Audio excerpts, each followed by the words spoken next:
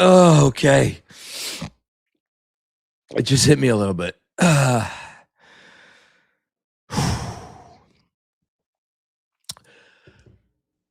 Welcome to the Knicks Film School Postgame Show, presented by FANATICS Sportsbook.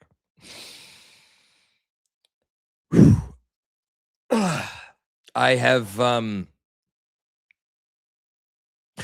never allowed myself to think of this moment right now.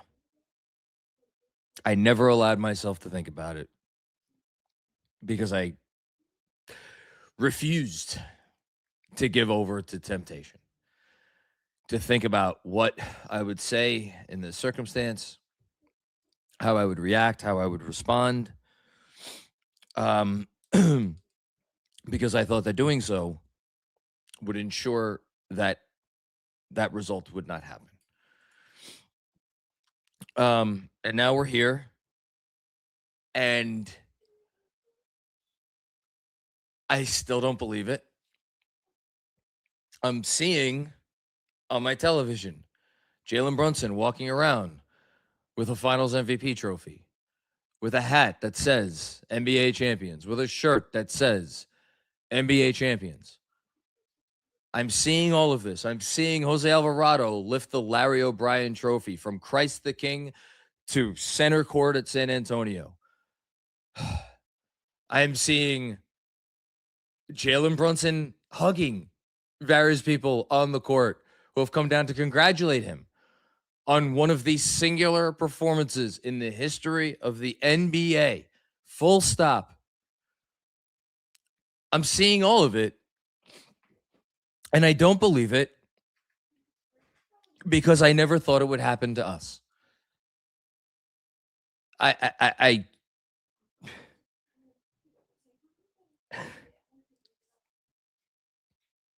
have loved this team more than anything in my life, save for my beautiful wife and my two beautiful children, one of whom passed out about 2 hours ago. What?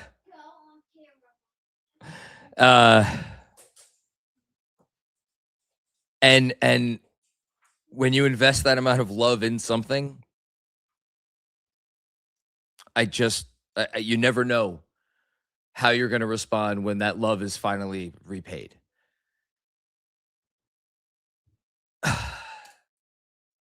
So let's take a step back. I'm going to take a drink. And I'm going to start here because I think for as much as I could talk about how I'm feeling, and we could all talk about how we're feeling right now, having witnessing this, and how we will get to experience this and cherish this and carry this with us for the rest of our lives, it would be disingenuous and incorrect of us to not center this moment on a group of guys who just made history. And look, it is hard to climb the NBA mountaintop. Any of the now 80 teams that have made it all the way to the top of that mountain deserve every single thing, every accolade, every ounce of praise, never having to say you're sorry for a trade or free agent signing or draft pick or anything. They are all great. There is no such thing as an NBA champion that is not an all-time great champion. And yet this NBA champion, comprised of this group of guys, stands out among them in a way that, frankly, we have never seen before. And I'm talking about way before I was around to watch basketball. And frankly, before I would bet that most of the people watching this, if not all of the people watching this now, were around to watch basketball. You have to go back to the beginning of the NBA. And even then, you will not find a team who entered a postseason on a mission and so thoroughly dominated everybody in their path in a myriad of ways to complete that mission like the New York Knicks just did. And you want to talk about out of the blue? They were a 3 seed. They won 53 games. They didn't win 70 or 65 or even 60. They didn't have a player on their roster this year. Correct me if I'm wrong, Andrew, if you want to double check me on this one. I don't think Jalen Brunson got an MVP vote this year. Like not a fifth place vote. And I'm usually pretty good at remembering this stuff because that kind of crap matters to me. I don't believe he got a single vote. If he did, he got maybe a fifth place vote. I don't think he did. And I know Karl Anthony Towns didn't. So you had that team, like, as unassuming as you could imagine in terms of going from where they were to where they are now, just complete a run in which they lost 3 games and one out of their last 16 attempts at a win. Think about that. This team went 15-1 at the time of the schedule when it is supposed to be exponentially more difficult to win 2 games in a row, 3 games in a row, let alone 4, 5, 6. They went 15-1 with the highest scoring margin that we've ever seen, and it was not close. Steph Curry and Kevin Durant, Kobe and Shaq, LeBron and pick a team, Michael Jordan and the best of the Bulls, Larry Bird and the best of the Celtics, Magic Johnson and the best of the Lakers. Pick any of those teams. None of them, in terms of the level of dominance that we just saw from this Knicks team, were able to do anything approximating what they just did to go from point A to now point championship in these playoffs. And then to get to this point in the NBA Finals and come up against a team that has its story, forget about next year, but for the next 5 years, for the next 10 years, their story has already been written. This was just supposed to be the first chapter with an assumption that 2, 3, 4, 5, 7, 10, who knows how many are just, they're there, they're written. It's just a matter of time. That's the team that they came up against. And you know what? That team was ready for every challenge. If you look at this series game by game by game, I should have committed this to memory, but I am frazzled at the moment, so I didn't. But how many games in this series did the Knicks go down double digits? I want to say it was at least 3. Was it? It was all 6, Jonathan. All 5, excuse me. All 5 games. They went down double digits in all 5 of these games. And they won this series, not in 7, not in 6, but in 5. So what you have here is this collection of players who just completed, if you look at the scoring margin, the most dominant NBA postseason run in the history of the sport, that also has the character and the wherewithal and the toughness and the grit and the strength of will and mind and being to just every freaking game against not a normal team, but against a team with a queen of the chessboard that this league, talk about 80 years of NBA basketball, that this league has never before seen. Nobody has ever had to navigate the problem that is Victor Wembanyama. Nobody's ever tried because no one's ever had to, because we've never seen a problem like him in terms of what he presents, in terms of the challenges to you at both ends of the floor. And every one of these games, they spotted the team with that guy on it, a double-digit lead. And that team won once. They won once, and it was by 4 points. And it was because this team is just too stubborn to know any better. Down 29, down 16 tonight means nothing. It means nothing until there's all zeros on the clock for this team. So to have that part of it, and to have the dominance, it is a singular story, not only in New York sports history, not only in NBA history, but in the history of professional sports in this country, or any country for that matter. You could watch sports for another 53 years and not see anything like what the New York Knicks just did. Let us take a moment, as we are all feeling all of these emotions, as 53 years worth of heartbreak and pain and pity that we felt from other people who came to us and said, "Oh, you're a Knicks fan? That's tough." As we allow all that to wash over us, just take a second to recognize the level of greatness and audacity that these guys displayed every single step of the way without fail.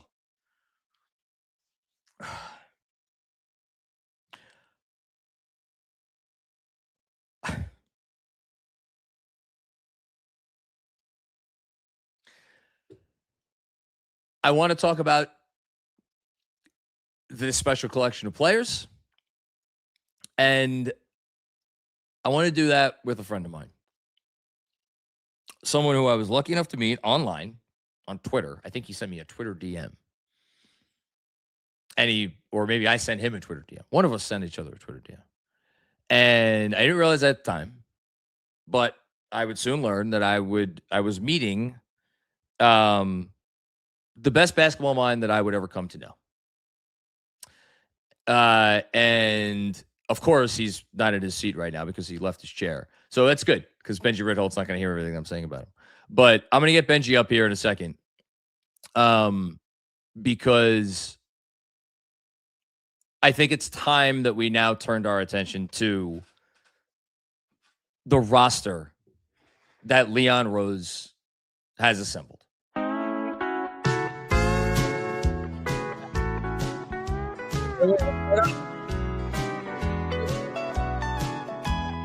Oh, it's Andrew.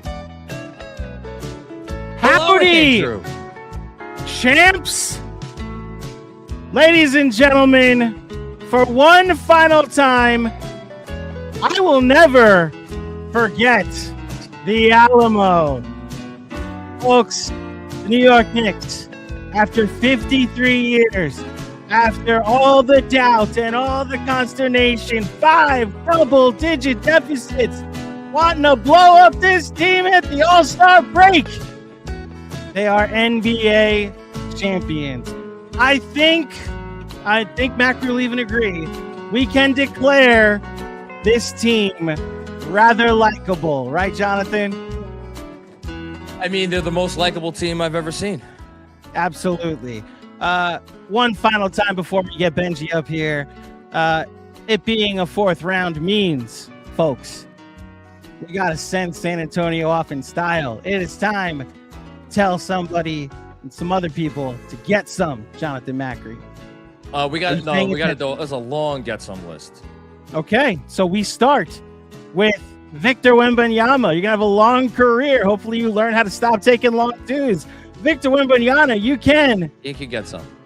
Okay, Adam Silver. Just on principle, what you allowed in this series, boy, were we gonna be mother effing your name for a couple days if the Spurs had won and Wemby got away with a clear landing spot foul. Adam Silver, you can Get some. In the same building where her jersey is retired, Jalen Brunson had 45 points in 41 minutes and was a +10 to clinch the championship and to clinch the hold on, I think Benjy and the boys are about to join us. Oh my God. Who are the boys? Becky Hammond, you can. Get some. Okay. I'm at the point where I don't want to tell anybody more to get some. I just want to tell the Knicks to get these rings. All the list of non-believers out there, forever you will have to acknowledge this franchise, this team as champions. Benjy, shake your head. Yes or no? Can we bring you on stage? We bring him on stage. Yes. Okay. So we are bringing Benjy on stage. Okay, Benjy. Who are these fine gentlemen?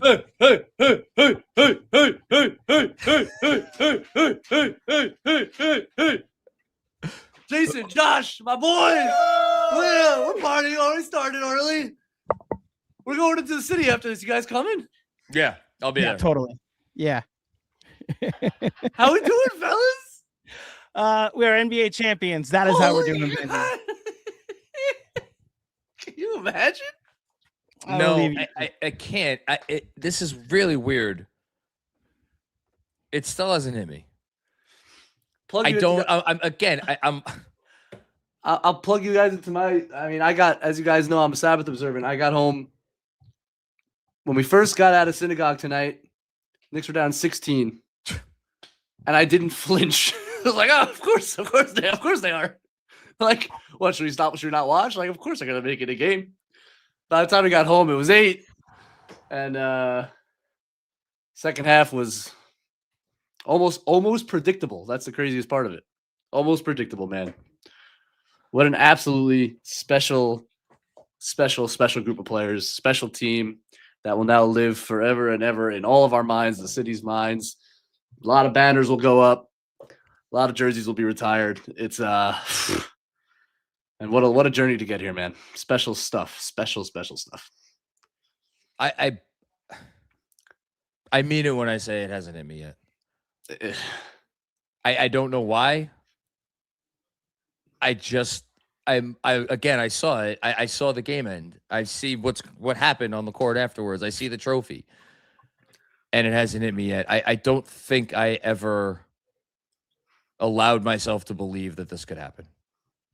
Yeah, man. And it did happen. And they did it. They did it. This team did it. This group of players did it. This group of players who I was ready to, my God. Should we repost that? Andrew, play the clip. It should go on repeat for all of eternity. I mean, really. It should go on repeat for all of eternity. I was so out. I was more out than you could be out.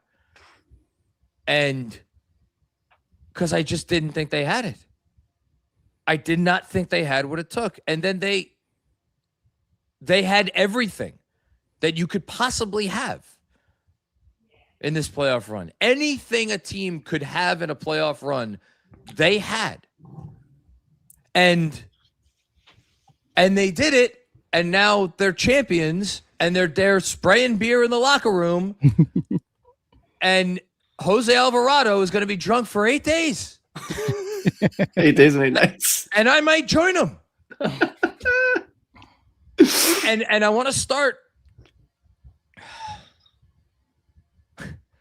So there's several people that need. There's a lot of people. So here's how this is going to go. We're going to talk about the people that made this happen throughout the entirety of this post game, because if we spend enough time, or the amount of time that deserve to be spent on them now, we're not going to get to super chats until the sun comes up. So I want to pick a few people to start with right now. And we may end up being joined by some guests. Okay, good. Tell everybody that super chats are coming. Just stay in the moment. Yeah, no, I will be back. Okay, but so here's what I want to do, Benjy, if it's all right with you. Because you can't win a championship without everybody up and down the roster, without everybody in the behind the scenes, everybody sidelines, the whole thing. You can't win a championship without all these people. To win a championship in the way that they just won a championship, you really can't do that without a laundry list of people. So I would, if it's okay with you, right now in this moment, like to focus on 3 of those people. And they are Jalen Brunson, they are Leon Rose, and they are Mike Brown. Those are the three that I'd like to focus on. And I want to start with Jalen Brunson. So I'm going to read a stat line because I haven't done so yet.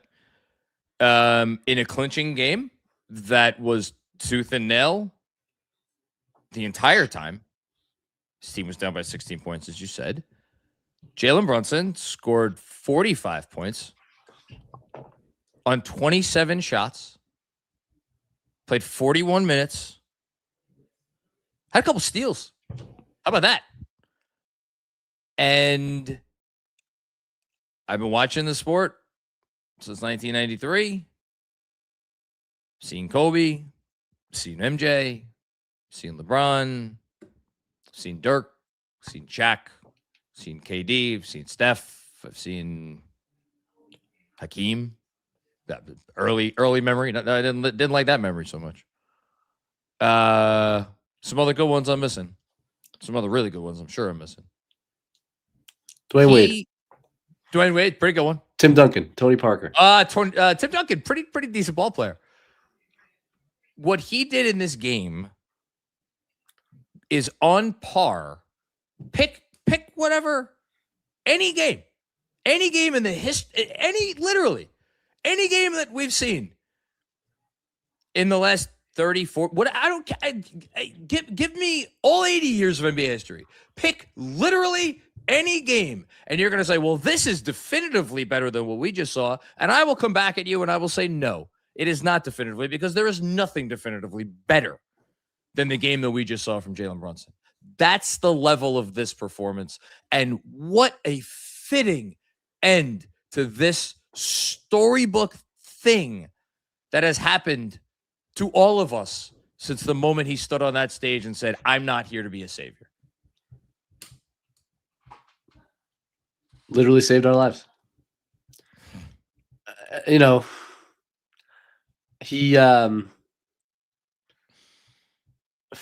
for a guy his size to just eventually he always solves the series.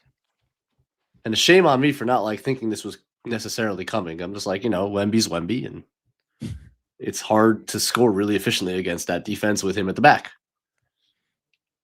And literally, you can just go through the 5 games. He just slowly solved it to the point where they had zero. That team with that defense and that guy in the back had zero answer. Got wherever he wanted on the floor. This is a guy that basically solved Shai Gilgeous-Alexander just a series ago. I mean, Shai had a great game 7, but overall was pretty bad. And you can't solve Jalen Brunson. Jalen Brunson solves you. And he solved it. I mean, this wasn't even that hard for him. I mean, he was getting to every spot, and just he's brilliant. He's a brilliant basketball player. He's a brilliant person to be at the head of your franchise. He's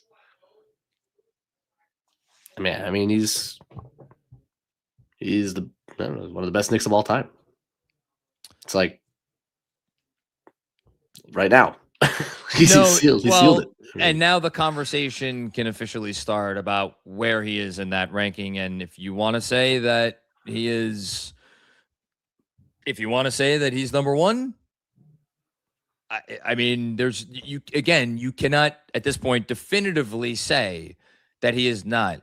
Benjy, I know you don't like trivia, which is why it's going to be so fun for me to ask you a trivia question.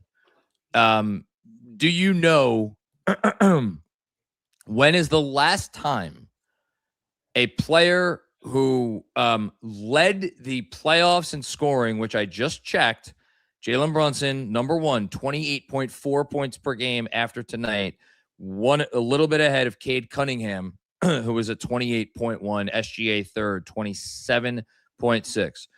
Do you know when the last time a player who led the playoffs in scoring average also won the NBA championship? Take a random guess. You probably will get close. Kobe Bryant.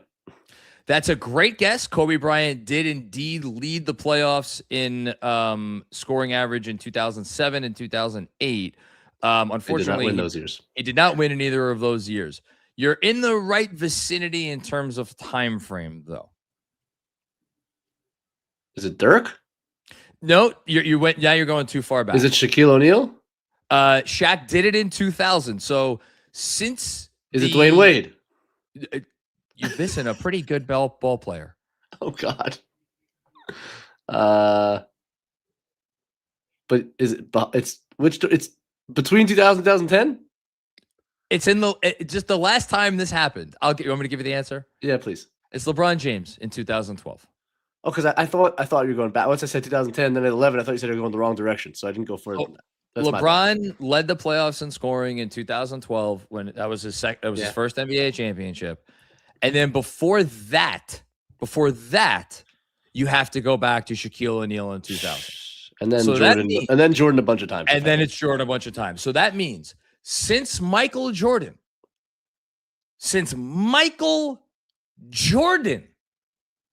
the two players before tonight that had won a championship and led the playoffs in scoring in the same year were Shaquille O'Neal and LeBron James. In our lifetimes, Benji, the two biggest deal, actually, sorry, I was going to say two because now it's three. The three biggest deal first overall picks are LeBron James and Shaquille O'Neal. And the third one is Victor Wembanyama. So how fitting is it that Jalen Brunson adds himself to the list with LeBron James and Shaquille O'Neal, my God, by toppling the best number one overall pick since either of those guys. Insanity. Can I just say, like, obviously so much has been made of, like, you can't win a championship with the smallest player, with your best player being being small. What if I told you that he's just better than all those guys that we're talking about? Like, he's one of the best playoff scorers of all time. Full stop. Full stop. You just cited a lot of the stats. He's led the playoffs in scoring a bunch of years now, or like in terms of total points. Yeah. This is one of the best playoff scorers of all time. I don't care how tall he is. He's one of the best playoff scorers of all time. And it doesn't matter who the defense is because he's going to solve it. He's one of the best playoff scorers of all time. So you know how you win a championship when your best player is so small? When he's just one of the best players of all time. That's how you do it. And that's why I don't think you need the qualifier, Benji. I understand. Yes, he is one of the best playoff scorers of all time. Jalen Brunson's he's now just one of the best NBA players of all time. He's yeah. Like I'm a nerd for this stuff, and I've referenced it several times over the course of this postseason. But like, we're 20 years away from the NBA 100. Like, he's going to be on that list. There's no question he's going to be on that list. You know, that's Dude, when you're the best player on a championship team, that's like a very short list. Well, I mean, we could go again. It doesn't take a long time to go through that list either. That puts you up there right away.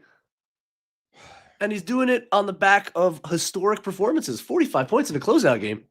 Hello? That doesn't happen.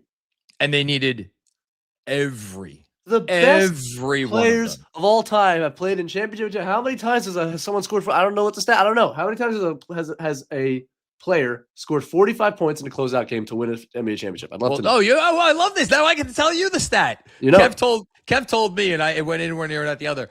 Only one other player's ever done that. Who's that? His name's Michael Jordan. Yeah. And we talked about this a couple of weeks ago after one of these games. The graphics are out there. The stats are out there. They are what they are. You can deny them. You can pretend they don't exist. He is with Michael Jordan as terms of just as a playoff scorer. In clutch time, overall, he's there. He's in somewhere in that category. I'm not putting him up there with Jordan, but he's in the category. He's in the vicinity. This guy is an all-timer. Period. Sealed, delivered, done. There's no more conversations. It's over. That's who he is. Get used to it, man. Banners, the jersey's going up in the rafters the second he retires. There's should be a Knicks company from his roster. And you know what? That's what could have led the Knicks the sad sack, moribund, laughing stock of the sports world, what could have led the Knicks from where they were?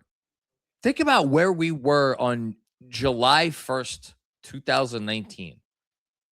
What needed to happen for us to go from that to this in the span of that time? It took a Michael Jordan level player coming to your franchise. But here's the thing.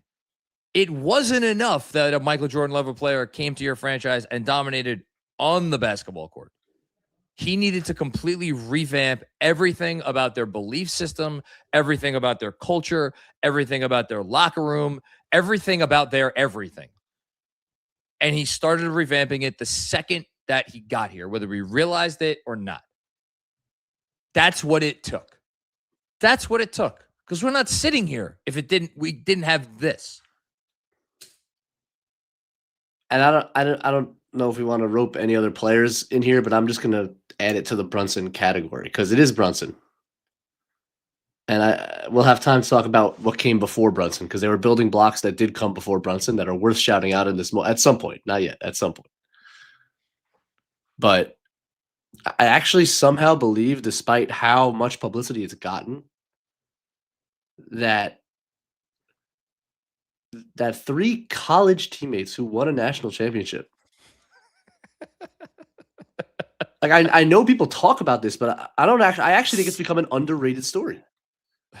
3 college teammates that won a national championship, only one of whom is a lottery pick. And barely. He was 10th pick. That team, when it was over, the talk, if you remember, was all about how it's an amazing team, amazing program, coaching is amazing. None of these guys are going to be great NBA players. Bridges has a chance because he's like so athletic and long. That's what I mean. Go back and look at it. Maybe Hart's like a try-hard rotation guy. Brunson might be a backup point guard. That's what it was. So it's Brunson resetting it all and bringing along these 2 guys who were his college teammates who won a national championship together. I mean, this is poetry. This is not real life. This is not something that happens in the world. This is craziness. Benjy, that's you missed the most important part. In his draft, that Jalen Brunson was drafted, he wasn't the first of his college teammates to get drafted. He wasn't the second of his college teammates to get drafted.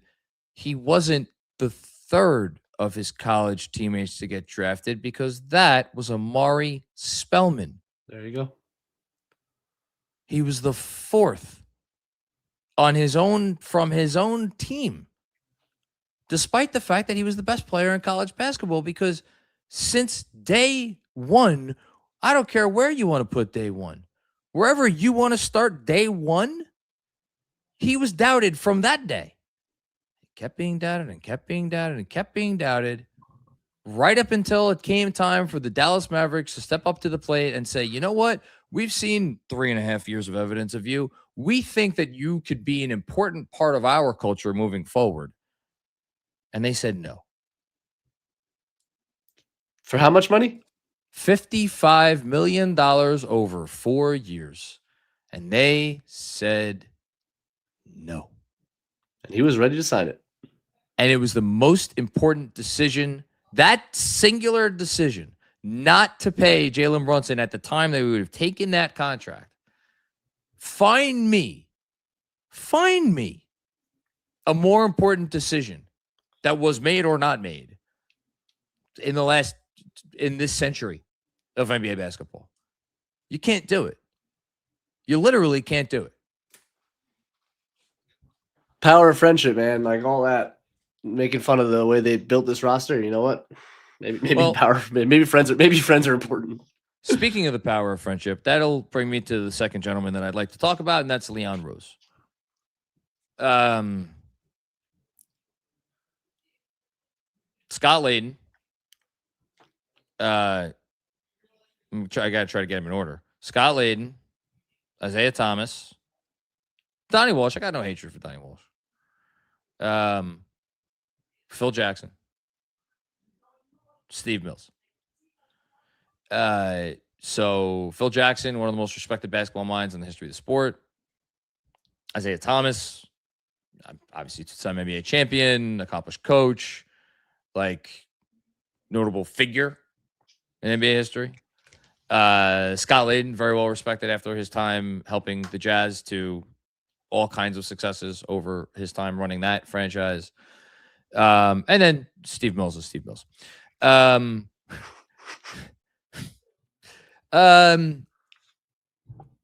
We haven't yet on this post game gone down and we will do it at some point. I'm sure other people will do it for us in super chats.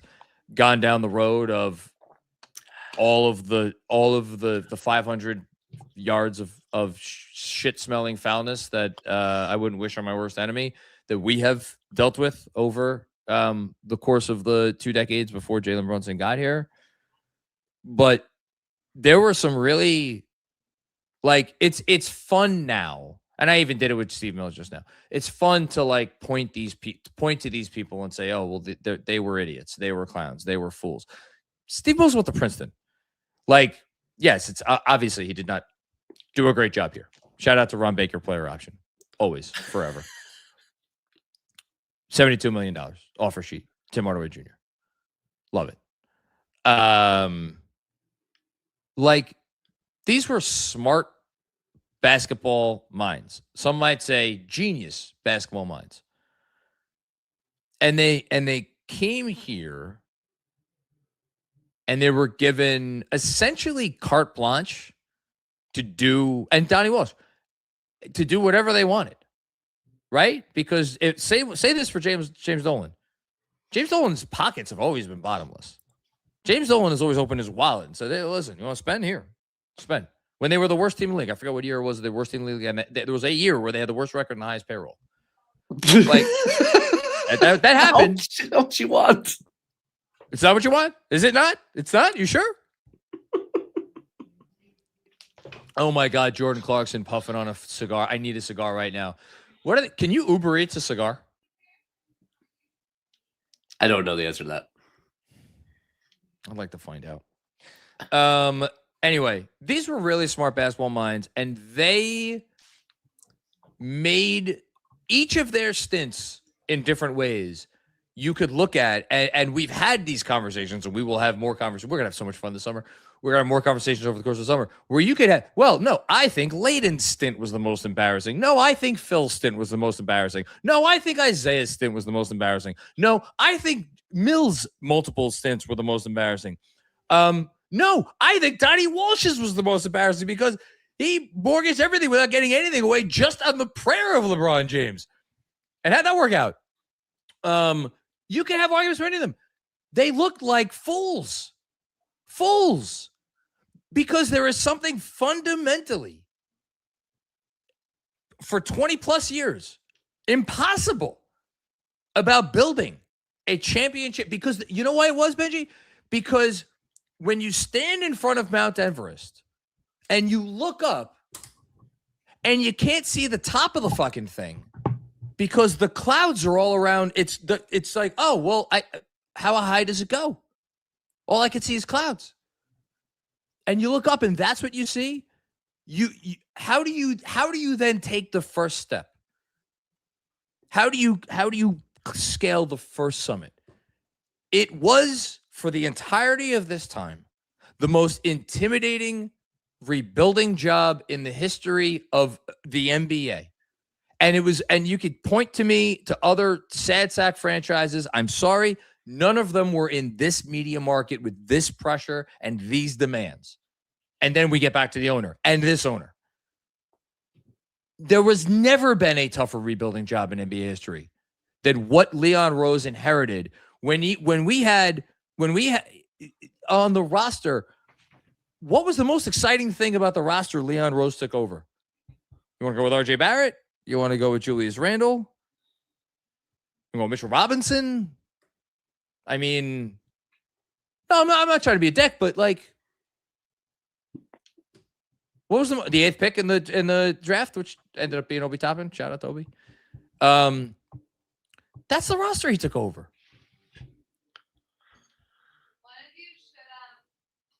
And how many? Did he get a number 1 pick? No. A number 2 pick? No. 3? No. 4? No. 5? No. 6? No. 7? No picks in the top half of the lottery. What a job. How many max level free agents did LeBron Freudian slip? How many LeBrons came here? How many LeBron including LeBron himself, looked at the franchise and say, "Oh, I will now christen you with my magic wand. I will choose you." No max level free agent did that. How many superstars did they trade for in the traditional sense of the word? In terms of the whole the true superstar package? 0. Any of the 3 traditional team building methods that you use to make your franchise go from shit to this, he did not exercise a single one of them. And we are sitting here looking at an NBA champion. How? Why? What did he do? I mean, it's funny because I had my buddies over. I saw they interviewed Leon Rose. I was like, that's the first time anyone's heard his voice since he got here. And that's pretty amazing. And I'm like, none of us care. And why do none of us care? And I'm sympathetic to like the beat writer issue that he never spoke. I understand there should be like maybe some more accountability. Well, you know why Knicks fans didn't care? That's a beat writer issue. You know why Knicks fans didn't care? Because through every decision that guy made, I knew exactly what he was about and what he cared about. He didn't have to talk to me. And the first thing that he did was he invested in people. Before the talent, he invested in people. You look at the early return. Who did he get on that roster? Who did he get to coach the roster? Who did he bring in to be on that roster? Who did he draft? High character, accountable, work ethic guys. Every single one of those people is all about the right things. Doesn't mean they're perfect. They're far from it. All the guys he got at that first year weren't perfect, but they were all about the right stuff. That's the first step to turning it all around. Character, people, work ethic. He knew he was eons away from where we are right now, but that's the first step to reversing decades of poison, is to just get the right people in the room who care about the right things. And then once that foundation was laid, it was he and his staff, an extraordinarily competent and capable staff that he entrusted with this. And thank God we had Jeremy Cohen to take us each step of the way as we went. Savvy move after savvy move, after diamond in the rough signing, after cap maneuvering, after draft maneuvering. Everything was sharp and calculated. Winning on the margins, stuff that none of the guys you mentioned before ever did. There was no margins. It was shots in the dark and hoping for the best and reclamation projects. No, this was people first, and then we're going to do everything in detail on the margins, win every acquisition, even if it's by 0.3%, because you build one upon the other, upon the other, upon the other, and eventually you get to this. That's how you rebuild it. There's lessons in that for any walk of life and anything you're trying to do, but it's such a credit, and it's why I was like, I don't need to hear from Leon Rose. I know what he's about. Family, people, commitment, work ethic. And the work ethic extends to him and his staff as well in terms of how they grinded to get those roster together. Slowly but surely, block by block. Up to this trade deadline. Last year's draft. Hey, shout out Ariel Hukporti. That's a good draft pick at the end of the second round, man. Guess he just played in the championship. And he in a gave clinching game. Dude, you know what? Hold on. They won by 4, and they needed him to be solid. It's not easy for him to be solid in that scenario. Block, he was solid. That block that he had on Cornette? That's what I mean, it's though. 2 points. Like every decision, there's nothing thrown away. Every decision with the limited resources he had because of the roster construction was just. It's not that he didn't bat 1,000. There's Kemba Walker and there's Evan Fournier. He didn't bat 1,000, but when he made a mistake, he didn't double down. He got out when he could get out. There's so many lessons, like how to run things, man. Like and that to me is like I always knew what he was about. The city's indebted to the job that he's done here. Extraordinary. Never won Executive of the Year. Well, Rarely ever got votes. This guy just built a championship roster out of nothing. Sorry, Andrew. What'd you say? I know you got to get to the city and you've got company, so we want to cut. I want to get you out of here ASAP. I appreciate you. Yeah. One note. You mentioned Huck Porty. 2 minutes tonight, +4. Heck Knicks yeah. 1 by 4. Hold on, real quick before I let Benjy goes. Yeah. Before I let Benjy go, I can't speak. Give me whatever 30 seconds, 45 seconds, anything on Mike Brown. Yeah, I'd love to go out on that. Man, guy's hands are in his pockets the whole freaking season. That demeanor and when they hired him, God knows I'm not always right. But when they hired him, I said, I love it. I love it because there's evidence that this guy has built a modern version of offense. Like he did it with the Kings. He built a modern, flowing, ball movement centric offense, which was so clearly what the Knicks needed to install. So that's like the change stuff that was necessary. He also is very clearly there's an old school fundamentals, controllable emphasis coach in him that was reminiscent in some ways of what Tibbs brought to the table.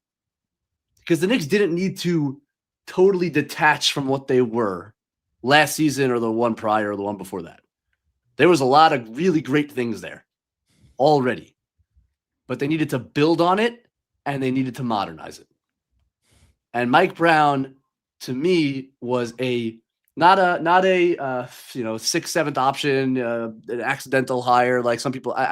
I really thought this is the right guy for this job because he can meld those two worlds in a way.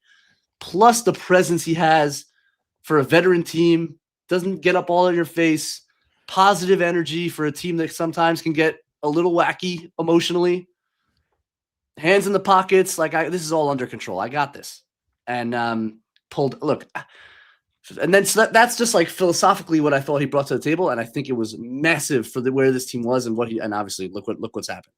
But then in the playoffs, after Game 2 in Atlanta, which I thought was a disaster from a coaching perspective, the guy just hit every button and nailed it every time, every substitution. Alvarado in Game 4, sorry. Shamit becoming a part of it, was out of the rotation, back in the rotation. Clarkson, when they needed him, was in the rotation. Huck Porty, he's pulling the Huck Porty card. Jeremy Sohan's coming in for the last. He's on the floor to win the game. Jeremy Sohan guarding Victor Wembanyama. You can see it. Pulling every freaking card, just on the money, on the ball. I mean, he's a great coach. He's had a ton of success over a 20-plus year career now. As a head coach, as an assistant, and it's such an amazing story. This guy now won an NBA Finals 20 years after being in it against the Spurs with a LeBron James-led team. It's just remarkable. Like these stories are all there, man. So he was obviously the perfect hire and has done just a remarkable job of finding the balance, of tweaking the style enough, even though it obviously still had to be Jalen Brunson centric, and it certainly was tonight. And when it needed to be, but you won some games playing through Cat in the playoffs, and you played different ways, and you certainly added the ball movement, the heavy assist numbers that they compiled over the course of the playoffs. This was what they needed, the injection of a positive energy and of just some modernization that got them to the promised land. So hey, Mike Brown, another Knicks legend already. Perfect. That was a lot more than 45 seconds. I love it. I appreciate it. Sorry, I'm long-winded. No, I love it. That's I'm keeping you. You guys are the best. You guys deserve this. You were doing this before I ever got here. You're amazing at what you do, both of you. I love you both. Kev is here. Kev, I love you too. You guys, I'm going to the city. I'm not sure what's going to happen. Shearer's not so happy with me, but I'm going to go. Maybe I'll call you from there if you guys are still on. We'll talk later. Hold on, Benj, before you go. Everybody have a glass? A cigar, man. Even. Okay. I need a cigar. I don't know how to do this. Do you have a drink? Oh, yeah, I have my bottle of tequila that I'm drinking straight from. Yeah. Great. The Knicks tequila. Okay. For the first time in 53 years, the New York Knicks are NBA champions. And hopefully all of you witnessed it right here with us at Knicks Film School. Welcome to a championship defending off season, ladies and gentlemen. Cheers. Cheers. Okay. Benjy, we love you, buddy. Love you guys. Thank you. Love you guys. Benjy. Have fun. Enjoy it. Talk to you guys later. Okay. So then there were 3. But also we have our friends at FANATICS Sportsbook who we just did not treat very well this postseason with our squad bet at all. Hold on. I'm holding. Hold on. I just want to read a text. Mm-hmm. Can I read a text?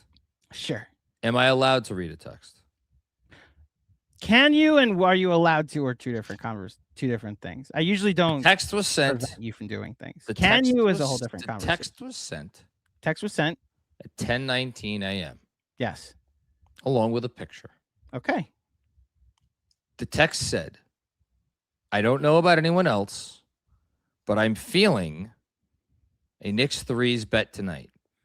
And the 3 individuals that were in the picture of the squad bet that I took, which, by the way, was plus 190 to hit 8 or more threes, Jalen Brunson, Mikal Bridges, and OG Anunoby.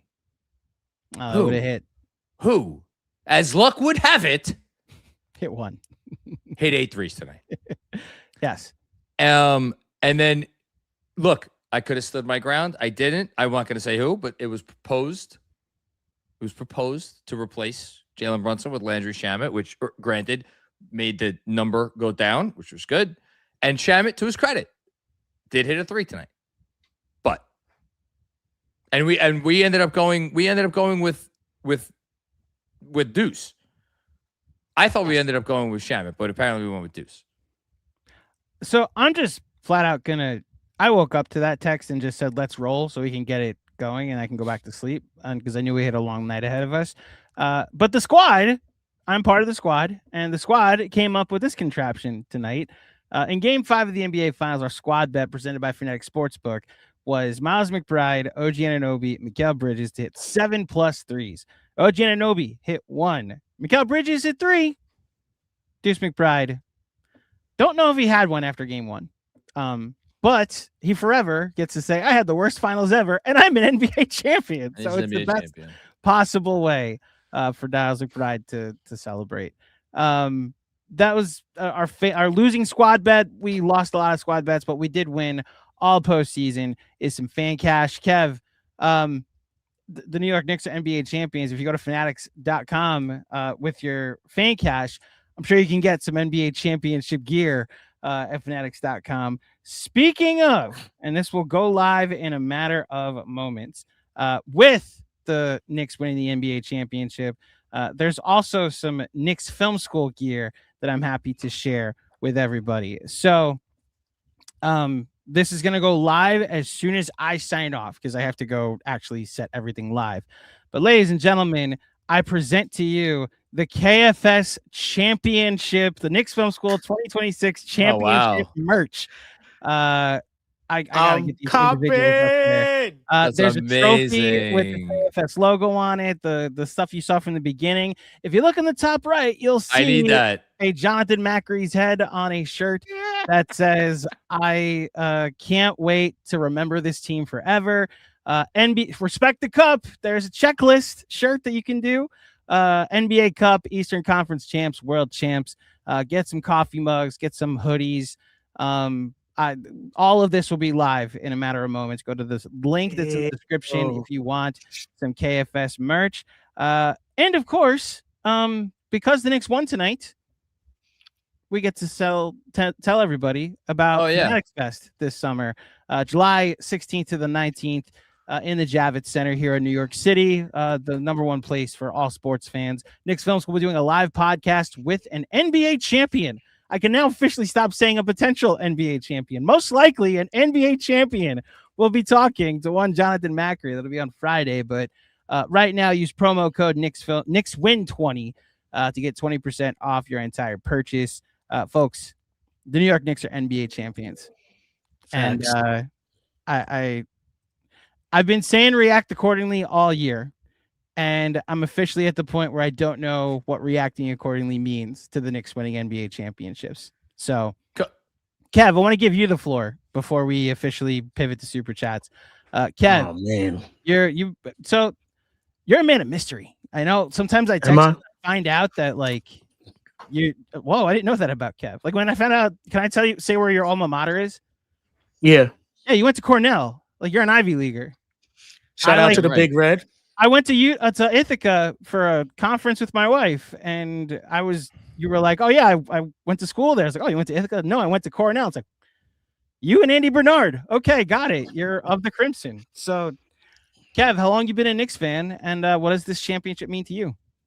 Forever, man. I've been a Knicks fan since the first memories. Like the Trent Tucker is the one that I always go to. That's like that's right. You said that during the conference finals. Yeah. That was like the one where I remember watching that live. Me, my brothers, and my father.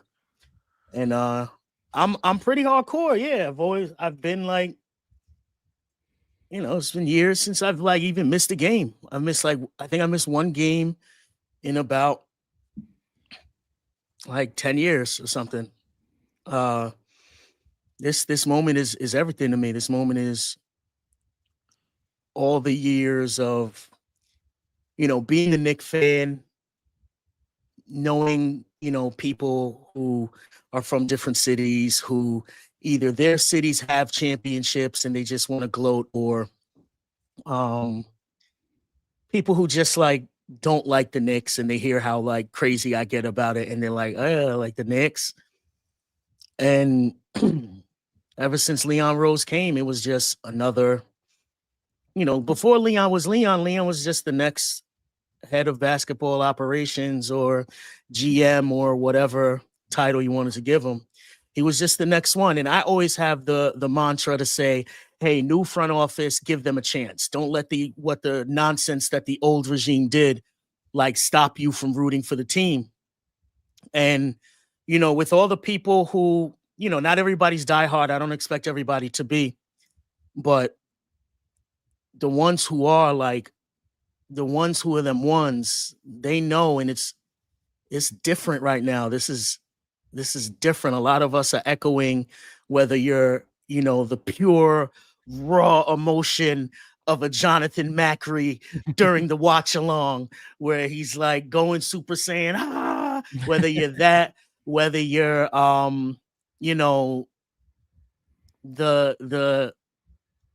the more emotional side, or whether you're just, the analytical or whatever.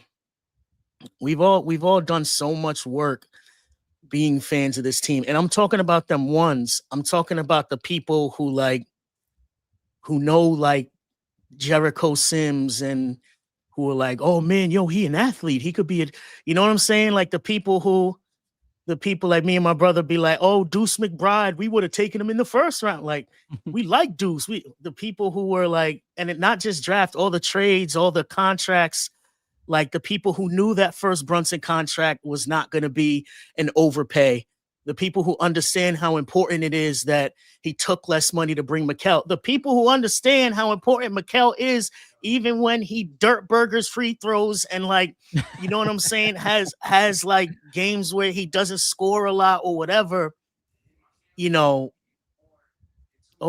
man. Oh, Lord. This team did it. This team fucking did it. I was asked by some of my homeboys, and they were like, it was after the Karl Towns trade, and they were like, oh, do you think this team? I said, I think this team is going to do it. I don't think it's going to be the first year, because I never think it's going to be the first year. Even when LeBron went to Miami, I was like, I don't think they're going to win in the first year. It's the second year when the team has time to gel, team has time to pull it all together. But yeah, man, I'm hyped. And obviously, like I've said this before, like way before I even got involved with KFS, I was a diehard, watching every post game, every, almost everything. I'm not on the Discord. I'm not so much like, involved there, but I was like, I was hyped to be a part of it. I just want to say, I'm saying, KFS up. We're the best. And it's very kind of you. Now that the Knicks, it's a fact, Jonathan Macri. that is not hyperbole. It's a fact. Kev, and now that the Knicks won, it's so much better, man. Go ahead.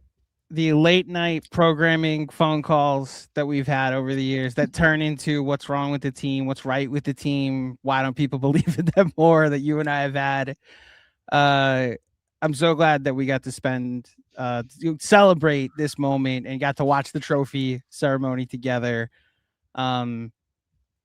This is Team of Destiny, man. Proved a lot of people right, proved a lot of people wrong, and I'm excited that we get to spend all off season celebrating together, man. We should announce officially, in case people missed it, unless I missed you guys even mentioning it. The parade down the Canyon of Heroes is Thursday. Officially, it is Thursday. So we get a couple days before. Oh shit! Oh shit! Fuck! From Jonathan. Damn. It's not me. I mean, well, if my mom, if you're watching, I love you so much. Is that a birthday? No, I love you so much. Thank you for raising me and like putting me in position, because everything I've ever done that's worth a fuck at all is the responsibility of my mother, Marcia Carousel. And Hi, I don't. What? Hi, Marcia. Hi, John. They like me. No person who has ever accomplished anything has a greater debt that they owe to their mom. But Mom, I need you to watch the kids on Thursday. Text me now if that's if that's a problem. Let me know and I'll start calling kennels in the area. But I'm kidding. I would never leave my children. Jeez, kennels in the area. Are we getting what we was promised for the NBA Finals? What? If they win it? Oh, hashtag 53 wins tattoo. No. Yeah. Well, that fine. Again, send me a receipt. Is Dolores coming? No, we're gonna make that. We're gonna turn that into content. Okay, fine. Is So Dolores I tried to coming get on Dolores to come on here. She said she promised she would come on the show. She said I didn't promise I would come on the show tonight. She's gonna get all glammed up and bullshit. She looked beautiful tonight, but she didn't want. Okay. She didn't want to be on camera tonight. Okay. Well, then I'm just gonna say my piece and then leave you guys with the super. No, chat. I need to talk to you, but say your piece. Okay. Say your well piece. then, Kev, love you, buddy. Thank you. So again, you've been a godsend. You and Mark and the entire like production and behind the scenes team have just made my life, well, like livable. Like I've been able to actually like, oh, okay, I can sleep. A rumor has it you need that. Oh, I can. You're My nice. mom What are just you, said, my anyway. wife? Great. I should see you sometimes. Whoa, I have parents. I should go. So thank you sincerely, man. And now we get to spend all season celebrating that it was all worth it because the New York Knicks are NBA champions. So love you, Kev. Yeah, man. Love you, Kev. Also, you have all the outstanding super chats still up on your. So last game, some super chats got missed. They are up on the top of Kev Words' screen. He will read them John will read them. I'll read them to start the post game whenever we get to the super chats. What do you want to talk to me about? Well, a couple things. One, my mom just confirmed. Oh, my mom said hi to Andrew and hi to Kevin. Oh, that's the most important thing. My wife Dolores is so the reason I said oh fuck was not about the kids. I knew my mom, because my mom is amazing, would watch the kids, but I said oh fuck because that is my wife's one in office day of the week. But she is already is confirming via text now that she will be a part of the celebration. So now as it's just in about like logistics. we'll come to the. No, as in Dolores, my lovely wife, and me will be somewhere at the beginning of the day in New York City, and we're gonna do a live thing. We're gonna have a Knicks Film School show during the parade, and then you're gonna have to peel me off a sidewalk at some point somewhere, probably in the borough of Manhattan. Probably before the sun comes up the next day. Because I am going to let out 33 years worth of frustration through probably old-fashioned. Where's the show going to be? We'll figure that out. Don't worry. I'll take care of it. Okay. My job's over when the show's over. Yeah, no. But the show is just during the parade. The parade starts in the morning. Right. As soon as the parade's over, Yeah. I'm going to leave. And hopefully you make it to the next show. Listen, if you want to leave after the show's over and after the parade is over, that is for you. Right. I am going to be in New York City with my lovely wife until the sun comes up. Have the blast, John. I want everybody to enjoy the Knicks championship as much as they can. Full disclosure, you got Kev the rest of the night. I'm about to go into the city, so this is going to be. You're going into the city tonight? I have not hugged a human yet, so I would like to go see a Knicks fan. So yeah, okay, I would like to make that happen. So then, before you do that, mm-hmm. Give me 1 second. Just spill a little bit of my guts. Go ahead.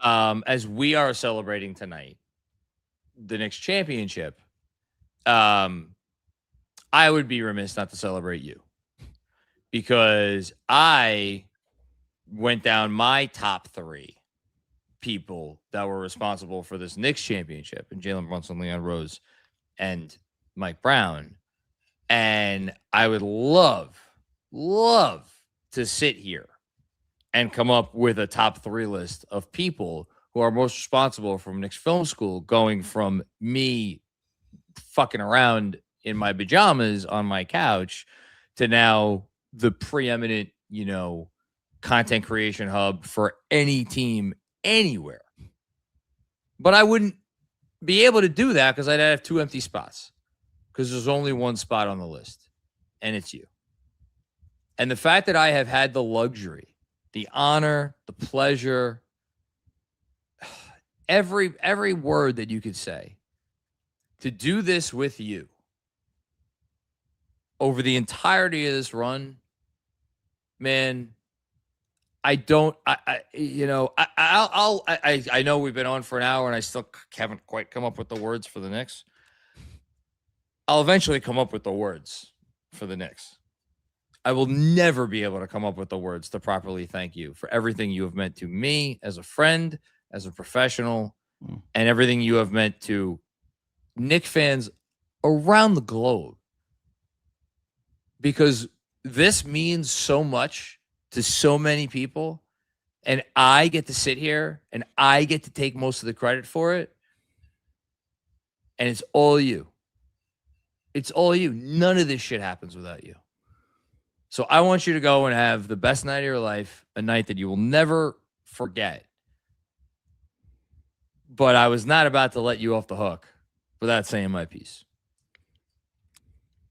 We watched of the, let's see, how many postseason games did they play?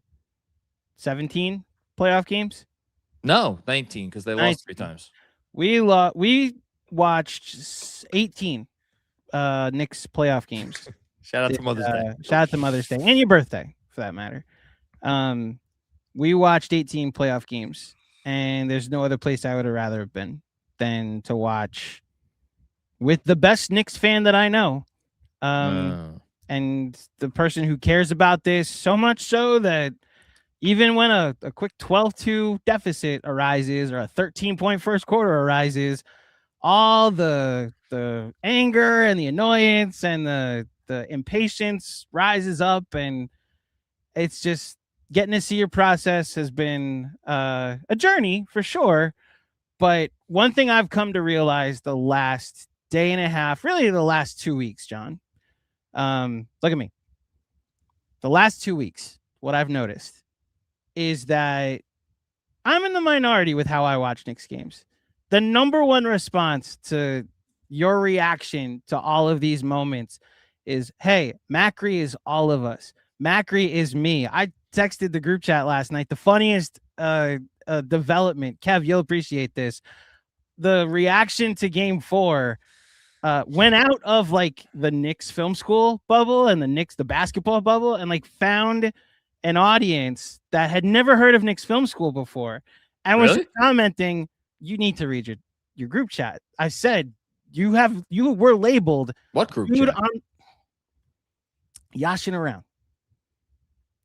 I don't pay attention to that. Okay, so I put in the group chat last night that several screenshots, and the number one thing that has said to the reaction to the game 4 clip that I posted was, dude on the bottom is all of us. Oh. And you were the dude on the bottom. And like, it's funny that they didn't even know who you were, but you represented how so many people were experiencing this run, how they experienced this team, all the demons, all the agita, all the frustrations, all the different things that we all witnessed in the intro of this pod, right? And it's all over. And I'm so happy for you. I'm so happy for us. I'm so happy for Knicks fans that have been waiting longer than I have, shorter than I have. Any Knicks fan anywhere, I'm happy for you. But first and foremost on that list is my good friend Jonathan Macri, because we love you, buddy. And we're so happy that you got to see your team win an NBA championship. And on that note, I'll say it this time. Let's hear from people that sent in super chats last game, and then we'll probably be up until the break of dawn. Let's hear from everybody that was so generous with their contributions for this game. Love you, everybody. Knicks in 5 forever. Knicks in 2026 for all time. Thank you, Andrew. Last thing, truly last thing. An hour and 12 minutes, not bad. Before we get to the first Super Chat, Knicks won the championship. Last thing before we do. And this is the last bit of self-indulgent bullshit before we get to the actual Knicks, which is what people are here to talk about. But I would, again, be remiss. Shout out my mom. Shout out Andrew Claudio. There's a third person who I need to just give a quick thank you to. Because to turn your fandom into a life choice, and drag your family along with it, is not for the faint of heart. To turn your fandom into your professional life choice and drag your family along with it, and then have that dragging, almost quite literally, involve a move to a 4th-floor walk up in Brooklyn with a 3-month-old, where you know nobody. That is for the clinically insane. And it is ironic that my wife is a mental health counselor for a living. Because if she was counseling someone whose significant other asked them to do what I asked her to do 5 years ago, they would have said, "Get the fuck out of there. Your man's is crazy." And when I tell everybody out there that there is no Knicks Film School, as much as that on the professional side, there was no Knicks Film School without Andrew Claudio. Boy, oh boy, is there new Knicks Film School without my wife Dolores. And just before we get to 5, however many hours of celebration, and I cannot wait for every one of those, to have someone by my side who is like, "Oh, okay, you can't do XYZ today because you're up until 4 a.m., answering comments and writing newsletters," and just be like, "All right, I guess that's what it is, because you wanted to do this for a living and this is what you wanted to pick with your life."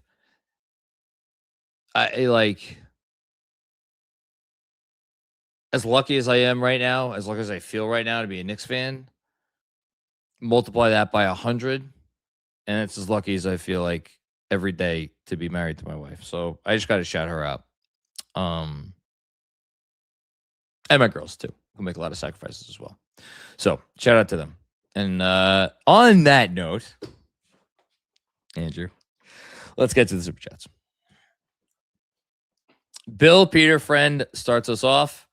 And again, we're covering some ground from the last game. Apologies if your Super Chat was missed. We're getting to it now. OG shot, simply the moment.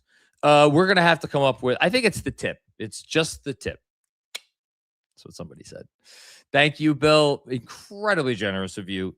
Thank you so much. I'm sorry we missed this other night. I'm sorry we missed all of these the other night. But thank you. Shrewd, clever brick. After the Spurs had the greatest three-point shooting half in finals history, we held them to 30 points in the second half. I'm still shaking from adrenaline. I am in shock. One more win. Yes. And, oh, by the way, talk about good things coming in twos. Tonight, held the Spurs to 7 points in the last 8 minutes and 21 seconds of basketball. How you doing? Thanks, Shrewd, clever brick. Luyen, thank you for this generosity. This team is special. Never witnessed anything like this. And again, these are from 3 nights ago. Yes, Luyen, it is special. And we have never witnessed anything like this. Thank you. Riyadh, they did not, in fact, go down like 304s. I should have known, should have believed. Don't stop believing one more of this fucking team. Yes, thank you, Riyadh. Mike Z, KFS crew, first time, long time fan since the early 90s. I can't remember a team with this much heart. Shout Grand Theft Auto for those minutes he gave us second half. Job not done, but holy shit, let's go Knicks. Jose Alvarado, if we're ranking bench players in the finals, Shamet probably is still number one. We might, among the many content ideas that have been floating through my brain over the last whatever amount of time it's been, it's like do a retroactive Dean Wade draft with Fred Katz. And I don't know Alvarado. Alvarado might be the top bench guy. It's either him or Shamet. I think it might be Alvarado. I know he's 0-5 tonight, but he was damn good, damn important. Thanks, Mike. Ja so focused. Guessed what the next Knicks win will be. Hashtag the last one. I love it. Rowan B. Hey, John, that spoke quote says it all. I'm gonna save my waxing poetic about Josh Hart for a little bit. But again, Josh Hart, 11 rebounds. Do you know how many players had more than 11 rebounds or had this as many or the same the same or more than Josh Hart for the Knicks tonight? 0. Led the team in rebounds because of course he did, because he's Josh Hart. Thank you, Rowan. And I think you may have been referring to like the other spoke quote where, now that I'm thinking about it twice, about how the Knicks, they're just so hard to beat. But Spose had a couple of good quotes about the Knicks. Anyway, Dan Hidalgo, say it out loud. The Knicks are one win from the chip. And now we don't have to even say that. Thank you, Dan. Jigar, OG, 33 points, 6 threes, smothered the Spurs late, then tipped in the winner. The two-way reason New York erased 29-point lead. 3-1, done it the whole postseason. And look, OG, not OG's best night, made some key free throws late. I understand it was 1 for 2, both trips, but you had to make one each. And oh, by the way, 3 steals and a block tonight. Thanks, Jigar. We're gonna talk a lot more about OG and all these guys. I just want to get through these. Robert Cross, first time, long time. Don't forget OG blocked Fox 2. I don't think we will ever forget that. Hashtag 53 wins.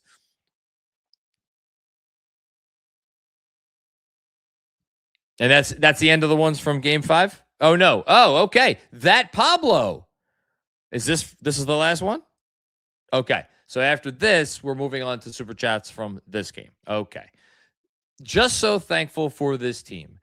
Thank you, OG, for erasing the Josh missed dunk. Thank you, JB, for picking this team up off the floor and carrying us on his shoulders. Finally, thank you, KFS crew, for sustaining this community through all the ups and downs. Just one more. Okay. Thank you so much, that Pablo. I'm sorry we missed this the other night. Okay. Now we're going to get to the super chats for tonight. Before we do that, though, Kev, sorry, humor me for one more second. Last thing, truly. Famous last words. I apologize to everybody watching. However many people are watching this. And watching on replay, the whole thing, because I'm sure this will be a fairly replayed thing. I am thankfully, unlike the Knicks, because they were prepared for this moment, I really wasn't prepared. And it hit me literally as I was kind of opening the show. And it's been an hour and a half or an hour and 40 minutes or whatever since the Knicks have won the NBA championship. And I just kind of figured at some point it would hit and I would have the words. And I'm still here. And it's all this time later. And it still hasn't hit me. And I still don't have the words. So I want to apologize for that. I never knew how I would react if it ever happened. I never knew how I would react. But I guess I thought it would hit me, and that it would all wash over me. And I'm sitting here and I'm watching Mike Brown with John Wall and Chris Haynes, and he's holding, I'm assuming that's his son on his lap. His son's very cute. Because I got on NBA TV, and I just figured when this moment came, it would just, okay, all the pieces would go into place. And it hasn't, I guess, because you never know. You never know how you're going to react. And my reaction has just continued to be now, whatever, over an hour and a half after this ended, to be just stunned. Just absolutely stunned. I can't believe they did it.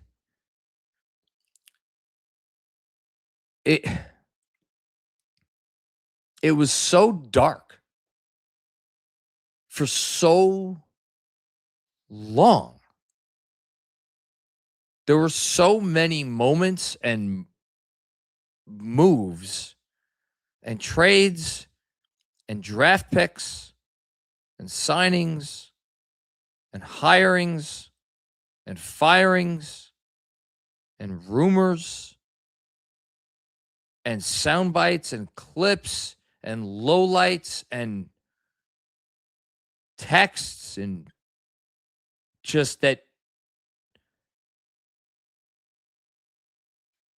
you just shouldn't have to experience as a sports fan, because sports are supposed to be fun. They're not supposed to make you feel terrible about yourself. And if I'm sitting here and I'm in real time trying to process, why is it that this isn't sinking in? I think the answer is because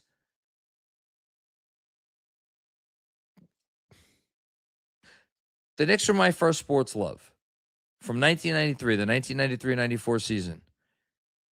And I fell in love with them in that season. It was a season I was lucky enough to share with both my father and my stepfather, a very weird dichotomy where I would spend my weekends with my dad, and during the week I'd be with my stepdad, and talk about two men that never had a blessed thing in common. And yet for that year, my first year following a sports team, they had this thing in common. And so it became ingrained in me in a way that nothing could have ever possibly been ingrained in me in a 1,000 lab experiments. But this thing, because it was something that bonded me with both of them. And so it was just good. And it was this wonderful thing, because they almost won the championship. They made it to game 7 of the fucking finals. And every year after that was good. Obviously heartbreak at the end, but good. It was good. And so you have, and you feel good about making this thing part of your identity, part of your makeup, part of the thing that when people look at you, they identify you with this thing. They say, oh, that's John Macri. He loves the Knicks. And you feel okay giving yourself over to that, giving yourself over to this thing that you have no control of. And to the point that it wraps around you. It wraps around, its tentacles wrap around your heart, like a giant squid wrapping its tentacles around a sperm whale or something. I'm thinking, and you're in, and you're in. And then when it goes bad, it's not like you get to then unwrap those tentacles and wash it away. You don't have that luxury. It still has you in its grip. And so when it goes bad, and Benjy used the word poison, and I'm so happy he used the word poison, because there were so many things that were painful over the years, but whenever somebody referred to the franchise as toxic, That was the word. That was the thing. You know how you're in a relationship with someone and there's like a trigger word or a trigger phrase or a thing that they do or a thing that they say or a gesture that they make that just gets you. It inexplicably gets you. The thing that always got me was toxic. Whenever somebody would refer to the Knicks organization as toxic, because something is toxic, you can't come back from toxic. You can't expunge toxic. You can't have a cure for toxic. Toxic is in the blood. Toxic is in the veins. Toxic is in the water supply. It infects everything. And you'd hear that, and it still has you in its clutches. And then so it's one bad thing after another bad thing. And then I have to open the newspaper the next day and I have to read about some god-awful rumor of another, whether it be some coach they want to hire or some front office executive that they're praying to get, or God knows that like a just absolute travesty of a contract that like, oh my God, there's no team in the league that would touch this pact. But oh, now I have to read Mark Berman telling me that the Knicks are looking at this guy as a potential savior. What are we doing? And there were 4, 10, 20, what are we doing? Moments every year. And every time we would read them or see them or hear them, the clutches would get tighter and tighter and tighter. And the toxicity you'd feel it. You'd feel it in your soul. And that wears on you. It wears on you to the degree that it is so unhealthy. And I can sit here and I can admit that now. You have loved ones and a job and activities and friends and things, and you're sitting there and you might be out or you might be with your family or your mom or your dad or your whoever, and it could be a beautiful day, and all you're sitting there is you're thinking about some fucking rumor that you had just read in the paper the previous day about some player the Knicks were looking at trading for, and you're like, you in your mind, how am I letting this thing ruin my life and affect me to this degree? And it is insanity. It is insanity. And when you go through that and you can't quit it. You can't quit it. You don't have the ability to quit. If you did, you probably would, but you can't. I genuinely believe that the reason I'm sitting here now, even further past when they did this, and as I'm still watching Jalen Brunson up here with the trophy next to him, and I'm still in disbelief, is because I think when it's that bad for that long, how could you ever believe that it's going to change?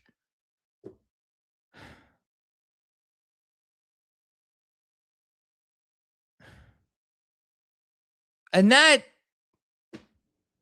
more than anything, I could sit here and I could explain away every stupid fucking thing I've ever said into a microphone or in front of a camera.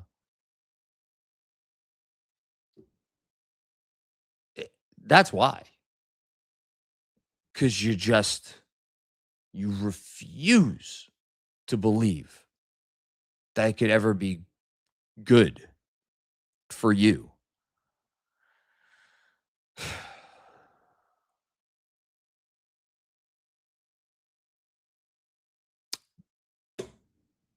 But here we are.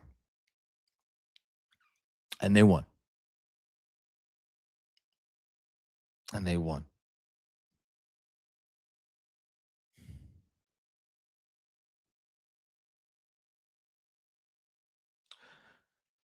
Okay. Kev, let's do it. Yo, everybody hit the like. Everybody hit the like and share this broadcast. We're going to be out here to the end of it. Every super chat will be read. Motherfucking Knicks.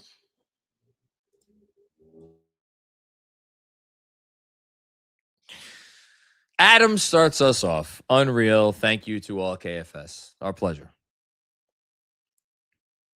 Verge. I don't know if anyone else did, but I felt fear in Wemby's eyes when he missed the free throws. That's right. He missed both of them. Oh, that's right. He missed them both. That's a shame. We might lose this fear. Yes.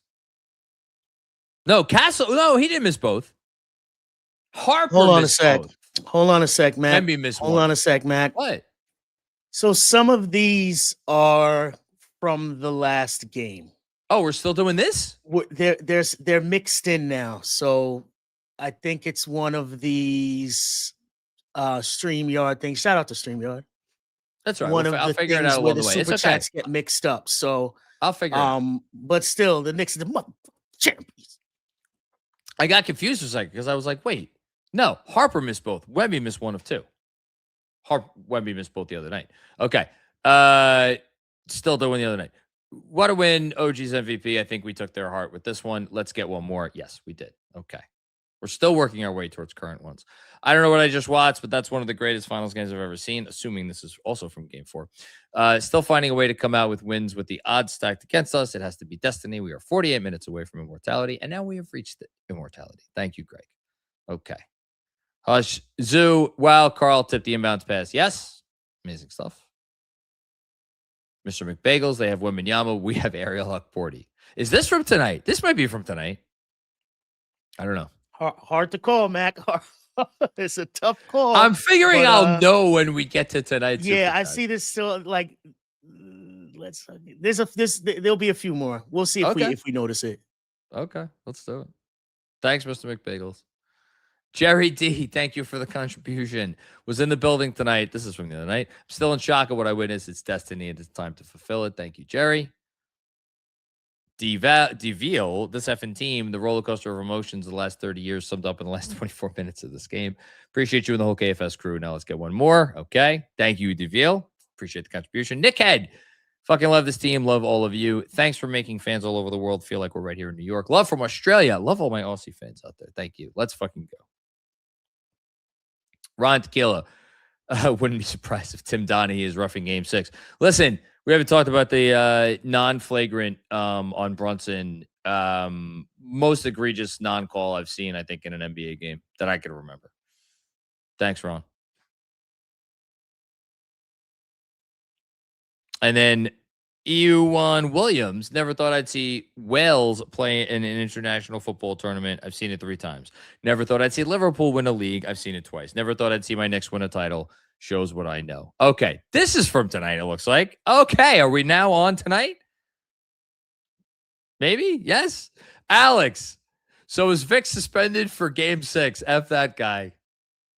I have never developed a hatred for a player over the course of a single series as much as I've developed a hatred for Victor Wembanyama. Fuck that guy. I'm going to be rooting against him for the rest of his career. Thank you, Alex. Shout out to you. Long-time, big-time supporter of Knicks Film School. Alex, you're the man, dude. Hush Zoo. Okay, now I can't wait for this because talk about a guy who has been through the ringer with me. Feels like a huge weight lifted off my shoulders. I can die happy with this sport. The years and years of stress is gone. No more hate in my heart, just euphoria right now. I love sports so much. I love this team. I love you all. It's where I'm at, man. It's where I'm at. Yeah. Yes. I'm going to remind you of this when you're crashing out on somebody next year. And you could remind me of this too. We're in this together, Hush. Thank you, man. Red Rich, you can't win a chip you can't win a chip with Cat. LOL. You can when he's on the Knicks. Karl Anthony Towns. Look, I feel badly for him that he finished the series with the stat line that he did. It is not in the least bit reflective of how vital, and I mean vital, he was to this Knicks championship run. If we're doing the order, the order of importance, like Brunson's number 1, and just talk about the playoffs, I think Cat and OG are like pretty close for 2 and 3. I really do. Really do think Cat and OG are close for 2 and 3. Thanks, Red Rich. Richard David, for all Knicks, but especially for Walt Frazier. We haven't shouted out Walt yet. Is there a individual in the league today, in any professional sports league, that has been more closely associated and affiliated for all the right reasons with a singular franchise more than Walt Frazier? He has suffered through so many years of losing and so many years of calling terrible games. And he now gets to witness one more championship, the first that he was not directly responsible for as a player. What a moment. Thank you, Richard. Dirty Dancer. Hello, Dirty Dancer. Another OG. Do you think the rest we got during the playoffs makes a repeat more likely? Very funny. We're not even going to touch that right now. You're the man. Thank you. Justin Dow. Shout out D. Lee. Shout out Nate Robinson. I had the pleasure of interviewing both of those guys. Probably 7 or 8, 9, something like that, years ago, for when I was with, oh my God, I forget what I was with, some fan-sided outlet. Delightful guys, both of whom delightful guys. The guys who made me fans. Here we are. Thank you, KFS, for the community. A kid from Buffalo with this community. Love you all. Shout out to you, man. Thanks for making us your conduit. Taxi Dave. What's going on, Taxi Dave? The Knicks are champions. Thank you, Knickerbockers. Time to go find some apparel to wear everywhere. Order from KnicksFilmSchool.com. Thank you, KFS, especially you, Big Mac, for being with us. Love you and all of KFS, and enjoy. Thank you, Taxi Dave. Appreciate you always being a supporter of the show and a great fan of the Knickerbockers. Exhibition continues. I laughed. I screamed. I cried. I love Jalen Brunson. I love KFS. I don't know what to say besides that. I keep waiting for the thing to say.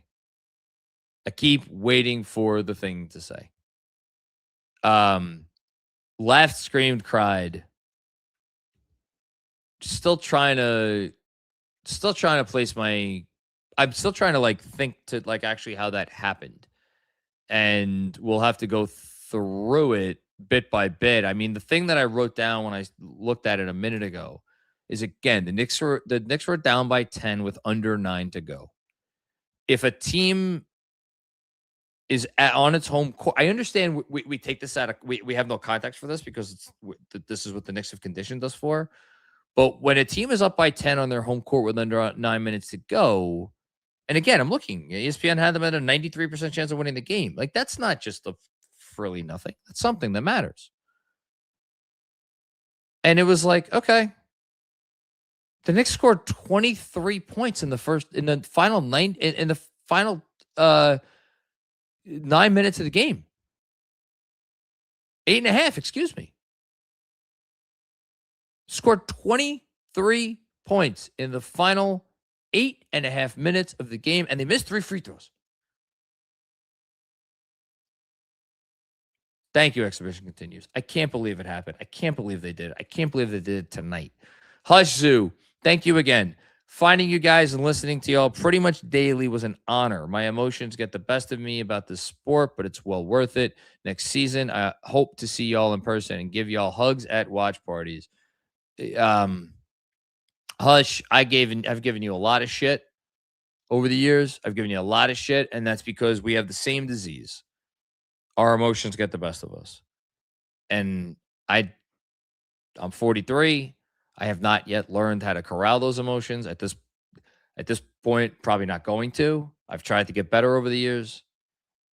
I do try. I promise you I make the effort. But you fan how you fan. And that's why as much as I have given you shit for how you fan over the years, that's so wrong of me because I do the same shit.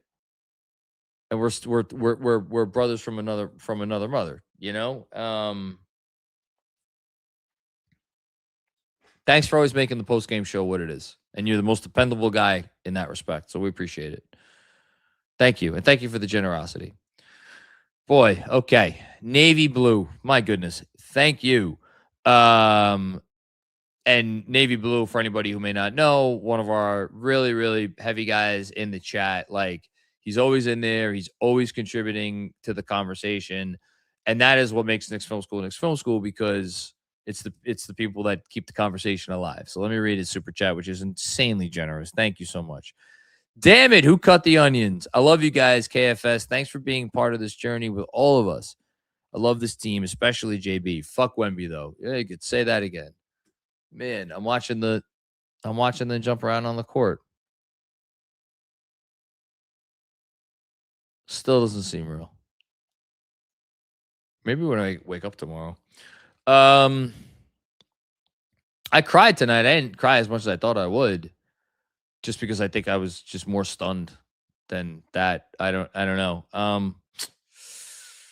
Oh boy. Love this team too. And yeah, fuck Wemby. To hell with that dude. Thank you, Navy Blue, so much. Tony, greatest team in a decade. There's no debate. There's no more doubts. There's no more waiting. We did it. Here's a fun combo that I am not really prepared to have quite yet. Is this the greatest Knicks team of all time? And I think there's only there's only one team that it's in competition with, and I think it's the 69-70 Knicks. The 69-70 Knicks, who went 60-22. They were insanely good. They had a plus 7.9 net rating, tops in the league. And they lost 7 games in the playoffs. They were 12-7 in the playoffs. They actually went the full 7 in the first round of the Bullets before dispensing with Kareem and the Bucks. And then, of course, Lakers series won 7 games. I mean, that team beat Wes Unseld, Earl Monroe, Kareem, and Will Chamberlain, Jerry West. Those are all top 75 all-time players, including 1, 2, 3 of the 15 to 20 greatest players who ever lived. 60-22. I mean, that's the conversation, right? That's the conversation. As far as greatest NBA team, I look forward to ranking this team amongst some other NBA teams of recent vintage. And I'll maybe start to wrap my mind around that as we move forward here. Thank you, Tony. Red Rich with another one. Thank you, sir. One more. The KFS crew, we're going to get a lot of love tonight, and you deserve all of it. Just so amazing to have been part of this with you all. It's the pleasure's all ours. Maybe that's why this hasn't hit me, because I just never would have thought in a million years that something this good could happen in my life. Thank you, and you're welcome. Thank you, Red Rich. Dan Hidalgo, thank you, man. This is incredibly generous. Again, someone who just is always in contributing super chats and just always good, insightful, measured commentary, man. And you have no idea how much I appreciate that, especially in nights when they lose. And I at least have your super chat to look forward to is something that it's like, okay, this is not going to be something where I have to brace myself, because it's just solid something. Knicks are only slightly better than the Hawks. That's a quote. Sixers are going to give the Knicks a long series. That's a quote. Cavs are the co-favorites to win the East. That's a quote. The East is a cakewalk. Whoever comes out of the West will sweep the Knicks. That's a quote. The Knicks are on an unlikely run. That's a quote. Those are all quotes. Oh, I know who could get someone or get some. Michael Pena of the Ringer Podcast Network and Ringer website and whatever else the Ringer does. Shout out to the Ringer. I love the Ringer. All of the podcasts I listen to are Ringer podcasts. Fantastic stuff. Michael Pena, I think you may need to fill out a short apology form. I think you may have misstepped a few times in your predictions and your analysis over the course of this postseason. Just some humble advice from a Knicks fan. That's all.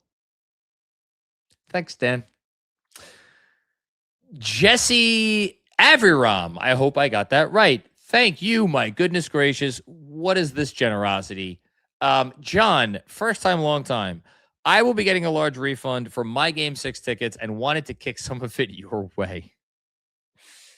I'm going to get back to that in a second. I've been listening to your post-game show for years, and you have been such an integral part of my enjoyment of this great team. Thank you for all of it. Oh, man. Thank you so much. Who was I talking to? I don't know. I was talking to somebody and just the winning 5 versus winning 6. And, of course, obviously, I'm like, please win in 5.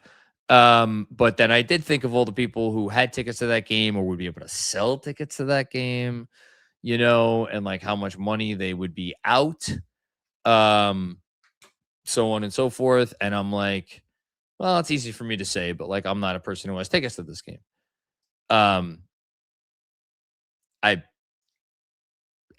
sorry you don't get to see them win a championship in person. Something tells me you don't mind. And for you to do this and be this generous, to say nothing of the kind words here and choosing to have Knicks Film School be a part of your fandom. Thank you so much. Really. Thank you. It is our honor to be able to do what we do. Mark Frangos, what's going on? It has been many hard decades, but this makes it all worth it. I went on a diatribe before. That was a diatribe. My apologies. It was a diatribe. I went on a diatribe before about the pain and the suffering and the misery and just how being a Knicks fan made you feel less than and worse than less than. It made you feel lowest, lesser than anybody, lesser than anything. It is so worth it. Sitting here right now, it is so, every ounce of it, every ounce of how emasculating it was and how it made you genuinely question your life choices. Every ounce of it was worth it. It was all worth it to watch this team go on this run and get these wins and be etched in history in this way. This is a forever team. This is the forever team. There is no other forever team besides this forever team. It's all worth it. Thanks, Mark. MCL, what's going on? 26 euros for the 26 champs. We appreciate it. 4:30 a.m. here in Scotland. Time for an ill-advised whiskey. Well, this bottle may be done by the time I'm finished with this live stream. The sun is rising literally and metaphorically. Knicks fan since 06. Tough time to come in, man. I was thinking about this actually this morning. What was the low point?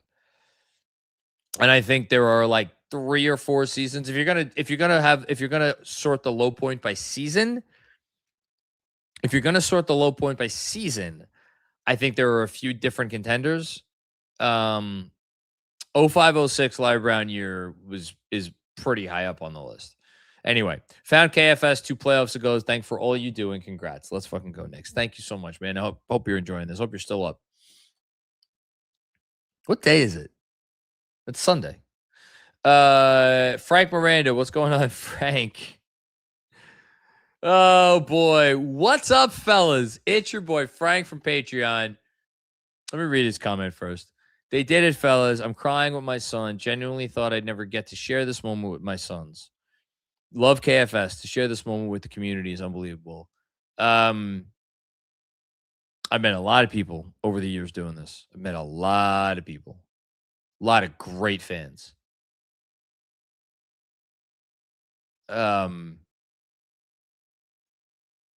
Frank, you make me feel always consistently like I'm supposed to be doing this. And that may sound strange to a lot of people. I want to thank you for that.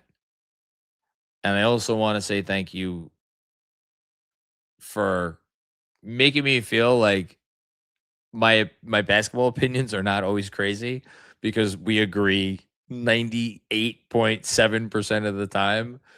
And you do everything with such conviction.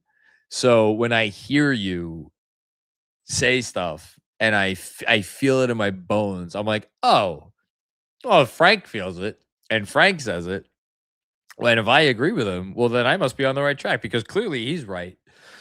And that is just the power that you have and you hold. And I just love you, man. I really do love you. It's been such a pleasure to get to know you over the years.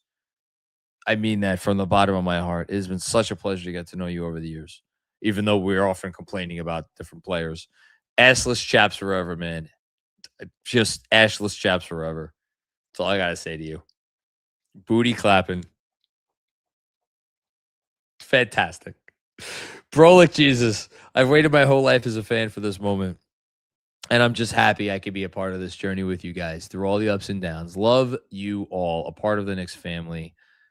Hashtag run it back. We haven't. Oh, it's someone. There was another comment. I think it was a joking comment about the summer or whatever. This is our first kind of semi-serious thing. Hashtag run it back. Everybody comes back. Everybody comes back. Pay Mitch. Extend Cat. You could extend Deuce. I don't know if he's going to extend off that number, but you could extend Deuce. Shamit, got to bring him back. Clarkson, bring him back. Who am I forgetting? I think Huck Porty is a team option. Bring him back. Everybody, bring it back. Run it back. Hashtag run it back. Thanks, Brolic. Rat Lift. Thank you so much. I don't know if Ratlift has a comment here, but that's an incredibly generous super chat. My goodness gracious. Bill Lechica, or Lehecka. Sorry. You know what, gentlemen? I think the only thing I care about right now is how are we feeling about this year's Summer League roster? Well, me and Andrew are gonna be out there. That's for shit sure. Kev, are you gonna go to Summer League? Every year, Mac. All right. Every year. We just got the crib rented, and so you know where I have to wait.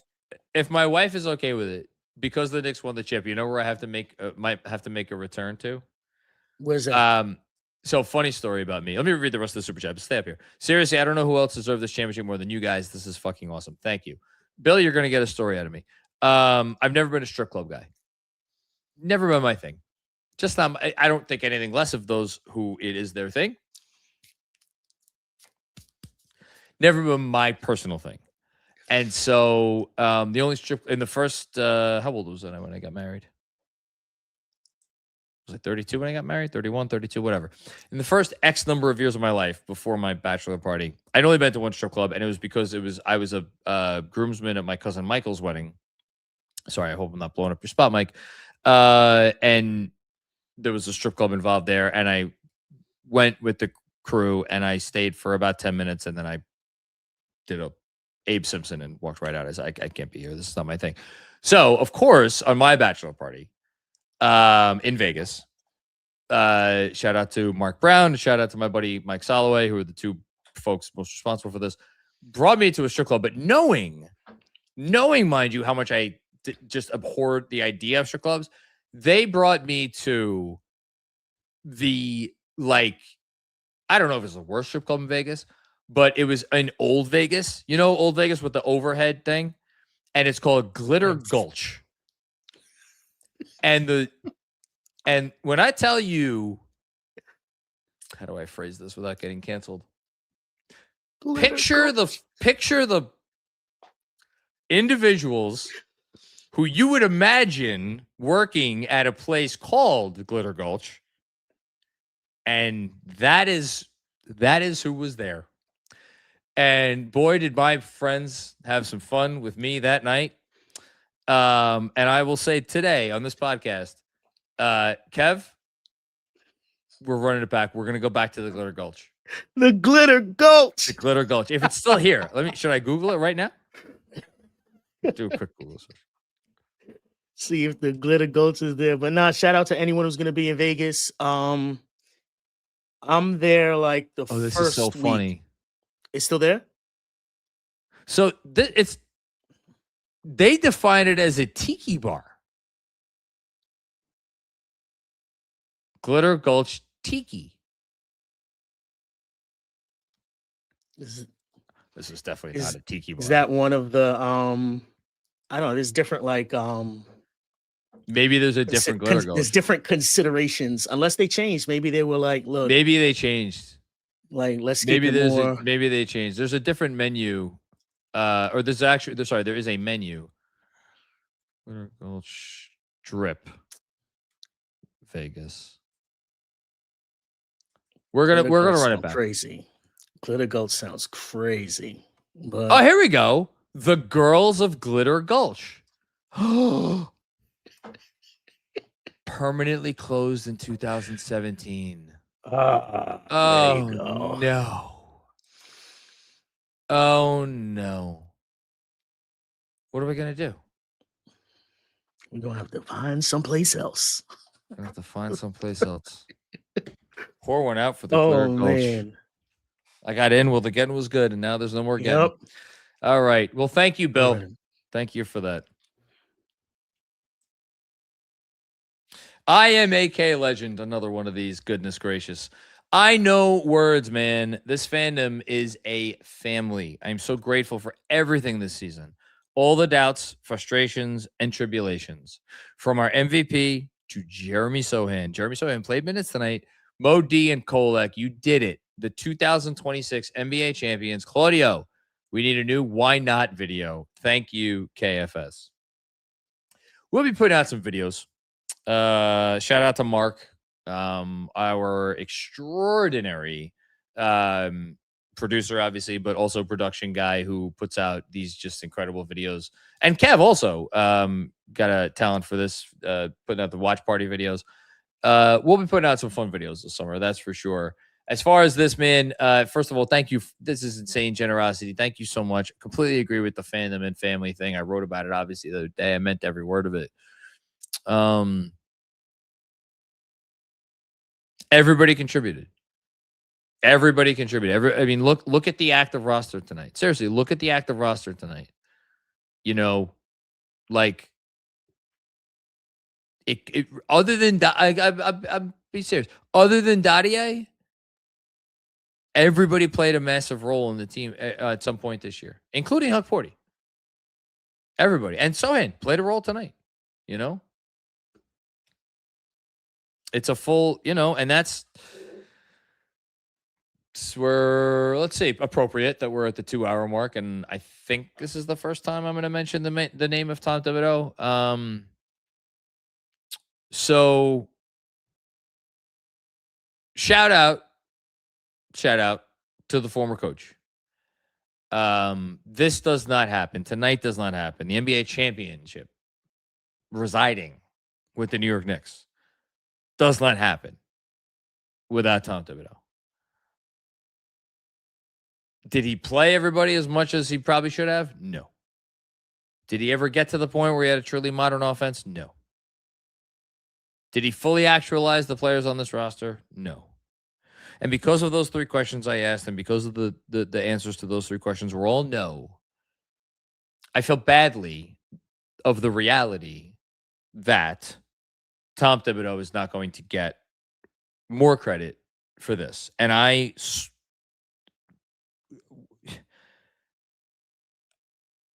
would love nothing more than to sit here and give him even more credit, but the reality is the reality. And the reality is Mike Brown needed to come in and do some very necessary things to bring this team from where they were to where they are. And it was all necessary. All of it. Every ounce of it was necessary. But the only reason that those necessary adjustments could get them from where they were to where they are now is because they were so far. They had already advanced so far to the point that those adjustments could get them from where they were to here. Because you can only make a leap so big. You had to advance a certain degree. And so I do want to shout out Tibbs for getting them to that point where Mike Brown could make all of those necessary adjustments and changes and get them to this point where they are now, where we're celebrating a championship. But it doesn't happen without Tibbs. And I hope wherever he is that he can enjoy the fact that the fruits of his labor did not go for naught. And he is not going to get a championship ring, obviously, nor should he. But he should feel as responsible for this as I would say anyone who is not going to get a ring. With love and respect to Julius Randle, RJ Barrett, Emmanuel Quickly, and probably a few others that I'm forgetting. All right. Thanks, IMAK Legend. Jack Corker, what's going on, Jack? I'm from Baltimore with no real connections to New York, who loved Amare and fell in love with Knicks tape. Hashtag Knicks tape. Then I fell in love with the fans. Endured the losing. Was all worth it for this right here. Love KFS. Love my Knicks. Fam. Let's fucking go Knicks. I love these stories. I love these stories because, like, this is the franchise you're gonna choose? Of all things, this is the franchise you're gonna choose? You know, and it's crazy. But Knicks tape, hey man, Knicks tape came along at a very, very, very interesting time. And like that team, that with this championship, that team, Knicks tape, is going to get further pushed down in terms of like historical relevance, NBA wide, and like Knicks history wise. A lot of fans, that Knicks tape team generated a lot of fans. You know, shout out to Shump, shout out to Melo, shout out to Ray Felton, shout out to Tyson Chandler, shout out to old Rasheed Wallace, shout out to old Marcus Camby, shout out to old Kenyon Martin, shout out to old Jason Kidd, shout out to old as a fucking rookie. He was already old, Pablo Prigioni. Like, shout out to J.R. Smith, who I named a fucking table at my wedding after his attempt to get laid one night. You trying to get the pipe? Yes, I am. Legend. Absolute fucking legend. J.R. Smith. Shout out to that whole team, man. They were a shout out to Steve Novak. Shout out to Chris Copeland. Ronnie Brewer. I'm right. Ronnie Brewer was on that team, right, Kev? I think friend of the pod, Ronnie Brewer, if I'm not mistaken. I don't think I'm mistaken. Yeah. That's right. Yes. Yeah, he was there. He was there and he was on this podcast, and it was the worst audio I've ever recorded. But he was on the show, and he started freaking 34 games for the 12-13 team. Yeah. Anyway, shout out to Knicks tape. Thanks, Jack. Ed's experience. The post-game Periscope days. Bleacher Report articles. So many words, but feels unreal. Been here with you guys when we were in mud. 2026, the team that forgot how to lose. Ooh, that's a good one. NBA championship. Shout out to Periscope.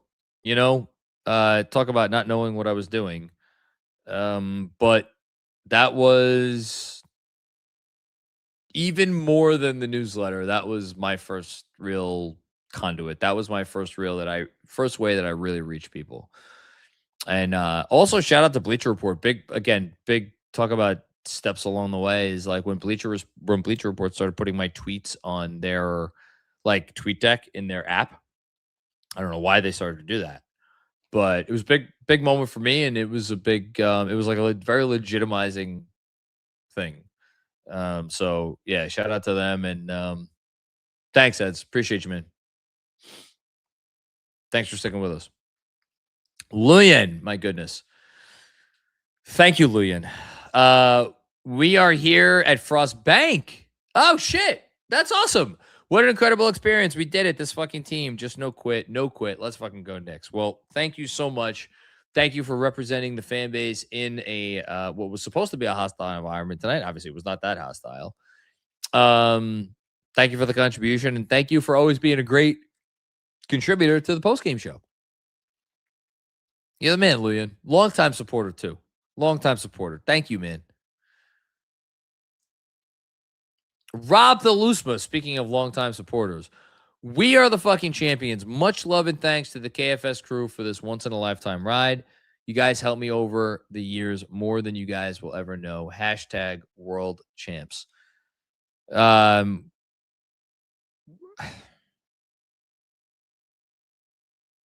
always just wanted to make good content, you know, and that's actually the wrong way to phrase it. I wanted to make content that I would want to listen to. You know, I wanted to make content that I would want to listen to. And that content was ultimately born out of the feeling like, again, talk about tying it all together. Actually, now that I think about it, those years of being just utterly depressed as a Knicks fan and then feeling like, man, it can't be as bad as it's being painted to be. There's got to be some good here. There's got to be some positivity that I could latch onto. It shouldn't feel like this to be a fan of a team. It shouldn't be so depressing. It shouldn't be so hopeless. There's good stuff happening here. Even if it doesn't appear like there's good stuff happening here, there's good stuff happening here. Someone should talk about the good stuff, even if it's not nearly as important or significant or overbearing or consequential as the bad stuff. Someone should still talk about the good stuff that is happening, because there is good stuff happening here. You know, and that's why for Mitchell Robinson to have that offensive rebound, that means so much and should mean so much to every diehard, longtime fan of this team. Because when there was nothing to get excited about in the 2018-19 season, Mike, you want to talk about a decrepit, depressing, desolate, going nowhere at the speed of light team? It was Mitch who kept us coming back. And Mitchell Robinson, as much as anyone, is why KFS exists. Because I got to, at least during that year, as everybody was laughing at the franchise because they were a fucking disaster, I at least got to be like, wait a minute, hold on. Look at this guy. Look at this guy. This guy's a real guy. This guy's a real dude. You know? And we got something here. And that should be celebrated. And yeah, did I go over my skis celebrating other guys who genuinely did not need to be celebrated? Of course I did. But you know what? Blind squirrel finds a nut every now and then. And shout out to Scott Perry and his relationship with Mitch's one-time agent. And shout out to Mitchell Robinson, because I'm just so freaking happy for him. How about 10 rebounds in 20 minutes? How about 20 minutes for Mitch? How about 20 minutes, 6 offensive rebounds for Mitch? How about +5 in your 20 minutes in the game you won by 4 for Mitch? How about 2 big points for Mitch? Longest tenured Knick. He was here when we had nothing to believe in. Shout out to him. Thanks, Rob. Oh, my goodness gracious. Bill Peterfriend, I've said it before about you. I'll say it again about you. You're a passionate fan, but you're also a knowledgeable fan. And I've had the pleasure of interacting with you off of these live streams. I always appreciate your thoughtfulness. I always appreciate your consideration. I always appreciate your dedication. And I always appreciate you going above and beyond and making us here at Knicks Film School feel like we are really doing something special and right by your fandom. And I know you're a great fan, so it means more when it comes from you. John, say it aloud for me. The Knicks are the NBA champs. My New York Knicks are champions. They did it. You, KFS, did it. The Knicks are the NBA champs. Say it again.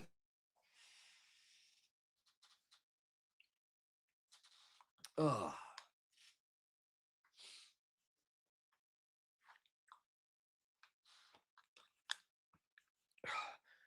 Say it again. The New York Knicks are the NBA champions. Say it again.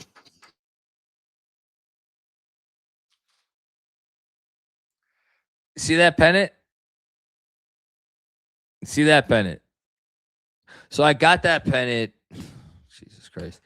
My shout out to my grandmother Ann, who died when I was 9. Amazing woman. Left my grandfather a widower. My grandfather loved my grandmother more than air, but could not be alone. Oh my God, could he? I'm very much like my grandfather. Could not be alone. Incapable of being alone. And so within very short amount of time, started dating someone else. A woman by the name of, I believe her name was Dora. Dora was a widow that had a husband who also passed away. And her husband was a Knicks fan. And I probably visited Dora's house, God, 2-3 times in my life. One of the times, because I was a child and children go exploring, went down in her basement, and there was a bunch of crap down there because old people keep a bunch of crap in their basements.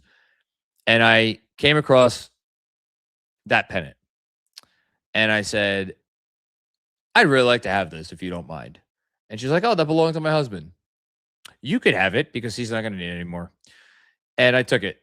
And I've had it ever since then. So I've had that thing for about 30 years. 32 years, whatever, whereabouts. I don't know whether that pennant is from the 1970 or the 1973 championship team. I have no idea. I've researched it. I've Googled. I've like searched for like images that no idea. Zero idea what year it's from. But I've always kept it and I've always cherished it. And I've always looked at it. And I've just said, all right, well, that's the closest it's ever going to come. Right? Is I get to look at that and know that the Knicks once were champions. And now I'm going to read Bill's super chat again. John, say it aloud for me. The Knicks are the NBA champs. My New York Knicks are champions. They did it. You, KFS, did it. Well, we didn't do a blessed thing, but we're happy to be here along for the ride. Thank you, Bill. Richard David. Thank you, Richard. To everyone who counted Brunson out, Becky Hammond. Can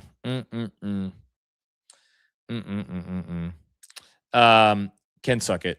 Mark Cuban can suck it. Paul Pierce. Oh, fuck off, Paul Pierce. Fuck all the way right off, you sniveling, underwear soiling piece of absolute trash. As a commentator, you were a good ball player. You are shit. Literally and metaphorically, as a commentator.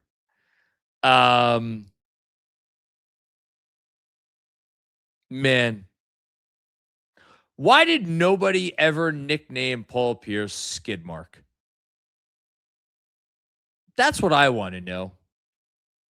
Well, in any case, Skid Mark, you can suck it.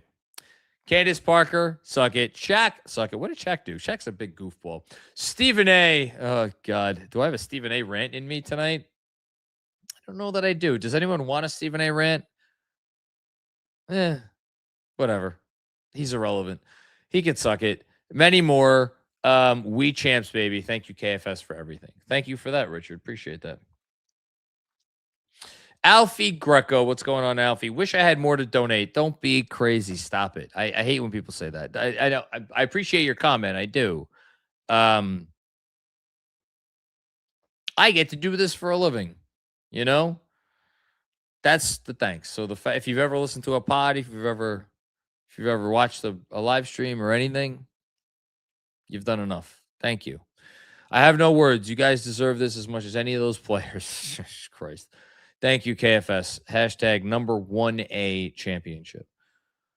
Well, that's patently ridiculous. 1, 2. When's the last time when's the last time we've had this caliber of champion? In terms of the playoff run. I mean, there's never been a net rating as like theirs. They have the highest net rating in the history of the postseason. So let's get it out of the way. Oklahoma City. Oklahoma City needs to go to 7 games versus Denver and 7 games versus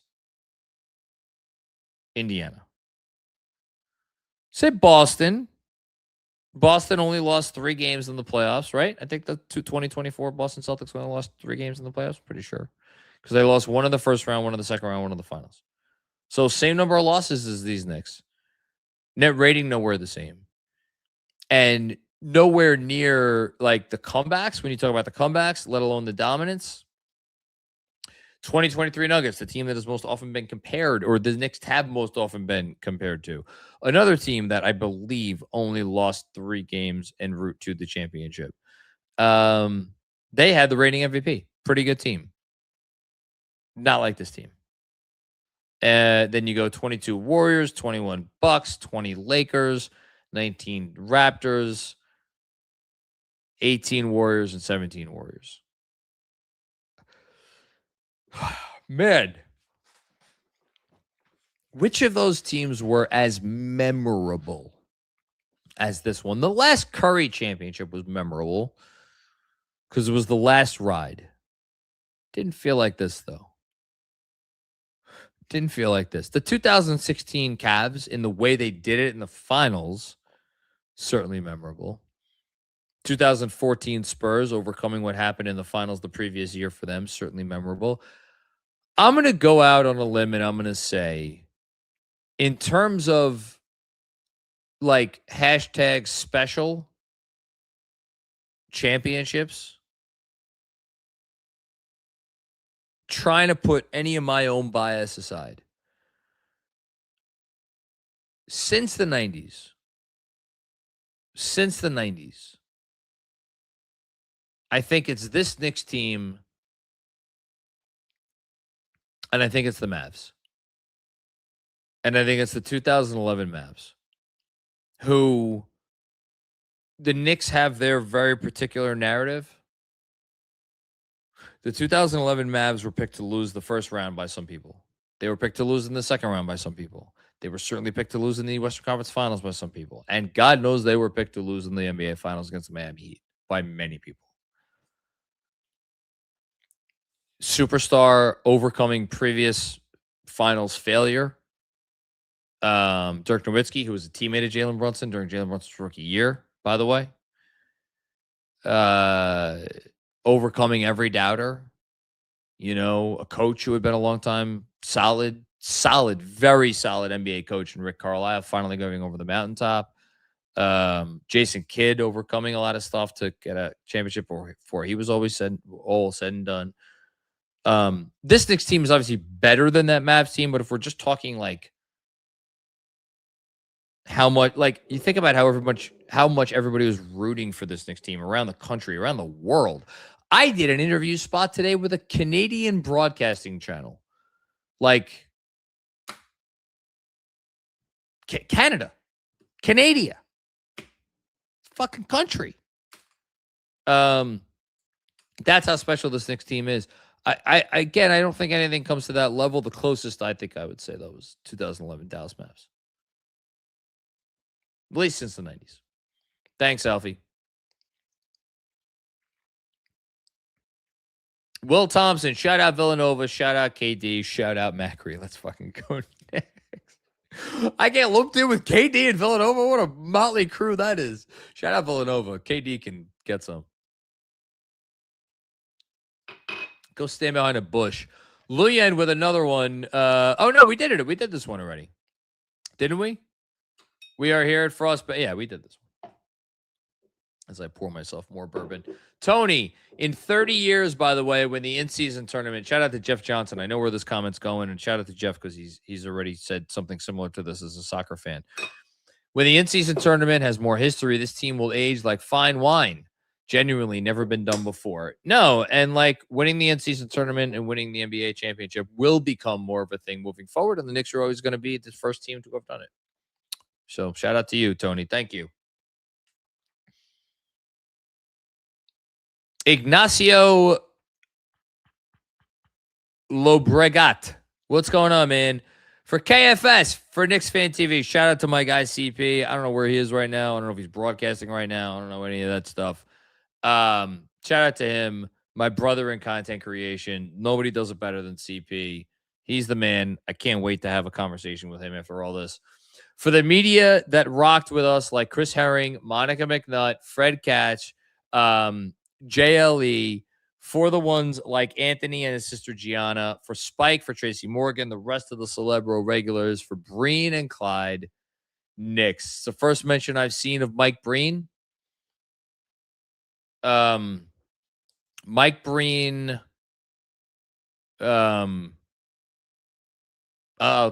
just very quick story.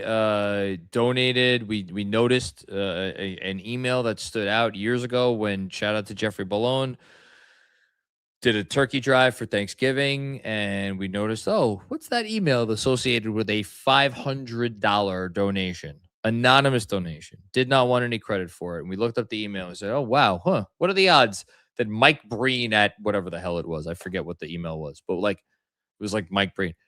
And anonymous, wanted no credit, wanted no attention. Donated $500 towards a turkey drive we did back when we were nothing.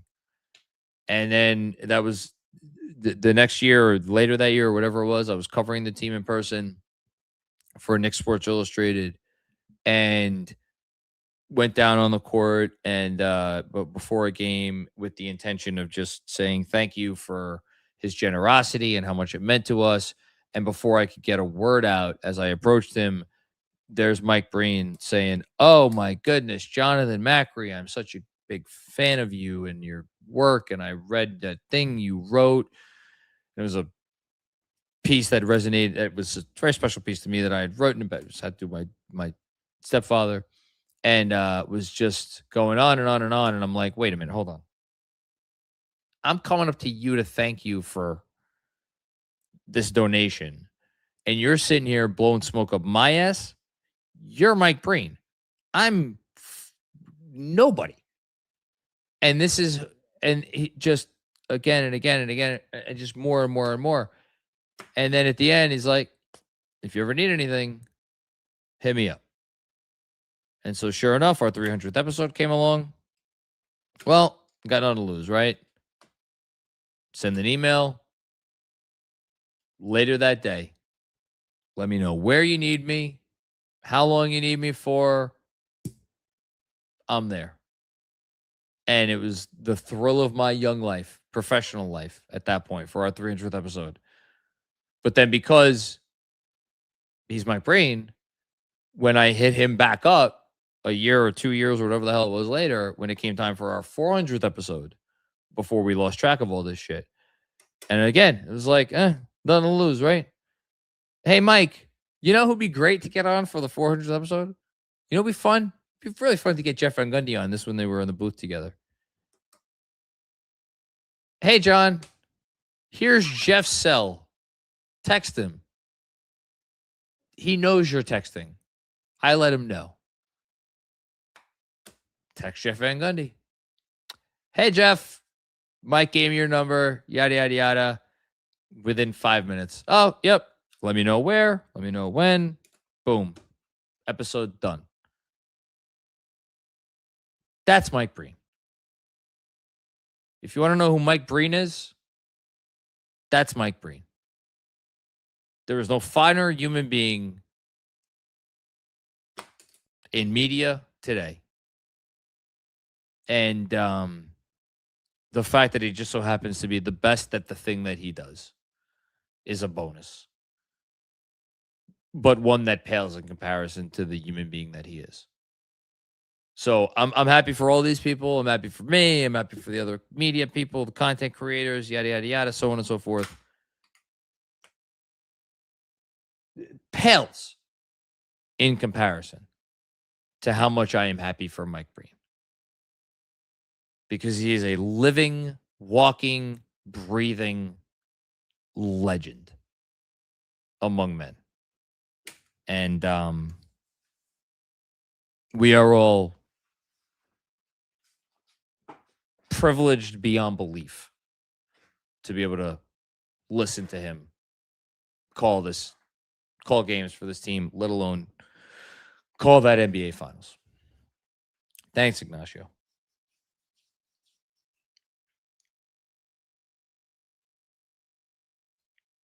JDM with another generous one. Thank you so much, JDM. Thank you, thank you, thank you, thank you. Leon Rose taking over the biggest dumpster fire in sports and winning a championship within 5 years is one of the greatest accomplishments in the history of professional sports. There's a lot of writing that I'm going to do in the coming days and weeks. I'm excited about all of it. I can't wait. I can't wait to kind of dig into the recesses of my brain to come up with different new fun ways of talking about this team. The number one thing that I am most excited to do, and I don't know how I'm going to do it yet, is to write the Leon Rose article. Because for as much as I can sit here and I can praise the Knicks for doing something that has never been done before in terms of the dominance that they have displayed combined with the comeback quality of these wins and never being out of a game in game 1 in Cleveland and game 4 of the finals and game 5 of the finals and game 2 of the finals, like all of the games of the finals. For as exciting as all that is, and the dominance and the singularity of the accomplishment, looking back on what Leon Rose was able to do, and I went over it in broad strokes before, and so I'm not going to rehash, but this should not be possible.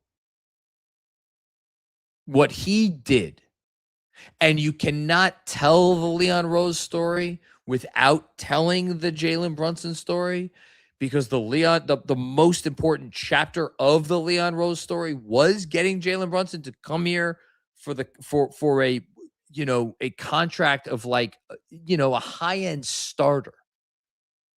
To say nothing of the fact that he was allowed to leave his team, which is why the Dallas Mavericks should get a chunk of the 2026 NBA title for their inexplicable decision-making process along the way. But you can't tell the Leon story without the Brunson story, but because Leon, no matter how smart he is and no matter how many careful decisions he made and so on and so forth, none of that matters if you don't get Jalen Brunson. And he needed to get a little bit lucky to get Brunson. He needed another franchise out in the league to be stupid enough to say, we have this guy. He wants to be here. He's willing to sign for a dirt cheap number. And we're just going to, piss it away. Because that's what we want to do. Like, so let me rephrase it. You don't do a thing that's never been done before in NBA history, which Leon Rose did in building this roster, and it has never been done before. 5 starters, none of whom were drafted by the team, none of whom signed max free agent contracts, none of whom were traded for everything. No, Mikal Bridges wasn't traded for everything. He was traded for all the picks. Actually, not even all the picks. He was traded for a bunch of picks, not all the picks, a bunch of picks, but nothing by way of player trades, which is why that trade should not really be looped into the conversation with the Anthony Davis trade. And, some of the other super duper star trades that we have, the original Kevin Durant to Phoenix trade. It's not in that same vein. It was not a superstar trade. It was a bunch of picks. It was not a superstar trade. So he assembled this roster, none of whom were drafted by the Knicks, no superstar trade, no max free agent signing, no top 7 draft pick. None of this. The 2020 Lakers signed LeBron James to a max contract and then made the original, the blueprint for the superstar trade in Anthony Davis. Leon didn't do either of those things. Unprecedented. But how do you get to the point where you can do an unprecedented thing and actually climb the mountaintop doing it? You gotta get a little luck along the way. And the luck came in the form of the Dallas Mavericks being utter buffoons. So shout out to them. Thanks, JDM. Giovanni Mastretta. What's going on, Giovanni? I can't believe this is real. I still can't believe it's real either. I love KFS. I love every single human that's weathered this ridiculous storm. We are champions. Macri and family, you guys are the definition of faith. I'm so proud to be a Knicks fan. Let's fucking go, Knicks. It has been a ridiculous storm. A ridiculous storm. Kev, what has been for you personally the most ridiculous part of the storm? Of the championship run? No, shout out to the Lords. No, I mean your time as a Knicks fan. When was the moment where you were like, this is ridiculous? I'm wasting my life. I never felt I was wasting my life because to me, being a Knicks fan and being as locked in and engaged, it's a personal thing for me. It has nothing to do with how other people's opinions of the Knicks or me loving the Knicks. So it was you're always a healthy human personal. being. So yeah, it was always just a personal thing about me and the connection to like my childhood and what it meant to like watch games with my brother and my pops and to talk about like it just was really meaningful to me. But I will say this. And yet, I don't know the day. I'm just going to say on June 30th or July 1st, 2019. It was June 30th. It was June 30th. Okay. I was in a Target parking lot. I remember I was picking up Greek food. I was buying toilet paper. And then I see the reports. And, I had people who were, inside who basically were saying like, nah, this was going to happen. Like that was supposed to happen. The KD thing on top of not winning the lottery. Shout out to RJ Barrett. That's my guy, but who's, out of that draft class, his numbers are probably like kind of number one across the board. Cause he actually plays basketball and he doesn't like, pose on Instagram with guns or get hurt. But it was like, that was the first one. I remember the day after the lottery, walking into work walking into the office and like, Kev, you guys thought you were gonna get Zion, ha ha ha. And I'm like, yeah, but we gonna draft RJ Barrett and we're gonna, get KD and Kyrie. And when we ended up with 5 power forwards, Wayne Ellington, and Elfrid Payton. Don't forget Reggie Bullock. Don't forget Wayne. And Reggie Bullock. Yo, I did the same thing too, talking on the phone to my friend. When we ended up with that, I was like, yo, what is wrong with us? We can't even like lose right. So And that to then- me was the moment. And then Leon came through some months later, switched it all up, started to cook, started to put it together. And, there were the ups and downs, certain little Listen, things. But shout out to Taj Gibson. He was one of those power forwards. oh yeah. Oh, I mean, look, Marcus Morris was great. Got us Emmanuel quickly. Julius Randle was great. Like, you know what I'm saying? For what he did for the franchise where we were. I'm just saying, like, when you're thinking after the Porzingis trade, the payoff is supposed to be, not the draft picks, not Dennis Smith Jr. The payoff was supposed to be the cap space to sign Kevin Durant and Kyrie Irving, or, whether it was Jimmy Butler or whoever else. That was supposed to be the payoff. And it was supposed to be those two with Zion, because we finally going to do something and build something. And it didn't happen. And we just had to build the other way, which no one believed in.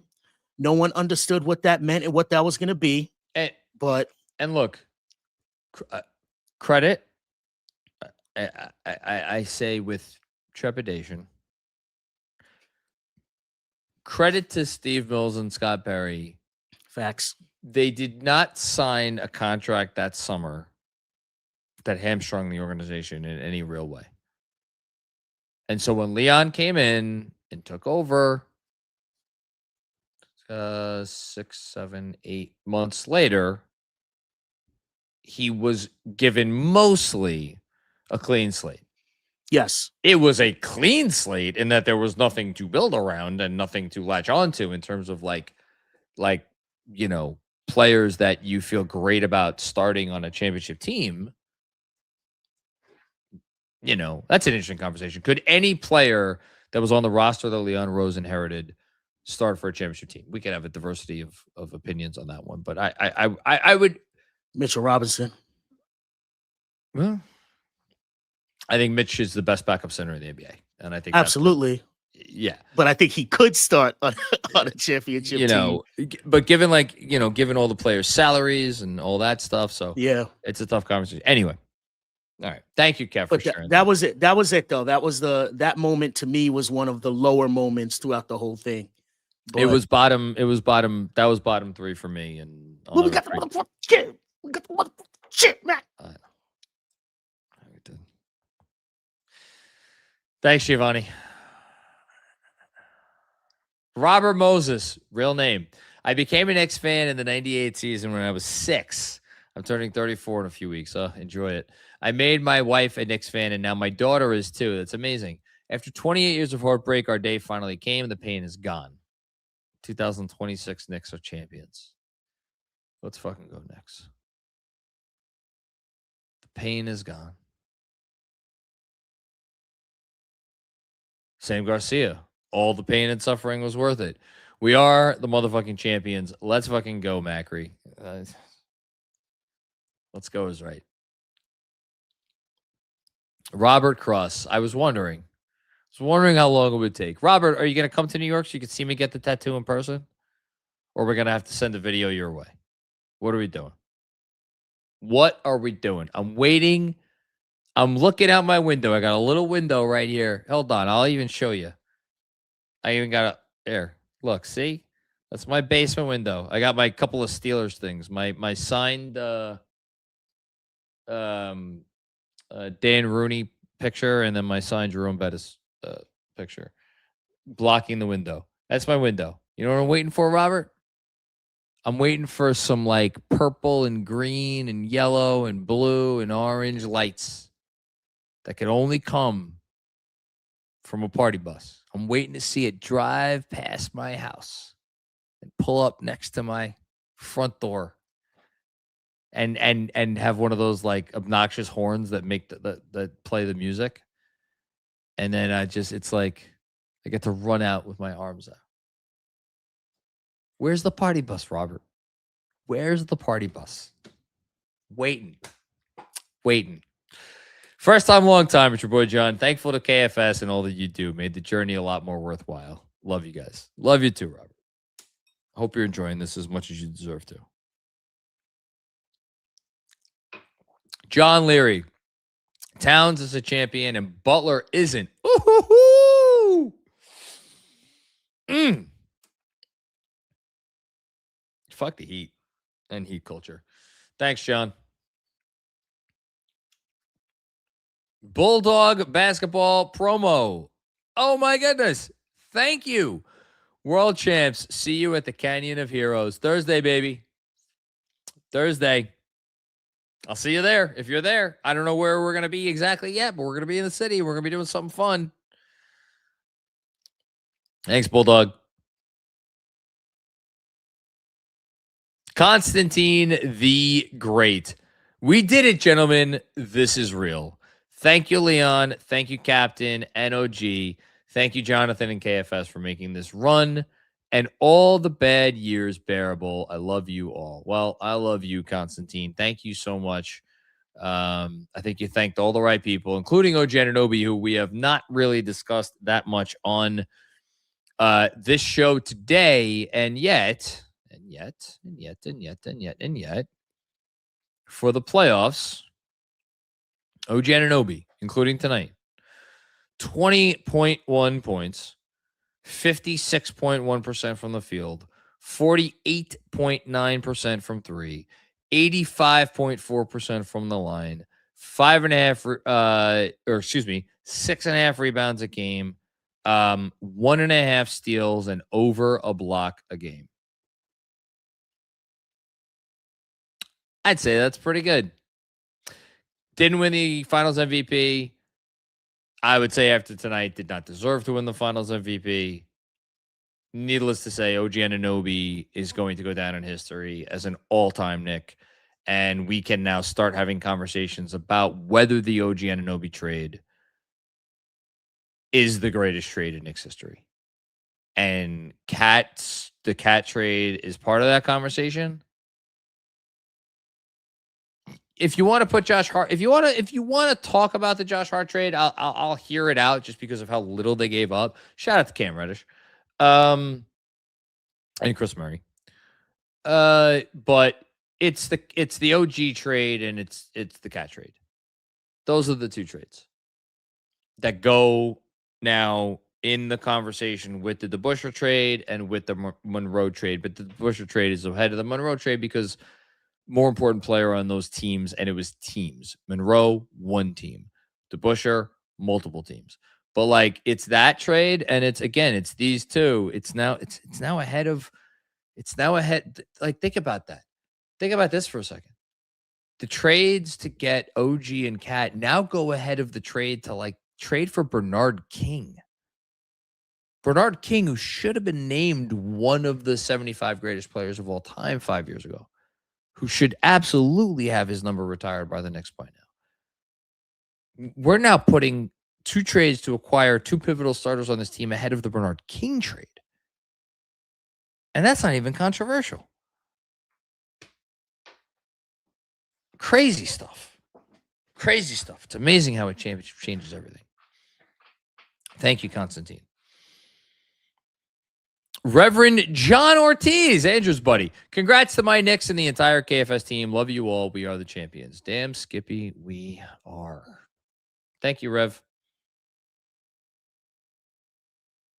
Haitian Ferg.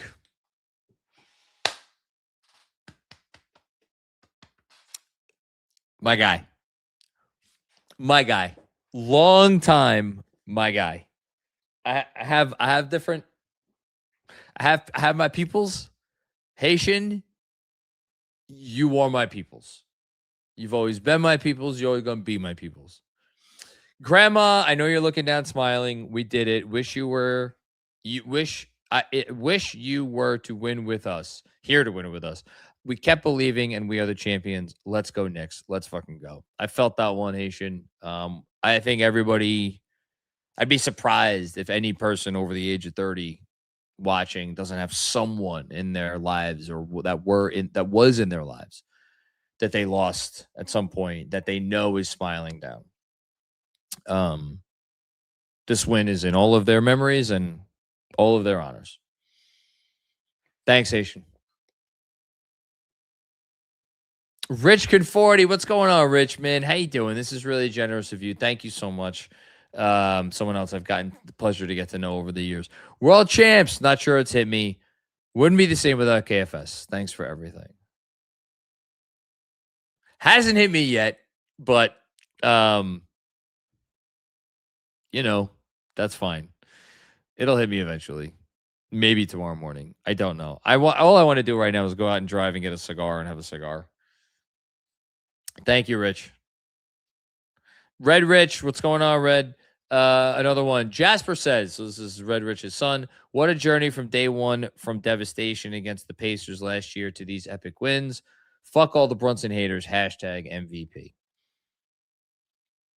Lowest moment of my sporting life. You know, I've talked about lowest off-court moments, and I've talked about, you know, naming, you know, when Porzingis was like, we're starting to read the rumors that he was disenchanted and with the team and the franchise. I've had other major low ones, obviously June 30th, 2019, as Kev discussed. The embarrassment of like the Larry Brown year, the embarrassment of the Phil Jackson stuff. That was associated with KP, obviously. You know, some of the Mills embarrassment stuff.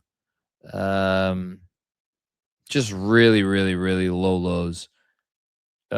Game one against the Pacers was the most pain that I ever felt in my life as a sports fan. And like, I've been blessed the fact that like I haven't experienced a ton of pain off the court, so to speak. I've never felt like I did that night and for days after. And like, honestly, like that night stayed with me like right until now. Now I get to let go. Now I get to let go of that awful, awful, awful, awful fucking day. I never have to think about it again. I never have to give a shit about Tyrese Halliburton again or the Pacers again or that loss again. It doesn't fucking matter. It doesn't matter anymore. Charles Smith doesn't matter anymore. 2 for 18 doesn't matter anymore. The finger roll doesn't matter anymore. The suspensions don't matter anymore. The 8 points and 8.9 seconds don't matter anymore. The Hibbert block doesn't matter anymore. Larry Brown doesn't matter anymore.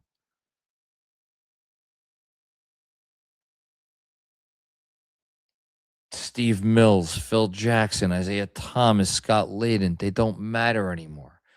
Andrea Bargnani doesn't matter anymore. Joakim Noah doesn't matter anymore. Eddie Curry doesn't matter anymore.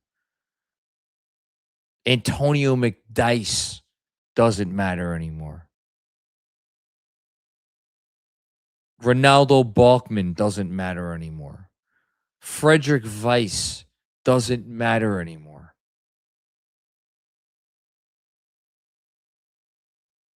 99 against the Spurs doesn't matter anymore. 94 against the Rockets doesn't matter anymore.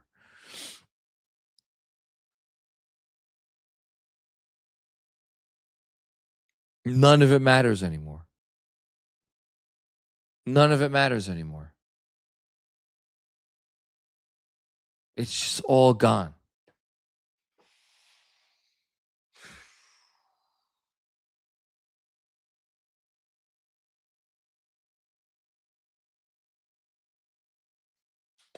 It's all gone. Only thing that matters is this. Only thing that matters is tonight. Okay. Jason, as OG as they come. Jalen Brunson is the player we dreamed of having for so many years. He chose us, and now he had brought the chip home. Build the fucking statue. Most important. Here's your list. You ready, Jason? This is the list. Don't even need to think about it that hard. Since Michael Jordan last played a game with the Chicago Bulls, it's 28 years. 28 years. Here's the list of people as important to their franchise, all things considered, as Jalen Brunson is to the Knicks. Here's the list in no particular order. Since Michael Jordan, Tim Duncan, Steph Curry,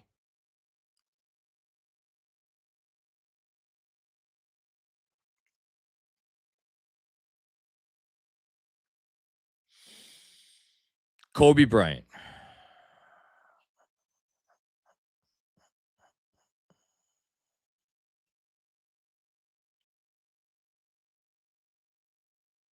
Shaq, Lakers, Shaq,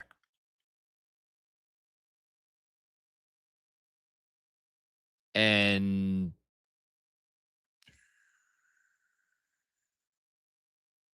Dirk.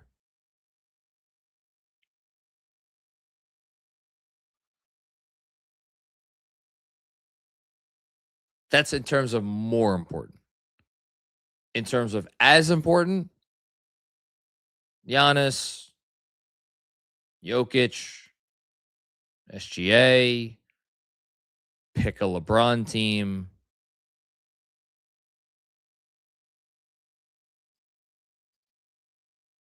That's it. That's it. And people will listen to that and they'll say, wait a minute, hold on. There's not one LeBron team he was as important to their franchise as Jalen Brunson is to the Knicks. And therein lies why. No LeBron was not as important, because when you are not fully invested and committed and because every team the LeBron's ever been on, it was about, how do we keep LeBron? How do we make LeBron happy? How do we do this? How do we do that? With Jalen Brunson, it's the complete opposite experience. Complete opposite. So, LeBron James won 4 championships. That's multiple championships with the Heat, the whole thing. You want to put Dwayne Wade on that list too? Sure. Let's also put Dwayne Wade. Dwayne Wade should go ahead of Jalen Brunson also. That was my bad. Put Dwayne Wade ahead of Jalen Brunson also. So that's 6 players ahead of Brunson. That's it. That's the list. That's it. It's a whole list.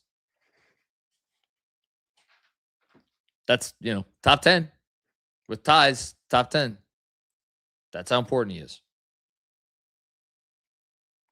Thanks, Jason.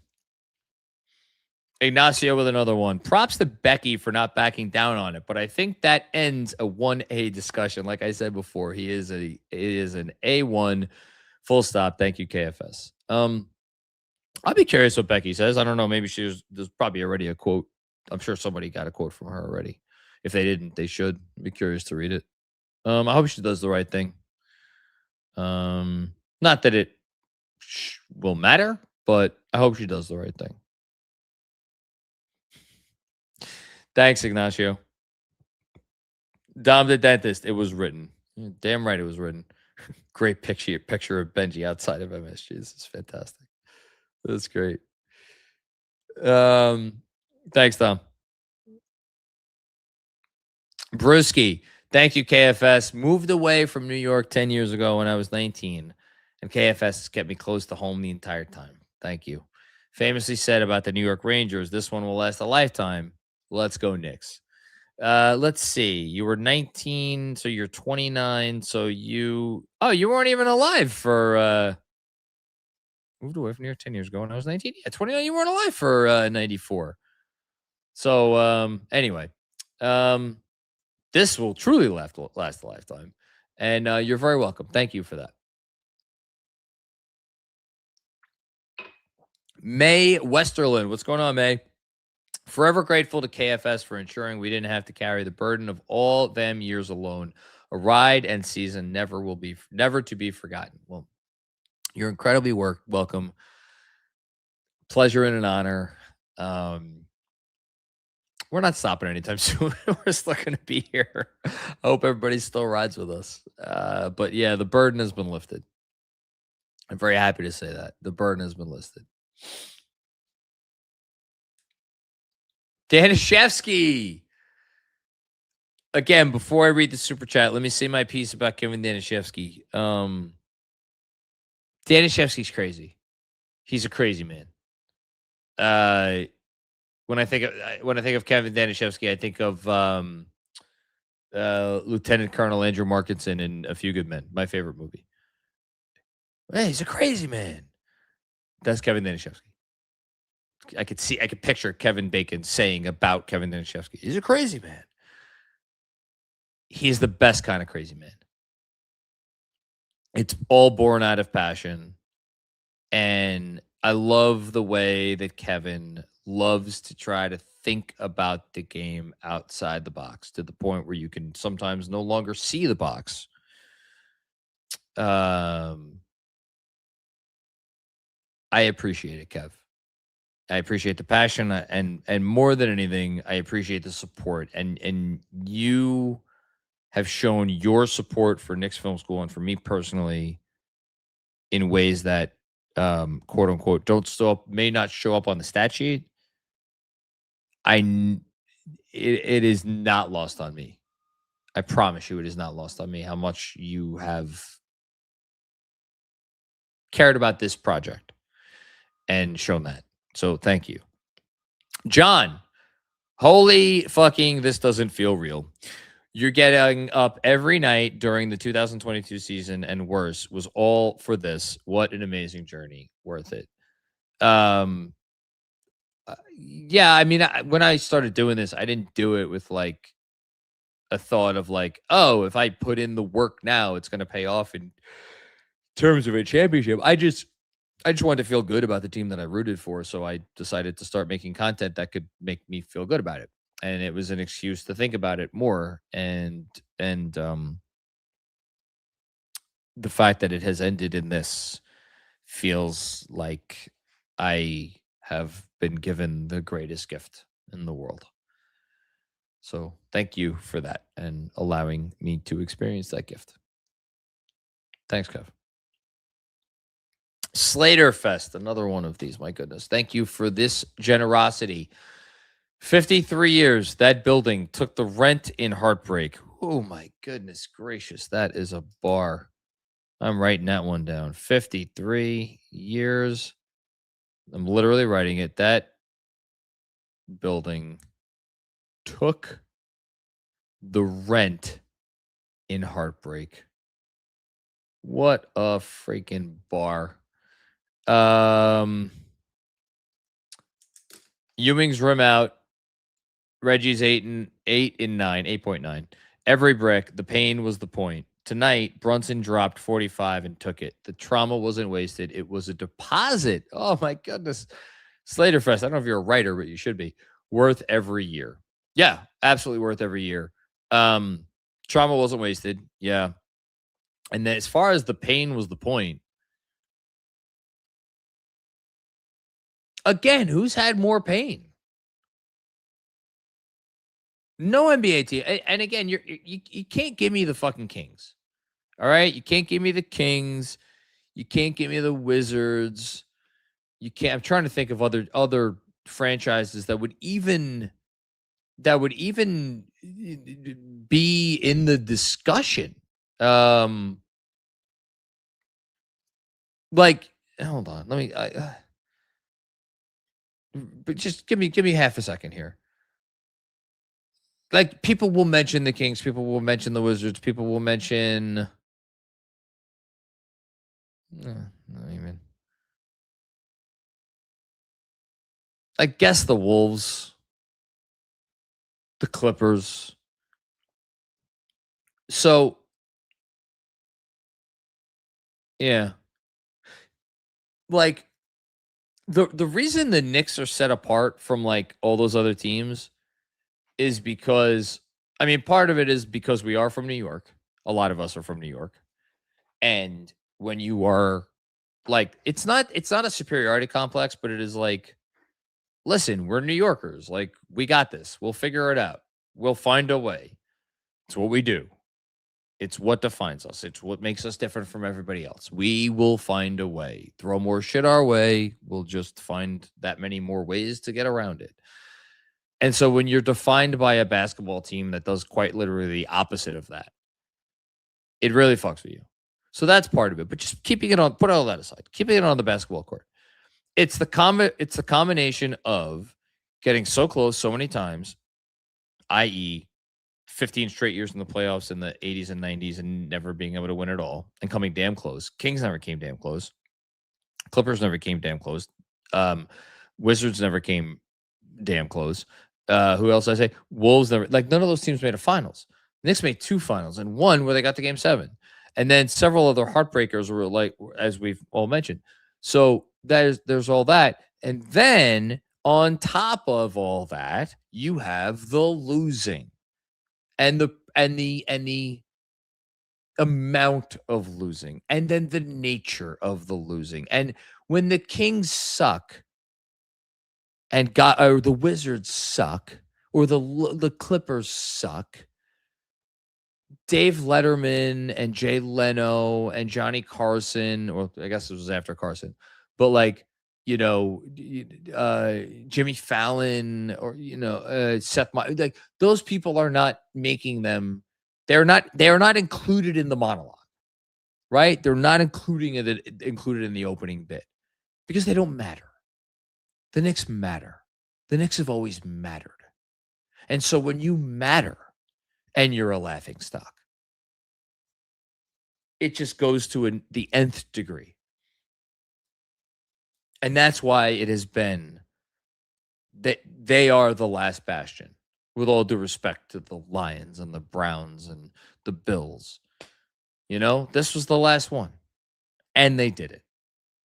And now we never have to fucking worry about any of that again. Thank you, Slaterfest. Richard David, we love you, KFS. All of you. I love you, Richard. Never even met you, but I love you. That New York Knicks fan, what's going on? Thank you for the generosity. Congratulations to every player, fan, content creator out there in the Knicks stratosphere. Raise a glass. Just put some more ice in my glass, which means I need to put some more bourbon in my glass. To everyone that's involved with KFS, we all love you guys. Can't wait to read whatever Fred has cooking up. Enjoy this night. Shout out to Fred Katz. You can pre-order his book. Check his Twitter account. It's going to be a legendary book. It's going to be the definitive book of this era of Knicks basketball. I'm counting down the days until I get to read it and talk to him about it on the pod. And obviously looking forward to Fred coming on in the coming days as well. Thank you so much, man. Appreciate that. Really generous of you. Thank you. Sean Igdaler? I don't know. Been around since the Periscope days. Another one of the OGs. Thank you so much. 2 kids later and couldn't be happier to be a Knicks fan with them tonight and part of the KFS community. Enjoy it, everyone. Man, if you were watching me on Periscope, what year did I start doing that? Fuck. Hold on.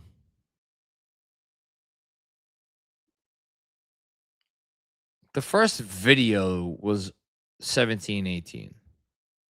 So the Periscope year, the first Periscope year must have been 18-19, right? That was 17 one year, of course. So I'm going to just read down the list of leading scorers. So actually, no, not even that. There were 23 gentlemen. 23 gentlemen who were on the team that year.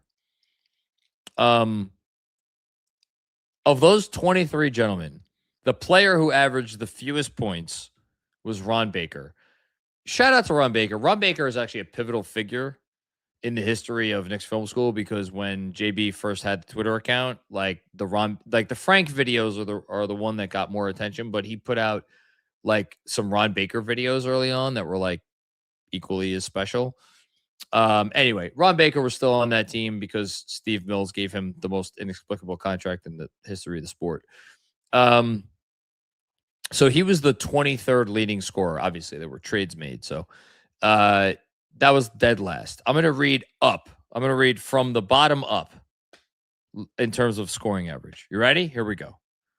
Ron Baker, Isaiah Hicks, Lance Thomas, my boy Lance, Courtney Lee, John Jenkins. Oh, the John Jenkins hype.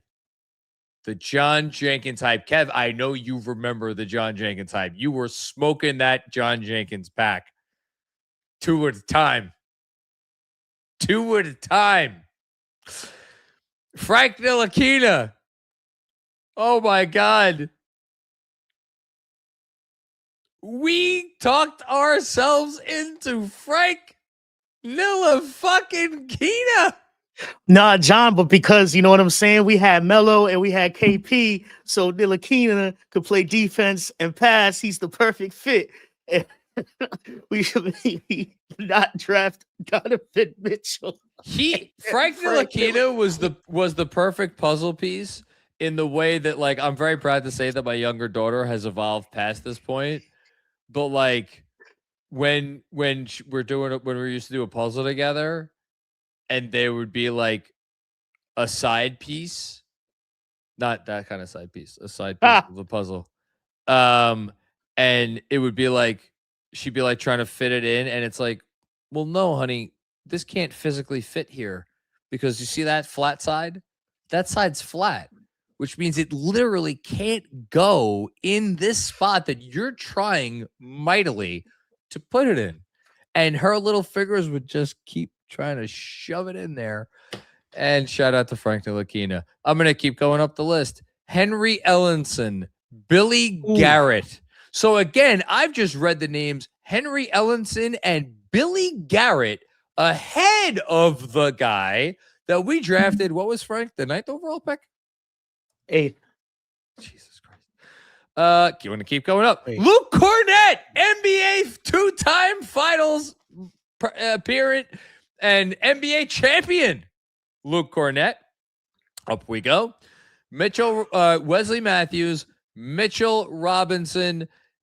Basketball Reference has a column when you sort by per game stats, and on the last column it says awards, and there are 23 names listed here, and next to 22 of those names there is nothing listed in the awards column, and yet next to Mitchell Robinson, ROY-8, finished 8th in Rookie of the Year voting. Shout out to you, Mitch. We're gonna keep going up. Noah Vonleh, Mario Hezonja, DeGod, GAWD, Kadeem Allen. Dude, hold on. Picture if you gave the Kool-Aid Man cocaine and speed, and you pointed him to a wall, and you said, dude, it's not even a brick wall. It's cardboard. And picture the veracity with which that motherfucker would run through that cardboard. That was me with Kadeem Allen. I said, this guy? Fuck Dennis Smith Jr., Emmanuel Mudiay, Frank Ntilikina. This is the guy. It's him. Bro, even before that, I'm on the forums talking about, was this 2016, 17? Like the Knicks need to sign Tony Roten. Well, hold on. We're not done yet. Hold on. We got go ahead. We have 9 more names left to go on the scoring sheet.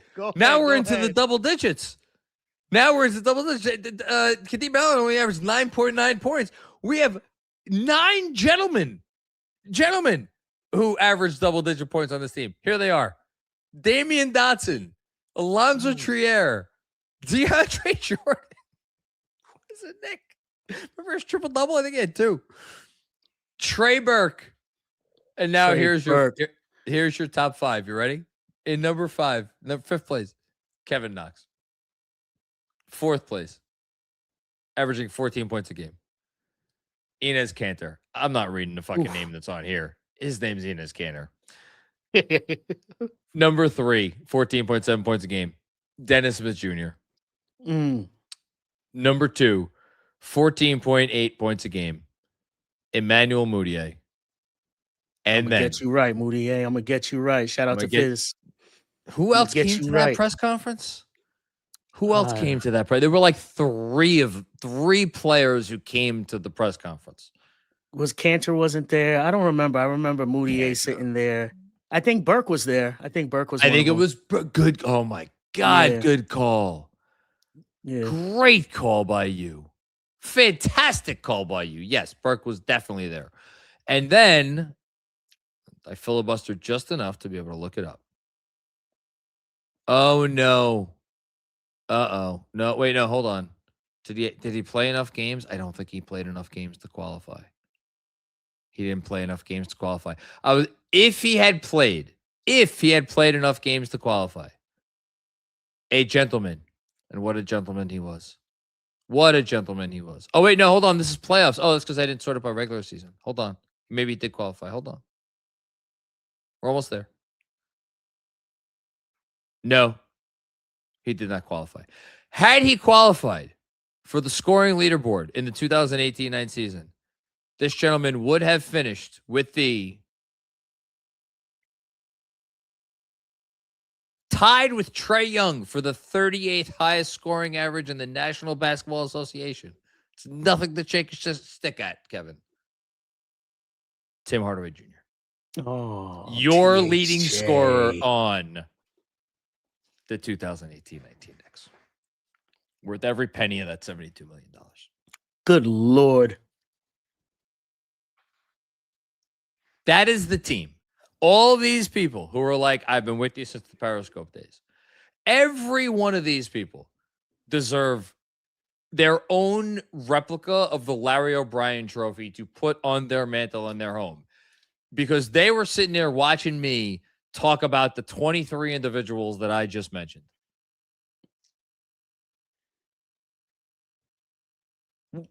What? I don't know. It's crazy. It's absolutely crazy. The road we've been on is crazy talk. And again, Leon, maybe Leon should get a statue too. Like, there's not a single player on this basketball team that scored 1,000 points that year. he was bad, man. It was so bad, we had the best odds to get the number 1 pick. Oh, we don't have to go there. All right. Funny. All right. My man. Sean, thank you for sending me down that memory lane. Appreciate you. And thank you for being around since the days when I talked about this team with that roster. Jessica, another one of our KFS faithful, is a very, very special person to me. Jalen Brunson is an NBA champion. Karl Anthony Towns is an NBA champion. Mikal Bridges is an NBA champion. OG Anunoby is an NBA champion. Josh Hart is an NBA champion. John Macri is a fucking podcast champion. Let's go Knicks. And let's go KFS. There's no such thing, but I definitely do appreciate it. And Jess, you've supported so much over the years. Whenever I'm feeling down, you have a way of lifting me up. So I do thank you for that very much. Tim Bray, from a small city in Australia to New York and around the world, our captain stood up like the champion he is. He put his team on his back and they followed. What a season. What a team. Love you, KFS. Love you too, Tim. Thank you so much. Appreciate that. And I love all the Aussie Knicks. It's so many Aussie Knicks fans. I'm definitely going to Australia now. Now that they won a championship, definitely going to go to Australia. 100%. And we're going to do something there. Paul McFarline, what's going on, Paul? Shame on me. I thought they'd lose after the first, after the third too. But despite all my irrational fears, trauma, and nerves, I knew once the team cut it to 6 in the fourth, they were winning this game. We'll never forget these guys. Love you, KFS crew. Shout out to you. I didn't know anything. I think I blacked out on it. Not literally blacked out, but in terms of like processing the game, I think once they cut it to 6, I stopped viewing it as a basketball game, and I actually don't know what I viewed it as, but yeah, I can't wait to go rewatch the fourth because I definitely did not 100% did not take it in. And now we're here. And that's fantastic. And let's get one more. Thank you so much, Paul.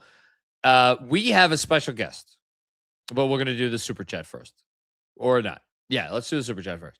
Manuel, what's going on, Manuel?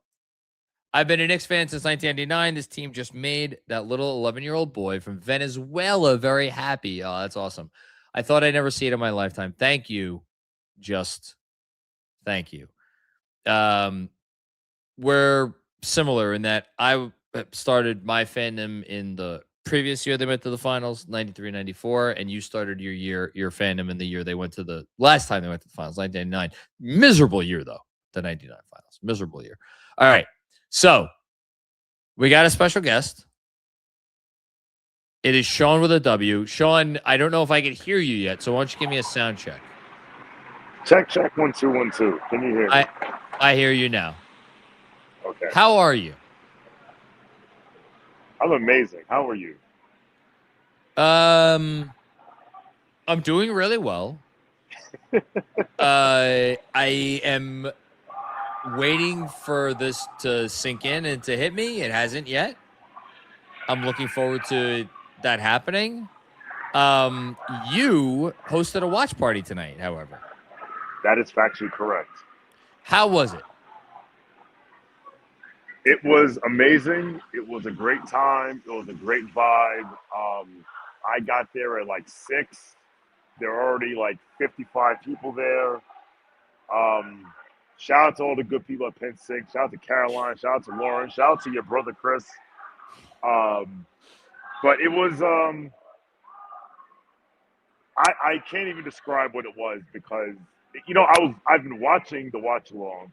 I've been watching the post game, and I'll explain to you why I'm still awake in a second. And I saw Benjy saying that he checked in, he left synagogue, and he saw that they were like down 15, and then we got home, so down 10, and he felt at no point did he feel that they were going to lose. And I felt the same way. I always felt they were going to win, but my God, it was absolutely annoying. That's fantastic. Listen, man, they never make it easy. I just had they do not. I forget why I looked this up, but some super chat made me think about this, so I just looked it up. The Knicks in the fourth quarter of the NBA Finals had a positive 23.4 net rating. That's pretty good. In case anybody was, that's pretty good. It's pretty good. They just utterly dominated when they needed to dominate, and you have dominated with these watch parties all postseason long, including in the NBA Finals. I very much look forward to when very soon me and you will do a proper podcast about what has just transpired. Same here. But listen, I have not dominated anything. Shout out to Jeremy Cohen. Shout out to Jeff Johnson. Shout out to Sophie Dash, who was helping us coordinate watch parties from London, who's been such a valuable addition. For the record, do you know where I am right now? No, where are you? I am at Woodlawn train station waiting for a Lyft or an Uber to take me home because all right, so for those who do not know, I live in Westchester County. Yeah, I was about to say. The last Woodlawn. The last train leaves from Grand Central at 1:56. So I found my way over to Diamante's to see Nick's Twitter. I'll be tweeting that in a second, that picture at some point. And I said, all right, I will leave at 1:25 and I will walk to Grand Central. And the New York Police Department had other ideas. I'll bet they did. And they rerouted me this way, rerouted me that Sean, way, rerouted me Sean, this way. I got a challenge for you. Here's the challenge. You ready? Here's the challenge. Yes. You should start walking home from there, and by the time you get home, I bet I will still be live. You know, I said to myself, so I got to Grand Central at 1:59 and the train is at 1:56. However, the train left 2 minutes late. And those 2 minutes were spent by an officer at 39th and 6th explaining to me why I was going to miss my train, only for another officer to open the. So I said, Sean, you know who you sound like? Right. You know who you sound like? You? No, you sound like Kenny Atkinson. I don't know. Analytically, you should be home by now. Analytically, you should be tucked into your little bed.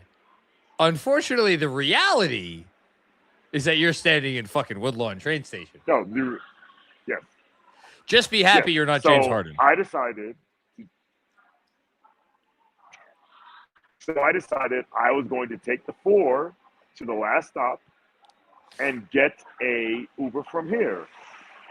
And I think about 6 different Ubers have canceled me because they keep switching to, not Uber Lyft, he keeps switching and saying, so-and-so will be here in 5 minutes, so-and-so will be here in 5 minutes. But to your point, I think that I will get home and you will still be on the air. Because Listen, I'm like a half hour from here. It's a challenge, Trade. We're gonna talk soon. Thank you for running an awesome watch party. Thank you for all of the community outreach that you have done over the course of the playoffs, to say nothing of weekly wagers and after school and NBA Takedown and the whole thing. Listen, enjoy the night. We will talk very soon, okay? You're the man. I have one request. What's the I have request? one request. If I get home and you're still on here, I'm jumping back on. Absolutely. 100%. I'm counting on it. All right. Bye-bye. All right. Bye-bye. Sean with a W. One and only. All right. Thank you, Manuel. Hush Zoo, something tells me this team isn't done. Well, I haven't been a repeat since the KD Steph Warriors. So that's going to be, look, you know they're going to enter next season with the thought and the hope of doing it. We'll see. I'm going to enjoy this one. Janky, what's going on, Janky? Janky Do Thunder from Clyde to Captain Clutch. Clyde to Captain Clutch. I like it. I dig it. Thanks, Janky. Ben, again, I see the names and it hits me in a different way now that we've done what we've done. Ben Kim Gervey, the wisest of the wise. Makes me smarter every time I have a conversation with him, every time I read something he writes. And a great fan. And talk about a fan who had the faith and never diverted from the faith. Hashtag 16 wins. They did it. We did it. Holy shit. Thank you, Knicks. Thank you, New York. Thank you, KFS. I am Ron Burgundy. Well, you know it. Thanks, Ben. You're the man, dude. Look, can't wait for this town hall. My goodness gracious. Christopher Halecki, another one of my guys who has been through a lot. And when I say a lot, I mean a lot over recent years. My wife came home from the hospital today and the Knicks won the NBA title. It's a good day. Chris, shout out to you. Husband of the year. Shout out to your wife for her fight. And shout out to both of you guys that you get to enjoy this together, because I know after everything that you've done for her over the years, I know how happy she is that you get to enjoy this. Thanks, Chris. Charles Cortesi. What's going on, Charles? How are you? My dad has been a fan for years, and I found this pod this season. Maybe he'll hear this in the sea of super chats, LOL. Loved the pod since moving to Atlanta. Went to game 3 in the first round. I'd relive it for this. Well, thank you so much, Charles. It's funny. It reminds me of an interaction I had about a month or two ago with a young man. I was in the supermarket checkout line at my local Stop and Shop, and I'm there about to pay for my groceries, and somebody looks up and says, "Yo, you're John Macri." And of course, I'm very happy. Well, yes, I am John Macri. How are you? He's like, "Yeah, man, my dad loves you." I was like, "Yeah, I'm big with the dads. That's what it's all about." So I'm feeling that energy here. Glad you found the pod. I hope you're enjoying it. I hope your dad's enjoying it. And shout out to Elena. Talk about a favorite city of the many in the Knicks Film School faculty. And again, things that talk about the list of things we're going to do. We're making the trip down to Magic City. That's happening. 100%. Zero doubt. Speaking of Magic City. Hold on. Wait. It has been said that Magic City wings are the finest wings. And it has been said that they are the finest wings by connoisseurs of wings. And I say that if a human being were a Magic City chicken wing, that human being, yeah, oh yeah. How much bourbon have I had to drink? That human being would be Jeff Johnson. My man. So I just got home. I just popped in to say hi real quick. I'm going to consume a lot of chicken and curl up into a ball and watch a bunch of Knicks videos for the rest of the night. I came and every night you long shall live after that. Yes. I came here to make sure you were still alive. Oh, I'm good. I'm glad to see that because the Knicks Film School Massive, they are legion, and they had one prevailing thought. Where is Jonathan Macri? Why is it Macri in the streets? I said he's probably screaming for the umpteenth time. And I said, I have to get home and I have to check on him. Jeff, I did not scream once. Did you cry? Obviously. Not as much as I thought I would. I know Andrew cried. Andrew did, and it was weird because you'll appreciate this as a person who has worked in content creation for a while. So with 10 minutes left in the game, SNY was like, because I was on Sportsnet tonight, they were like, "Can you check in now so we get the sound check out of the way, like the next commercial break?" I'm like, "Okay, fine." And so there's the Knicks fan in me who's obviously watching this unfold. And then there's that little part of the back of my brain that's watching the clock tick down to 11:30, because if I know if the game ends before 11:30, I'm in the A block on the 11:30 show. Right. And so it's happening, and I'm like, it literally, I don't know exactly what time the game ended, but I think the game ended like 11:28 or 29 or something like that. And so I'm reacting on our watch along, and then instantly I'm like, fuck, I gotta put my collared shirt on. I gotta straighten my camera out. Man, they're glad they didn't call me. I would have been on there with a do-rag on. What? Let me tell you something. This jersey reeks of Guinness. That wasn't mine. That wasn't mine. Because my good friend Ali decided to go into the mosh pit with the darkest drink you could drink. And the rest is history. How does it feel? Hold on. Wait. Important question, because you brought up Guinness. Do you do car bombs? Have you ever done a car bomb? I've done a car bomb before. I did not do one tonight. There's certain things in my advanced maturity that we have to leave for yesteryear. Right. We're bringing yesteryear back because parade day. Oh, listen, we're turning the clock back. So I might drink 151. I might open that dark art. Every St. Patty's Day that I ever bartended or DJ'd, it started off with a car bomb at whatever it was, 10 in the morning or 10:30 in the morning. We're starting parade day with a car bomb. We could then take it easy for a little bit from there, but we're starting parade day with a car bomb. If That's we're doing happening. bombs, we got to do the Jaeger bomb, bro. I can't. Oh, yeah. If we do a Jaeger bomb to start parade day, I will be under the float. I will be in that the is also street. true. That's no. I have a question for you, John. Yes. How does it feel to live forever? I don't feel it. The God's honest truth is I don't feel it yet because it hasn't. I don't have. We've had such great conversations about this over the last several weeks, in which you have made me so much more enlightened on what fandom can be,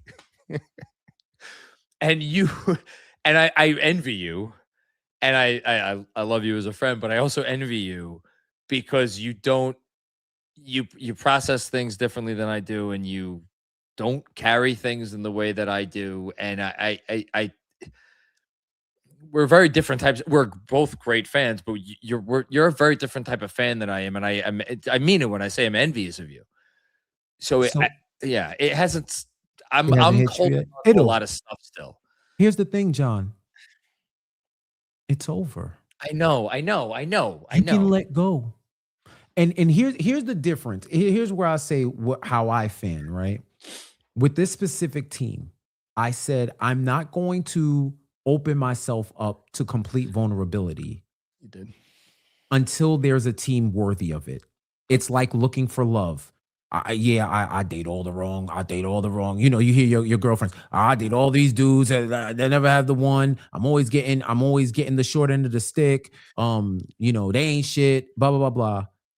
And then the right one comes along, and you're like, I feel it.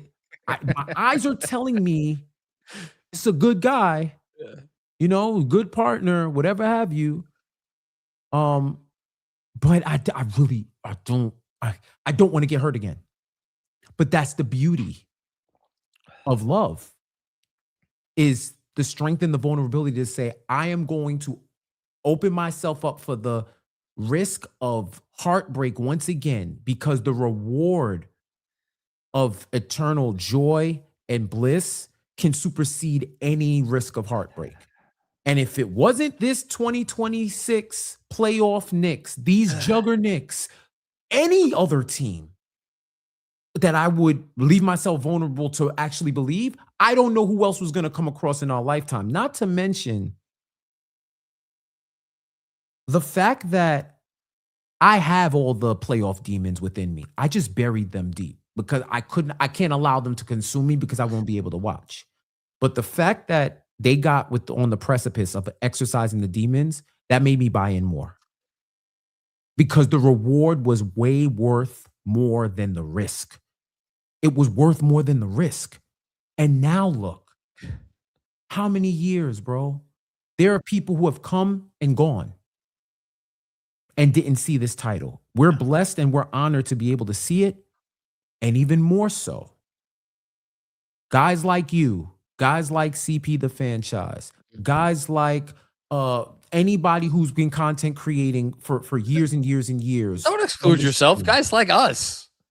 Our faculty, the KFTV crew, you're immortal. Yeah. You are immortal. Jeff, I have no rival. No man can be my equal. Take me to the future of it all. I have inside me blood of kings. This is great. And I shouldn't even be going that far because Scotland beat Haiti in the World Cup today. But for one night only. We are the Highlanders of the National Basketball Association. One night only. Forever. Brother, listen, man. Look. And I know I've seen a super chat. There will be a day to talk about the Knicks for Clicks industrial complex. There will be a day. Yes, they're running the factory lines at 250% tonight, trying to come up with new narratives. But here's the thing. Luke Skywalker just took the Death Star down. And that Luke Skywalker wears a number 11. Great shot, kid. It was 1 in a million. 45 shots. 45 points, your lightsaber will forever shine green. But that doesn't mean that the complex won't return. It'll be more sinister. The Matrix always reloads. But for now, rejoice. Rejoice. Because their words don't matter anymore. Nobody's words matter. The New York Knicks are NBA champions and the rest of the league has to bend the knee. Welcome to hell. Welcome to hell. Best compliment I could pay Jeff Johnson. I always have a comeback for everybody, no matter what anybody says to me. He always leaves me speechless. Don't know how you do it. Oh, wait, I do know why. Because you're damn good. I'm just glad you're alive. I'm going to tap back into the watch along. I blacked out after Monsieur Escargot Eddie Curry missed that 3. O'Grot and Andrew Bynum didn't want to shake no hands.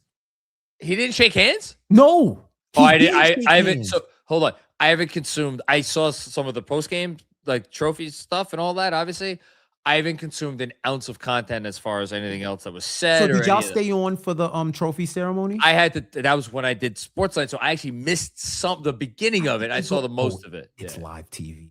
Yeah, it's the news. Ugh.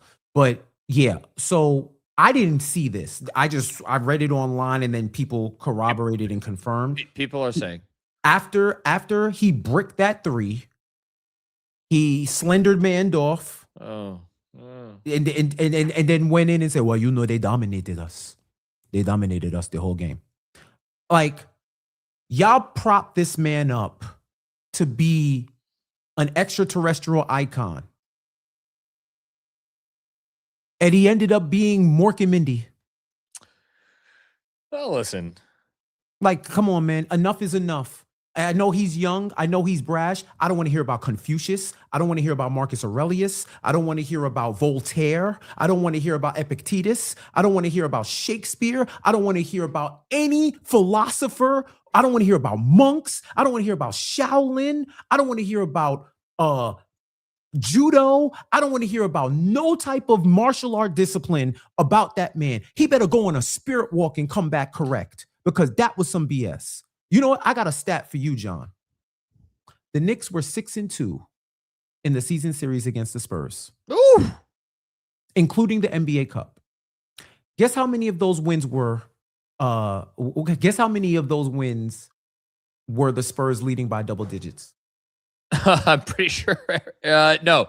Yeah, wait, no, everyone, because hold on. Every single one. Even in the game at, what was it, the beginning of, or the first, it was at the first day of March or the last day of March? The first day of March. They got up to 12, and then they got in the first quarter before they read roughshod over them in the rest of the game. Yes. 6-2. Right. 6 wins where they led by at least 12.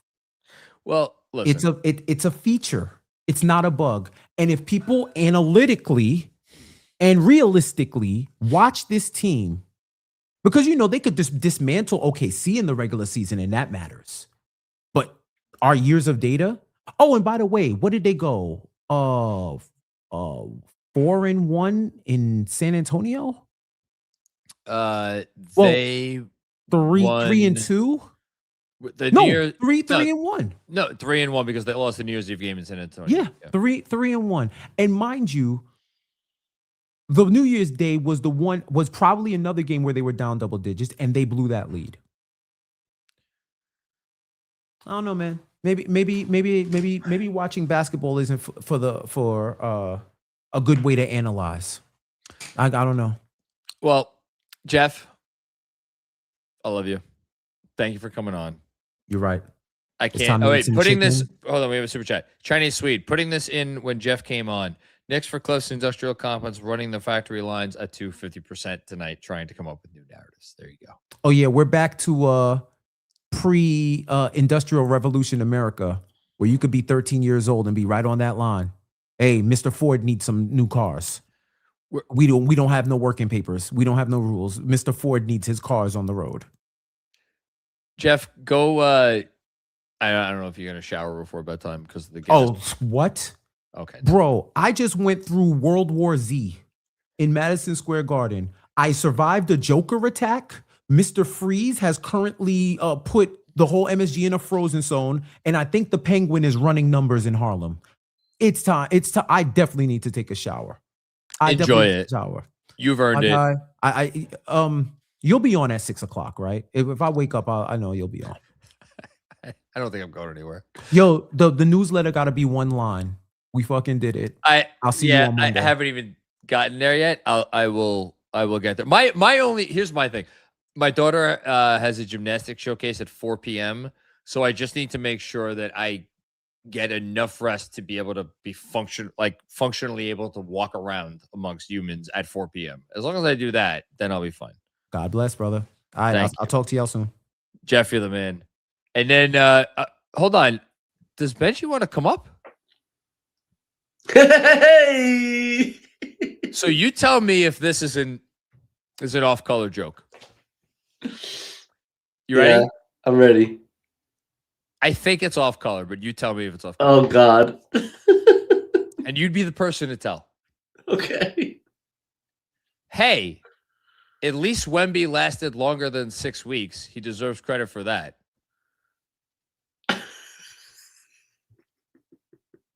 How off-color are we? Extremely? 10 out of 10? Where did that come from?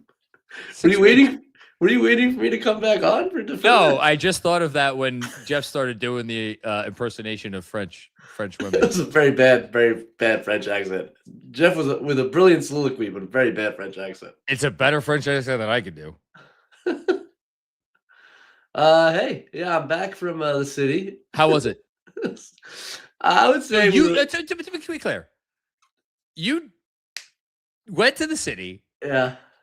You smoked a cigar in front of Madison Square Garden. Oh, you saw that? Yeah. I retweeted it. It's the only thing I've retweeted in the last 3 hours. Benjy, I don't know if you understand that. I treat your content like it's plated in gold. So actually, before I got a big shawarma pita. Oh, I hate you right now. And, do you know what I would do for a shawarma? There's a place, shout out Shabazi, on the Upper West Side. We drove to the Upper West Side. Oh, we're both wearing kith tonight, by the way. Oh, nice. Got some Shabazi shawarma. It was freaking delicious. At like 2, that was it. Whatever it was, 1:30, 2 in the morning, and then headed down. We tried the subway. It wasn't moving much. Got out, just walked down 8th Avenue. Just walked it. You got to do that though. The great. Vibes were great. There was a crazy scene in Times Square. There was a bus that was kind of split in half. We heard there were gunshots at some point. Split in half like Godzilla split it in half? What? I can't really describe what I've never seen anything quite like it. There was like riot police there. I don't know what happened. We were at the aftermath of it. I didn't ask any questions. Hopefully everyone's all right. Probably for we kept moving. That was around Times Square. Just walked down all the way to MSG. It was definitely we were a little late for like the big scenes, but there were like little pockets of celebration that were like just awesome, authentic. People just hanging out. Smoked a little cigar outside of MSG, a little victory cigar. Hung out for a while, then came back. It was freaking great. I feel great. I feel very confident in saying this is a year you will never. Yeah, man. Yeah, I was thinking about that. It's been quite a year. Talk about. I know you don't put yourself in the narrative, but you talk about perseverance. You talk about lessons learned. You talk about the things that make us how we are and who we are. Yeah. Yeah. It's been an emotional year. A lot of ups and downs. This has been a nice release in a way, for sure. It's exactly what it is. It's a release. How many more super chats do you have? Oh, probably about 100 something. I don't know. I don't want to. I'll get back to it, but I just want I want to say hi. That's all. I appreciate you. That's why I came back just to say hi. I'm here. I'm not so tired. Oh, Kevin just said 3:05. Holy sh! All right. Well, any other developments that I missed while I was out there? The Knicks are world champions. I know that. Any post game quotes? Has there been a sweet picture of Jalen Brunson with the trophy yet? I want to see that. I sure there is. I haven't seen it yet. We doing the parade on Thursday? Oh, that's in stone. My mom is already confirmed. She'll watch the girls. Dolores is coming. We're gonna do. It's just a matter of where we do some kind of live. We're gonna do a live show during the parade. We're gonna watch the parade, do a live show as we're watching the parade. Andrew's gonna make all this happen because he's Andrew. He figures this shit out, and then we're just gonna party. Sick. All right, I can't wait for that. All right, man. Hey, I love you. Have fun. Love you. Let's go Knicks, brother. Let's go Knicks. Talk to you later. Talk to you later.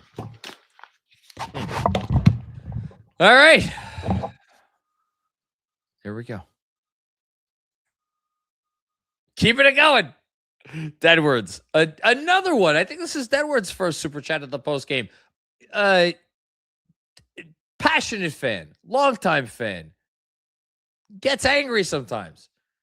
It's all good because it's all good with everybody tonight. I'm still in shock. I love this team. I love this KFS community. You all make this so much sweeter. Let's fucking go Knicks. Oh, and P.S.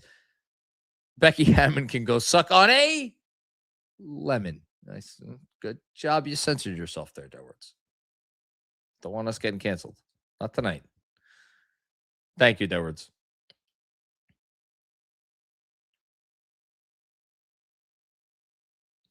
Kev searching. Hey, your guy, Kev, you want to come up here for this? So Debo, for anybody who doesn't know, is Kev's, I always forget, cousin or brother? That is my brother. There you go. Okay, I don't want to get it wrong. So I'm going to read it, and then you know what, Kev? You're going to say something about it while I go pee for 30 seconds. Here's Debo. By the way, Debo, thank you for the generosity, man. Always very generous with your super chats here, and this is obviously no exception. Rose built it. Brown coached them. Brunson led them. Everyone came together as a team, and they won it. The New York Knicks are NBA champions, have been rooting since the late 80s. Shout out to the Bomb Squad. With my bro, and witnessing this special run was beyond unbelievable. Kevin? Take it away. Yeah, Debo, bro. You said it. That's it. Leon. Shouts out to Leon. Shouts out to Mike Brown. Funny story. We met Mike Brown when we were at we were stuffing our faces at the Wynn Buffet in Vegas during Summer League the year before he became the Knicks coach. And he was just like such a nice, friendly guy. Like, we were sitting at the table next to him and his family. We're like, hey, Coach Brown, what's up? What's good? And he's like, hey, gentlemen, how y'all doing? And chopping it up with us a little bit. And then, a year later or so, he became the Knicks head coach. And we were like, yeah, Mike Brown was a good guy. He did it. Brunson came and led us. We've been watching games together, remembering only when we were like super into like wrestling would it be a dilemma if there was a game on Monday night and we're like, we got to watch the Knicks. We got to watch Monday Night Raw. We got to watch Monday Nitro, WCW. And we would have to like flip back and forth. The Knicks game goes on commercial. We switch to wrestling. Like, it was like that with us. We were watching every single game, right? And, now my brother Debo, he has 3 kids.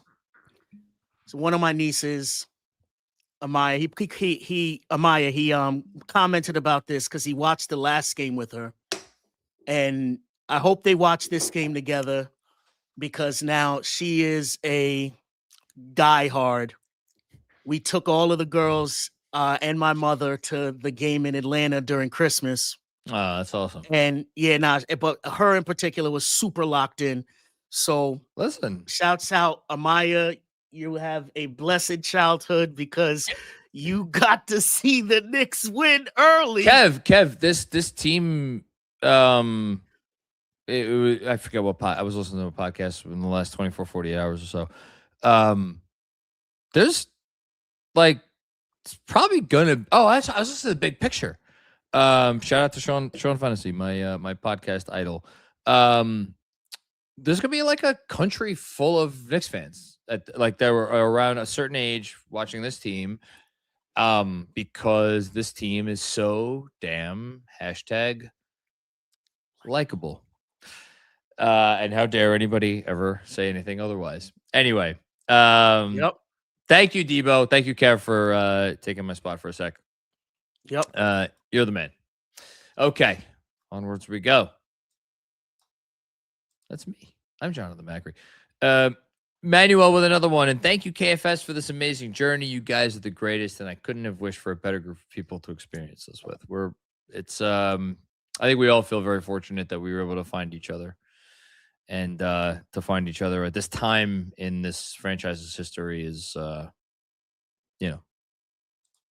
everything happens for a reason. I'll say that. I don't know what. Hard not to believe in a higher power after everything that's happened. Anthony Sixto, thank you from the bottom of my heart. Anthony, you're another one, man. Long time, dedicated, consistent, passionate. Keep coming back to that word. For talking us off the ledge and jumping with us.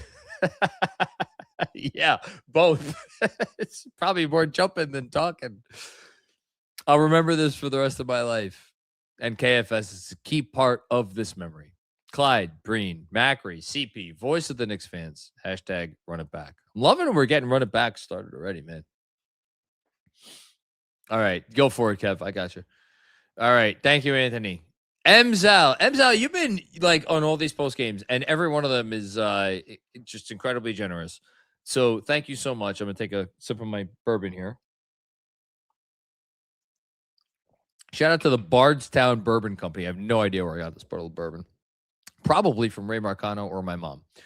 Emzal, Jalen Brunson forever, but this team etched together forever. Seriously, John, your post-game monologues are my guiding light. Thank you. You always hit what I'm feeling perfectly or help keep my sanity in the dark times. Much love to you and all of KFS, NBA champs. I apologize and I feel very bad. I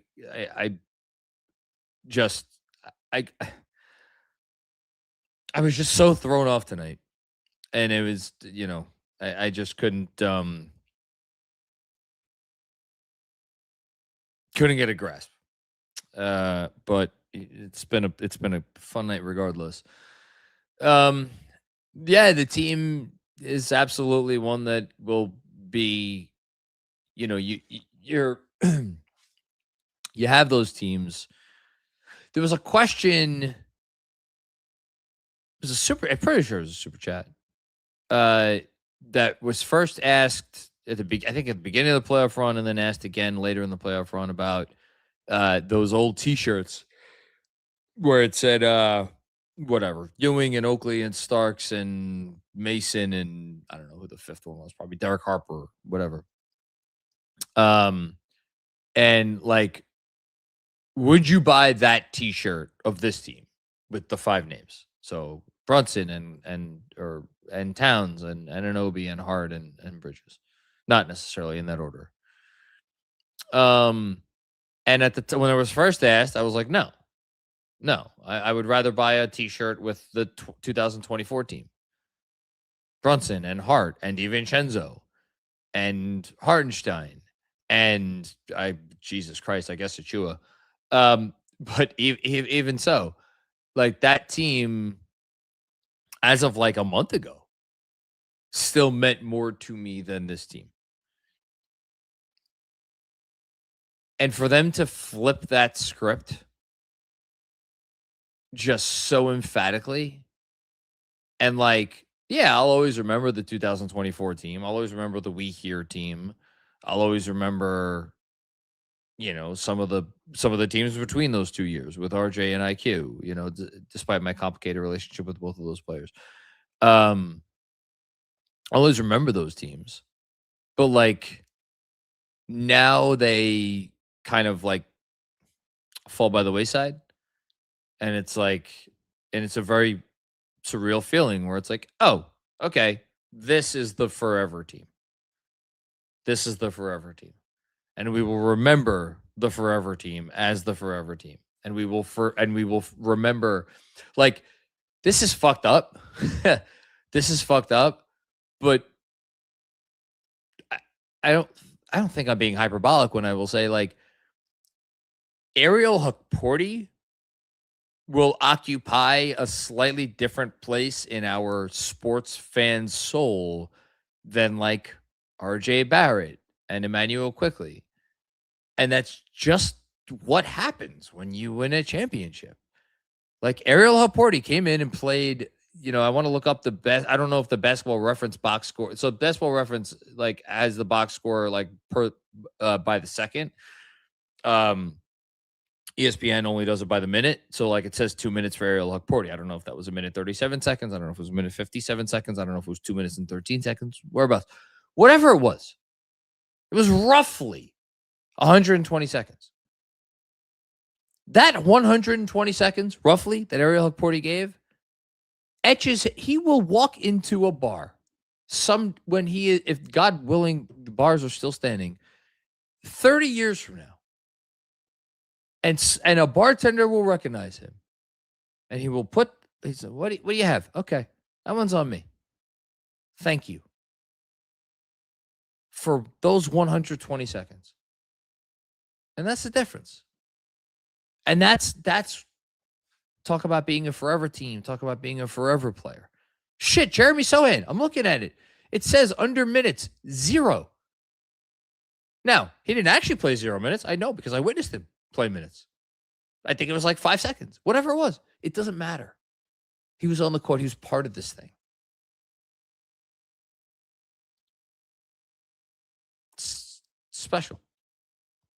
Thanks, Emzo.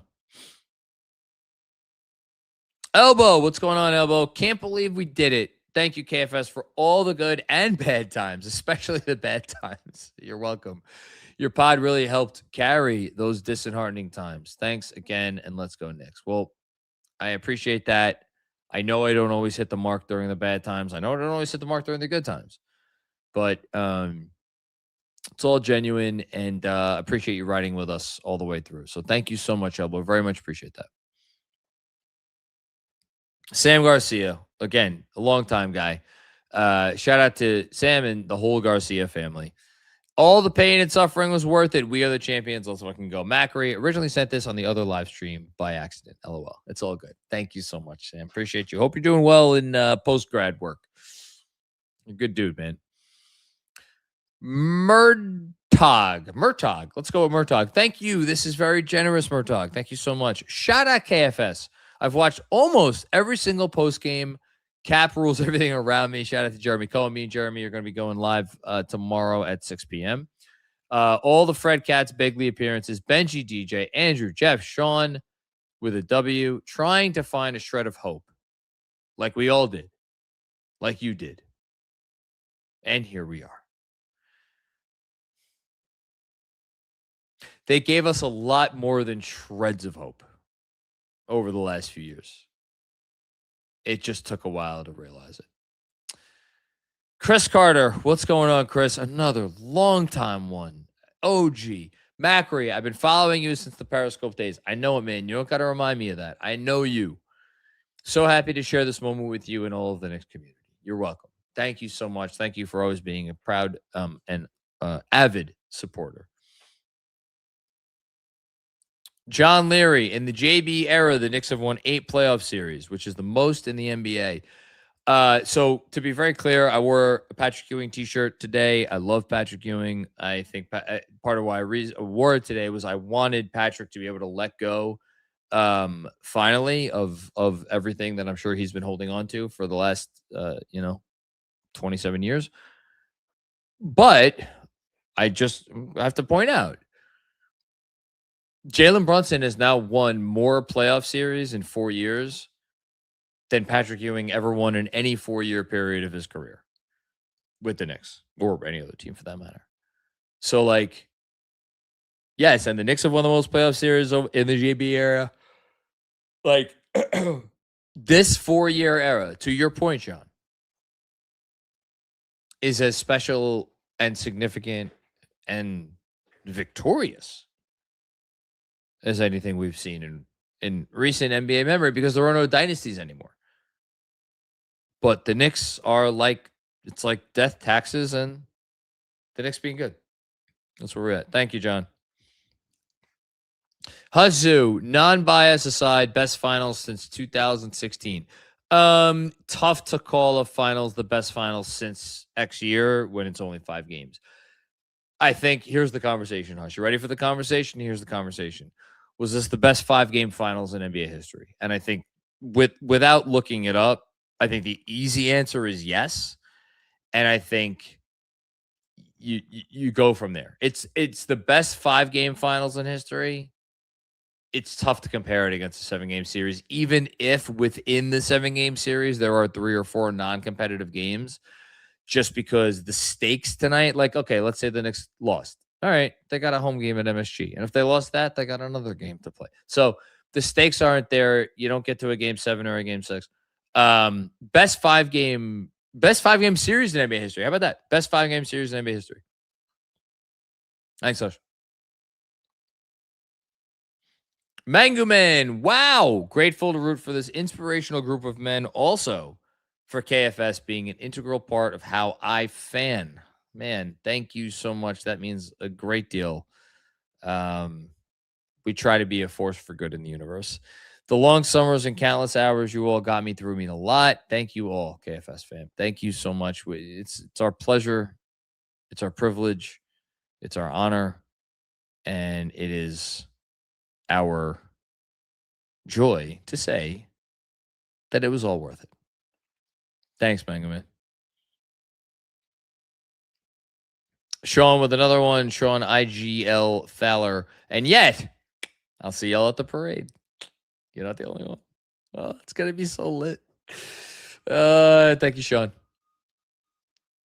EO Peace, what's going on? Thank you for all your contributions over post games over the years, plural. 34 years as a Knicks fan. I've been waiting for this. Thank you, KFS, for so many years. Keep doing what you're doing. We are not stopping anytime soon. I can promise you that. You're welcome. Thank you so much. New York forever. New York Knicks are champions. Hashtag New York forever. The New York Knicks are champions. Still's not real. Maybe by the end of this live stream, it'll be real. Robert Moses with another one. My brain cannot comprehend this. That's where I'm at. Thank you for verbalizing where I'm coming from here. Retire every number. Put Mike Brown in the rafters next to Holzman. Fuck those picks. Run it back. Okay. 2 questions. 1, is Mike Brown a Hall of Fame coach? It may seem automatic, and it might be automatic. The only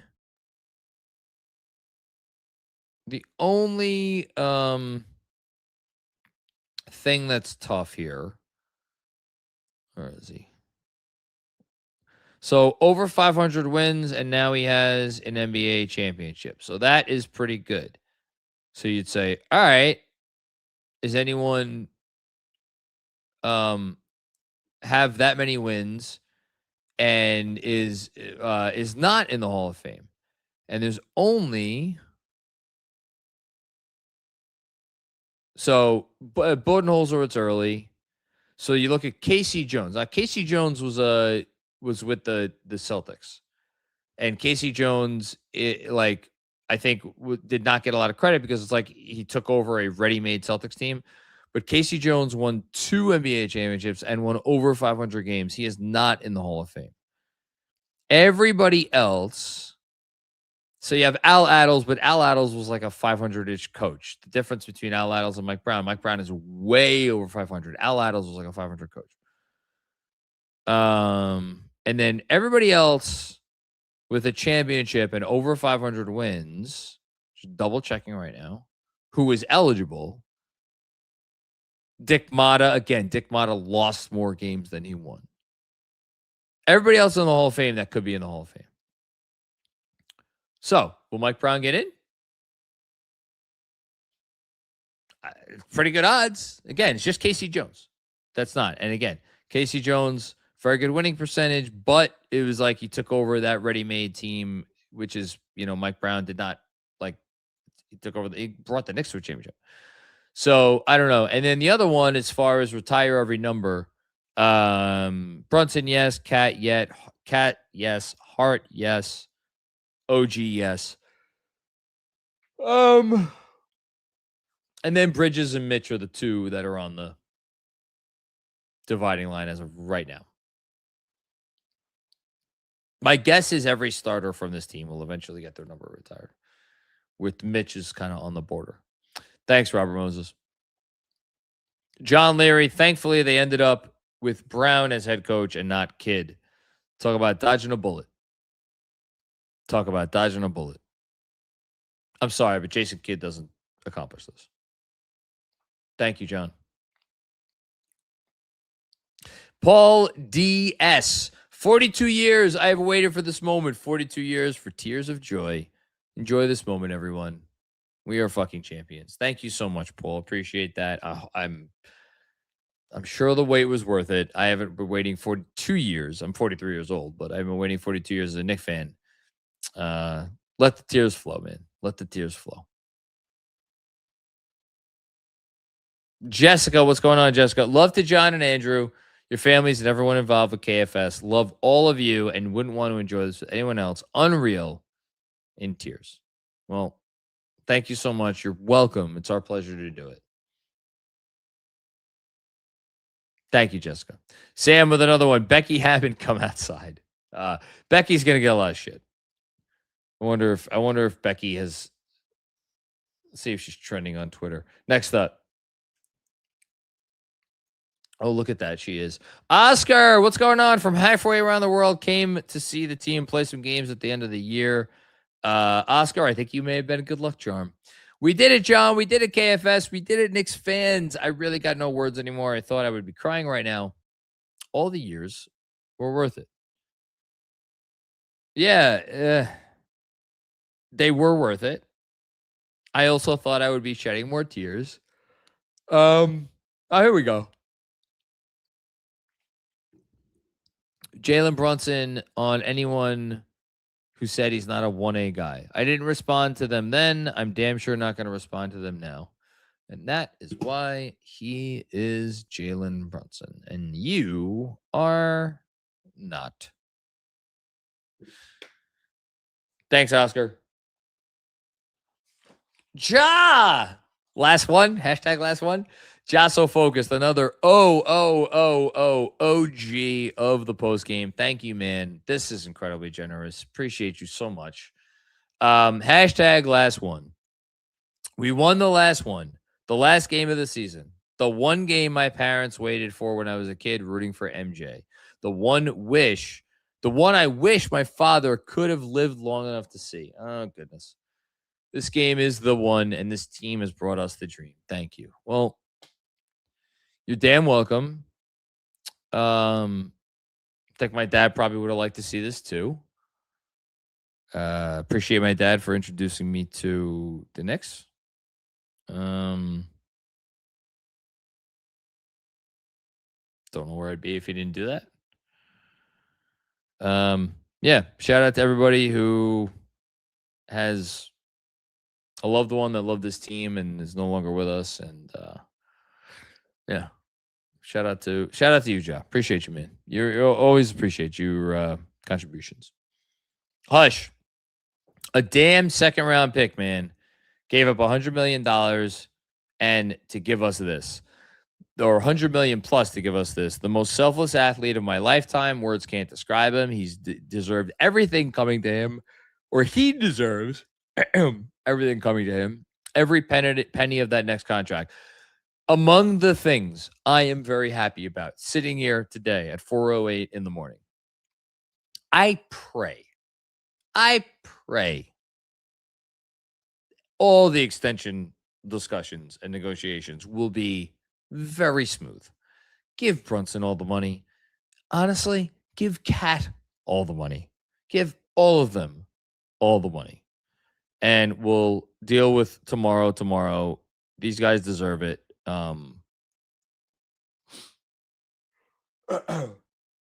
Most important thing from here on in is not another championship. The most important thing from here on in is that Jalen Brunson never wears another uniform. Unless he, for whatever reason, demands to. And honestly, that's encompassed within the most important. Because it is incumbent upon this franchise, whoever is running it, to make sure that that never happens and that Jalen Brunson retires in New York Knicks. Thank you, Hush. Franel Yegro, what's going on? I've been listening since 2018. Another OG, man. Thinking we'd be here with KD, Kyrie, and Zion. I grew up on stories from my dad about Ewing and Starks, and now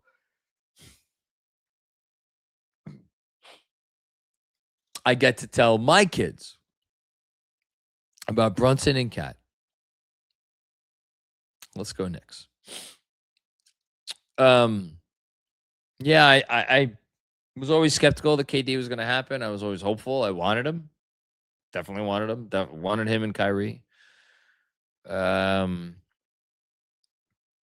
don't know that that was ever close. I don't know that that was ever a real thing. I don't know that KD ever wanted to come here. I really don't think Kyrie ever wanted to come here. Pretty sure about that. And then Zion, my goodness. Whew. They never needed a savior. They climbed the mountaintop and they never needed a savior. How about that? Thank you so much. Appreciate that. Sam with another one. Jalen Brunson, best free agent signing in NBA history. It's hashtag meaningful. It's the most meaningful NBA free agent signing, I think, in NBA history. I think it goes ahead of Shaq. Now that they've won the championship, I think it goes ahead of Shaq. I think it goes ahead of LeBron. I think it goes ahead of KD. I understand all of those players. All of those players. I forget if it was LeBron. I always forget if the sign and trade was with Miami or with Cleveland, whatever. Pick the one that it was. I understand those players won more championships. Like Shaq won more championships than one. KD won more than one championship. You know, I understand that. I understand that. They didn't mean to an organization as much as Jalen Brunson meant to this organization, means to this organization. So I think he's the best free agent signing in NBA history. Thanks, Sam. Oh, my goodness. R. Fort Knox. Very, very, very generous super chat. Thank you so much. Randomly found this channel during the Randall Knicks vs. Hawks, and I found my home base for my Knicks postgame and updates. Goodness gracious. That was not a fun series either. We only had one win that series. I love you guys and all you other Knicks fans. We deserve this. And also, everyone is better than Jalen Brunson until it's time to be better than Jalen Brunson. Man, the Knicks Hawks series, that was such a tough one because like that series was gravy because the season was so fun. Like the series was definitely gravy, but like don't forget we went into that series because Randall had dominated the Hawks that year. And it was like, all right, Knicks in 5, maybe the Hawks get a game. And if someone would, it's crazy. If someone would have told you before that series would be Hawks in 5, like any of us would have been like, you're fucking out of your mind. Yeah, right. Maybe they take us to 7 and like get lucky or something. But Hawks in 5. And then it played out the way it played out. And it was such a gut punch. It was such a gut punch, even if it wasn't like consequential, quote unquote. But then it parlayed into the next year. And then that was rough. So, you know, to the extent that you know, thank you for starting with us then. And the fact that you stayed with us the next year is just appreciate that because that was a tough year. That was a tough year. Thank you so much, R. Fort Knox. Mr. Fabro. I've been waiting for this one. $50 for good 2026-27 vibes. Let's get another 50-win season, shall we? At the very least. Everything's gravy, though. It's all gravy. You're the man, Mr. Fabro. Listen, a lot of contributions you made, and I understand they're for the vibes. It's all great and everything, but it still matters. Dom Cappuccini, another one. Dom, I refer to him as like often. I have referred to him as like the best Knicks fan I've ever met. He is, maybe just because he reminds me of me as a fan. Whatever it is, Dom, I can only imagine what is coursing through your veins right now. JB is ... the second greatest Knick of all time. At least book it. At least book it. I've witnessed 5 Yankees World Championships, 2 Giant Super Bowls, 1 Syracuse National Championships. This is by far the most impressive run I've witnessed. Amazing. Moet bottle well spent. I have a bottle of champagne that I'm saving for a particular occasion. I almost broke it out tonight, but I instead went with bourbon. Second greatest Knick of all time, at least. I'm like, so at this point, like, I don't know what the order is. I don't know what the order is between Reed and Frazier and Ewing. You know, I ordered it. Ewing 1, Frazier 2, Reed 3 when I did my list 5 years ago. And I got a lot of people being like, Reed's number 1, or Reed should be number 1. A lot of old heads saying Reed should be number 1. I mean, Reed was an MVP, 2 championships, but like the longevity wasn't there. But when he was at his best, he was better than any of them. Brunson at his best?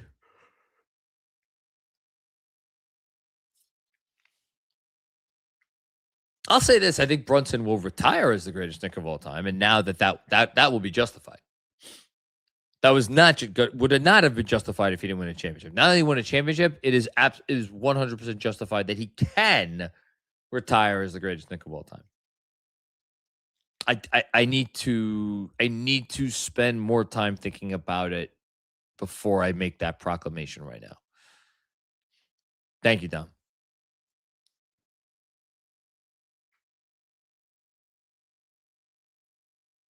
All good. Kev's getting sorted out. I don't. Oh, we got to start of the game. Okay. 45 points for Jalen Brunson. Shout out to Jonah Kaufman. 15th time in NBA history, a player who scored 45 points in the finals, joining Iverson, LeBron, Giannis, and Steph as the only ones to do it this century. 41 minutes, fastest anyone has racked up that many points. Led the league in playoff scoring this season and is second in the league behind only Devin Booker in playoff scoring since he arrived in New York. Damn. Yeah, and tell me who's won more playoff series in that time. Devin Booker, very good player. Excellent player. Not Jalen Brunson. Good stat. Whew. All right.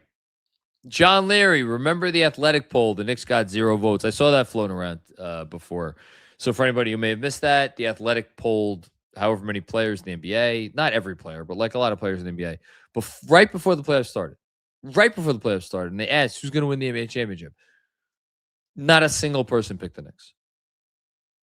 Nobody believed in this team around the league. And among the many, many fascinating things that we will unpack in conversations that we will have over the course of the summer, I think the thing that I am, among the things that I am most interested in unpacking is why it seemed so inconceivable that this team could win a ring. Because, I don't know. I mean, as I say that, calls coming from inside the house. I don't know. Maybe I know the answer, but I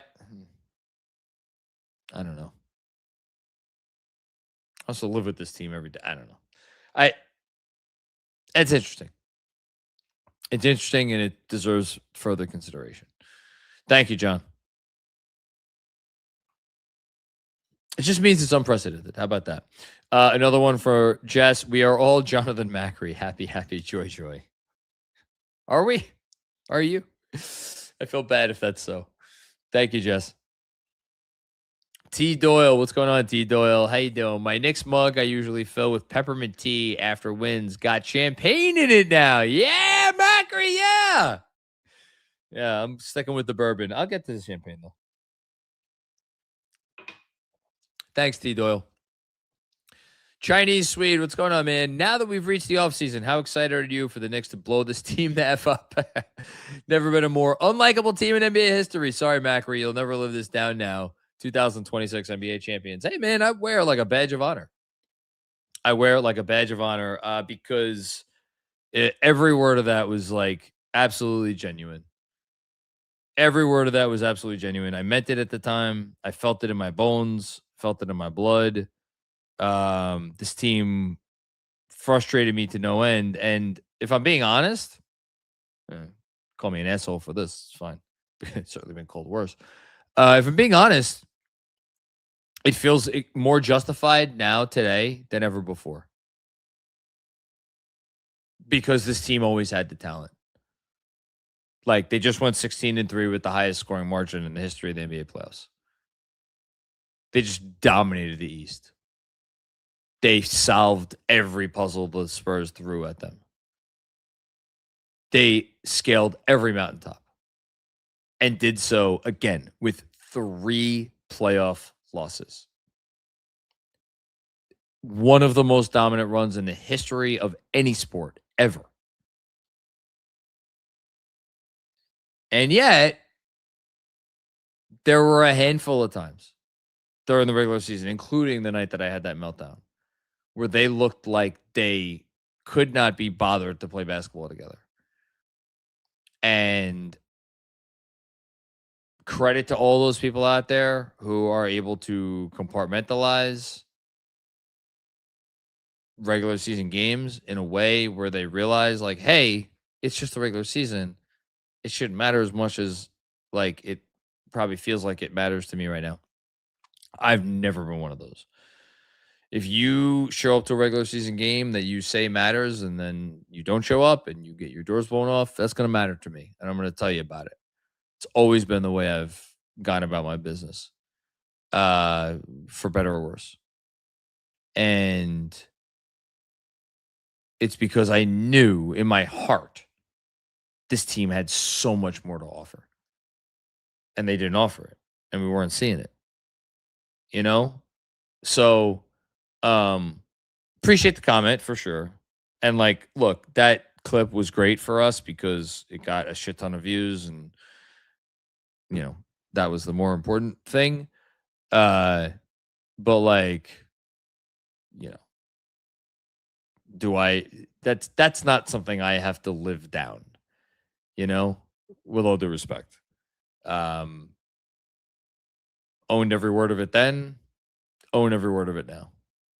The fact is, realities can change.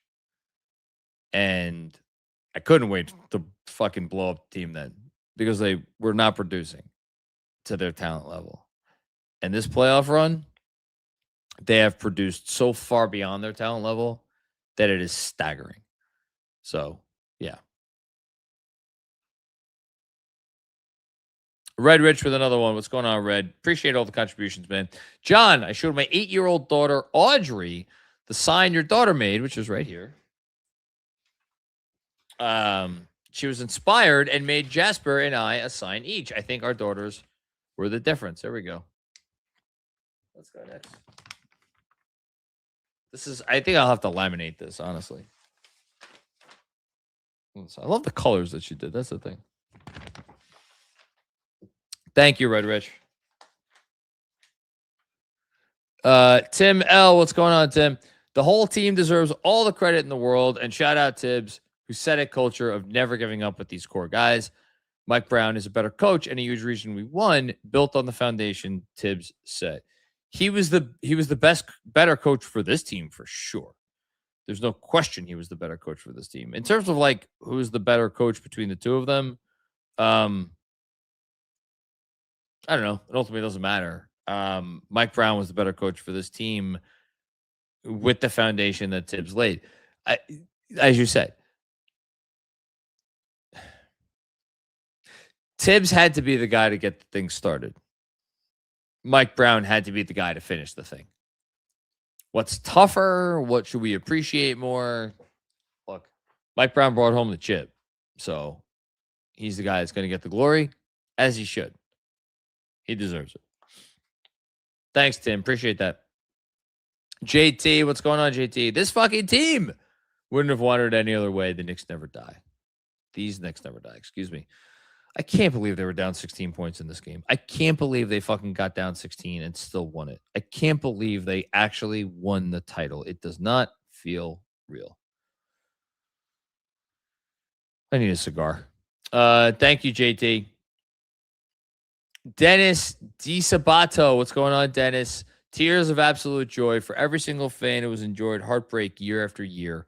For every person who thought this year was our year every year. It finally happened. I love my KFS fan. Well, we love you, man. I never thought it was their year. I never thought it was their year until the final buzzer sounded. Kings of Leon Rose. What better way to win a series than have Brunson bringing us to the finish and Mitch beating Wemby fair and square. Love KFS. So grateful. Everything you guys do. Lifelong fan. Well, thank you very much. It certainly has not hit me that Jalen Brunson scored 45 points in this game on 27 shots and had, man, it just that. Oh, wow. That just hit me. We got someone now who equaled the Clyde game. The Clyde game 7. This is better than the Clyde game 7. I understand the Clyde game 7 had more numbers in terms of assists and rebounds. That was a blowout. Like, Clyde scored a shit ton of points. That was a blowout. The Lakers were done before the opening tip. The Spurs tonight were up by 16 points. And the only guy who had any fucking thing going was Jalen Brunson. Every one of those 45 points were vital, like air, like oxygen when you're underwater or something. You know? It's the greatest game in the playoff history of the Knicks. And as I said at the start of the show, it is as great a playoff game as any NBA player has ever had. Thank you, Kings of Leon Rose. Jason with another one. Let's fucking go. Team of Destiny, Leon Rose, and Brunson saved us. Yes. Thanks, Jason. Max Haig. What's going on, Max? John, been watching since the We Here season. I thought this day would never come. This team is an all-timer. Thank you for being a vital part of my fandom. We are champions. Thank you so much, Max. Thank you for watching all this time along. And, yeah, I was with you. I didn't think the day would ever come. I still don't really believe that it's here. Beyond an all-timer. Puerto Rock. Sometimes the player you want isn't the player you need. Kings of New York City. Hashtag, or Kings of New York City, MVP, hashtag 11, hashtag that guy. The guy. Let's fucking go. I don't know if that's a Giannis allusion to Giannis. On the list of things I am happiest about as we enter the summer, if I was doing a top 10 list, not having to hear Giannis Antetokounmpo trade rumors, I don't know if it's like number 2 on the list or like number 4, maybe number 6. It's in that range. It feels like it's in like the 2, 3, 4 range. Again, I don't know if that's what you're alluding to, but that's what I took from this comment. Thank you so much. Appreciate you. Eddie Quinones. Thanks, John. Or thanks, KFS, excuse me. And John making Regis proud. Oh, well, shout out to my alma mater. Happy that you, Pablo, and Colin Jost are all doing so well in your very not lawyer paths. LOL. Yes, well, very clearly, Pablo Torre with the pretty sure it's like the most successful sports podcast in the world. And Colin Jost, who is the head writer on Saturday Night Live, and me, the host of the Knicks Film School Podcast. We are all equals in the game of life. What I will say, neither of those motherfuckers are ever going to be as happy as I am tonight. And Colin, I love you. You're married to Scarlett Johansson. It's nice for you. I got my wife Dolores, and I want to shout her out one more time because my God, how lucky I am to have her. Thanks, Eddie. Kabian and/or Spurs should have aimed for the fucking head. Yes, they should have. They didn't. Oh my Lord, they had a 29-point lead in Game 4 and they lost it. Thanks, Kabian. Ignacio with another one. Thank you so much, my friend. For the Knicks fans all around the world, for all the times they moved the goalposts, for all the times they doubted these players, the better team found a way to fight back and win. New York Knicks. Yeah, the goalpost thing is interesting because, like, I think there are times where it actually is appropriate to move the goalposts, and then I think there are times where it's like, you know, the national media did us dirty, so to speak. Like I've never minded the goalpost stuff. That like to me, it's like if they're moving the goalposts, it means you're doing better than you're supposed to do, and your expectations have been set higher. I understand it's annoying in terms of the national conversation, but yeah, like this team always had the talent, so like fuck it, put the goalposts all the way on the other end, and guess what? They kicked it through the uprights. Thanks, Ignacio. The Twinkie Foot. What's going on, the Twinkie Foot? Started from the bottom, now we're here.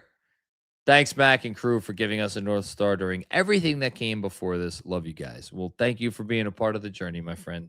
Very much appreciated. And our North Star will not be going dark anytime soon. Tim with another one. A team of destiny. We deserve this, Knicks fans. Jalen Brunson, born to play basketball. This fucking team. Let's fucking go Knicks. All the way from Melbourne, Australia. Another Aussie. Kev, when I go to Australia at some point in the next couple of years, you're going to come? Come. It's Australia. What could be more fun than Australia? Let's get it. Listen. Australia's going to be a fun time. Michael Aaron, what's going on, Michael? I saw I got a DM from you that I have not had a chance to check yet. I will check it and I will get back to you, I promise. From a dysfunctional organization to champions. From LOL Knicks to Comeback Kings. From we here to we here. Love you, Knicks Nation. Thank you, KFS, for everything. Enjoy summer. And then we go for the repeat. You're damn right we go for the repeat.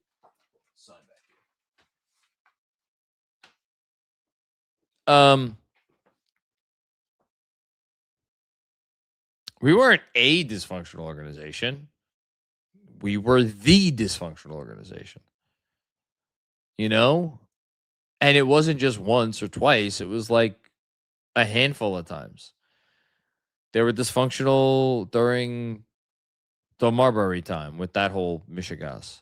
They were dysfunctional in before the 2013-14 season when they hired a consulting firm and torpedoed what was a really fun special team. They were dysfunctional when Phil Jackson took over and alienated his best two players. Like all of those times. Those were three distinct, separate times where the dysfunction was, you know, Phil, it was probably multiple times because like falling asleep during the workouts and all that shit. But like there were at least three distinct times where you could look at the Knicks and look at their dysfunction and say, oh, they're like the furthest away from being a competent enough franchise to win a title. And now we're here. Thank you, Michael. Sean made it home.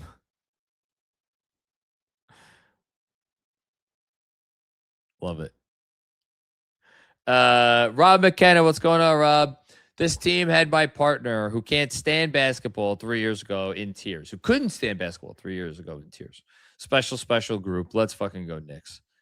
I mean, my wife was when I tell you that she was, I honestly wish there was like a camera videotaping her throughout the fourth quarter, because there were noises coming out of her that, like, I consider myself pretty good in the sack. I can't even get her to make those noises that she was making during this game down the stretch.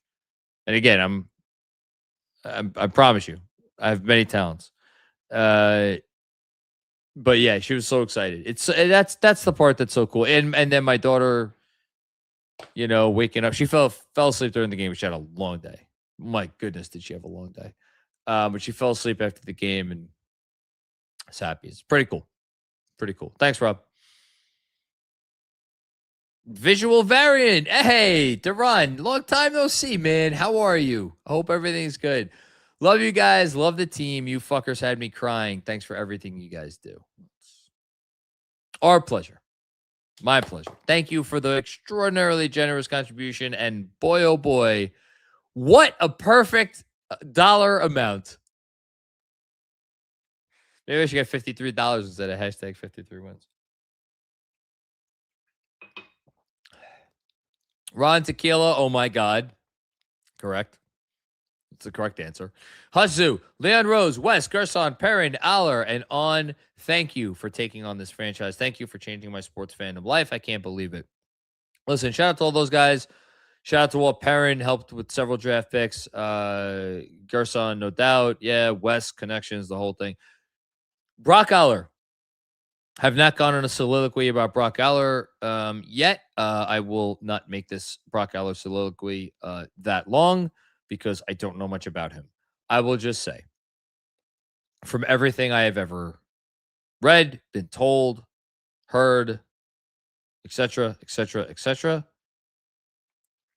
Brock Aller is an important part of this basketball organization as anybody besides Jalen Brunson. And I am not being hyperbolic. That dude is going to run an NBA team. I hope not anytime soon because I don't want him to go anywhere. I hope he takes over for Leon. I hope Leon rides off into the sunset like Shane, assuming Shane wasn't actually shot. And Brock Aller takes over the Knicks. That's what I'd love.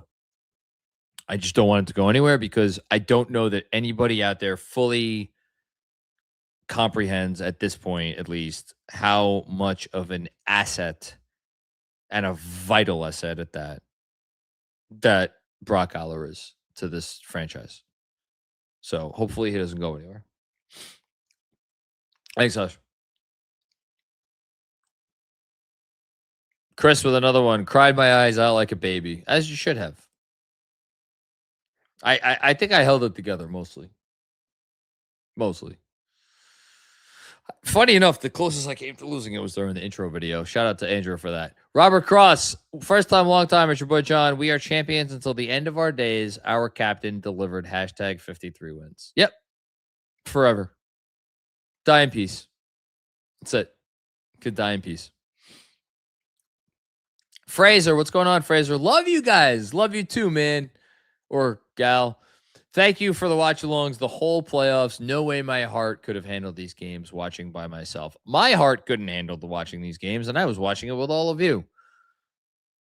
I mean, did you see me tonight? I really think I kind of like emotionally blacked out at midway through the fourth quarter because I couldn't handle the fact that they were putting themselves in a position to win the championship. And then when they actually won the championship, I don't know what I did.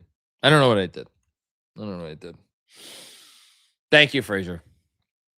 Red Rich with another one. Red Rich, you're a madman tonight. Thank you so much. John, when you crashed out back in January, I was with you 99%. The 1% was Jalen Brunson. He's been a winner his whole career at every level. Everything Kat, McCall, Landry, and OG did was built on the belief Jalen brought. And that's why, Red, that's why you're a wiser man than me. Because I, at that time, thought things were so bad. Just again, full disclosure.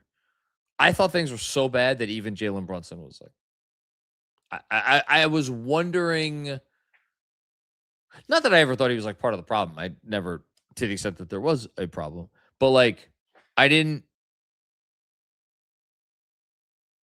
I didn't think he had.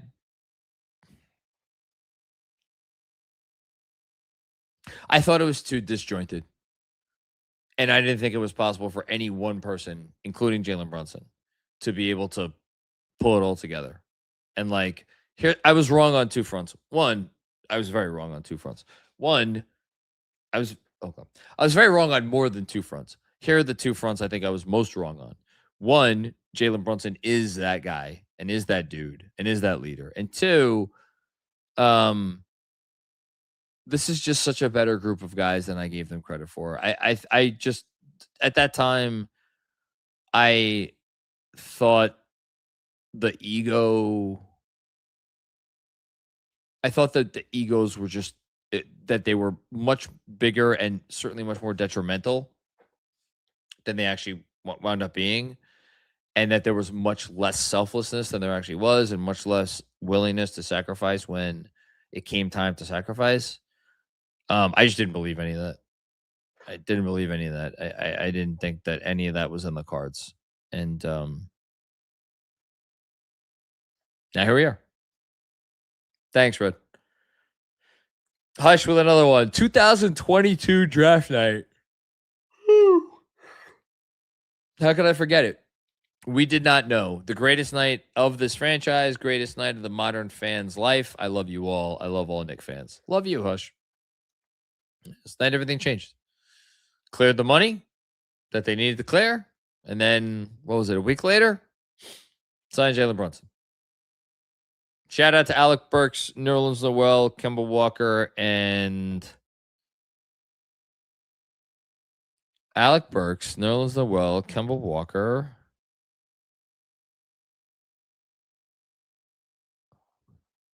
I swear there was another salary that they cleared. No, that wasn't Fournier. Hold on. I know what I'll do. It's just because it's going to bother me if I don't look at it.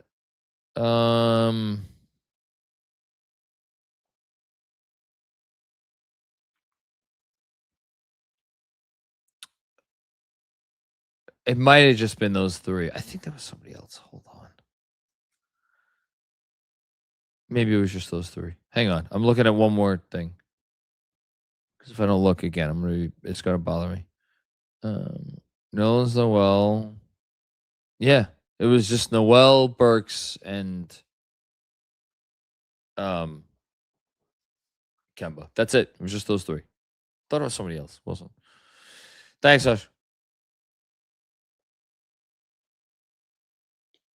Well, yeah, but Kevin says kind of Jalen Duren. One, I'm very happy I don't have to pay Jalen Duren's next contract. And two, like, yes, they gave up that pick, but like that's different. Like in terms of just clearing the money, that was its own part. Thanks, Hush. Maddie Heads, they fucking did it, man. They fucking did it. Fucking did it tonight. They did it. I can't believe they did it tonight. I can't believe they came back and won tonight. Miguel Bustos, it's been an absolute pleasure. And thank you all for hanging in there. Love you all. Raise both banners. I love the love. The amount of love that's going around tonight.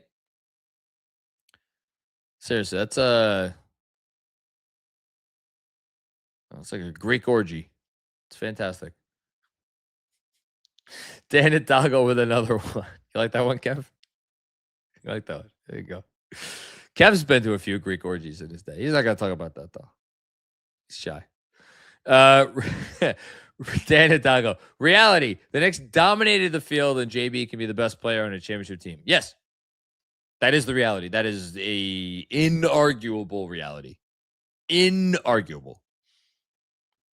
Thank you, Dan. Alex, Substack MVP goes to greedy client for his 15-1 game thread record. What a season, stackers. You know, I have continued to check in on the stack. I know I don't comment because I'm just, I'm busy, but more than that, I have not, my priorities have been, I've never got my priorities fully in order throughout this entire season. I hope to get them back next season. Maybe winning a championship will help. I have noticed the name of the person starting all of the threads. And I noticed it is Greedy Client. And every time I see it, I'm like, why Greedy Client? What is Greedy Client? Who is Greedy Client? Why is he a greedy client? Is his name Client? He's just a greedy person? Like, what is going on here? Yeah, Alex, you'll have to inform me at a later time. Thank you, Alex. Jesus Christ. Chris, you've had a bunch of super chats already, and now this, my Lord. Thank you. Many people will have wise and profound things to say tonight. Well, I'm not one of them. I'm here to bring the petty. To my Knicks people, tonight we celebrate. Tomorrow we pull receipts. Think about the worst people on NBA Twitter. Today is the worst day of their lives. Isn't it glorious? There are some people that I have smoke for. What is this? I just wanted to say real quick.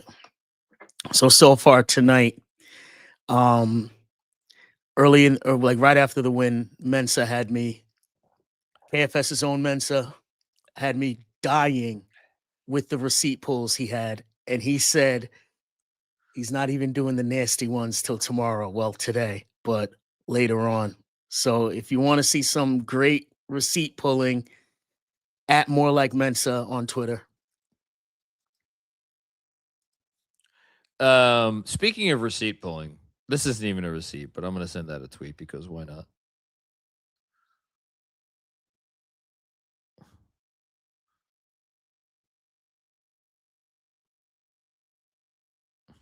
All right, I'm going to end this.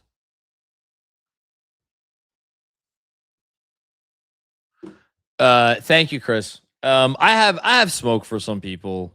I said my Michael Pena piece before. Look,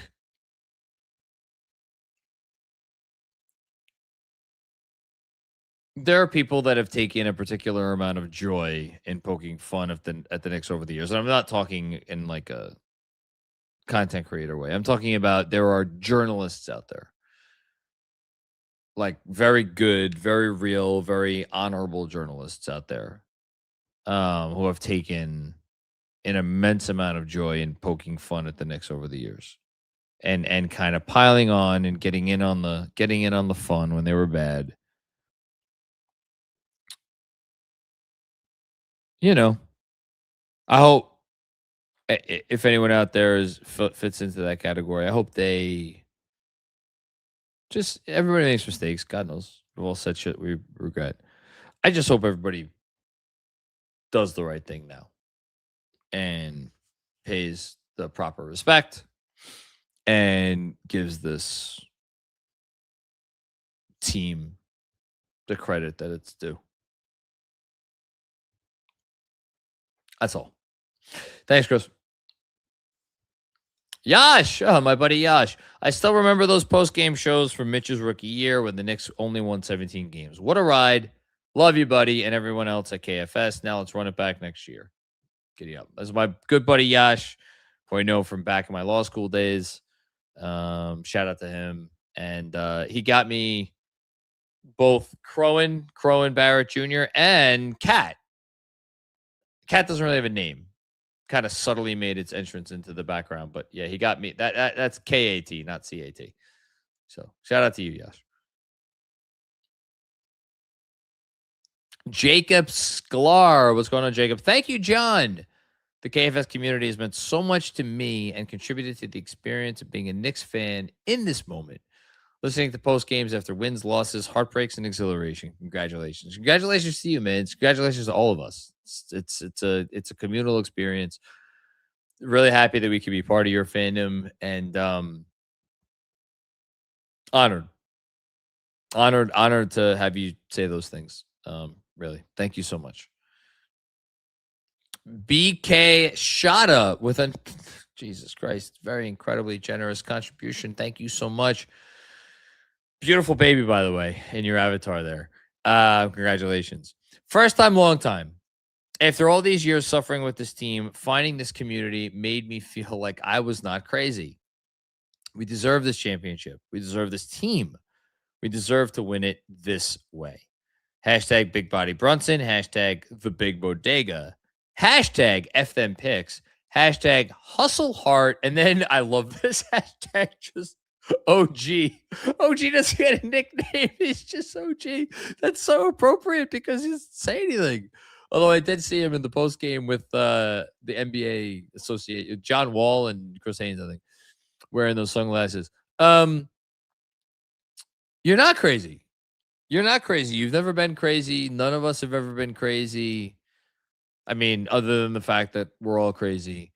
No, it's like, listen, you can't control who you root for. I mean, some people duck out, and quit.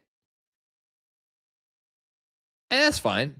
I don't blame those people, but like, if you don't quit and you stick with it, I think people deserve to have content that they enjoy. And I'm honored that a lot of people consider Knicks Film School to be that. And in addition to so much of the great stuff that is out there, the fact that we are amongst that group means everything to me. Thank you. Chris with another one. Today is the worst day of Frank Isola's life. Look, Frank's actually said some nice things about the Knicks. I've seen a couple tweets over the last few months.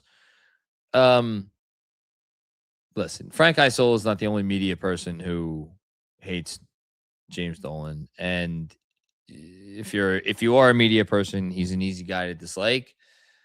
Frank obviously let it get personal, and even further than that, like, I'm evidence of God. I remember how honored I was when he DM'd me for the first time, because I was like, oh, this must mean that I'm somebody.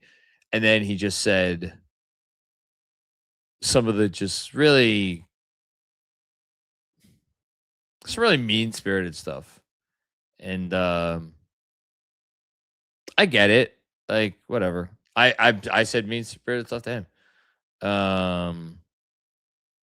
So we're both at fault. But man, Frank, I don't know. Is it the worst day? I hope it's not the worst day of his life. I hope he's, I don't know. I don't hope anything for Frank Isola. I just have no feelings about him at this point. Thanks, Chris. Ian Ski Guy, what's going on, man? Been here since the We Here season, another OG. Just cannot thank you guys enough for everything you've done to create this community, enhance all us fans and our experiences through it all. Cheers, boys. Believe it. They did it. NBA champions. Man, that is an insanely generous super chat. Thank you so much, Ian. We're the lucky ones. You guys enhance our experiences. I promise you that. I am starting to believe it. I think, maybe, I don't know. They did do it. And yeah, the We Here season. A bunch of people have shouted out the We Here season. And it's interesting because, like, now, especially with them winning the championship and Brunson winning the finals MVP and the whole thing, the We Here season will kind of, it's going to be very interesting because I wonder how much it will get lost to time, because yes, Mitch was here and just Mitch but that's it. And like Leon Rose, it was basically Mitch and Leon Rose and the rest of the front office, but it was Mitch and Leon Rose. That's it from the We Here season. Mitch and Leon Rose, and Mitch is a role player and Leon Rose is someone who sits behind a desk. So it's so interesting that so many people are like, been here since the We Here season. And I find that interesting because it is very obvious proof of the fact that that season got a lot of people aboard and got a lot of people excited and interested and wanting to consume more Knicks content.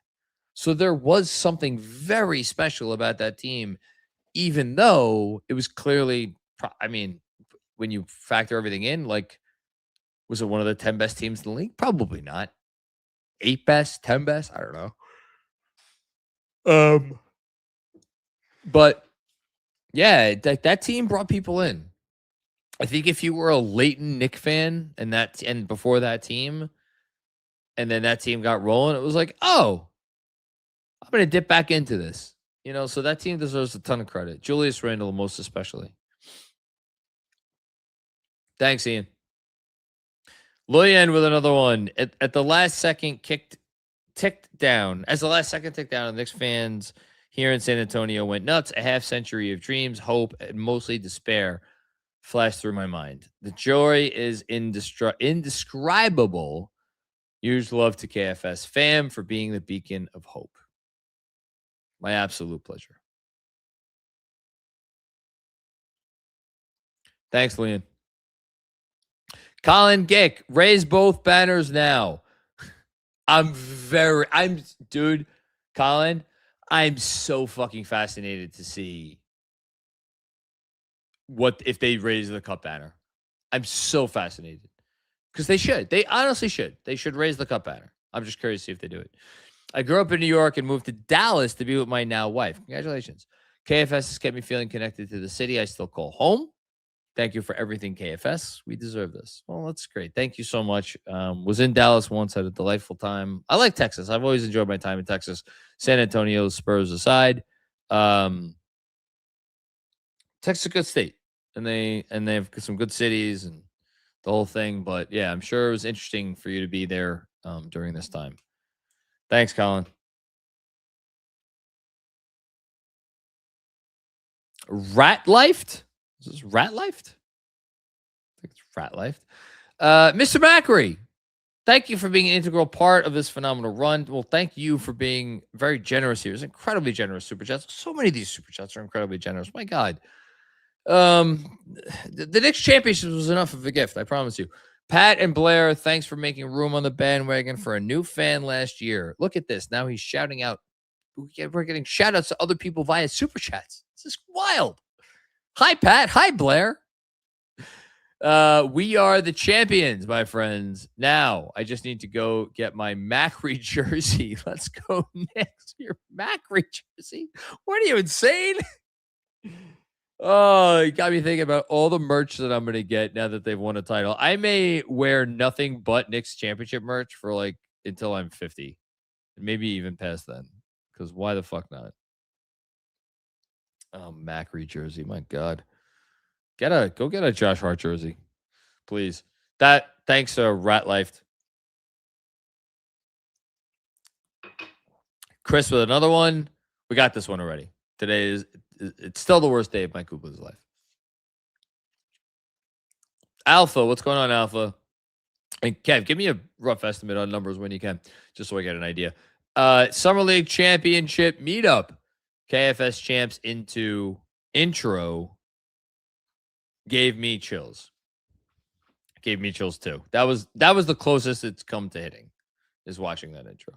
And we'll see you in Vegas. Me and Andrew are going, and Kevin's going, and Glitter Gulch may be closed, but we will persevere. Thanks, Alpha. Matt Knicks Scotland, my guy, had a pleasure of having a cup of coffee with this gentleman a little over a year ago. Gave me a wonderful bottle of scotch that I have enjoyed. NBA fucking champions, shaking, crying, unreal. Yeah. Maddie Heads, what's going on, Maddie? Thank you for the generous contribution. From interacting with you all on Twitter during We Here to an NBA championship. My God.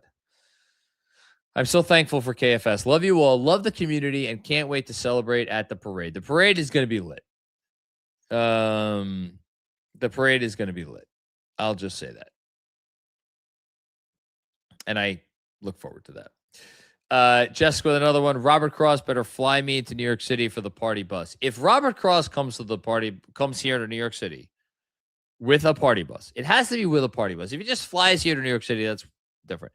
If he flies here and he gets the party bus and he doesn't invite you, Jessica, he's going to have, I'm going to give him a lot of shit. Chris with another one.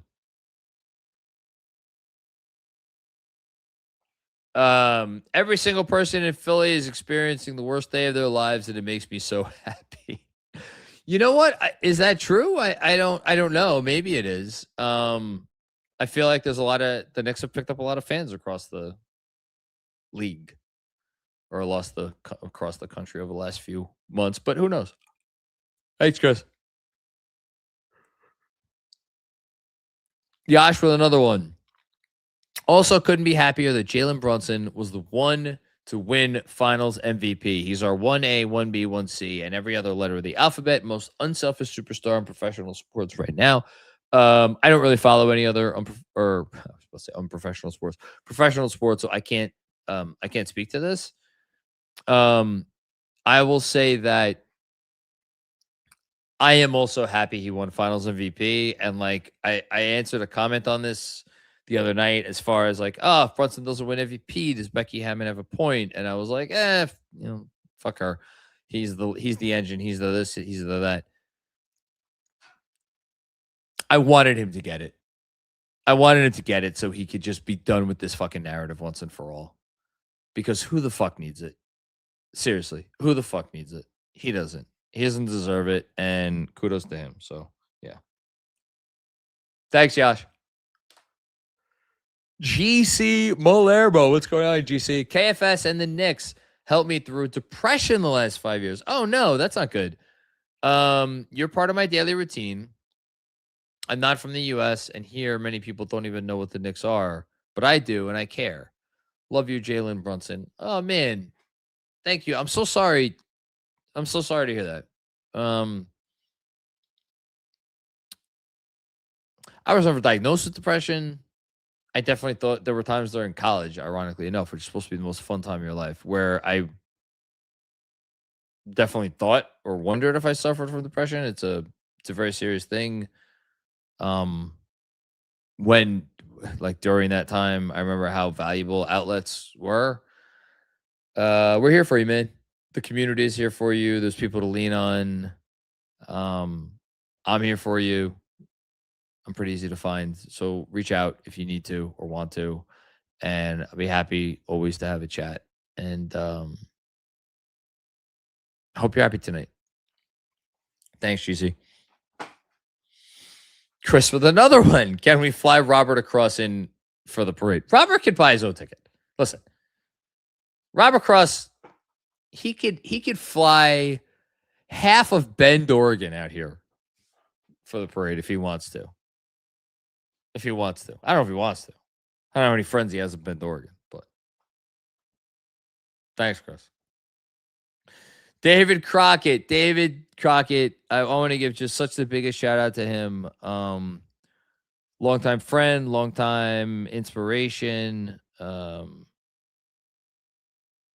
Obviously a longtime KFS supporter, and just someone I was, again, appreciate the sanity and insight of his takes. My friend, a Hawks fan, this is a top 5 moment in our history. We get a cameo in the 30 for 30. Thanks to the Knicks. Thanks to KFS for everything. So to be clear, he's saying that the Hawks winning 2 games against the Knicks in the first round and pushing the Knicks to kind of rejigger their offense en route to a 15-1 run to the NBA championship is a top 5 moment in their history.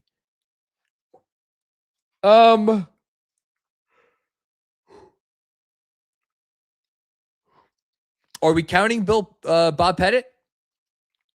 If we're not counting Bob Pettit, then yes.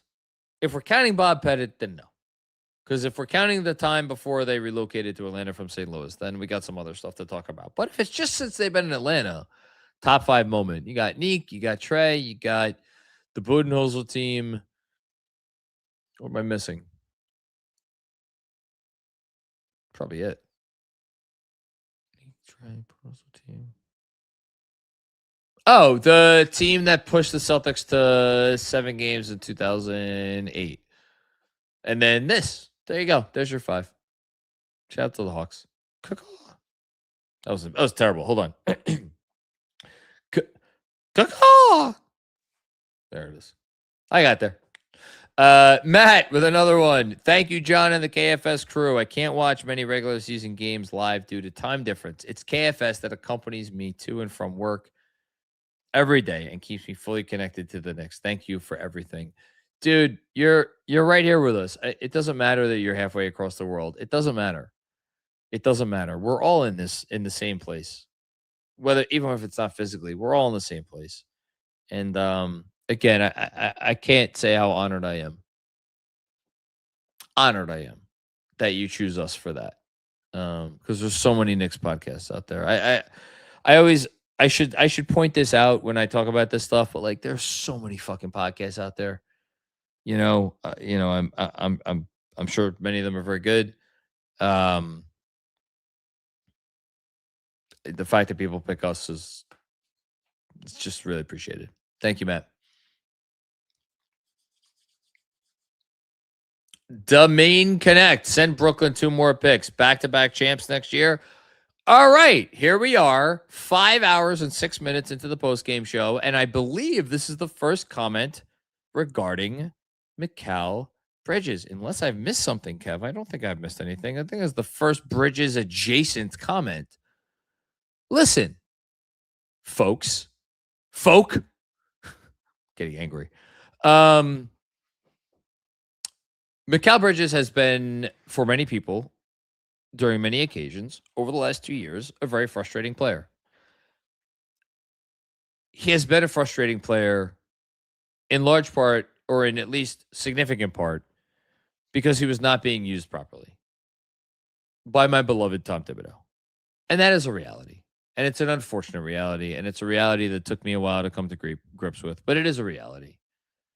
And I think you've seen over the course of this postseason, one, when Mikal Bridges faces the right sort of NBA defense and is tapped into correctly, he can be one of the best, most useful, most efficient players in the league. And over the course of these playoffs, he has averaged 13.5 points. He has shot 56% from the field. Obviously played every game because he plays every game every night. And over 3 rebounds, almost 3 assists, a steal a game. And then 36.5% from deep, which is like, that's what they got him to do. Well, maybe a little bit more volume, but like he has taken tonight. How about like on our top 10 list of the Knicks don't win this game unless ... Guess what? The Knicks don't win this game unless Mikal Bridges goes 3 of 7 from deep. The Knicks don't win game 2 if Mikal Bridges isn't arguably the best player on the court. The Knicks don't beat, well, I mean, they probably beat Philly and the Cavs regardless of anything, but like Mikal Bridges was fucking outstanding in both of those 2 series. So, to your point, Domain Connect, Brooklyn, any other picks, swaps, yada yadas that we have? It's all yours, Brooklyn. And I'm going to quote the Brian Lumenhorst line, which I've ever since we made the Mikal Bridges trade. Ever since we made the Mikal Bridges trade, I prayed that someday I would be able to issue this missive in reference to that trade. Winning a championship means never having to say you're sorry. And whoever in the Knicks front office ultimately pushed the Mikal Bridges trade off or across the finish line, not only do you never have to say you're sorry, but you get to say you're welcome, because everybody should be fucking thanking you for having the balls to pull off that trade and send that much to that team for him. Thanks to Main Connect. Appreciate you. Stevens Guillaume, another OG. Thank you. I have so much I want to say, but I can't stop crying to properly type this. I hear that, man. KFS, you guys are fucking amazing. We deserve this. I'll go back and cry now. Go. Have yourself a good cry. It's all good, man. It's all good. Thank you, Stevens. Adam Austin, another insane, like bright red super chat. My goodness, these always unnerve me. The Knicks, 2026 NBA champions. When the buzzer sounded, I screamed my heart out, laid down on the floor, and cried. Never thought we'd be here. Thank you, KFS, for keeping me sane during the low times and being a place to cheer during the now highest of times. This fucking team.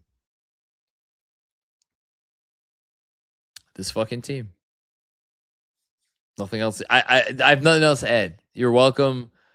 Obviously, I didn't scream my heart out. I definitely let a few emotions show, though.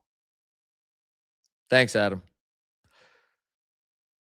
Dragon Thorn X. What's going on, Dragon Thorn X? Great name.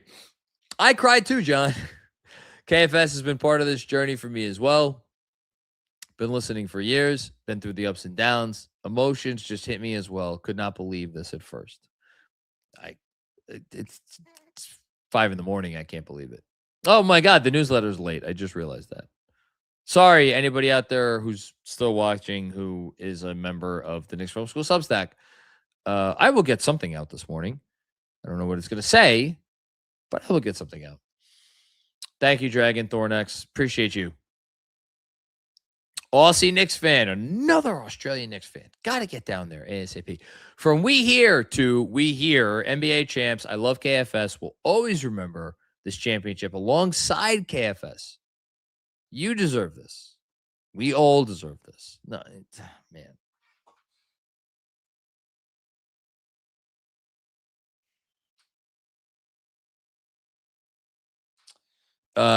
You're very welcome. The fact that a team this good in your mind has us riding sidecar alongside them is the greatest honor I can imagine. So thank you so much. Brian Tremel, what's going on, Brian? There is neither happiness nor misery. There is only the comparison of one state with another. He who has felt the deepest grief is best able to experience supreme happiness. Thank you, KFS. I don't know what that's from, but that's a lot of really smart sounding jargon right there, which I definitely appreciate.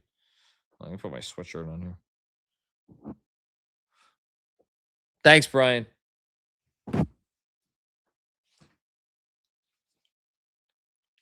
Taxi Dave with another one. Hi, Taxi Dave. How are you? Thank you, Mom Rhoda B, for looking out for us up there. Thanks for pulling the strings and doing what needed to be done to ensure our Knicks became champions. We all love you. How many higher powers needed to conspire for this night to happen as it did? For this playoff run to happen as it did? It's a good question. Thank you to all who made this possible. Leon Rose and anyone else. Thank you, Taxi Dave. DYL Bliv. I hope I got that right. Just wow. Never experienced the 90s or 2000s Knicks. Survived the dark ages. Continued playoff appearances in those 2020s was already crazy. Now this, just euphoric. Been watching since the beginning. That comment makes me wonder. This is going to be an interesting offseason conversation. When was the moment for people that this went from a fun story, a fun fan thing, like, oh, this is great. What a delight it is to root for the Knicks again. When it went from that to, oh, I wonder, could we actually win it all?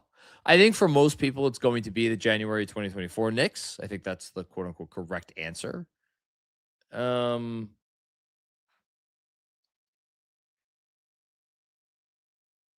guess I wonder if it actually happened earlier than that. That's what I'm wondering right now. I don't know the answer to that question. I'll have to think about that a little bit. Thanks, DY. Steve Ryder. God bless the Knicks, KFS, Jalen Brunson, and Dolores. She's a saint. She is the saint. The saint. Let me tell you. You don't know the half of it. I promise you that. You don't know the half of it. She's the most special person I've ever known. Dom Cappuccini with another one. Thank you, KFS. You guys are the best. None better. It's been quite the ride with you guys. Dom, right back at you, man. I mean that. Right back at you. It's been an honor to be a newsletter subscriber since 2018 and a YouTube follower since we here. This summer is going to be perfect. You know what I wanted to check? Actually, sorry, I don't usually care about this stuff, but I actually do care about this because, let's see.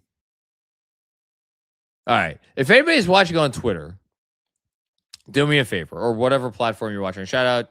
I think it's just Twitter and YouTube tonight. If you're watching on Twitter and you're not subscribed to the Knicks Film School YouTube channel, go subscribe. And here's why. It would be cool if if we got to 70,000 subscribers on like the night or like the day after the Knicks won a championship, because one of their 2 championships before this year was in 1970. So it would be cool if we got to 70,000 subscribers. That's really, I know that, and then as far as the newsletter goes, should have done this earlier, but I am terrible at self-promotion, so I'll just do it now. 5 hours and change into this live stream. Shout out to all my Knicks Film School Substackers. I know Alex kind of inadvertently shouted out the stack before, but that is the newsletter that I write every day. It is the thing that I love doing the most. That newsletter means more to me than anyone could possibly fathom. So yeah, if you like the Knicks and you like reading words, then check that out. Thanks, Tom. Quickly 85, great name. Consternation. Oh, this is a great one. Consternation, Modicum, Dean Wade, Crowan Barrett, Cutlets, Zagazao, happy birthday. Thank you, Feng. Love you, Macri, here from the beginning. Let's go Knicks. My favorite of those. Zagazao. No. You know what song I was listening to? It came on. I was listening to satellite radio because don't worry about it. But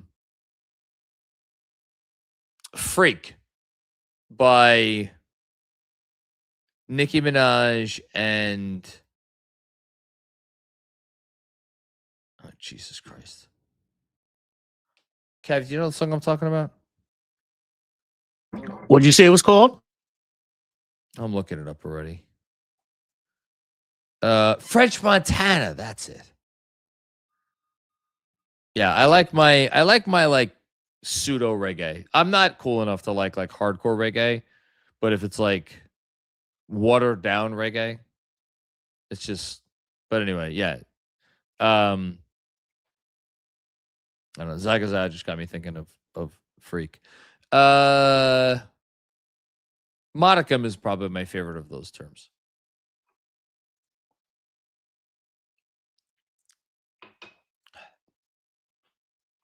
H. Boozy Jr.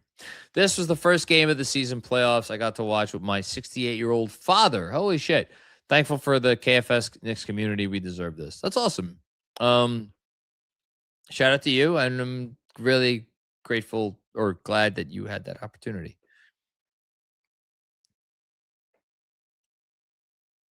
S. McL. Wemby might go back to those monks this summer just to be with people who don't know how much of a bitch he's been. Just a shame Cat didn't finish it. Hey, yeah, listen, Cat don't mind. Cat has a whole career worth of accomplishments. If he was, the fact that he wasn't on the floor at the end of the last game, listen, I said it immediately and I'll say it again now. He was as important to this playoff run as anyone outside of Jalen Brunson, and that includes OG Anunoby. I think it's neck and neck between him and OG as far as who is the quote-unquote more important Nick towards this accomplishment. And while we're on the subject of Cat, I know it was not a great night for him tonight. I think he answered all the questions in this playoff run. I really do. And I think he now, you want to talk about like your watch has ended. I think Cat can kind of rest easy finally. And like all the people who wanted this, that, and the other thing from him since he was drafted, all those people can now go fuck off. They could all go squarely fuck off because this guy has answered all of the questions that he needed to answer to make good on being the first pick in what was at the time one of the most anticipated and ballyhooed drafts of NBA history. He has done more than enough to answer all of those questions between his stats, between his accolades, between his team success, and of course this, the ultimate team success. Thanks, S. McGill. Hush with another one. I'm so happy for Mitch, man. 8 years through the worst of the worst, to the highest of the highs. It's only fitting he got the clinching offensive rebound. Let's go, Knicks. You're goddamn right. You're goddamn right. Pay that man. Keep him in New York. He is meant to be a Knick. I will give you the list again because I've done it many times and I will give it again. There have only been, in franchise history for the Knicks, 8 players. 8 out of 8 out of 560 players that have been with the franchise for at least 10 years. If Mitchell Robinson signs another contract, he is likely to join Bill Bradley, Walt Frazier, Phil Jackson, Charles Oakley, Willis Reed, Charlie Ward, Carl Braun, and Patrick Ewing. I want him to be part of that group. He deserves to be part of that group. Thanks, Hush. Jessica, Wemby thought he was a predator. He wasn't even E.T. Maybe Mac from Mac and Me. I know that movie. That's the clip they always used to play every time Paul Rudd went on a particular talk show, I think. Who's Alien? Jalen Brunson, Real Life Superman, Mike Brown, Super Chach. Chach?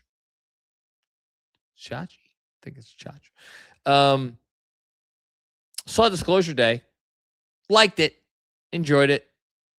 Very solid movie. Have thought about it a lot. Want to see it again. May see it with one or both of my daughters at some point in the near future. Aliens are real. Wemby's UFO has been grounded. Thanks, Jess. Brody, fuck yeah. Damn right. And Dennis, they earned this moment, and thank you, KFS, for making this experience just that much better. You're very welcome. Thank you so much, and Dennis. Brock, thank you for a wonderful season, John and KFS. Jalen Brunson is an NBA champion. What a dominant run. I still can't believe this is real. I realize that not everybody eats, breathes, and shits this stuff like I do. So just to very quickly put a very quick number on it, as far as I recall, the team with the best playoff net rating the two teams with the best playoff net ratings in recorded history, and I looked this up the other day to confirm.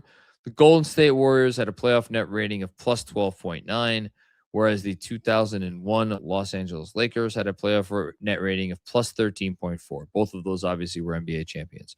The Knicks playoff net rating is plus 15.4.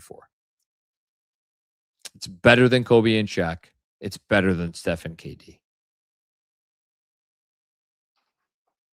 That's it. That's a dominant run. Pundertaker, what's going on, Pundertaker? Thank you for all your contributions over the years.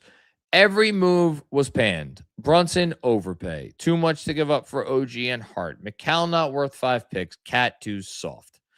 Leon Rose, an agent playing GM. Mike Brown, a 5th choice coach. The island of misfit toys just won it all. Storybook. Pundertaker? I'm writing it down.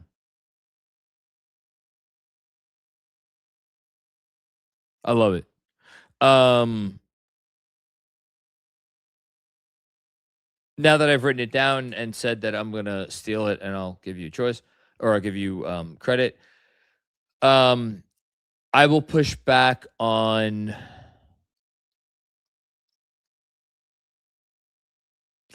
I'm going to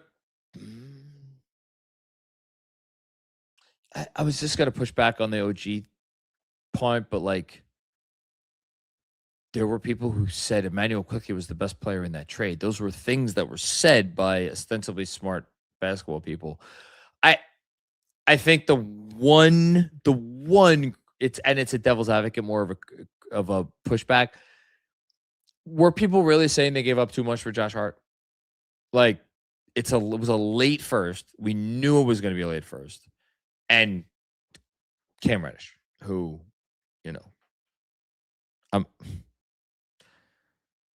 if I ever write a book someday, I'm going to include some Cam stuff in there. Let's just say he was not seen as a highly thought of asset after his time with the New York Knicks. But other than that, like, you know what? Hart got a little bit of shit because they did give up a first, even though it was a late first. So it's like opportunity cost and whatnot. But yeah, it's a great comment by you, man. It's a great comment. NYK Tyler, what's going on, man? Let's go, Knicks. I'll be one of the few Missouri fans here. Shout out to Missouri, Mizzou. But shout out Missouri's son, OG Anunoby, for the best shot in finals history. Love you all. God bless. Best shots in finals history. Number 1, the Kyrie shot. Number 2, actually, no. Number 1, the Ray Allen shot. Number 2, the Kyrie shot. Number 3, I forget what player shot it, but the Phoenix Suns half-court shot to send a game to, I forget if it was overtime or double overtime or whatever it was. But that shot, I think OG's in the conversation for top 5.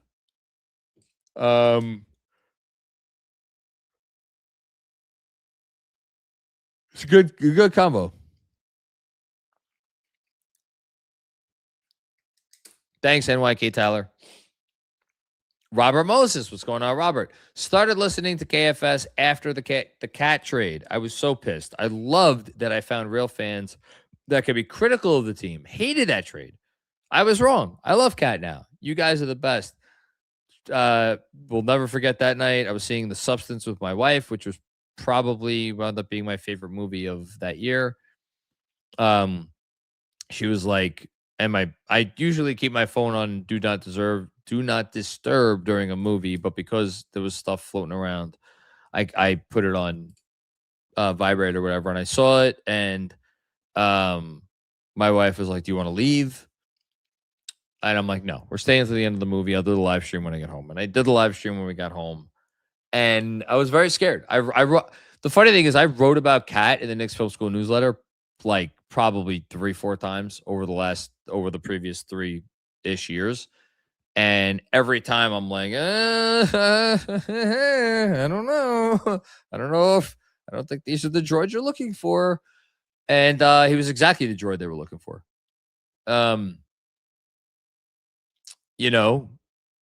Like, again, I genuinely feel bad that he had such an underwhelming night tonight and got involved in foul trouble and the whole thing. But like, he's been so good this postseason. He's been so good this postseason. So yeah, we were both wrong, man. I was just as skeptical. Thank you, Robert. Oh, AKRS Knicks. Yes, thank you. Appreciate you.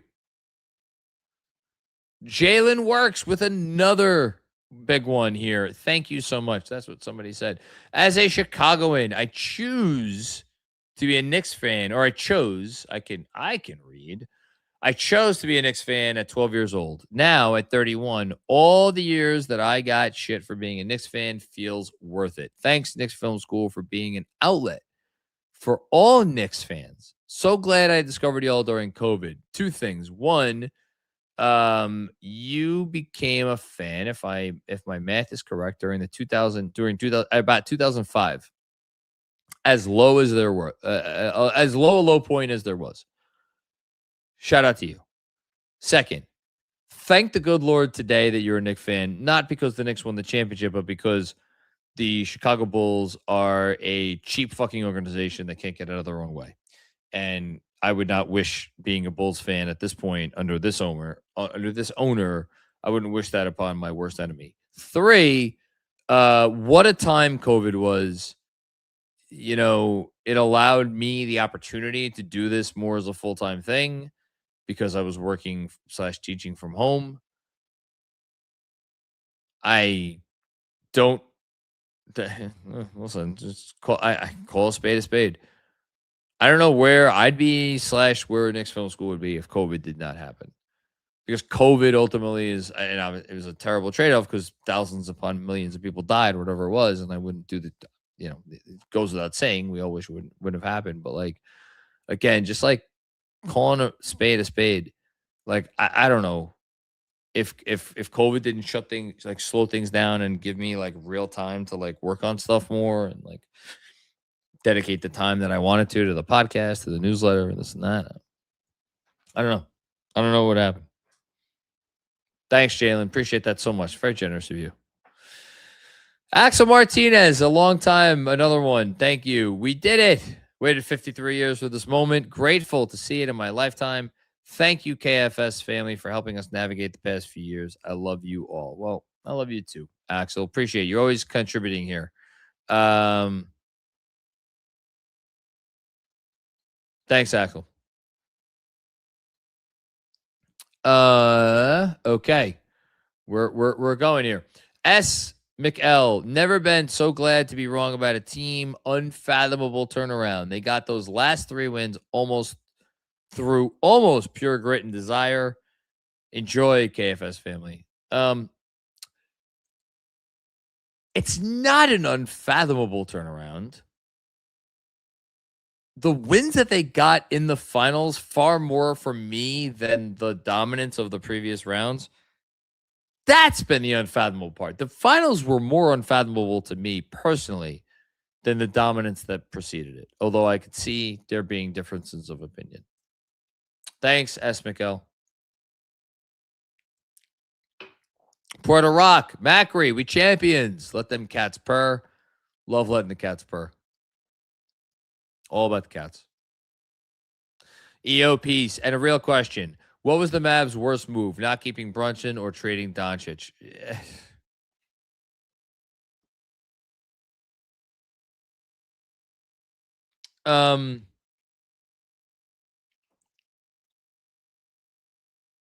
They got nothing for Brunson. Got a second-round pick. It's for tampering. Like, I don't know, man. That's really close. The fact that that's really close is like astounding.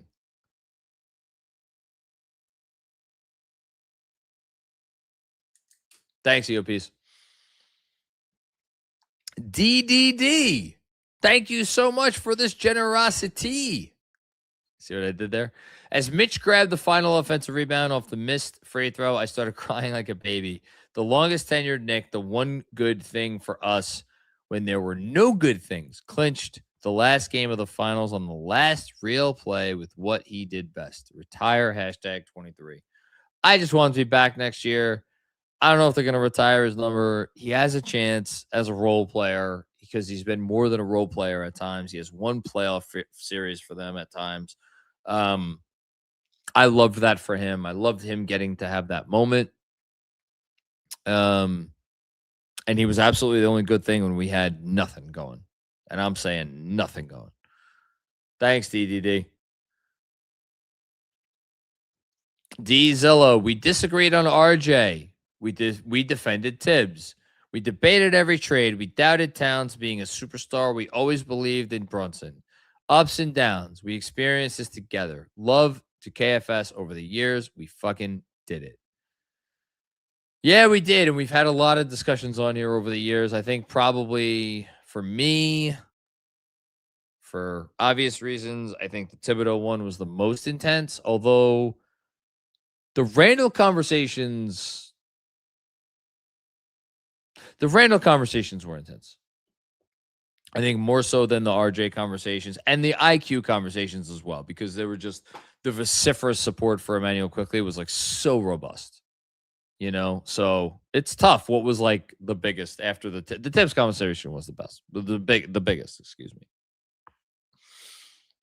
Thanks, Dizilla. And you've been a long time OG too. Jigar, what's going on, Jigar?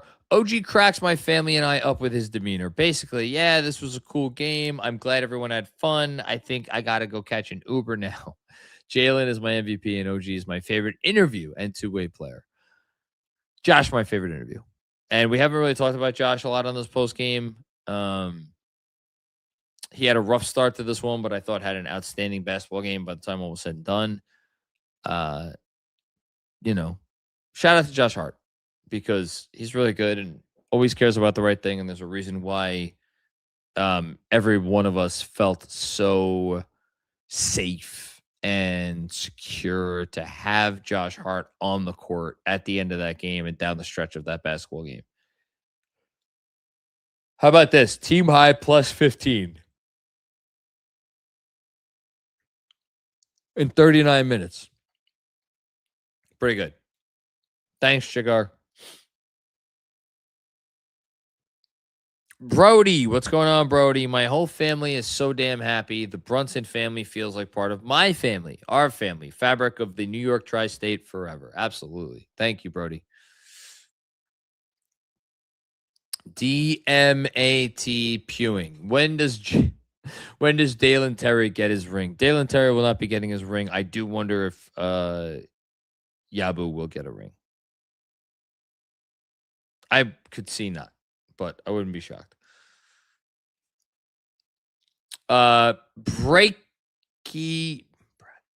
Brachiola, thank you for the incredible generosity. Been listening in the shadows for years. Sorry, this is the first super chat. Do not apologize for that, man. It's totally fine. We appreciate every listen and every view. KFS is special, just like this team, encapsulating the full personnel and their stories from March in 2018 to JB, to Cat, etc. is storybook stuff. Still numb right now.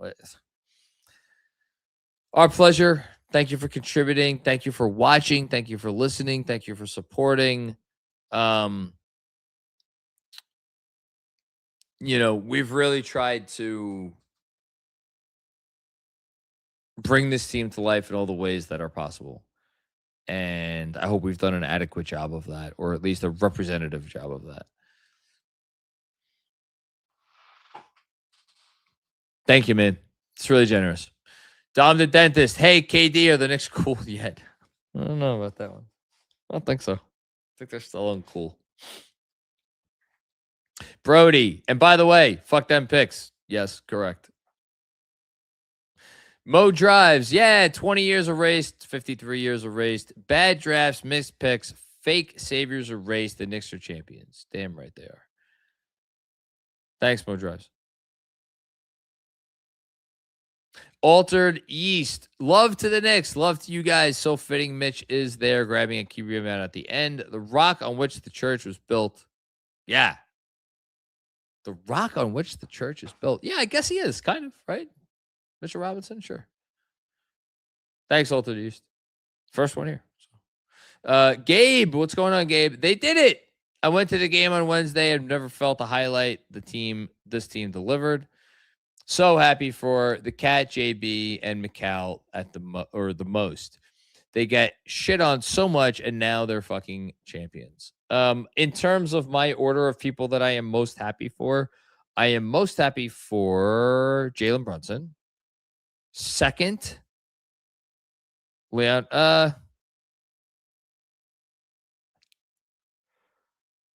Second, Leon Rose.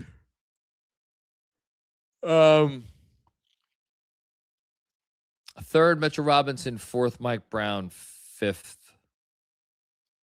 Josh Hart. Thanks, Gabe. Benjamin Sobel. What's going on, Ben? For every single game for these last few years, I take a walk through my little Midwest town to listen to KFS. Through it all, you guys have been the voice of the Knicks for me. So freaking grateful for you and this team. Well, thank you so much for that very generous contribution. Worst things I could imagine than taking a morning walk through a little Midwest town. I wouldn't mind ending up in a little Midwest town someday, but that day is not today. Thanks, Benjamin, so much. Appreciate you. TJ2K. 4 years ago, I said I don't cry because it's over. Smile because it happened after Miami. Well, now I can cry and smile. We're champions. That was 3 years ago, but yes. 2023. Yeah. It happened. The Knicks are world champions. That's all there is to it. Thanks, TJ2K. D's Vintage. We did it, fellas. The drought is over. Yes, we did. Yes, we did. Thank you. Jeffrey Glenn. So proud of this team. Poetic finish with Brunson and Mitch having the games of their lives.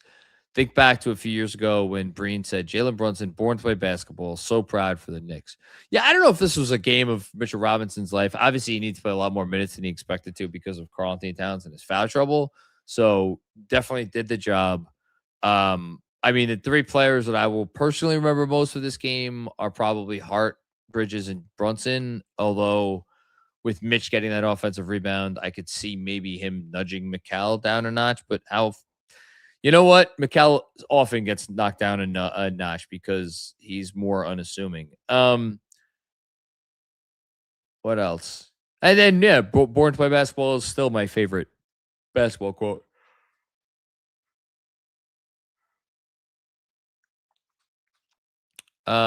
Chris, Theo Pinson gets a statue. I swear on my children. I was looking at rosters like a few days ago or whatever it was, and I came across Theo Pinson, and I'm like, I got it. If the Knicks win this thing, I got to give Theo Pinson a shout out on the post game because that dude was like the mascot for the team. Remember that? He would always be like popping in interviews or whatever else. And I just remember him so vividly. And it was like he was the Knicks' good luck charm because when they got rid of him, like I forget what happened after they got rid of him, but like teams that had him previously, whatever. But he was their good luck charm. Walter Dinsmore. What's going on, Walter? Shout out to Macri and the crew and to all the fans who lived through the ups and downs. I've been in love with this team since 93, and this playoff run truly feels like it was 30 plus years in the making. Let's freaking go, Knicks. Been a lot of ups and downs. I have also been in love with this team since 93. And this playoff run also feels to me like it was 30 plus years in the making. Thanks, Walter. Appreciate the generosity here. Very much so. Just Sarge. What's going on, Just Sarge? Carmelo brought me to this team. Okay. Thank you, Carmelo, for that. Guys like Frank Ntilikina and Kevin Knox made me a sad fan of this team. Guys like Damian Dotson gave me false hope. And then the GOAT, Jalen Brunson, made it happen. I'm crying. It's so funny. I mean, it's not funny. It's fucking tragic. Where you're like, Damian Dotson gave me false hope. That's not a crazy statement. He gave me false hope. He's not an NBA player. Like, he was never an NBA player. Like, the amount of guys, I joked about Kadeem Allen before. Again, I was like super hyped for Kadeem Allen. I don't know where he's playing basketball right now. I don't know if he's playing basketball right now, whatever it is. Like, Kadeem Allen gave me genuine hope. Genuine hope. Allen, Dotson, I joked about Jenkins, like, again, half joking, like Alexi Shved. Like, Alexi Shved has become like a punchline amongst Knicks fans who post the screenshots or whatever, like if you weren't a team here, yada, yada, or if you weren't a fan here, yada, yada, yada. Like, I was all in on Alexi Shved. You know, I made a joke about Majay Lampe in the newsletter the other day. It's like, we made some bad calls. Anyway, thanks, Just Sarge. Zach, my guy. J-Mac. This is real, by God. We've done it. You did comps weeks ago about who Brunson is better than historically. The new question is who the fuck is better than JB? More shared all-time records with MJ today. Yeah, it's not the time for like the whole historical retrospective. We will do it at some point this summer. He is in a very interesting conversation when it comes to the last 25-ish years of NBA history. Like, you have your super duper stars who win MVP and like their teams either won a title or come close to a title, and then you have Jalen Brunson. Who has 3 All-NBA second teams, for sure. It's important. 3 All-Star teams. It's important, for sure. But now he's the best player on the title team. And there's no doubt about that. No one will ever question whether Jalen Brunson was the best player on this team. Ever. Thanks, Zach. And Mr. J. Tails, the ad with Clyde passing the ball to JB also made me cry. I did not see it. I will watch it at some point. Ben Kim Gervey, rest in peace, LOL Knicks. Gonna need a few narratives, folks. Fuck that. Thank you, Ben. Corey McConkey, what's going on, Corey? Been a KFS viewer since I was a teenager. My goodness gracious. I did not think I resonated with the young people. I'm 26 now. Have watched most every postgame. Even in years we won 20 games, clinging to Frank Ntilikina, give him his ring, and Damian Dotson's. Truly, thank you, KFS, for everything. It's our pleasure. You're very welcome. Thank you so much. Greg Film Stuff. What's going on, Greg? If I didn't shout you out before, I apologize. Longtime supporter of the show, always with a generous contribution. Thank you so much. Definitely remember reading your super chats in my washer dryer room in Massapequa Park. The suffering is over. No more waiting for the draft. No more digging the web for trade rumors. We got one. Now, I can just watch my Knicks in peace. Can't thank you and your KFS team enough on this platform, John. Don't thank me. It's everybody. I'm a cog in the machine, and I'm just very thankful that I could be a cog in the machine. The no more digging the web for trade rumors hits like crack, Greg. It hits like crack.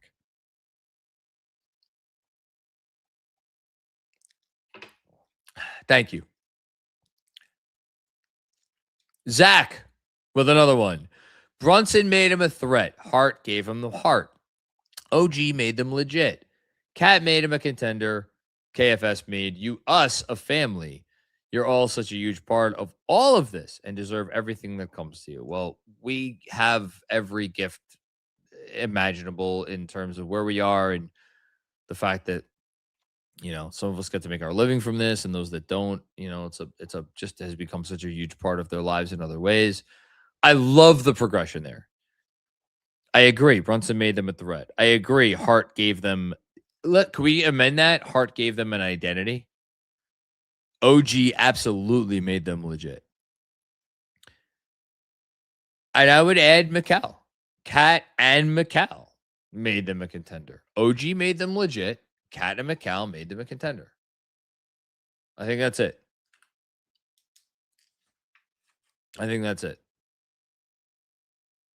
Man, the Knicks won the fucking championship. Shit.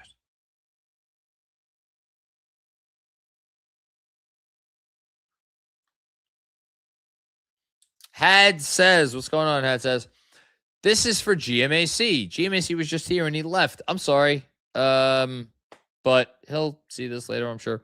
Andrew, you were the first Knicks podcast I ever listened to, however many years ago. You answered my DMs. I'm happy for us.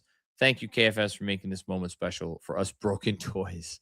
Hashtag Knicks in 5. I believe you're talking of the Gotham Sports Network, which is where I first met Andrew Claudio when he invited me to be a guest on his Knicks podcast way back when. It was a good time. I forget what the topic was. It was some sad topic about past Knicks foibles or whatever. We'll pass the message along, though. Thank you, Had says.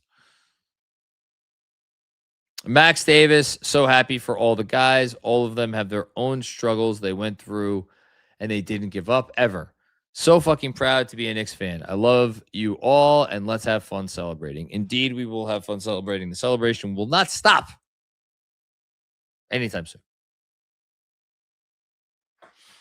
1993 NYC. Okay. Thank you very much for this generous contribution. I'm a superstitious person, so I never wanted to comment during the incredible run. But yes, you're not the only superstitious person. Absolutely amazing year, and there aren't any more deserving people than this fan base, city, and all of you folks at KFS. P.S. Is Tibbs at the parade? Not a prayer. Not a chance in hell. Tibbs is at the parade. It has been an incredible run. I am just as superstitious. If I wasn't doing this, I would follow the exact same pattern that you follow, though. Thanks, 1993 NYC. Appreciate you. Okay. House of Pain. First episode of KFS I listened to was the Kristaps trade. Never thought we'd be here. NBA champs. I remember that episode. It was a dark episode. A very dark episode. I remember exactly where I was sitting at my then kitchen table when I recorded that episode. I think it was like a 9 stages of grief or 7 stages or however many stages of grief episode. Kristaps was the chosen one. And then he was laying there with no legs and one arm. Yeah. Thanks, House of Pain. Swordfish Plays, thank you for the contribution. Appreciate that. Reddish, my goodness, thank you. Thank you for helping everyone around the world follow and support the new NBA champions. It's absolutely my pleasure. The amazing New York Knicks, the first team ever to win the cup and the finals in the same year. 6:30 a.m. in Belgium.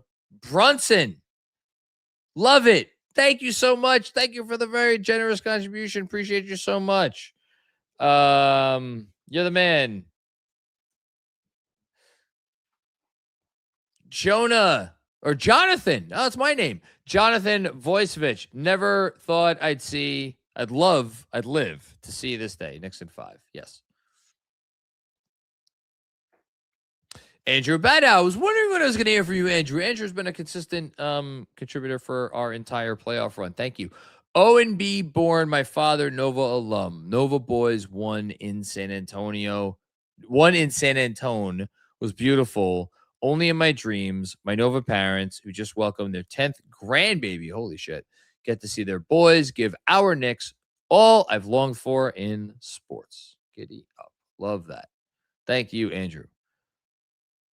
Nick, who's there? It's your boy, John. Is that a real thing? Jesus Christ. Macri, Jeremy, Andrew, Benjy, DJ, and the whole KFS crew, thank you. The whole KFS family, thank you. You've brought this community so much joy. Your analysis and entertainment, second to none.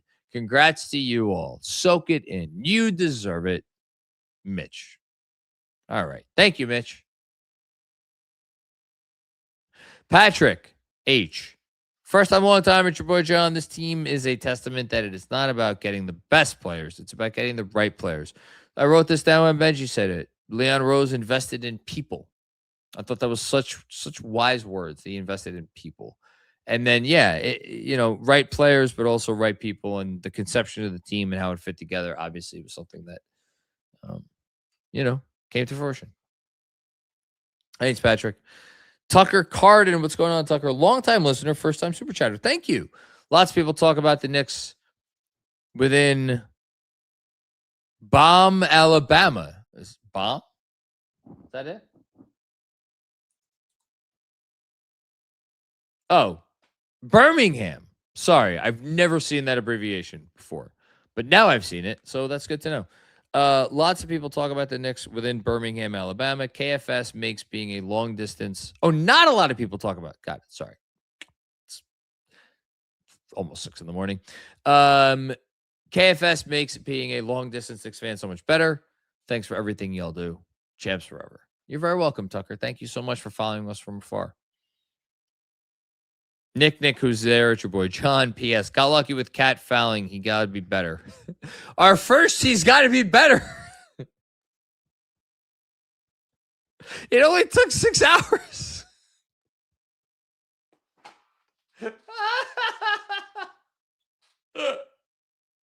Kevin, that's easily the funniest fucking moment of the fucking night.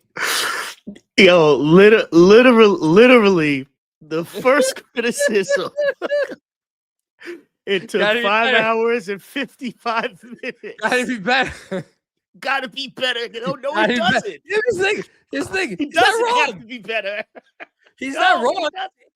I not mean, he's wrong. right, but Better. we won the championship. It's better. It doesn't have to be better. Oh, but yo, Cat, stop fouling so much. Like I was dying. I was like, yo, why is every single game in this series like the exact same? Gotta be better. Gotta be better for game 6. Every single game, we go down early, fight back. They think they're good. We win at the end. Gotta be better, dude. We got lucky with Cat. Listen, there's only 2 days till game 6. Shouts out to Nick, who's there. It's your boy John. That's fantastic. It's a super chat of the night. Let's Oh keep my going, gosh. please. Oh my Yep. god.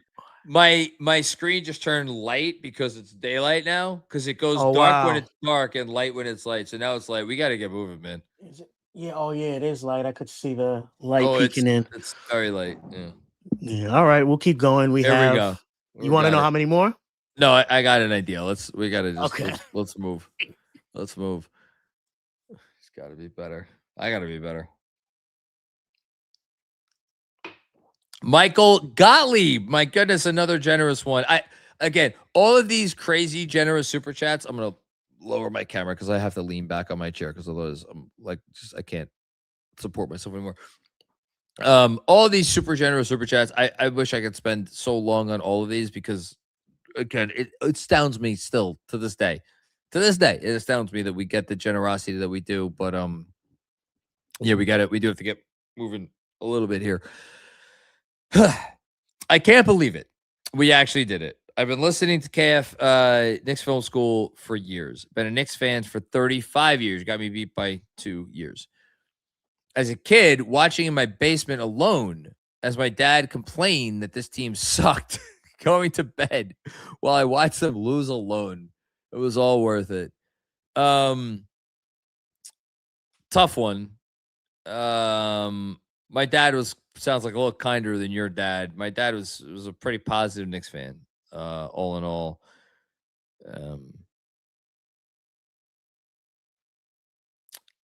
Happy you're a fan, Michael. Happy you're a fan.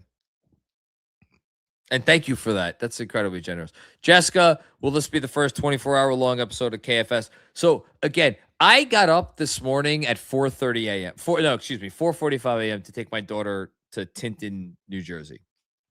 I got up at 4:45. I slept for about 45 minutes. I took a 45-minute nap. It's now 5:56 a.m. So I've been up for 24 of the last 25 hours. This will not be a 24-hour episode. Thank you, Jessica. Jihad Brown, what's going on, Jihad? John, we did it. Woo! Doesn't feel real. Thank you, KFS. You are my tribe. Oh, well, we're all in the same tribe, man. As you said. This team has defied all expectations. Brunson and Tatum both have the same amount of rings. Fuck Tatum. I mean, I shouldn't say that.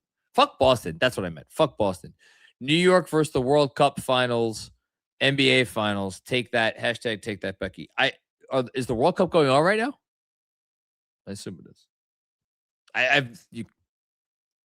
You can tell me the World Cup final is today, and is it today? I have no idea.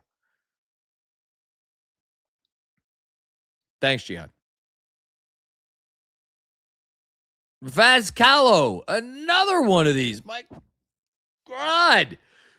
Take my fucking money. I mean, we did, but thank you, my Lord. Love you guys. This is the best day ever. This is a fucking dream. Please don't wake me up. I won't wake you up if I could go to sleep at some point before the sun goes down. How about that? That's a deal. I won't wake you up though. Thank you, Vaz. Jay Pollard. And here's the thing. I want to drive and get a cigar after I'm done with this live stream. And I got to send something out from the Substack account. So I got a lot of things on the docket here. And then I got to get enough sleep before 4 p.m. when my daughter's gymnastics show is. Jay Pollard. This channel carried me through this magical run. Thank you. Oh, thank you, Jay Pollard. Appreciate the generous contribution. And thanks for hopping aboard Knicks Film School YouTube channel. Appreciate you. Mackie. My bet, Macri. Coffee arrived today. And so just behind the scenes. So Mecky, shout out to Snake River Roasting Company, the official, unofficial coffee brand of Knicks Film School from Jackson, Wyoming. I was bugging my wife because I can't work a computer or do anything online. I was bugging her for a while, and I'm like, you got to order this coffee. You got to order this coffee. You got to order this coffee. It's Mecky's coffee. And then finally she ordered the coffee, and a fucking pouch of coffee comes from Snake River Roasting Company. A pouch, one pouch. I'm like, I love you. Hun, I love you. Got one pouch from fucking Wyoming? Order a bunch of pouches. Okay, all right, fine. She orders. I'm like, she places another order. Order comes today. It's 2 pouches. I'm like, hun, just get it a fucking order all the coffee. Just order all the coffee. Get as much coffee so that it's just we have coffee for the rest of the year.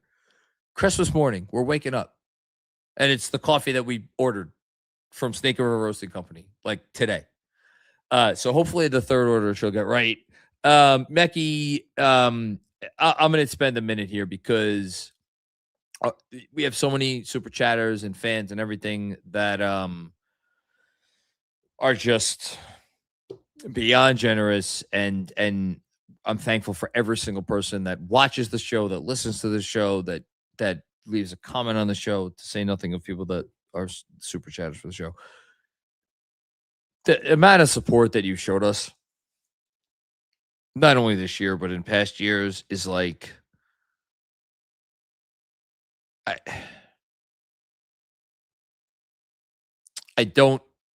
will never be able to appropriately thank you for this. And I understand it comes from your Knicks fandom, and it comes from like, you love good karma and you love good energy in the universe. And I get that. I know that about you, not having ever met you in person, but I know that about you. I get it. I get it. I get where you're coming from. I get it completely. And so you don't want to be thanked. You don't want this to be about you. You don't want me to go over the top about this and you and everything. It's really tough for me not to do that because it's beyond. It's beyond. And I just want you to know, as someone who like is very cognizant of all of this, how much it means and how much you doing what you do, like it just means a lot. And I you just need to know that, man. And now we get to celebrate a championship for the rest of our lives, and that's a beautiful thing. So thank you. I'm making it out to Wyoming, by the way. And when I come to Wyoming, we're going to grab a drink. So I got to go. Where am I going now? Going to Australia, Wyoming. What did I forget? I think maybe those are the only 2 places. Unless I forgot. Glitter Gulch. Well, that's Vegas. We're going to Vegas anyway. We're going to reopen Glitter Gulch. Joseph Sokola, what's going on, Joseph? I'm sending a few tonight, Paisan. Thank you. This is from my 7-year-old son, Joseph III. We call him Giuseppe. Hey, Giuseppe. I'm Italian, so I could do that. Giuseppe wrote, at 7.7 seconds left, I was so excited. This is so exciting.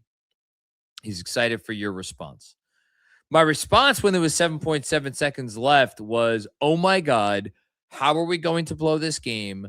We're going to, God's honest truth, how are we going to blow this game? We're going to be talking about this game as the, after game 5, it's going to be, well, the Knicks got game 4, but look at how the Knicks got game 4, but look at how the Spurs got game 5. Now they're even.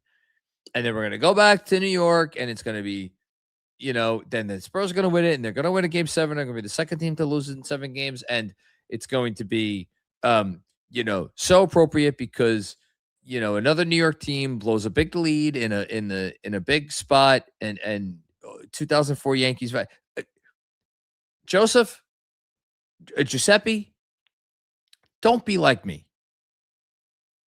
Don't be the neurotic, just absolute, like, worst possible scenario that you could imagine is the thing that you think will happen. Don't be like that. Be a positive person. Be like, hey, we're leading the NBA Finals by 3 points or whatever it was, by 7 seconds left.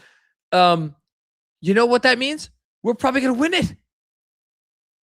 Be that person. Don't be crazy. Don't be crazy. There's no reason to be crazy. Truly. Just be normal. It's much easier that way. I promise you. Thank you, Joseph. Another one from Joseph. 16 down, 0 to go. It still hasn't hit me yet either, John. But just remember, my paisan of Calabrian ancestry. No one could ever take this away from us. We got ours, and it's ours forever. I love this team with all my heart. Let's fucking go Knicks. Shout out to all my. If you are out there and you have family from Calabria, which again, my mother always said that means you're thick-headed, and I think she just said that because my father was Calabrian. It's okay. Shout out to all of you. Thanks, Joseph. Evan G, what's going on? I'm 20. Hold on one sec.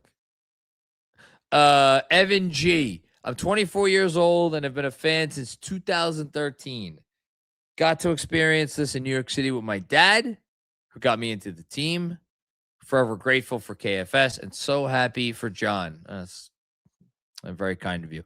Love all of you all, champs. It's really cool, man, that you became a fan when you were 11 years old, not long after I became a fan. Man, I'm now on the other side of it. I'm now on the other side of it where I'm closer to the age of your dad. Whereas I was the son whose dad got me into the team. And now I'm the dad. That's a mind fuck for you. Well, whatever it is, I'm happy I could be here for you. I'm happy you're a fan of the team. And you're very welcome. So thanks. Appreciate you. Israel. I think I got that right. Thank you to KFS. You're very welcome for awesome playoff journey, and a special shout out to my camp counselor, Coach Benjy. Oh, come on. Yes. What a special team. An unreal run. Thank you. Hold on. I got to get a picture of this and send it to Benjy. All right. He's not going to see the whole thing, but I'll still send it to him. Where is it? Where's Benjy? I can't. My God, I have so many fucking texts. Where's I definitely texted with Benjy. I just screenshot it. I'll send it to you, John. Oh, you screenshotted it? Yeah, but you're going to send it to my phone? To your email. No, because then shouldn't that be on your phone? Yeah, but then I got to go find it. It's the whole thing. All right, I'll figure it out. That's fine. Thanks, Israel. Or you can just send it to Benjy yourself, if you want. Jessica, Karl-Anthony Towns champion, just Jimmy Butler loser. Yeah, Jimmy Butler doesn't always pay to be a bully. Fuck off. Jimmy Butler, you can get some. I would love to go on a run of get somes. Adam Rado, I think I got that right. Thank you, KFS. I watched almost every KFS, and y'all are amazing. Love this team, and Jalen Brunson is my hero. Best season ever. Go Knicks, go. Agree. Cosign. And thank you for watching. Appreciate you. Jalen Brunson is my hero, too. I have his jersey right here. Smitty Pa. Oh, I love this name. I remember this from the other night. This is also for all the past Knicks, and this is for my 19-year-old self in 1994 and my 24-year-old self in 1999. Man, they would have loved to see this. We finally did it. We live in a world where the Knicks are champs. So 19-year-old you in 1994, which means you were born in 1975. You came 2 years too late. Shit. You have put in the years. 51 years old you are, I guess.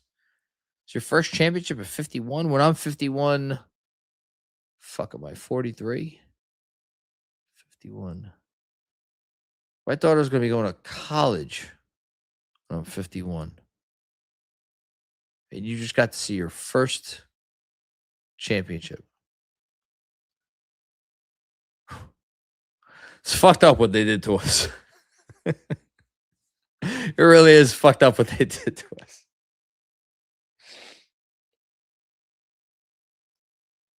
But it was worth it.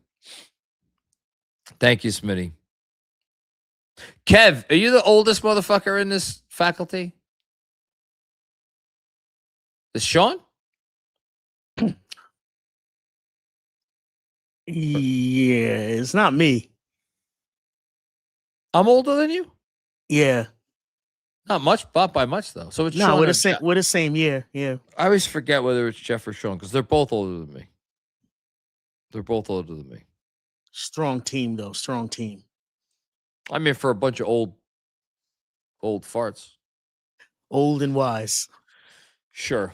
Present company excluded. Not you. Alvin, what's going on, Alvin? Thank you, KFS. We love you. We will never forget tonight. Thank you, Alvin. That's incredibly generous of you. Truly, man. Thank you very much. Thank you. And we will never forget tonight. No, we will not. Love you too, man. Love is...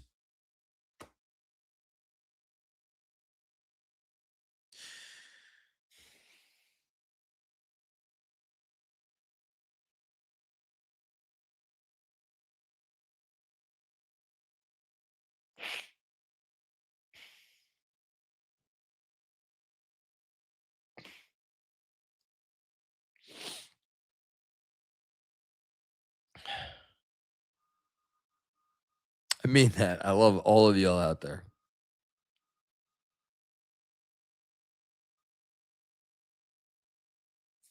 I promise y'all, I do not take this for granted. None of us do.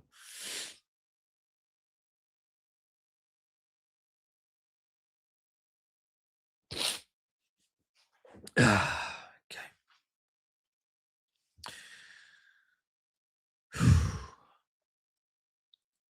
Barry Groverman, what's going on, Barry? How you doing? When are we getting Becky Hammond's apology? Probably on the 12th of fucking never, if I had to guess. The way she doubled down the last time she was asked about it during, what was it, the Eastern Conference Finals or whatever, that really rubbed me the wrong way. I gotta tell you, like, people who have actually accomplished things in this sport and like don't say shit for content purposes, like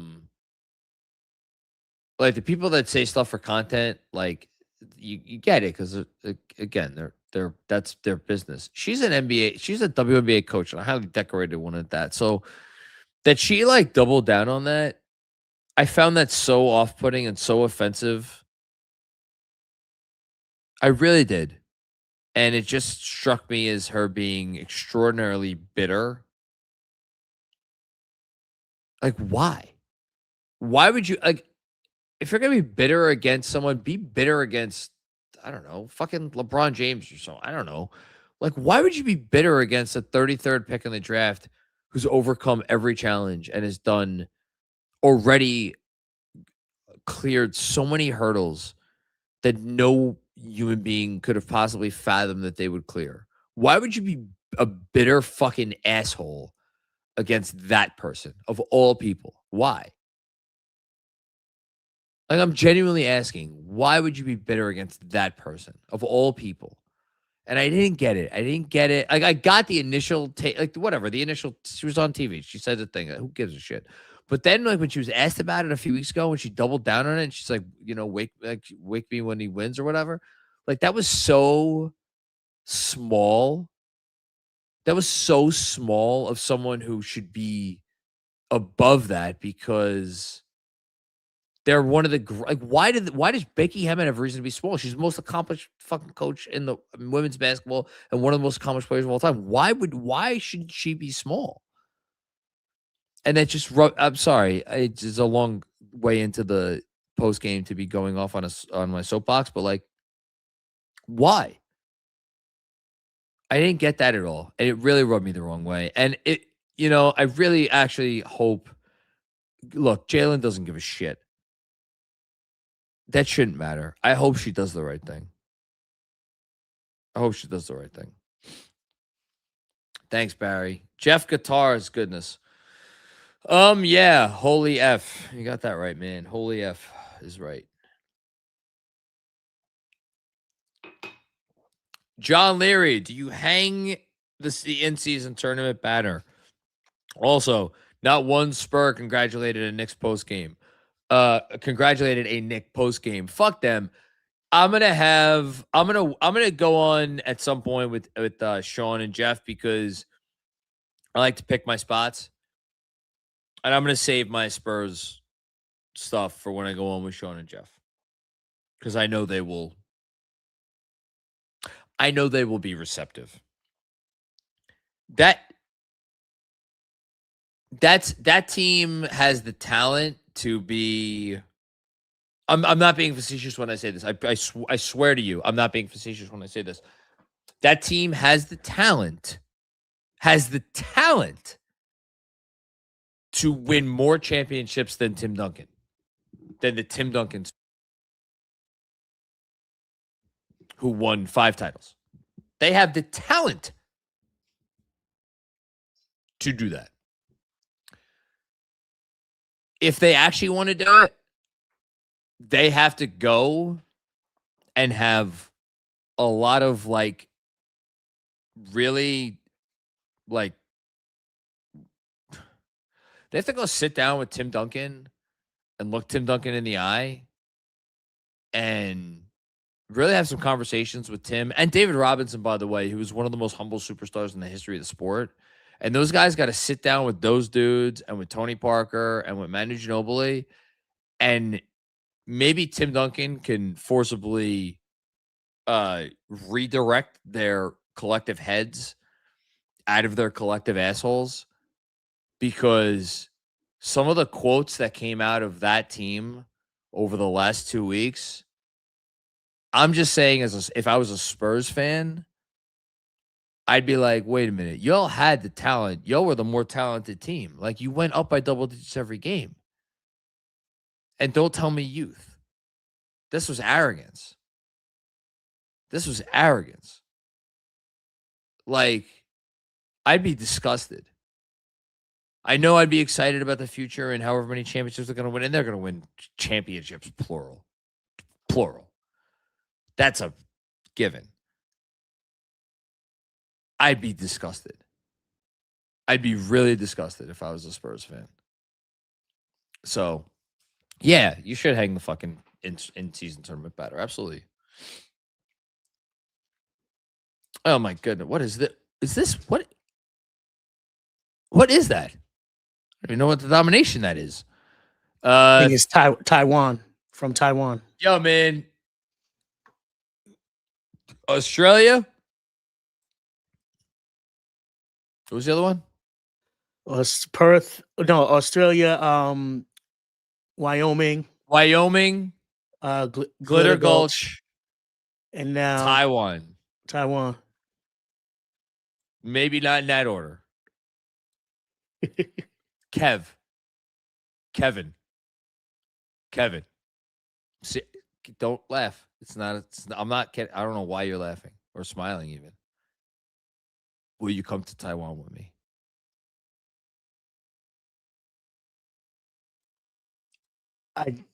I did watch the 7 p.m. in Brooklyn with Melo and Jeremy Lin having the conversation. And isn't Jeremy's from his people from Taiwan. So Australia, Taiwan in the same trip. Same trip, John. Kill two birds with one stone. Yes, sir. Yes. Yes. Yes. We're worldwide. Wes ain't got shit on us. Thank you, KFS. I never thought I'd be able to witness a Knicks championship in my lifetime. You and me both. I'm so happy to have enjoyed this ride with you all. Knicks for life. Go Knicks. I'll see you in Taiwan, motherfucker. I don't know when. We are getting there. It's me and Kev. You're going to see a very large man getting off the plane and a very small man getting off the plane. You'll know us. Other than that, we look identical. That's going to be funny. You like that? KFS World Tour, baby. I think I've been in front of a camera for too long. Jay, sorry, I really have 300 super chats to go. Jay Stills, what's going on, Jay Stills?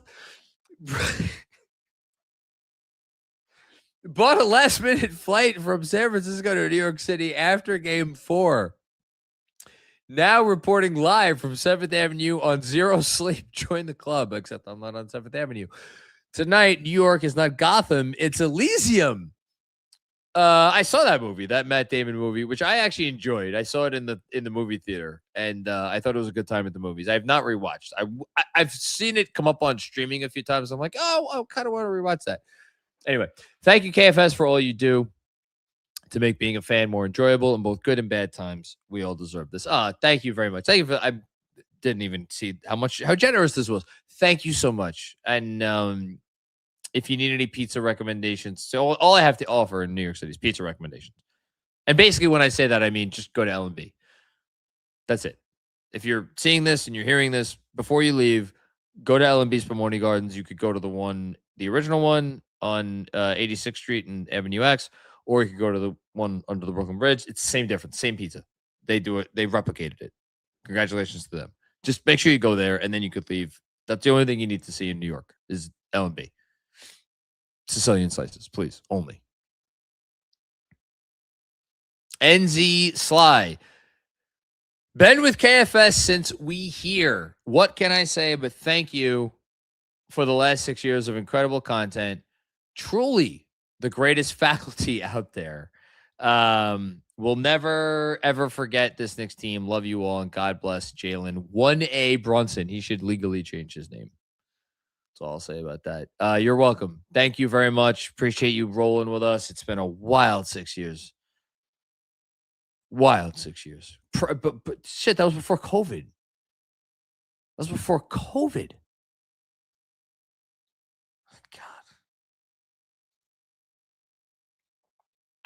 God. Thank you, NZ. Jesus Christ. Scott D. Thank you, Scott. I'm 54. Too young to remember 73. Old enough to suffer through it all. Was at game 6-7 in Houston in 94. No words right now except these. You've built a community that has made this that much sweeter. Come on, man. I really want to get through this without too many more tears. Appreciate you. I didn't build this. You all built this. Shit, when I started doing this, I was just trying to get noticed.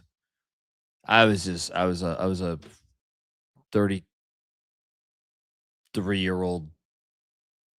No, I was 35. My God. 35-year-old teacher, 35-year-old teacher, just being like, hey, I wonder if I do this, maybe I don't know, maybe I'll get hired someplace. It was never my intention to build a community. The community built the community.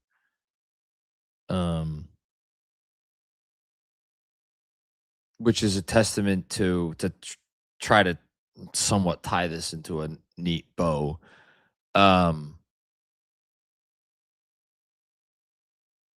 Communities build around passion. Because if you don't have something to unite the community, then there will be no community. And if there is no passion for a thing, then there will be nothing to unite. So it is a testament to this franchise. And the love affair that we have long all had with it, and the amount of time they made us wait until tonight. Because if they were just like consistently winning or whatever, consistently good, would the passion have been to the level it was, around some like random podcaster? Probably not.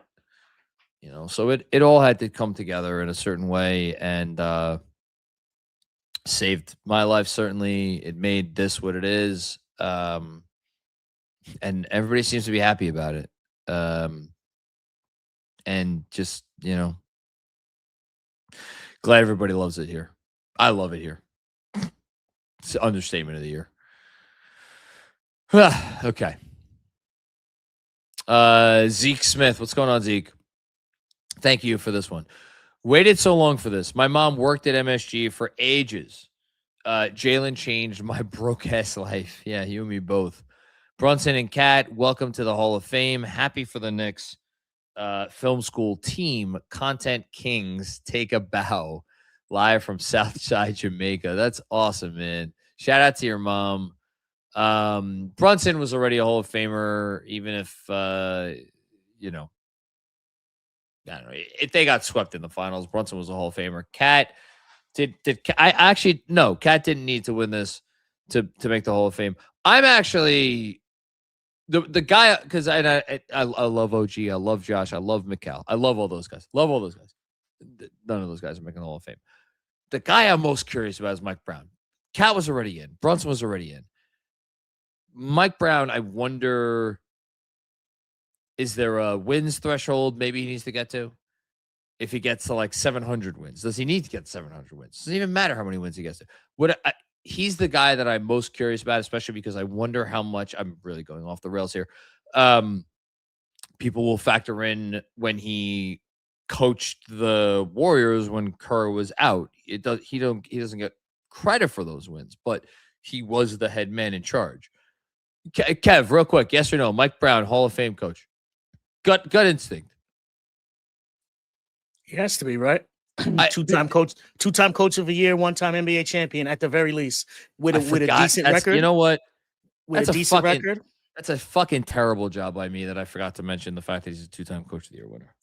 And I don't know how much head coach's assistant coaching factors into those decisions, but he got chips with other teams as an assistant coach. Yeah, but that's my point, is with the Warriors, it wasn't an assistant, it was an associate, and he was in the bench when Kerr was dealing with his back issues.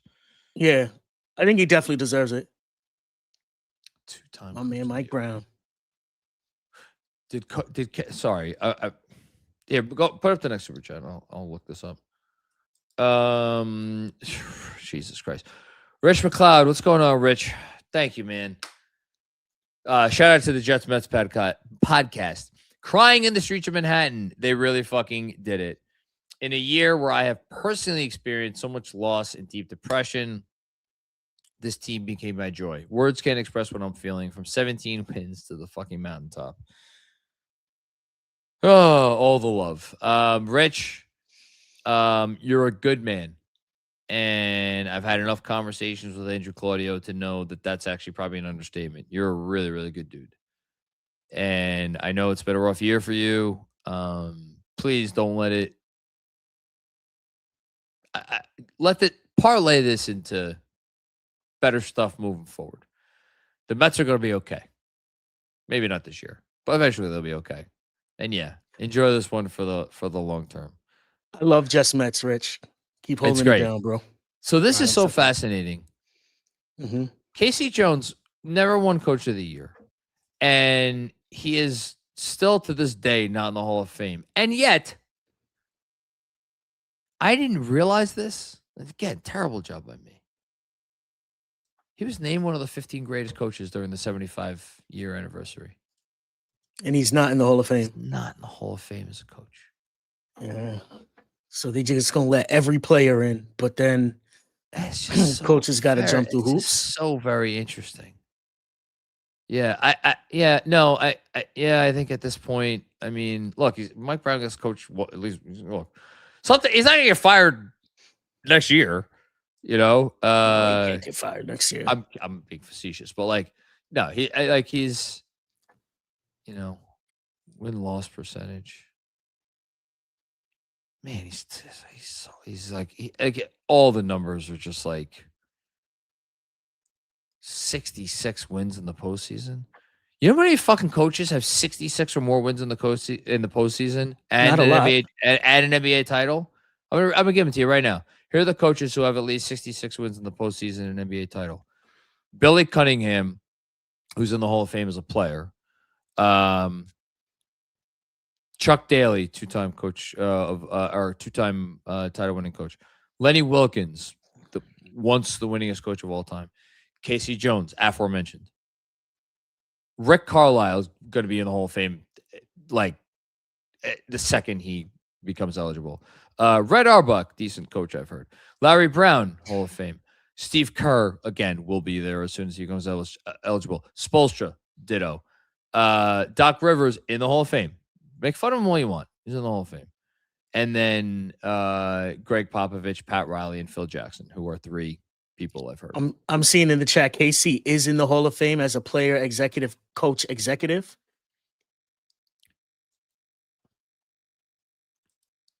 So here's what I go off of.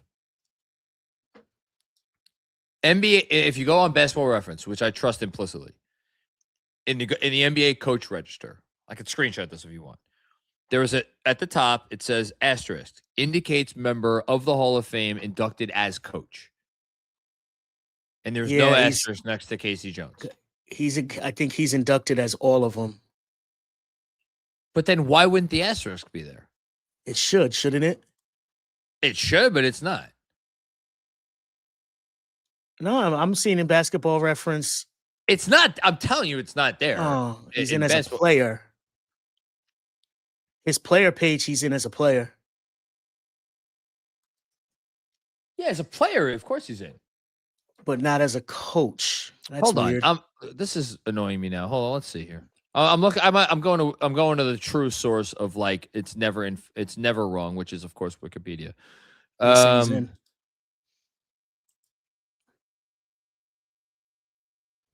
Jones was inducted into the Naismith Memorial Basketball of Fame in 1989.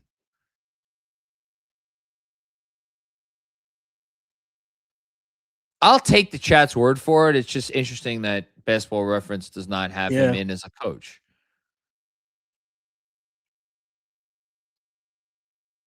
That is odd. I'm just going off of that. I'll take the chat's word for it, though. Mm-hmm. Well, if KC's in as a coach, then Mike Brown's getting it. Two-time Coach of the Year winner, this many games over 500, this many playoff wins, an NBA championship. He's going to probably get to 600 wins. Not that he even needs it.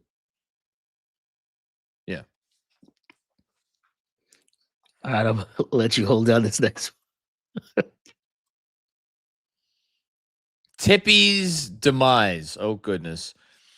So happy for Jalen, Cat, OG, Mitch, Mikal, Josh, and all of the Knicks and all of KFS. Thank you for creating this community, John. You made this miraculous special season all the more so, even if you couldn't wait to break it up.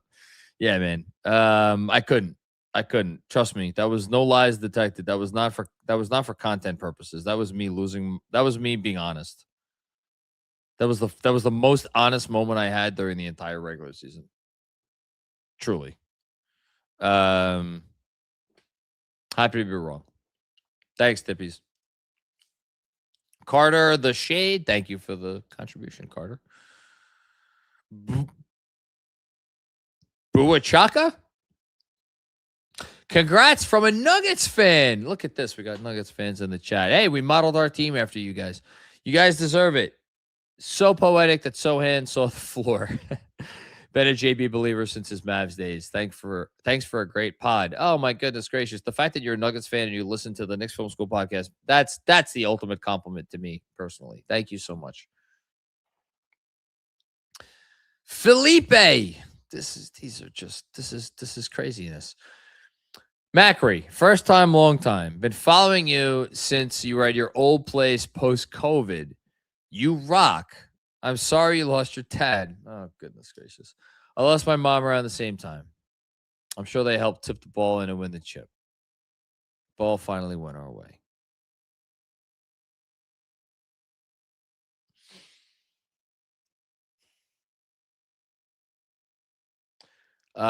Sorry to hear about your mom. Thank you for following.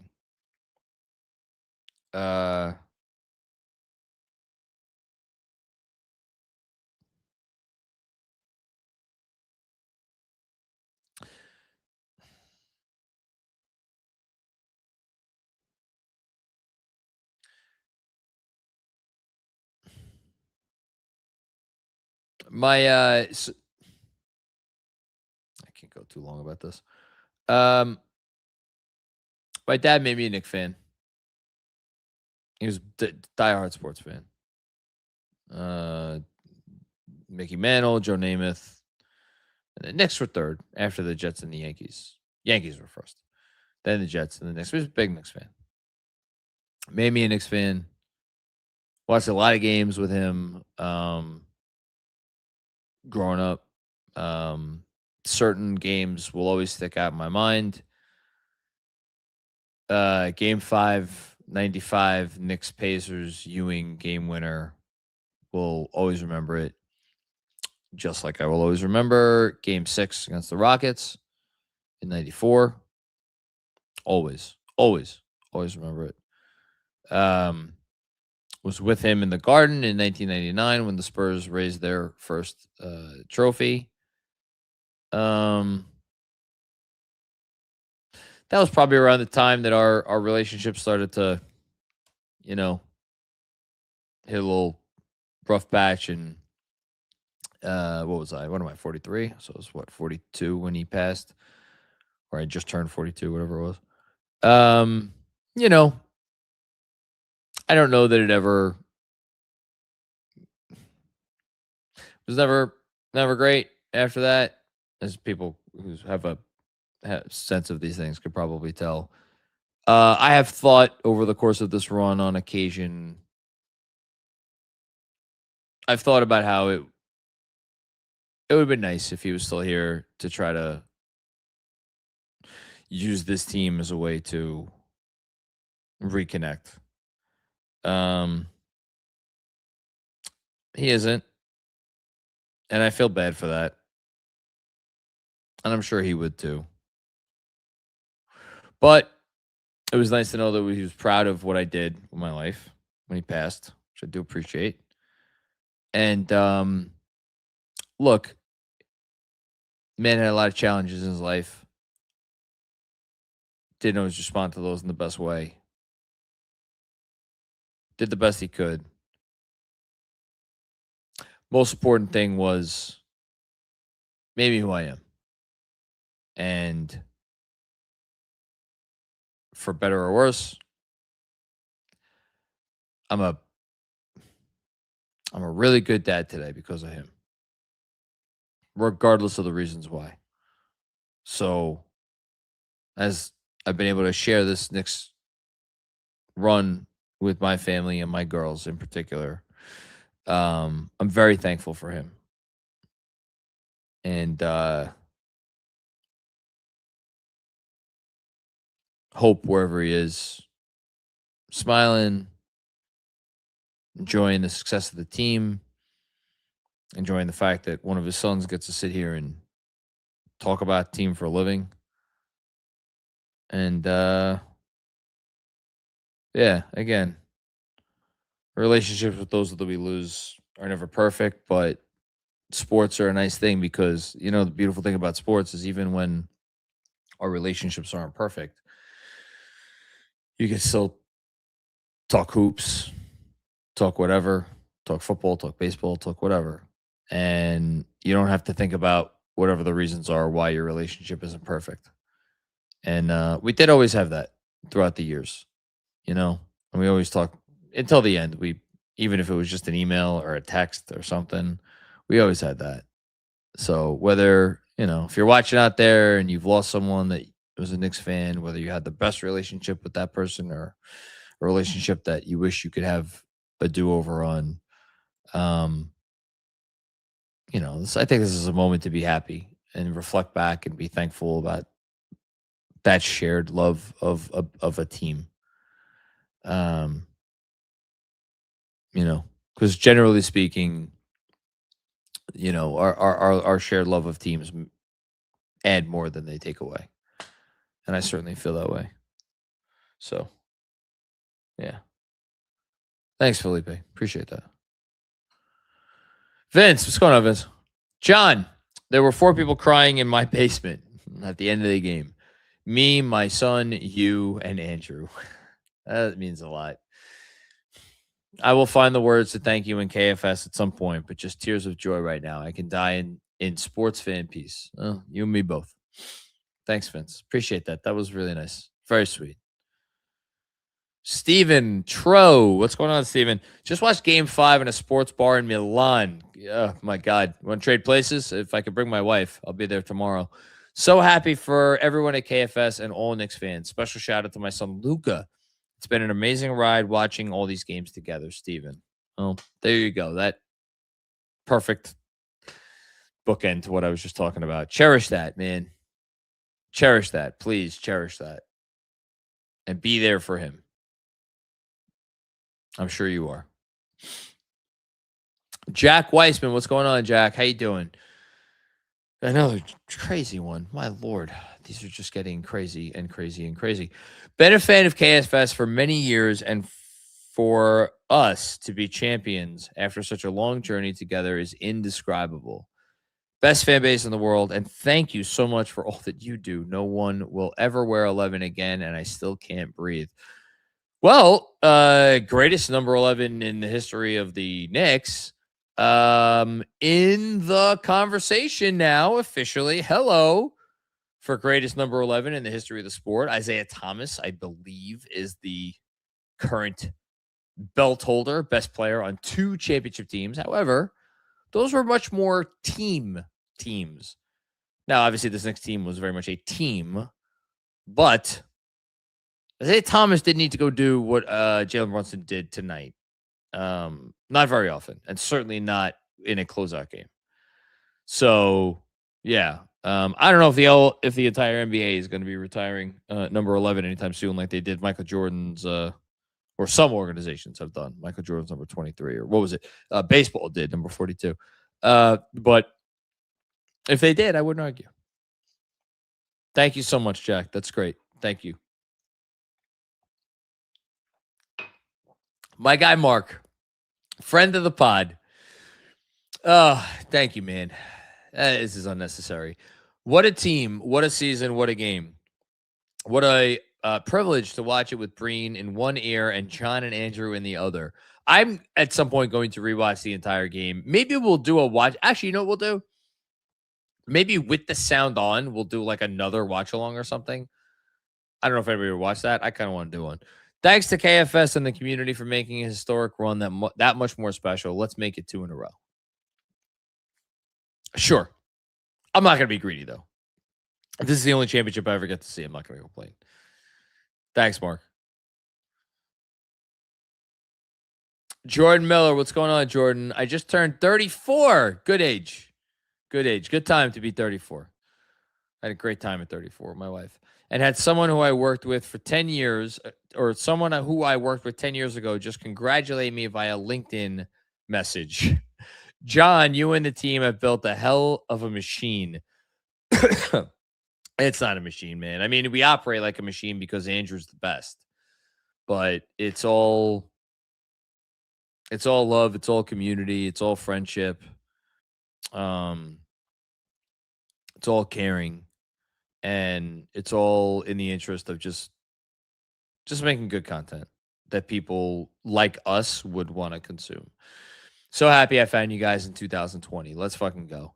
Yeah, I'm again, I don't know if listen, if any of the people who texted me is watching this still at this point, I like, thank you and I love you and I'm so sorry. I don't know, 40 fucking texts. It's funny, my girl Becca Chasen, shout out to Rebecca, watched the game with her dad and mom tonight. Good move by her. Sent out a tweet like after some big Knicks game or something, being like, Was it her? Maybe it was somebody else. Maybe she retweeted it or something. I don't know. I think I saw it on her thing.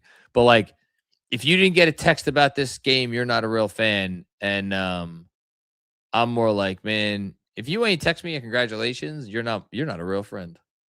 Tonight, if I didn't get a fucking congratulations text from you after tonight, you are on the shit list, motherfucker. I'll tell you that right now.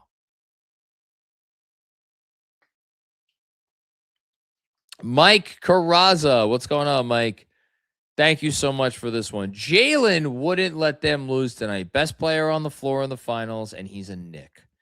So proud of him and this team. A historic group, underrated at every level.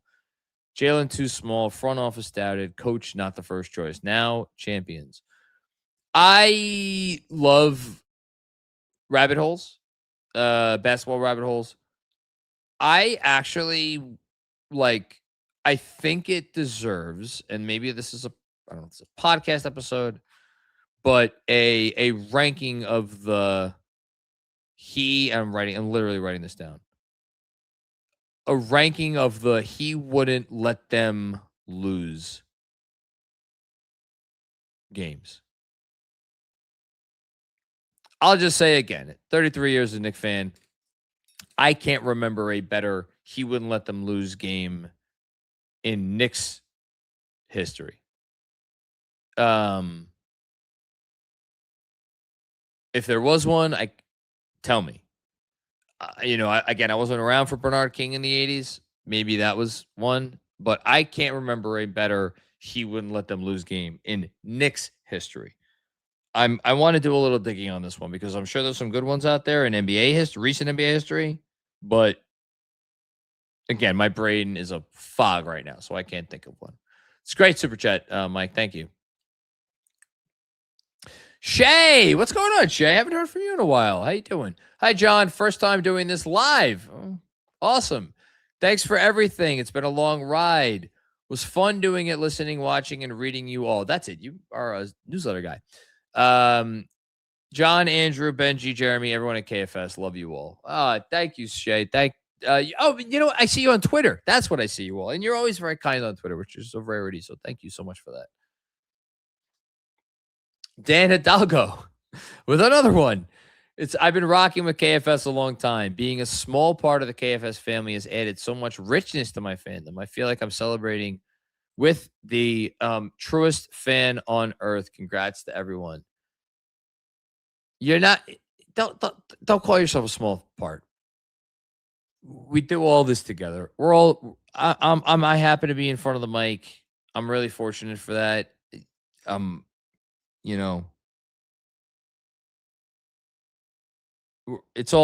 We're all the same.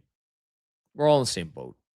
We're all in the same boat. So just, you add a lot to everything that we do. All these post games, they mean a lot. And the fact that you've been rocking with us for as long as you have, man, just really want to thank you and really do appreciate it. So you are absolutely celebrating with friends and family here. Thanks, Dan. Joseph with another one. I remember beating Boston with KFS after watching with my dad in the hospital. I listened all summer, watched every game this year, and shared this run with KFS. I'm so grateful to be part of this community. Thank you. Joseph, thank you. You've shared your story with us. But you shared your story with us a little while ago. And, I spoke before about losing someone and reflecting back on that as a run happens. You lost someone during this run. And that is a whole nother thing entirely. And, I know it can, I could only imagine how much it complicates the emotions of the games as they are occurring. I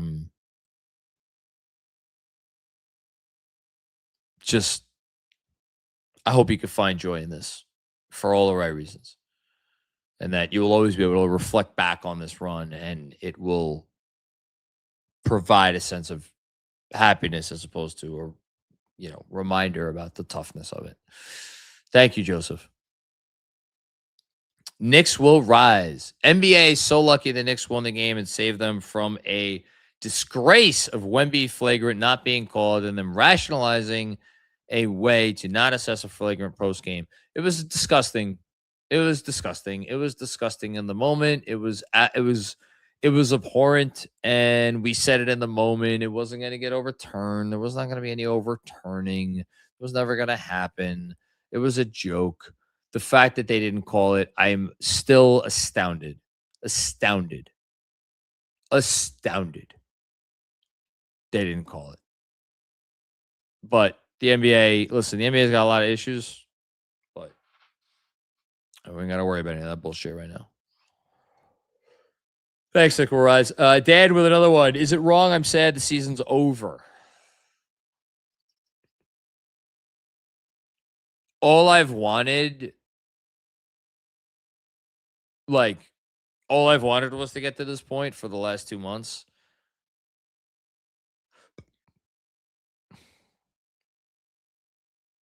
No, it's not wrong.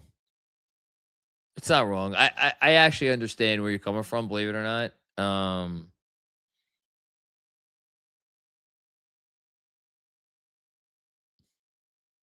This team was a joy to watch. They put us through hell. Every one of these finals games was hell.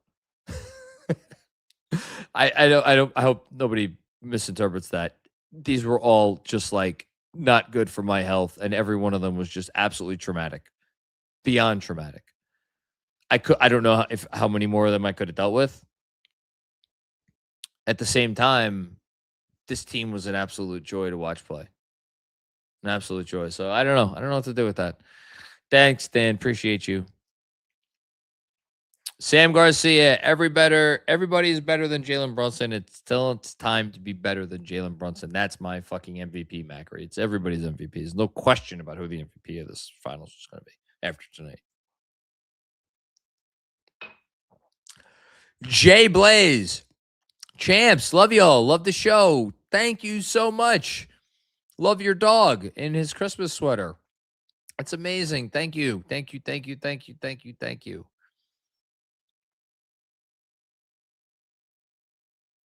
Jason with another one. No better ending for the too small Jalen Brunson. Put the team on his back, drop 45 to close out the Spurs against a 7-5 alien. It's a singular performance. It's a singular performance, and it's a singular performance where I really, again, there's a lot of stuff about this run that I'm looking forward to going into the archives and really diving deep in NBA history now that we kind of know what happened and seeing like, all right, where does this stack up? Where does that stack up? And so on and so forth. Very much excited for all of it. Thanks, Jason. Rex. Oh, Rex Etchickson, who has been doing some great analytics posts for us here at Knicks Film School as one of our interns for the last year, the whole season, really. Hey, Macri, it's Rex. Thank you for welcoming me into the KFS family. It's absolutely my pleasure, man.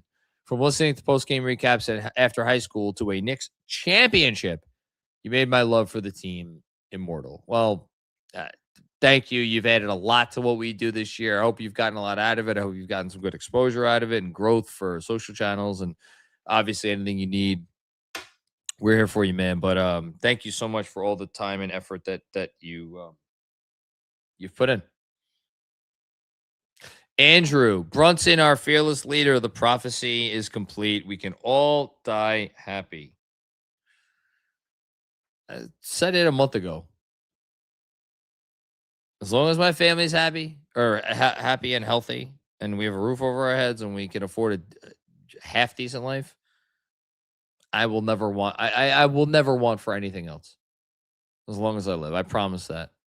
I promise that. As long as they're good. Riyadh, what's going on, Riyadh? Thank you for the generosity here. Congrats to the KFS fam. We are champions. I don't have the words right now. 33 years on this planet. I finally get to experience this feeling despite the haters putting us down every chance they got. What can they say now? JB is our MVP. Love you all. No, there's nothing. There's nothing. Nothing for anybody to say. Nothing. There's no but. There's no but. There's no, well, no. There's no weak East. There's none of that. Hold on. Briefly. For the majority of the season, dare I say, right up until the playoffs, the story of this NBA season was, oh my God, the Thunder. For much of the season, the story of the season was, oh my God, the Thunder are going to win 74 games. That was certainly the story of the first third of the NBA season. And then they got a few losses, but it was still, oh my God, the Thunder. The Spurs took down the Thunder in the Western Conference Finals. It took them 7 games. Didn't take them 5, doesn't take them 6. It took them 7 games. It was a war. It was a war. And then the team that went through that war with the Thunder lasted 5 games against the Knicks. After the Knicks dispensed with the East, losing twice by 1 point each. There is no but. There is no qualifier. There is no asterisk. There is no nothing. There is no doubt. It's one of the greatest postseason runs in sports history in every conceivable metric, by every conceivable metric. That's it. That's all there is. Led by one of the greats in Jalen Brunson. Thanks, Riyadh. Smitty Pa, you know what? JB is going to get a lot more calls moving forward. That's where he is now. I hope so. I don't anticipate it, but I hope so. Joseph, Andrew Claudio, I'm in LA hoping to meet the KFS crew in Vegas for Summer League. Excited for details. Yeah, we're heading out. We're going to be there. We're arriving Friday. Count on us. Count on the KFS presence being there Friday early afternoon. We'll be there through Monday morning, Monday afternoon. And then there'll be stuff going on that will be public events Saturday and Sunday for sure. So count on that. ML Nair, congratulations to our Knicks. What's up, ML? How are you? A long time guy. Thank you, John and KFS, for helping us fellow suffering Knicks fans endure all the ups, downs of this journey all these years. It's our pleasure, ML. Thank you so much. Oh, John Heller. Yes, I didn't even need to see the name, John. I knew it from when I saw the at thing. John Heller from the newsletter. Congrats to the KFS fan. We all deserve this. The greatest postseason run of all time. You can't. I mean, again, I know the Lakers were 15-1. I know the Warriors were 16-1. I know that. I get it. When you consider all the factors at play, this was better. This was better. Brunson is our hero. This team will never pay in New York City again. Dean Mack, I told you Cat could do it. Let's go. You were always a Cat believer. I feel like I haven't waxed poetic enough about Karl Anthony Towns on this postgame. There's a couple of guys I don't feel like I've waxed poetic enough. Josh Hart in particular. I feel like I haven't had my Josh Hart soapbox is collecting dust here as we are closing in on hour 8 of the postgame. I'll get on it at some point, I'm sure. He was one of the 3 best players on the team tonight, by the way. Karl Anthony Towns. If you never gave up hope on Karl Anthony Towns and or continued to be supportive of this player in the face of, shall I say, loud and constant arguments to the contrary, I'm picturing Jon Snow with the sword against the army. Take a bow. Take a bow. And if anybody brings up like the stat line of this game, tell them to go fuck off, because he was everything they needed him to be over this postseason, including, honestly, even tonight on the boards and on defense, he was great. Like, I know he fouled out on the defense, on the boards. He was great tonight, and he did everything they needed him to do, and it was a great postseason run for Cat.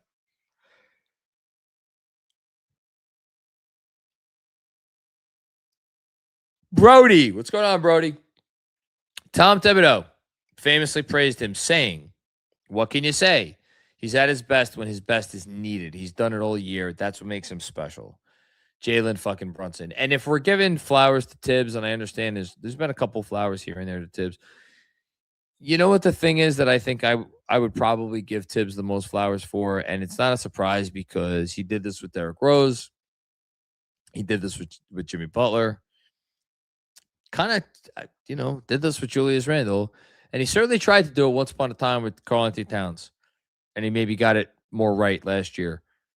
He looked at Jalen Brunson and he said, I could win with that guy.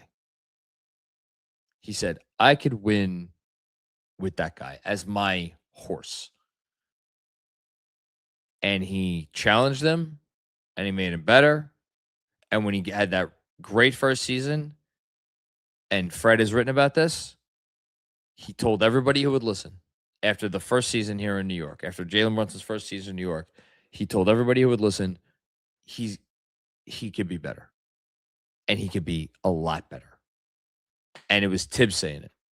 It wasn't the front office. It wasn't the other people on the team. It was Tibbs telling everybody. What you just saw, like where he almost made the All-NBA team, like almost made the All-Star team, no, that ain't shit yet. Watch what he does this year. He told everybody who was willing to listen. And then he went out and had the year that he had. And he hasn't looked back since. Thanks, Brody.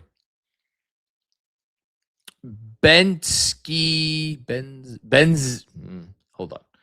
Bent Sissikora? Ben Zizikora. How's that? Let's go with that. First time, long time, etc. You're well. Thank you for listening. And yes, chiming in from the Middle East, where last 3 years have sucked ass. Yes, I have heard tangentially, even though I don't watch the news anymore. But this fucking team and this fucking pod kept me sane.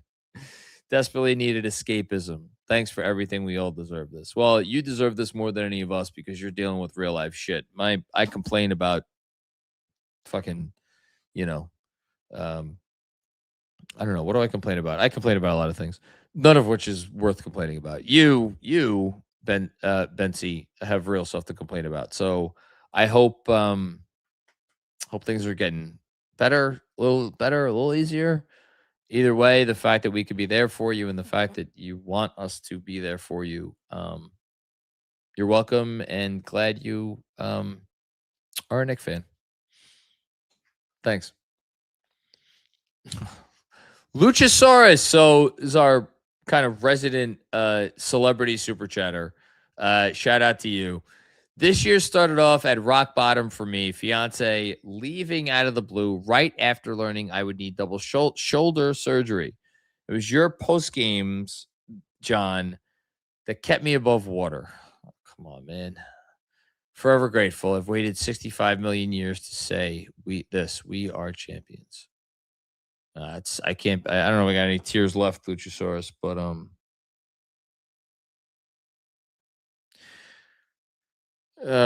God. First of all, you're the man, and don't come on. I'm sure you're doing great now. Because it's, as you said, the year started off a rock bottom. I know you're doing better now. We gotta get you on the pod, man. Let's talk some wrestling. Get my buddy Bernard on here too. So because I'm not as big a wrestling guy as my buddy Bernard, but we gotta talk about the Knicks and 65 million years and being better off, today than we were yesterday. And yeah, man, thank you very much. Appreciate that. Jessica, this is more fun than fun is fun. Hashtag Tibbsisms. Yes. It is indeed more fun than fun is fun. David Denito. What's going on, David? Got to watch the game with my dad. It wasn't about the win. It was about the memories. Playing on the cardboard hoop in my living room. I felt like I was 8 years old again. Not a care in the world. Everything at my fingertips. It's beautiful, David. Thank you for sharing that. Appreciate that. Mike Kelly, what's going on, Mike? My KFS brother, shout out to Precocious Salmon and Tom Fitz. Those are some good Substack names. I wept like a baby when the clock hit 0. No better sports moment in my life. Spent with my wife and son. Thank you, KFS, for the best community in sports. Thank you very much for the contribution, Mike. Appreciate that. Hannibal Miles. Goodness. The Knicks aren't just another OG of the postgame. Longtime supporter. Knicks aren't just a team. They're a reflection of New York itself. A vibrant tapestry of cultures, dreams, and unwavering spirit. From every borough, every background, we come together, united by this team. We are resilient. We are passionate. We are the New York Knicks. Jesus. Hannibal. Come on, man. Can't do that to me at 7 in the morning. I know it wasn't 7 in the morning when you super chatted this in. It's beautiful. It's beautiful. Look, the Knicks being a reflection of New York was very true when, in the late 60s and early 70s, Harvey Arrington wrote When the Garden Was Eden and explored that beautifully. I think this team has a lot of the same qualities. You look at where people are from, disparate backgrounds, how they got here, races, colors, creeds, everything, high draft picks, low draft picks, medium draft picks, big salaries, small salaries, everything in between. It's a diverse group. And it is vibrant, and it is, everything together. Most of all, this team was the ultimate reflection on New York and New Yorkers because they don't give up, because they don't give in, and because they refuse to settle for second place. So, credit to them for that. Thanks, Hannibal. Michael Chicharron, Macri, thank you. I don't know what you're thanking me for. You were writing newsletters when this moment felt like the fever dream of all fever dreams. We deserve this. You deserve this. No, we all deserve it, man. Knicks are NBA champions. Love you all. Thank you, Michael, so much. That newsletter meant more to me than it did to any of you, I promise. That newsletter gave me purpose at a time when I didn't really have it. And especially during COVID, gave me a reason to get up and just gave me something to do every day and feel like it mattered. And the fact that people read it and sent messages saying thank you for continuing to write during this time when there's nothing to write about. And I just kept trying to find shit to write about. And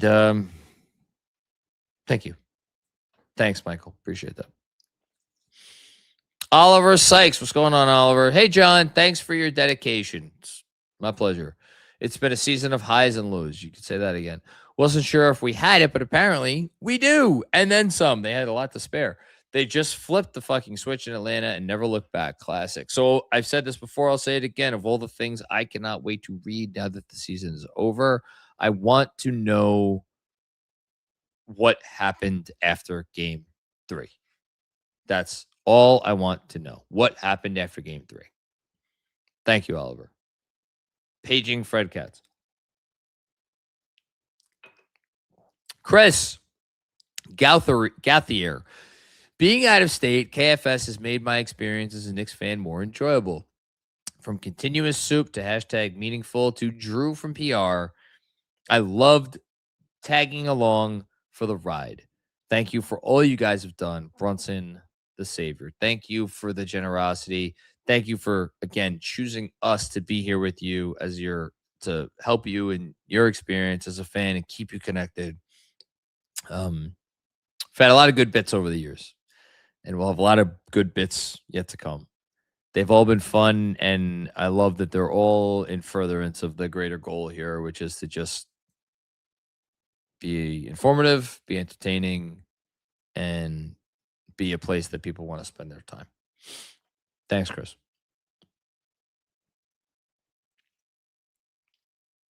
Rico, what's going on, Rico? First time, long time. Thank you. This is very generous for a first time, long time.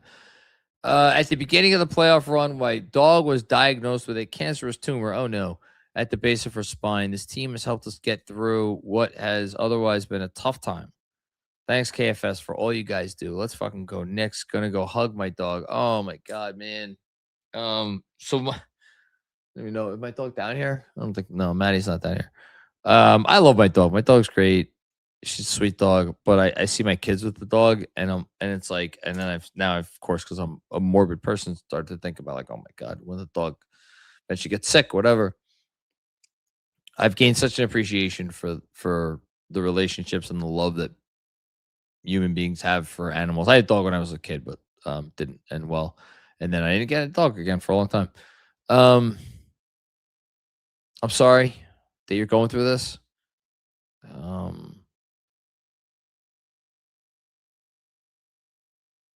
Yeah, I'm sorry you're going through this. I hope the Knicks help a little bit, but I know how hard this is, and we're here for you. Knicks community is here for you. Whatever you need. Thanks, Rico. Rediscovered soundtracks. Thank you for the generosity here, my lordy. Game 3 Hawks was tough for me, not just the Knicks. I discovered KFS that night. You're kidding me. My God. 3 hours of listening. It gave me a sense of peace, and everything in my life has felt different since that night. I swear that these are like fake. KFS will always be part of this run for me. Knicks 26 forever. Bless your family. Fuck. I remember that night. And I remember I started off with DJ, and I was overly critical of Mike Brown that night because I was still holding on to a lot of anger, and anger is the right word. I was still holding on to a lot of anger from Game 2, and I let it overly impact my. Oh no, sorry, that wasn't DJ. It was Benjy that night. Sorry, my God. DJ was Game 2. Benjy was Game 3. Because it was Benjy who said, when we got on, he was like, we wouldn't be worried about this if it wasn't for Game 2. Game 2 was the thing. Tonight was like, shit happens. You don't hit shots, whatever. You try to make a big comeback and it falls short. It happens, whatever. But Game 2 made Game 3 hurt so much. I forgot it was Benjy. But I was still holding on to so much resentment about Mike Brown after Game 2 that after Game 3, I was like really very much like I was angry. And that was the post game that you listened to for 3 hours. Shit, man. Thank you. I'm sorry I wasn't better that night. I'll try to be better moving forward, and hope you're enjoying this post game. Hope you're still listening. Thanks, Rediscovered Soundtracks. Thank you. It's very generous of you. Thank you. Sam Skates, can you imagine being Fred Katz right now? Pre-order. Yeah, everybody go order Fred's book, please. It's I've read several chapters of it. It's exceptional. Truly. It's very good. I pre-ordered it already. It's a smart move. It's gonna be great. Saw the tweet right away. Yeah. No, Fred's the best. So everybody's gonna enjoy that. Daniel Wasserbacky. I hope I got that right. Thank you for the contribution. Hush with another one. Love Tibbs, man. Forever and ever grateful to get that hire right with Mike Brown. Absolutely incredible stuff. We hit the lotto on him. Let's go, Knicks. They hit both. Both hires were the right hires at the right time. That's a beautiful thing. How rare is that in the NBA, where you nail the right hire at the right time? You can nail the right hire, but it might not be at the right time. Might be the right guy at the wrong time. Or the wrong guy at a time where it's like, oh, anybody would succeed during this time. Yeah, they nailed it. They nailed it. Thanks, Josh. Sima saying, what's going on? We are champions, my friend. Was at Game 5. Sitting at the hotel, and it still hasn't hit me. Hasn't hit me either. Maybe when I wake up. I hope when I wake up, it hits me. Pat Bunce. Jesus, thank you.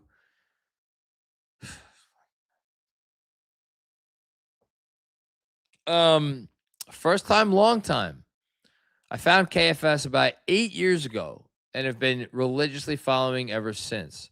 I don't know how Kevin Durant feels tonight, but I'm starting to think the Knicks are pretty cool. Kevin spoke about June 30th, 2018 before. I've spoken about June 30th, 2018 many times.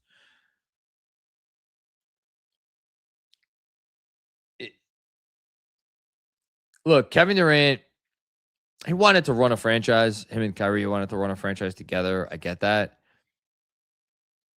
He's not stupid. He's not a dumb guy. He knew, I don't care how big your ego is, he's smart enough. I was at something a few months ago where his CEO, I think it was, of Boardroom was on a panel, and I got a chance to speak to her. I think it's the CEO, see something though, and just like, he's just so smart, and he's a smart guy, he's a smart businessman. I don't care how egotistical you are. He knew that going to Brooklyn, like, there wasn't going to be any fervor in the fan base or anything of that sort. He's smart. He has people who could tell him this, even if he doesn't know. The fact that he's still, and he wanted to live in New York, right? The fact that he still wanted to go there as opposed to the Knicks, where he would matter in a way exponentially more than in Brooklyn, and you know, where, you know, he could have molded the team as he wanted, like the whole thing speaks to what your comment speaks to here, which is like 8 years ago, how deep into the wilderness we were, the Knicks were, you know, for him to be like, I want to be a net. Like, I want to be a net. A net is a fucking piece of fabric. I would rather be that, you know? They were deep in the woods, as deep in the woods as you could be, and now they're not. And you know what? And you know the funniest part of it? In part, the fact that the Knicks are champions today is in part because of the decision that Kevin Durant made. Obviously, because if Kevin Durant came here, the dominoes would have fallen in a different way. But when they didn't get him, they had to sign a bunch of shorter contracts that summer. And Leon Rose was able to inherit those shorter contracts and start to exercise what was a, you know, more diligent plan, which led us to today. So Kevin Durant thinking the Knicks are not cool indirectly led to this championship today. And that's not me being facetious.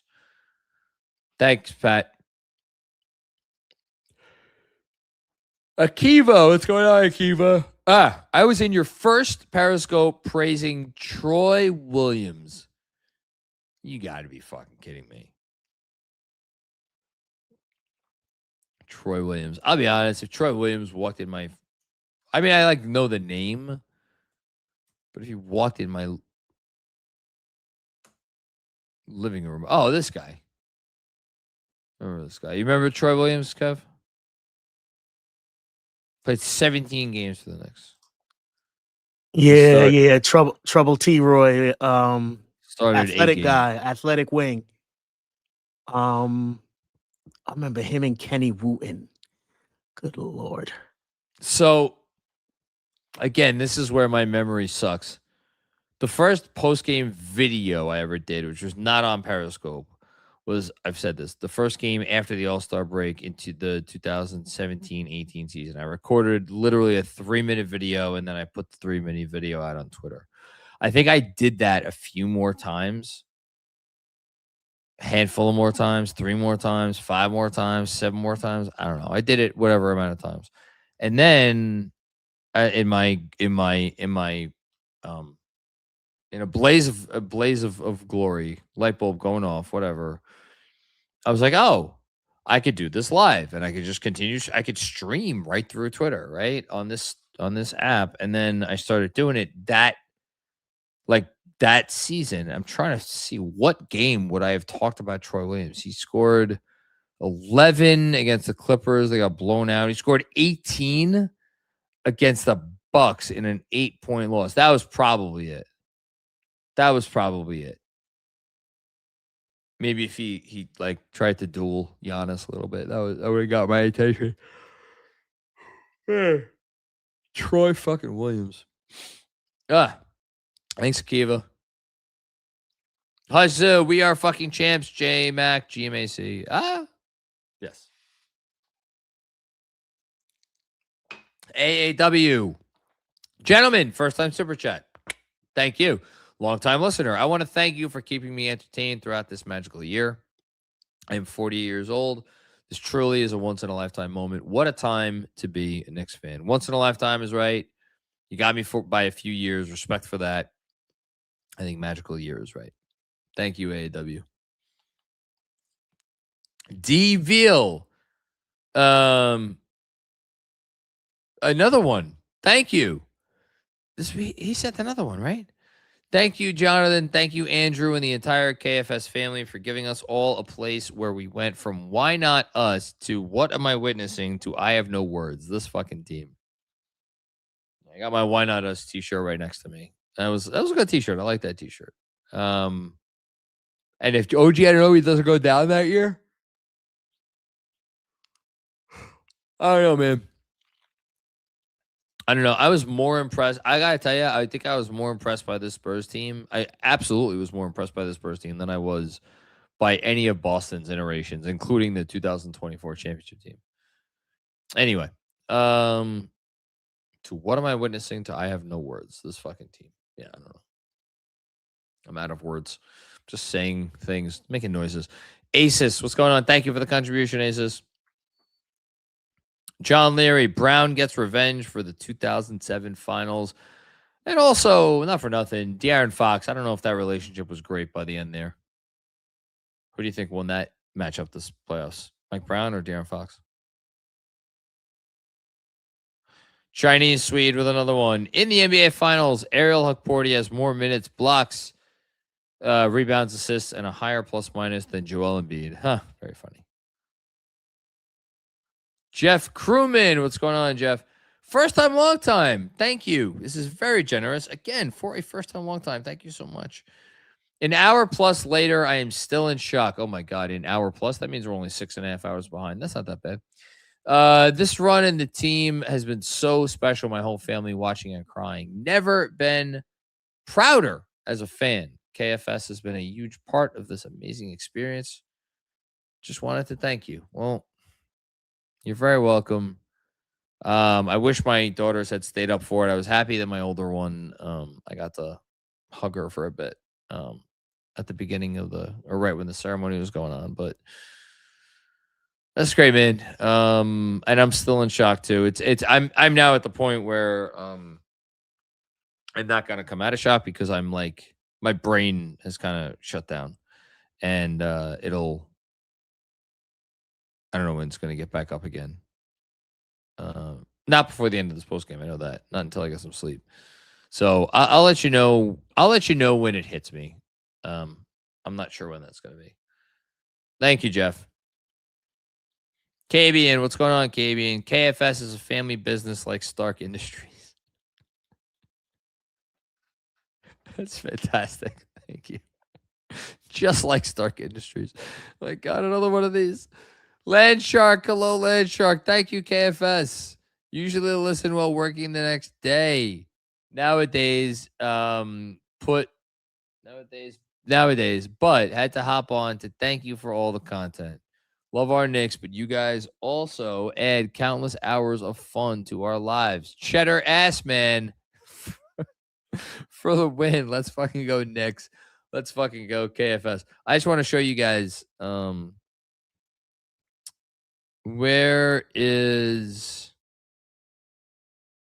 Here we go. No, hold on. I guess, hold on. How do I get rid of this? Here, can you see that? All right. There it is. Cheddar Assman. That's my text with my text thread with Benjy and Fred and Andrew. Has been named that for 2 years. Thanks for listening to us. Appreciate you. And this is incredibly generous. And you have looks like you have a nice golf swing. So shout out to you. West Coast Cockerel. Isn't that the team that Sean likes? Cockerels? I think it is. Long time, first time. Just got to say thank you. You're welcome. To you and the whole KFS crew. Been waiting for this since my heart was broken in 1994. Just so happy for all of us. Let's go Knicks. Yeah, I'll never forget that night. I'll never forget the night of Game 7. This is the first time I ever cried because of sports. Obviously not the last time. Went to bed. I was so hateful towards John Starks because I didn't know my ass from my elbow when it came to basketball, the NBA, or any of that stuff. But I knew 2 for 18 was bad. I knew 0 for 11 from behind the arc was bad. And I couldn't believe that he did that to us. That's how I took it in that moment. I was like, he did this to us. John Starks did this to us. You know, that's how I felt in the moment. I'm happy I don't have to hold that against John Starks anymore because I don't really care anymore. After this, I do not care. After tonight, I do not care. Thanks, West Coast. Sekou Thomas, first time, long time. What's going on? Wish Anthony Mason could have or was here for this one. Thank you for keeping me sane. You're very welcome. Shout out to Mace, my guy. One of my first, will surprise no one of my first favorite Knicks. Hope wherever he is, he's smiling. Brody, Langston Galloway, enough said. Shout out to Langston Galloway. Good Nick.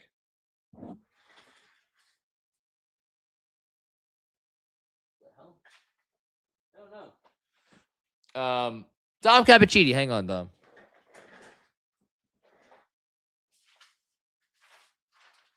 My sign fell. How did my sign fall? Oh, I'm gonna put this. Okay. There we go. Okay. Dom, I remember 5 years ago about this time, I was like, yes, please send me Sexton for Obi, Knox, and a 2023 Dallas first. I wanted Sexton. I was down for Sexton. 100%. Yeah, sure. That's another offseason article. Top 5 worst trades that I was like totally all for. Oh my God. I would have to do a lot of research on that. Top 5 worst trades I wanted. Top 5 worst trades. I mean, top of the list would be Joel Embiid. I wanted. Endgame. Thank you for the contribution, Endgame.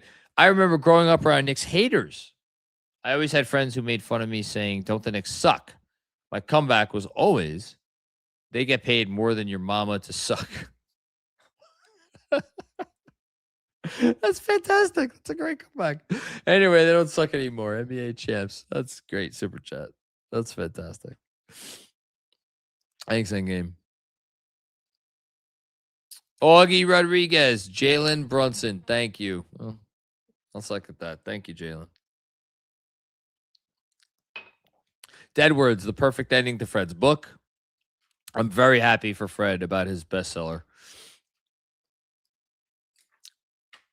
Sam Garcia's dad. What's up, Ray? John, a few super chats on how much this chip means to me and my fam. My wife and I flew to Columbus today to be with Sam, and experiencing this win with him was beyond what words can express. Read the next ones. My mom passed away last November, and the one thing we could share in the last year when her dementia kicked in was watching the Knicks and KFS. I know she's overjoyed tonight. Oh, man. And then another one from Ray. My dad passed away 15 years ago. He got to, oh my God, this is incredibly generous, right? Thank you, my Lord.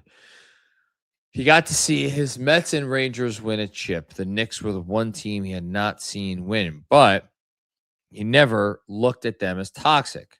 They were his team, and every year he was ready to support them. I know he's overjoyed tonight. Thank you, KFS.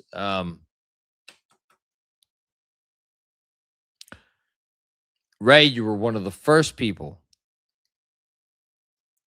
I mean this. You were one of the first people who managed to make me understand, despite the fact that Andrew Claudio had been telling me all the time for years. You were one of the first people who made me understand how much Knicks Film School means to people. And I'll leave that, between us as to how that came about. But you were one of the first people, and never forget that. It was it was a nice moment. And it's very clear that you're just such a loving dad, loving husband, and Sam is just so lucky to have both you and his mom. It's very blatantly obvious. And, I appreciate you sharing these sentiments. You're a very positive fan also. It's definitely something that we should all take a page out of that book. But yeah. Shout out to Sam. Shout out to you. Shout out to your wife. And thanks for supporting the show in the myriad ways that you've done and as much as you've done over the years.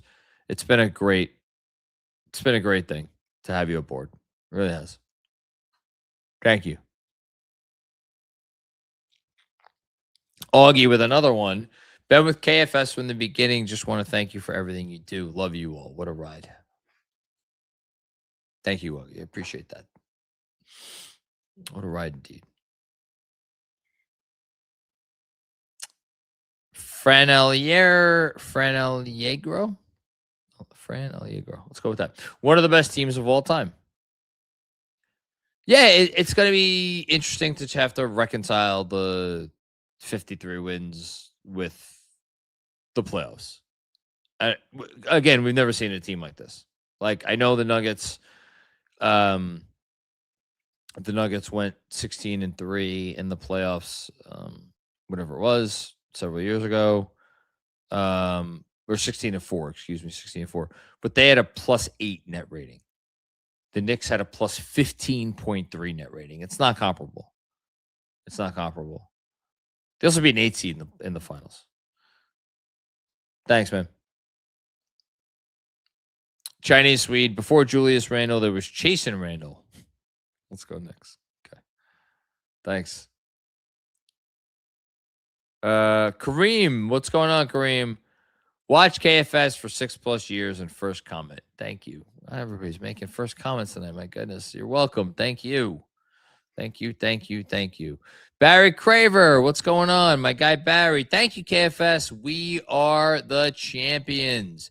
That cannot be taken away. You were a huge part of my season. Thank you.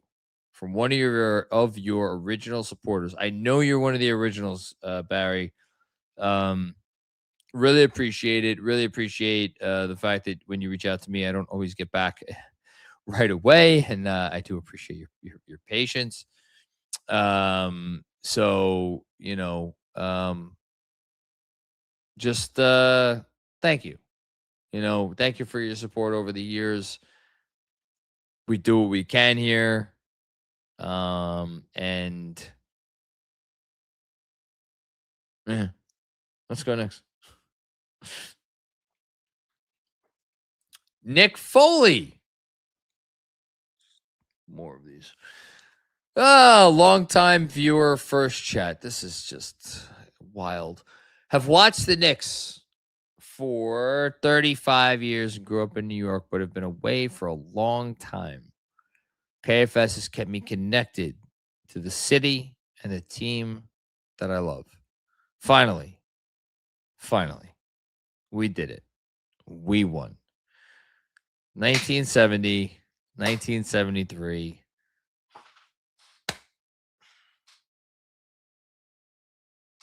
2026.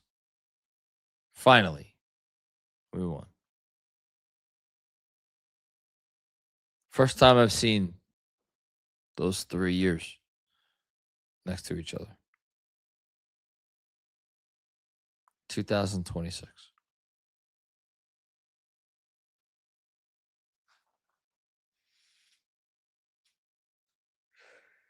Oh, man. I really wonder if it'll ever hit me. At some point, it should hit me. Still hasn't happened yet. Thank you so much, Nick. ML with another one. Monica said, and I paraphrase, that she hoped that Josh's contributions are not overlooked because he was an important part of this championship. All right, finally, some excuse to go give Josh Hart some love. Hey, Josh Hart. Josh Hart's the heart and soul of the team. Again, plus 15 tonight. Team leading 11 rebounds. Impeccable defense. Played outstanding basketball after his initial stint, which was not great. And what is the saying? Shoot, Josh, shoot. Shoot, Josh, shoot. Guess what? Josh Hart shot 6 threes tonight. You know how many he made? 3. McCall made 3 and Brunson made 4. Like, the Knicks tonight as a team, 12 of 37 from 3 for 32%. That's not great. It's actually the exact same as both teams. I didn't even realize this until I just looked at it. Both teams shot exactly 12 of 37 from 3. How funny is that? But Josh, they left him open, and he made him pay.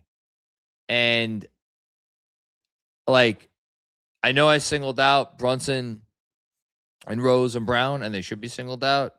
And, like, you're not going to tell me that, like, nobody's going to say that Josh Hart's a better player than Karl-Anthony Towns or Josh Hart's a better player than OG Anunoby. 29 other teams would kill for Josh Hart.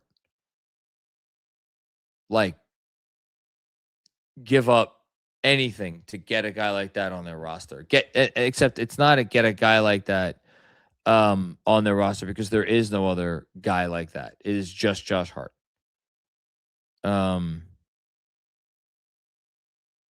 Yeah. I just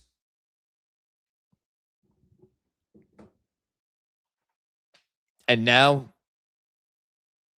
he never has to deal with any more bullshit from anybody because he's a fucking world champion. Thank you, ML. Big Papa H, thank you for your contribution here. Very much appreciated. Like the Abby. Asis, following you for years. Thank you.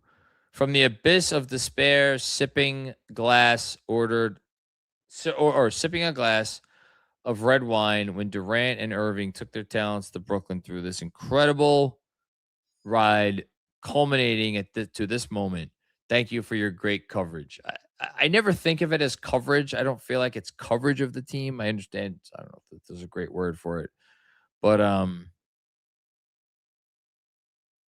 it's my pleasure. I'm very thankful that you're paying attention. I'm thankful that I get to do this. Never been more thankful than I am tonight. Asis with another one, waiting for this for 37 years, watching the NBA since 1989. What a joy experience this with you. Thank you, KFS. Thank you. You're so welcome. Thank you. Johnny Hirsch. It's another one of my longtime guys. Here's a little something from you guys. For you guys, excuse me. You have been a huge part of my Knicks fandom over the years, from listening with John to John with JB before 2020 to watching KFS grow into a true powerhouse. Lots of love, guys. We did it. I don't know about powerhouse. I don't even know powerhouse. No, I don't know about powerhouse. We're just a bunch of Knicks fans, and we are run on a tight ship thanks to Andrew Claudio. That's really all it's been. But thank you very much. Very much appreciated. And I hope everybody's enjoying tonight. John, what the hell are you doing, man? Come on. This is John Schmilk. voice of the Giants, frequent collaborator of mine on the Knicks Film School Playoff Hangover, just like an absolute freaking mensch in so many ways. What are you doing? Come on, man. Yeah, this is very silly. Go listen to him on Giants Huddle. They did it, John. They actually did it. From tears of 30 years of pain to this. Got to experience this with my older brother. That's awesome. Who has suffered with me for decades. And my 8-year-old. We shared a group hug, and then she jumped into my arms, and she started to cry, and I did too.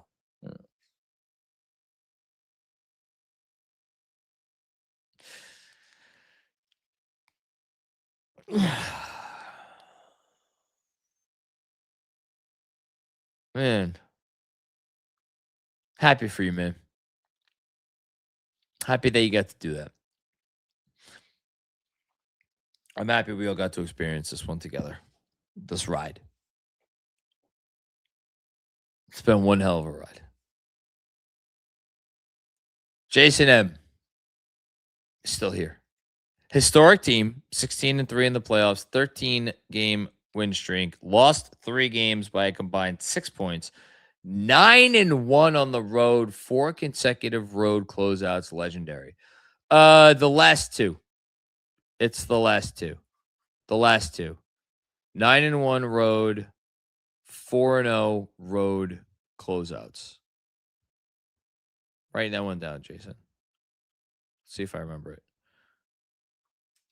That's rare stuff. Rare stuff. Has anyone ever won all 4 of their closeout games on the road? Where did the Warriors win in 2017? That was when it was 2-2, 1-0. So the Warriors won all 4. Well, no, they didn't. Did the Lakers win all 4 closeout games on the road? That was back when it was 2-3-2. So I think the Lakers won all 4 closeout games on the road, I think. The AI overview on my Google search says no NBA champion hasn't adjusted for us. But the closest was the 95 Houston Rockets and the 2021 Bucks, who won 3 out of 4 on the road. Say that again? My wife just brought me coffee. Yeah, nice. No NBA champion has ever won all 4 playoff series. Oh, they're saying entirely on the road. No. That's not the same question. Hold on. San Antonio Spurs 58. Oh, yeah, no. So no, I don't know, because the Lakers had a worse right. So the Lakers, no, they swept the Spurs, but the first 2 games were in San Antonio. I don't know that anyone's ever done this. My adjusted search says no NBA champion has ever won all 4 series closing games on the road in a standard postseason run. Oh my God. So this is the first time it's happened. Amazing. Shout out to Macri and Snake River Roasting Company. This really is just the best fucking coffee. It is. It is truly amazing. I can't wait. Incredible. I needed this. This is like the jet fuel I needed.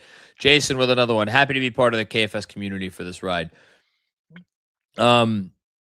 Shout out to Jason and anybody else who used to join me on the halftime Zooms. I had to stop doing the halftime Zooms, which I did for newsletter subscribers, just because life in the Macri household just got a little bit too hectic, and like halftimes of games became, frankly, necessary for me to just like kind of, even if I wasn't doing anything, quote unquote, like putting a kid to bed or something, like I just started to need that time.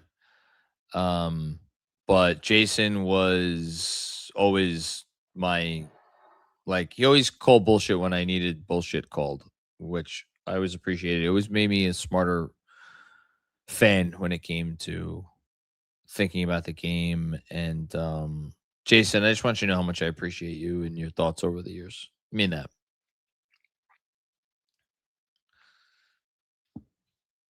Thank you. Kabian Andor, what's going on, Kabian? Not a New Yorker, so the post games and watch alongs are everything to me. Can't thank you all enough. Hart was the best supporting actor today, like Robert Downey Jr. in Oppenheimer. It's the best bit. It's the absolute best fucking bit, Kabian. I love it so much. Except here's why it's wrong. Robert Downey Jr. was nominated many times. He had to wait until the very end of his career to win for Oppenheimer. Josh Hart's not at the end of his career. So this would have been like, you know, if you had said like Jordan Clarkson was the best supporting actor, like Robert Downey Jr. in Oppenheimer. But then again, he wasn't the best supporting actor. So I don't know if there's a perfect comp here. Assis. GMAC, will you now replace Spree and Starks with OG and Hart in the YouTube countdowns? If he doesn't, there's going to be a fucking mutiny.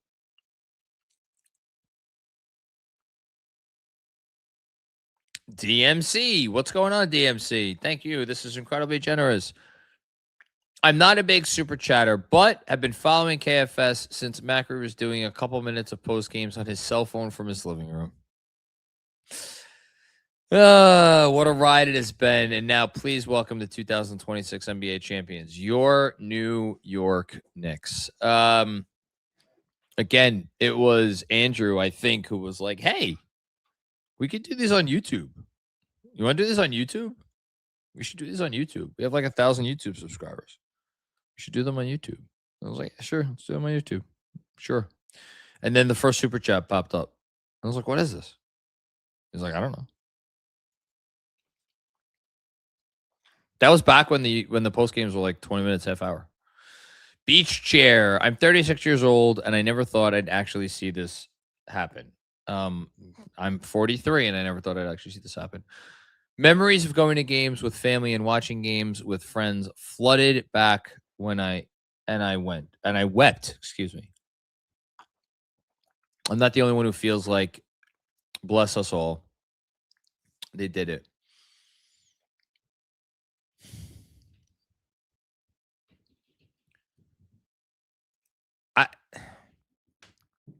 The only thing that kind of flooded me was that, like, it was finally done. Like, it was finally done. They finally did it. Like, they finally scaled the mountain to the point where we don't have to worry if they're ever going to scale the mountain. Like, they didn't disappoint us. They didn't fall short. They didn't engage in some epic collapse. They actually dominated. I mean, they won the finals in 5 games. I understand they only won it by however many total points, 10 or 12 or 15 or whatever the hell total points they won it by. They won the finals in 5 games. You know? Thanks, Beach Cheer. Hear my dog. Bill Peterfriend, thank you so much, Bill. Champions, you're damn right. Hey! Yeah, come show everybody, all the people. Still 4,000 people apparently watching. I don't know. There you go. You can come. Show them. Can you see it? Yeah. Because what? Because the next one. You didn't see them. You fell asleep though, right? Yeah. Yeah. So are you eating this cupcake this morning? Can I have one? Yeah, I'll have this one. That's hers. Oh. I'll give you one. No, it's fine. Do you want blue or orange? I don't really want any icing. I just want the cupcake part. But oh, it's a ring. It's a Knicks ring. Yeah. Bill, thank you so much, man. Appreciate you. We are indeed champions. Chris, what's going on, Chris? First time, long time, John. When a team wins a title, you always think of certain people. I remember how excited you were when the Knicks beat Atlanta in game 2 in 21. When the buzzer sounded, I thought of you. You deserve this, man. All right, go have your cup. Go have your treat. Love you. This is mine? Great. This is great. That's incredibly nice of you. I don't even know what to say to that. We all deserve it. Again, we all deserve it. I remember the feeling after game 2. I was so disappointed in game 1. So many people were happy for game 1 because the crowd was crazy and you got the RJ dunk and it was just a big moment to have all those fans back in MSG. But I was just like, man, I wanted that game. And they had a chance to win it at the end and they fell just short. And then game 2, I was just like, all right, let's go. Let's win. Like, you know, that's all I've always just, and that's, I guess, maybe the difference between me and some others is like, and again, I envy people because like, I remember talking to Jeremy after that series where he was like talking about how amazing an experience game 1 was. And it's not that it didn't make sense to me, but like, I could never internalize that because the notion that like a game could be a great experience and they lost the game, that's just there's never any world where anything can be a great experience if the Knicks lost. Doesn't matter. So I've always just wanted them to win. I always just wanted them to win the whole thing so we could finally just do it. And now we did it. And maybe the reason I'm like still trying to figure out how to respond is like when you've been after something your whole life and you do it, it's like, all right, well, okay, now you've done it. I don't know if it's quite, what is happiness? It's the moment before you need more happiness. I don't think it's that. I don't know. I don't know what it is, but I'm like, I don't know. In any case, thanks, Chris. That's really nice of you. Appreciate you. Okay, show me.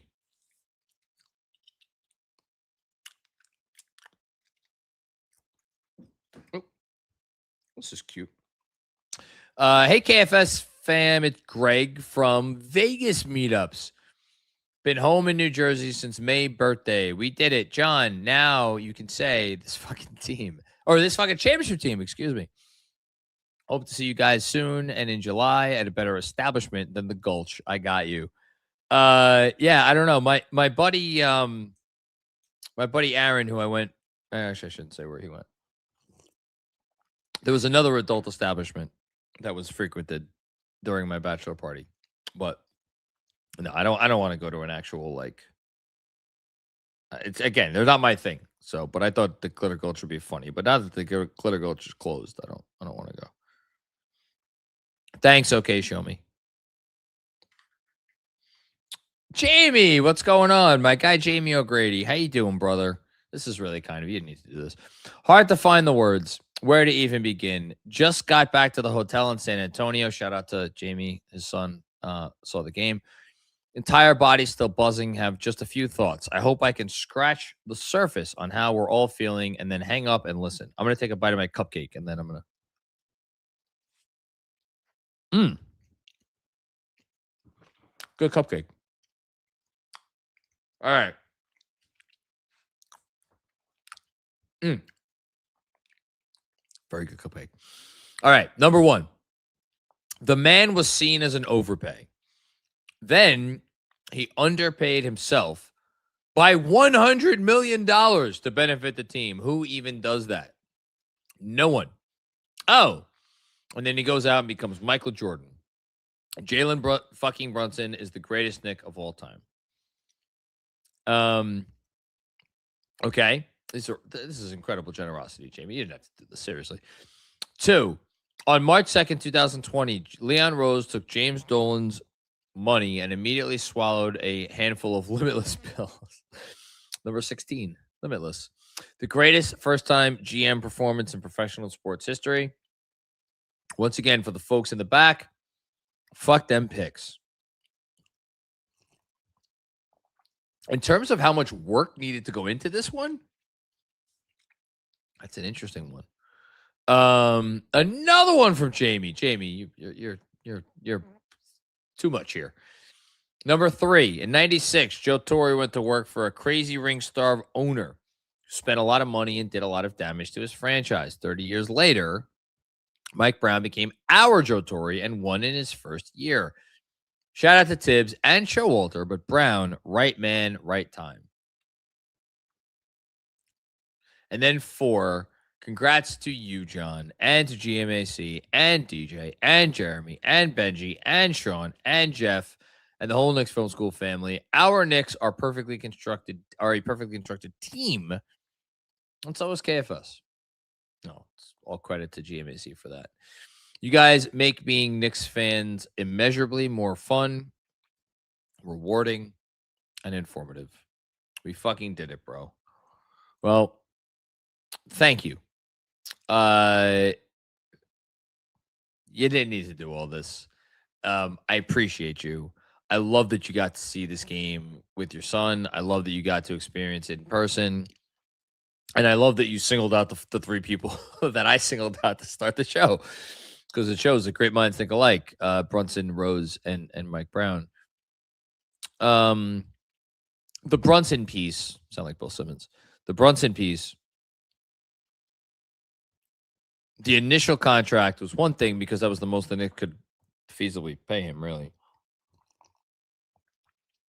But the discount, I wonder how much we're going to talk about the discount in the coming days, because without the discount, they're not able to do everything that they did to fully complete the team. And he said it then. He's like, I want to win. And he clearly cared about winning. It's all he's ever cared about. I think if there was ever you're never going to find a better evidence of someone who just only cares about winning than tonight, because he just refused. He just refused to lose. And he sensed it, and he saw it, and he felt it, he tasted it. And he's just wanted this for so long. And he's like, I'm going to do it. That's it. I'm going to do it. And he took the bull by the horns. And all our lives, we're all talking about how special this has been and how much we wanted this. I've always wanted it. I've always wanted to see a NBA champion, a Knicks NBA championship team. I've always wanted to be able to root for a player like Jalen Brunson, a guy who I could look at and say that there's no one that's definitively going to be better than him in any game down the stretch. And I know that now, that he could be the best in any game. And he just proved it. It's so amazing. It's like, some fan bases never get to root for that player. We never got to root for that player, not in my lifetime. That, no matter who you were up against, you could always look at your guy and be like, he could be the best. He's probably going to be the best down the stretch. Doesn't matter who he's playing. And that's Jalen Brunson. So I love your love for Leon. I love your love for Mike Brown. Obviously, I agree with all of that. The Leon Rose part of it is fascinating to me. And I really, now that they've done it, I want to dig into more. But the Brunson piece is the big piece. Thanks, Jamie. As I'm going to take one more bite of my cupcake here.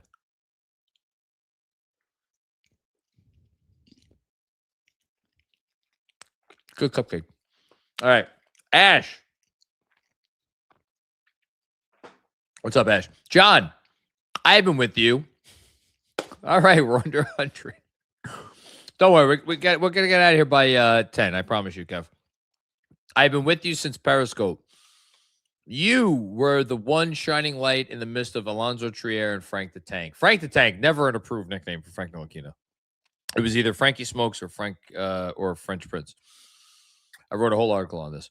Thank you for everything you've built here. Much love from Detroit. Love you, brother. Let's fucking go Knicks. Love you too, man. I'm sorry. I give Detroit shit sometimes, but some of their fan base annoys me. Thanks, Ash.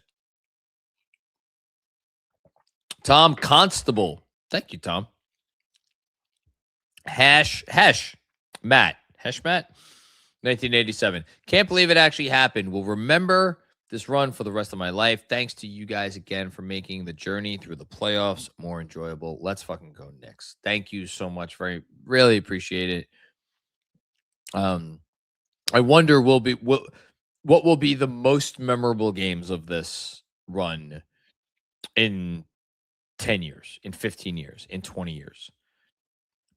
29-point comeback, number one. I think game one Cavs, number two. And then, I mean, they won the championship tonight, so it's hard not to put this at like number one or number two. But like, I don't know. I think this is probably number two. This or the Cavs games, number two, the 29-point comebacks are always going to be number one. And then it'll be this game or the Cavs game at number two. And then the other one at number three. I think those will be the ones more than anything that will stand the test of time. And then probably, ironically enough, the game 6 against Atlanta, game 4 against Philly.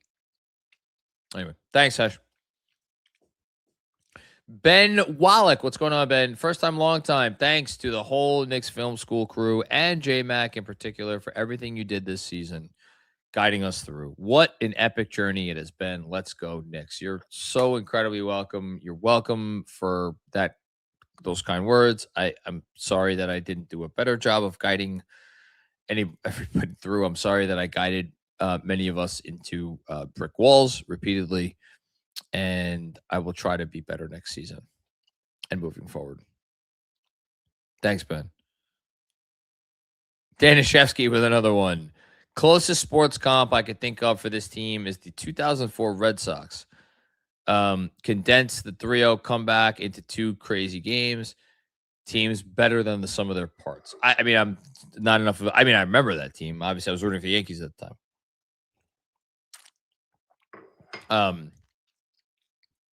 It was definitely a magical team. I don't know. I want to try to think of a basketball comp. I don't think there is one, but like,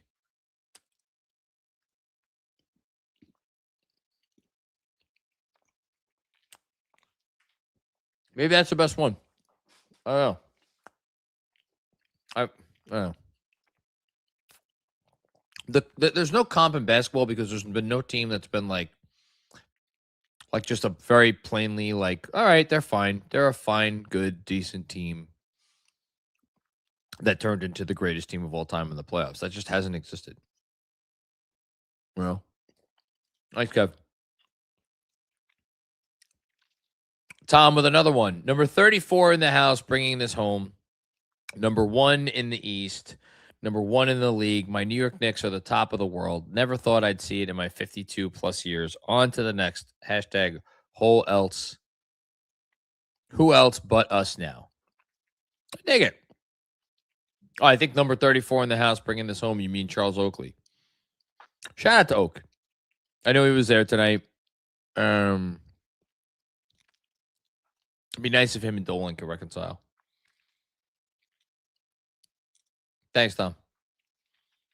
James Skillerk, in the immortal words of Jonathan Macri. I'm not doing that. Believe it's real, baby. Let's fucking go Knicks. Yeah. I do.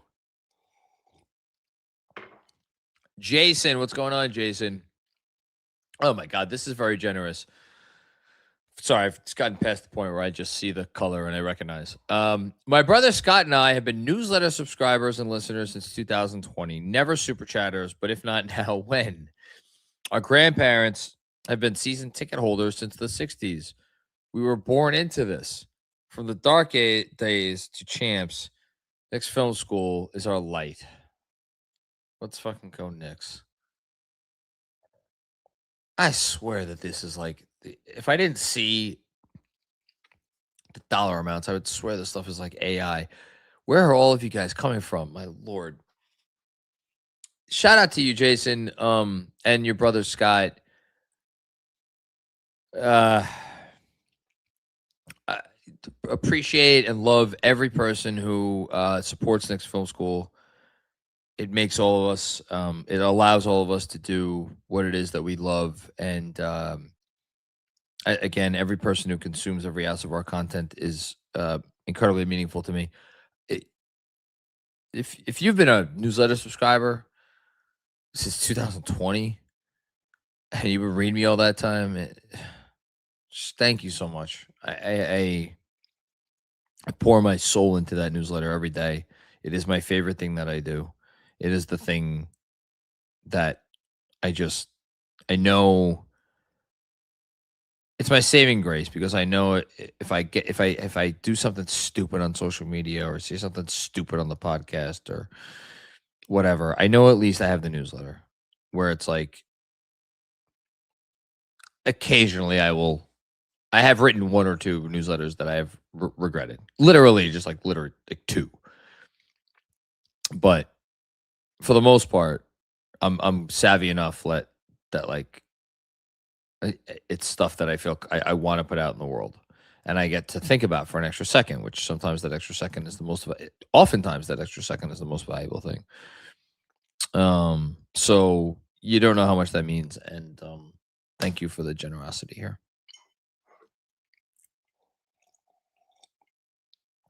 Salomon, what's going on, man? How you doing? We took over the Frost Center, and our guys came through. We had over 50% of the arena. It seemed like it. Worth every penny. Lots of ghosts got buried today. Let's enjoy this, cherish this, and continue to celebrate it together. I'm not stopping celebrating anytime soon. Thank you, Solomon. Mitchell Berger, what's going on? We did it. We fucking did it. Yes, we did. Thank you for the generosity. Shout out to Al Troutwig. Shout out to Al, man. Al was a part of my childhood, like a lot of people's. He seemed like a good dude. Shout out to Al Troutwig and all the ones we lost along the way. John Andres. We actually did the thing. So grateful to have KFS as an out-of-state fan. Let's fucking go Knicks. You're very welcome. Thank you so much. Maddie Heads, one more time, just want to say how much KFS means to me. Love you all. This has been a hell of a ride. Let's take this summer and get another one. I just want to enjoy the summer. I want to enjoy the summer. I want to spend the next several days going back, rewatching all the shit I missed tonight, all the interviews, all the post-game stuff. I just want to spend a lot of time like watching it, because I didn't really get a chance to enjoy any of it. And I really want to watch all of that. Like every interview, everything, because that's the good stuff. That's where the players really come out and like you know they let the guard down and the whole thing. I want to see all that. So I have how many texts do I have? I have 143 texts. I had none before the game started. Okay. Thank you, Maddie. Kyle, what's going on, Kyle? How you doing? World champions, thank you and KFS for everything this season. I'll see you in Massapequa soon for a joyous hug and drink. Let's go, world champ Knicks. Yes. Thanks, Kyle. Appreciate you, man. Hush, what's going on, Hush? I can never, ever take for granted the ability of JB. He problem solves every single series. We've seen players full on crumble in series, but this guy always finds a solution. Unreal stuff from him. I don't know where I stole. He's the best problem solver in the NBA, but I've gone on like 2 or 3 shows over the last week and said that. Makes me sound very smart. Benjy nailed it. You can't solve Jalen Brunson. Jalen Brunson solves you. It is from a guy who has had more lines than I can count that I read and hear, and I'm like, oh my God. I wish I had the ability to come up with things like that. This might be Benji's best line. You can't solve Jalen Brunson. Jalen Brunson solves you. Thank you, Ush. Stan Van Poopy. What a name. Just got back from the game. Southern hospitality is fake. They swung at me. Oh, no. I hope you swung back. All for wearing the franchise killer OG jersey. Let's go Knicks. We took over their building. This will forever be on Wemby's resume. This will forever be on Wemby's resume. Will it? In the finals, Wembanyama, 26 points, 42.3% from the field, 27.3% from three, 78.6% from the line, 11.2 rebounds, 2.6 assists, 2.6 turnovers, 1 steal, 3.5 blocks. 42.3% from the field. 27.3% from three. 78.6% from line. Missed 2 free throws a game almost.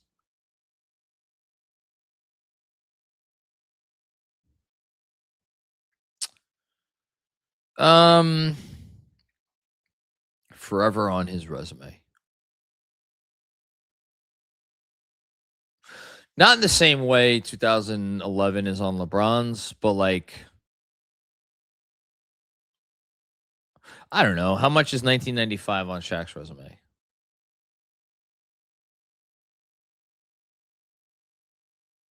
I'll think about that one some more. I mean, he led his team to the finals at the age of 22. Didn't play great in the finals. He led his team to the finals, defeated the defending champions. I'll think about that one some more. Thanks, Dan. Dr. Funkystein.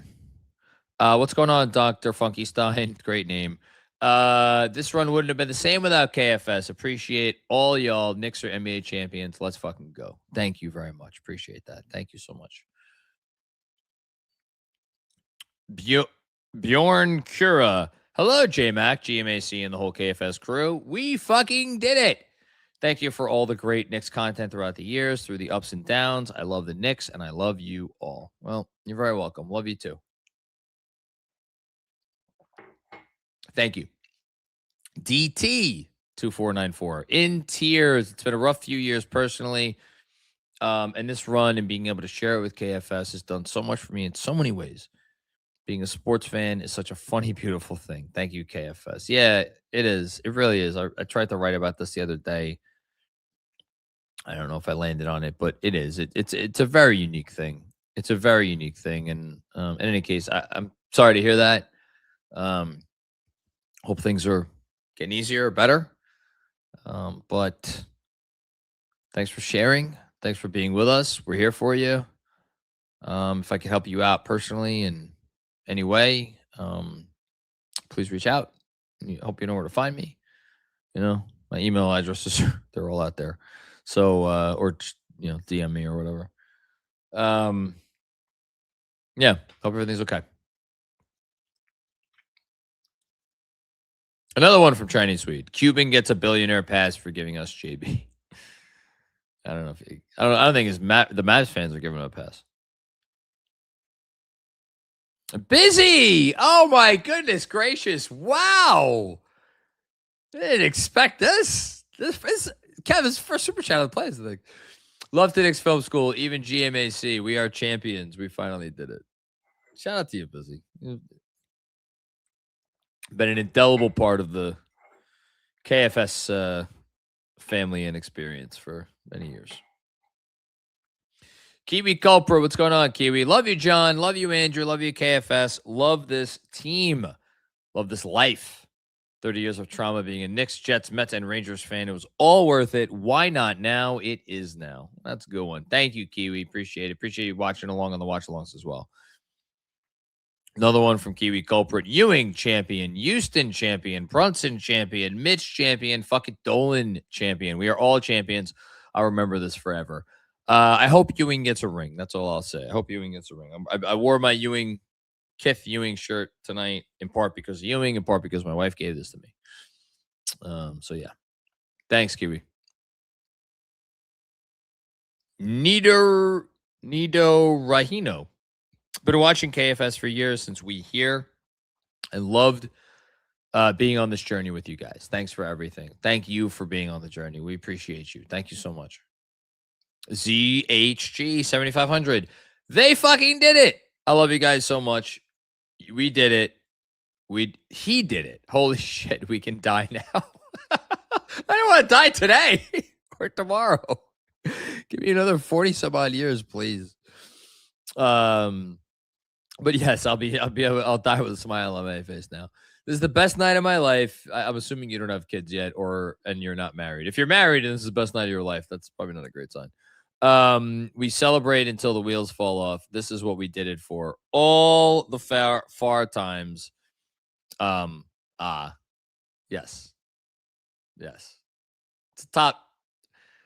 two of the top 6 nights of my life now. Tonight and then Wednesday night. And then the birth of my 2 kids, and the night I got engaged, and the night I got married. Conditionals, what's going on? I was a lapsed fan from 2011. Go Gallinari. Did I pick the right season to come back and watch every game, or what? Thanks for the journey, KFS. Listen, I was all in on Gallinari, as my buddy Bernard will tell you. At one time, I thought he was the second or third best trade asset in the NBA. I was talking about drunk on vibes and potential. Yeah, I mean, I think a lot of, you're not the only Knicks fan who, after they traded him away, was like not too happy. Yeah, I think you did pick the right season, and welcome back. We're happy to have you, man. Another one. By the way, sorry, Macri, for saying you didn't know Wu-Tang. Listen, man, I don't really know Wu-Tang. I know enough Wu-Tang, to get by, but I don't know Wu-Tang as well as many other people from the island of my birth know Wu-Tang. Rowan B. Hey, John, I'm not crying. You're crying. Love you guys. Through the good and the bad. I've moved from Brooklyn 8 years ago, and you guys were my adopted Knicks family. We've grown together just like our team. You've been a longtime supporter of the show, Rowan, and I really appreciate it. And I thank you. Thank you for making us your, kind of family away from your former home, or family in your former home. Just happy we could share in this together, man. Thanks. John, Jahhan. Too small? Question mark. Brunson shows no one is taller than the last man standing. I like that one. That's good. I love this team. They're the embodiment of the word. And thank you, KFS team. It's a great team. Look, I mean, in the finals, Brunson averaged, I think, like almost. What did he average? Twice as many? Yeah. In the finals, hold on. In the playoffs, he averaged 8 points more than Anunoby. In the finals, he averaged 11 points more than Anunoby. But yeah, no, they're a team. They're a true team. Thanks, Sean. Mr. McBagels. I could go for a bagel. A monologue for the ages to match a playoff run for the ages. Man, I struggled with this one. Thanks to the KFS crew for making great fans of us all. Go see the Larry John parade. I'll see it at some point. Oh my God. Bernard, you're actually watching? Shout out to my buddy Bernardo Zarowski. I don't have many friends left. He's one of them. And I appreciate you, Bernard. Thank you. I have like a billion text messages. Your name popping up is the one I'll actually look at and be like, oh, it's Bernard. Michael Truckman, what's going on, Michael? KFS team and Macri, you are this Knicks team. Oh, thank you. You bring it every night. Dynamic. Thank you for making this season what it was. Let's fucking go Knicks. It's our honor and our pleasure. Dan Gottlieb. What's going on, Dan? Thank you. This is very generous. First time, long time KFS crew. For major FOMO, not flying to San Antonio, but damn, lucky to share this win with Macri, Claudio, and the KFS fam. Wild ride since we here days, and proud to be here half a decade later. Overdue. Thank you. Appreciate you all for everything. Bar after parade. Let's fucking go Knicks. So, couple things. One, shout out to my buddy Bernard. Having been to San Antonio, you don't need to regret not going to San Antonio. San Antonio sucks. It really sucks. Sorry, but it sucks. Yes, it's been a wild ride. Appreciate this. This more than makes up for anything. Again, the super chats are great, but appreciate you just consuming the content. And then bar after the parade. Yeah, no, there's gonna be hopefully multiple bar. I need to. You know what I need? I need to find a club promoter who can get me and my wife and ideally some other people into like a really like a badass nightclub where we could dance to music that we enjoy. That's what I need. I need to be on like a guest list. Or what's the thing? I think there's like a thing now where it's like there is no guest list tonight. Is it because why is there no guest list tonight? But do I want to go to that place? I don't know. I don't know how any of this works.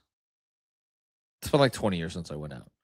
But I want to figure all this out before Thursday. So if anybody can help me with that, that'd be great.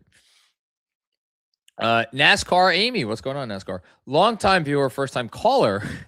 My bro put me on to KFS once we moved out after college. I have loved to have KFS as my home away from home for New York Knicks discussion for every game. Ferg's cousin, LMAO. Oh my goodness, correct. Well, listen, if you're Ferg's people, you're good people. All right, that's all I got to tell you. This is great. Thank you for contributing. Thank you for chiming in with us. Thank you for following us, listening, watching the whole thing. We appreciate you so much. And the post games, by the way, usually don't last this long. Usually, if you have a super chat, we'll get to it before, 8 hours. Thank you, NASCAR Amy. Uptown Hoodie. Here's another one of the old G's. 3 a.m. lying down in my bed, and I got KFS postgame playing next to my pillow. See you MFers at the parade. We will be there. All right, 3 a.m. So now what are we? We're only 8. No, we're only 5 hours and change behind. That's not bad. Austin Z, how lucky we are to be on this rock spinning around the sun at this particular time when just for a moment, anything is possible. It's completely and utterly unbelievable, and yet it's real, and we'll have this forever. So alluding to the KG screaming after the 2008 Celtics win, ever since that, there's a song. It's an Ellie Goulding song. It's called Anything Can Happen. And it's one of my I'm a big Ellie Goulding fan, and I love her. I love many of her songs, and there are certain remixes that I really love. And there's a particular remix of Anything Can Happen that I adore. And this, just briefly, because it's fucking 8:21 in the morning. If you want to know the depth of my psychosis as a Knicks fan, there's a particular remix of Anything Can Happen by Ellie Goulding that, again, I adore, and I would always put it on to go running with over the years. It's God knows, the song's probably 10, 15 years old at this point. And I would run to it, and every time I would run to it, I would have two thoughts, and they would always be followed in the same succession.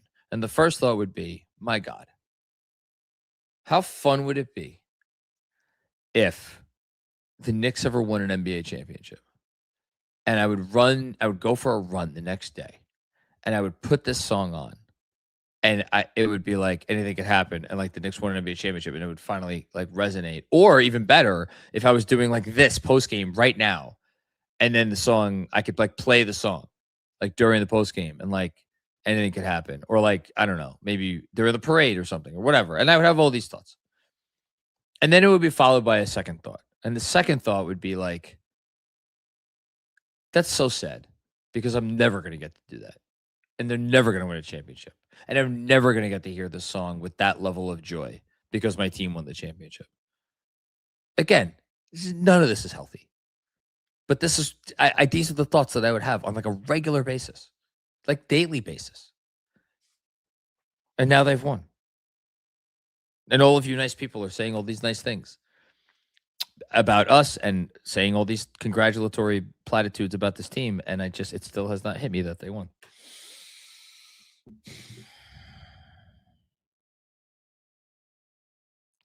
Crazy. Thanks, Austin. Rich with another one. Rich, you had one a while back. Felt like the Spurs never respected the Knicks during this series. Cockiness smacked them right back in the face. Everybody knows we're going to do it. When he fucking said that, Rich, and I went off on the Spurs before, so I'm not going to go do the same rant over again. If you want to hear the rant, go rewind the pod, 6 hours. When he said that shit, I knew what he meant. And like Bontemps had a follow-up tweet where he was basically like, well, what the fuck did you want him to say? Like, no, we don't think we could do it. I understood he was referencing the people in the locker room. I totally understood that. I got it. And yet, and I also understand there's a language barrier. And I understand with the language barrier, stuff doesn't always translate in the way it's intended. I understood all of that. And yet I've heard it. And I saw the look on his smug fucking face. And I'm just like, fuck you, dude. Fuck off. Everybody knows we're going to do it. Like, you're down, man. You just lost the fucking largest comeback in the history of the fucking playoffs. And everybody knows we're going to do it. Fuck off. Now you get to go circle jerk each other all summer long. Congratulations. And you get to and as you're doing it, and you get to you get each other hard by telling each other how great you were and how you're the better team in the finals. How's that gonna work? You like that? Is that what you want? Fuck off, dude. Thanks, Rich. Sansa Stark. Oh, I watched this show. Macri, I found you when you went in on RJ after the OG trade. Oh, my God.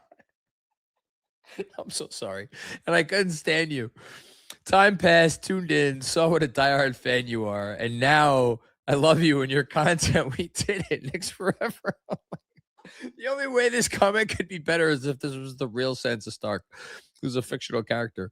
I'm so sorry. I've said this before. I'll say it again. Not that you probably need to hear it. That was a me thing.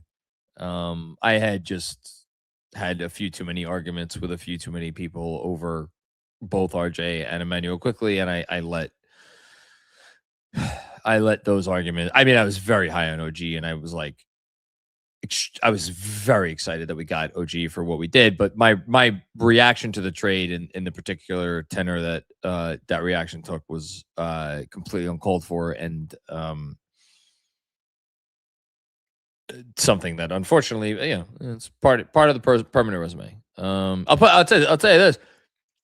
Compared to the likable, unlikable, whatever, blow up the team rant, I don't feel bad about that at all. I will always feel bad about the RJ thing. Because he's like a good dude, and like, I mean, just for 100 reasons I feel bad about that. But thank you, and appreciate you, and don't quit now. We're just getting started. Oh, come on, man. What are you doing? You can text me. You're another one of like the 3 people that if I saw your name pop up on my phone, I would be like, oh, unless you texted me already and I missed it, which I apologize. There's a lot of texts I haven't even seen who texted me. So I guess I shouldn't say that. Jeffrey Balone. Let me read the chat and then I'll go and talk about Jeff. Tonight only confirms the greatest thing to happen in my life, in my sports life, is connecting with you. Oh, come on, man. What are you doing? My friend, the championship is a dream that started with a few friends believing in this team. Congrats to you and Andrew and the amazing KFS supporters. See you at the parade. Jeff, if you're really going to come to the parade, then that's a game changer, because that's just like, we'll talk tomorrow. Couple things. First of all, everybody, if you're a Met fan or you just want to read great writing about baseball, go subscribe to Mets Fix on Substack, which can be found at themetropolitan.substack.com. That is first of all. Second of all, Knicks Film School is obviously how I make my living. It is supporting many people. We have fucking coffee mugs. I built a podcast studio thanks to Knicks Film School. Knicks Film School used to be Jeffrey Malone. That's it. It was Jeff. It was a Twitter account, and then it was the newsletter, and he created it and fostered it and created the initial sprouts of the community and did it in a way that I still am not living up to the standard that he set. And then he got kind of tired of it. And he was like, all right, do you want to keep doing this? And I was like, yeah, sure, I'll keep doing it. And he never asked for anything to this day. Like, he's just like, here, it's yours now. You take it. I never looked at it as like, like, but, and, to say that I owe my, livelihood to him is an understatement. So, Jeff, shout out to the original Frank videos on Twitter and the original Ron Baker videos. And I'm trying to think what other videos there were. There were some, it's probably a Noah Vonleh video back in the day. You're still the best to ever do it. As a content creator, I still try to live up to the standard that you set every day. And yes, the best thing that has come out of this is my friendship with you, because I don't have a whole lot of friends, and you're one of them. So I appreciate that, man. Thank you.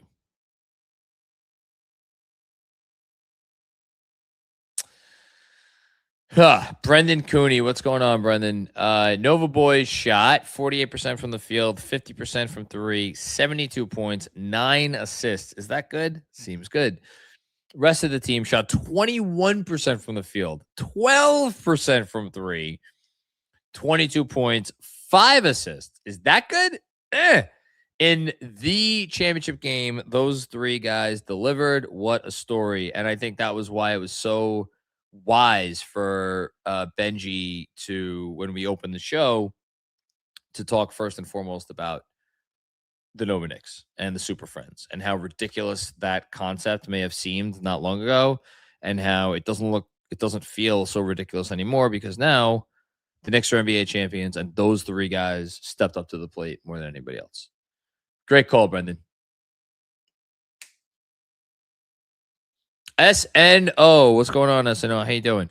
Love KFS. We all deserve this. Jalen Brunson was a hero tonight. Yes. Thank everyone here. Amazing community. Love you all. Let's go Knicks. Not the first time he's been a hero, and I'm betting it will not be the last. Thanks, SNO. Boston Nick. Oh my God. Talk about a blast from the past. Macri, we was here before KFS. You're damn right, man. You were one of my first follows on Twitter. Shit. Before the Dark Layden era, Walsh era, Isaiah Thomas era, Grunwald era, Phil Jackson era, Steve Mills era, Scott Perry era, and now we're finally here. Love you, brother. Man, thank you, dude. Again, I remember when I was like just getting putting my content out there, and like, God, I just wanted anyone to read it. Anyone. It doesn't matter.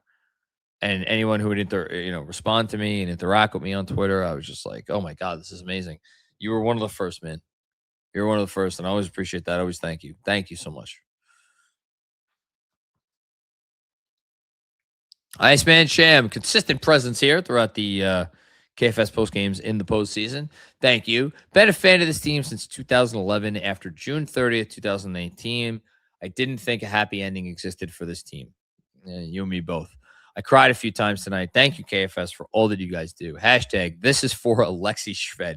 What is Alexi Shved doing? Whatever he's doing, he probably, I wonder if he even watched tonight. I would love to know that. Thanks, Iceman. Funny. I'll see you Thursday. We deserve this. Yes, we do. And yes, I cannot wait to see you Thursday. You better be here. If you're not here, I'm going to be upset. Hush. I'm sure the name Jalen will be the new John soon. My wife sent me a funny Instagram thing. Real, probably real. Video, whatever. Of like, I don't know, but it was making light of the fact that a lot of Jalen's are going to be born in the next period of time. Hey, what's up? I'm still on. What's up? You can sit. Thanks, Hush. How you doing? How'd you sleep? Okay. Did you sleep enough? Your gymnastics show is at 4. I know. Row to the G. First time, medium time. For the young heads, all the stuff Wemby did. Okay, Kev. That's what it was like going against Jordan in the 90s. We won anyway. Shout out to the 90s AOL Prodigy message board peeps on KFS. I remember Prodigy. I mean, I barely remember Jordan. I don't remember. I remember 90. Funny enough, the only series I really remember against Jordan is the one for the 72 win team that it was not close. We lost in 5 games. But like Jordan was the greatest, and we knew he was the greatest in the moment. Wemby has to earn that. I think Jalen Brunson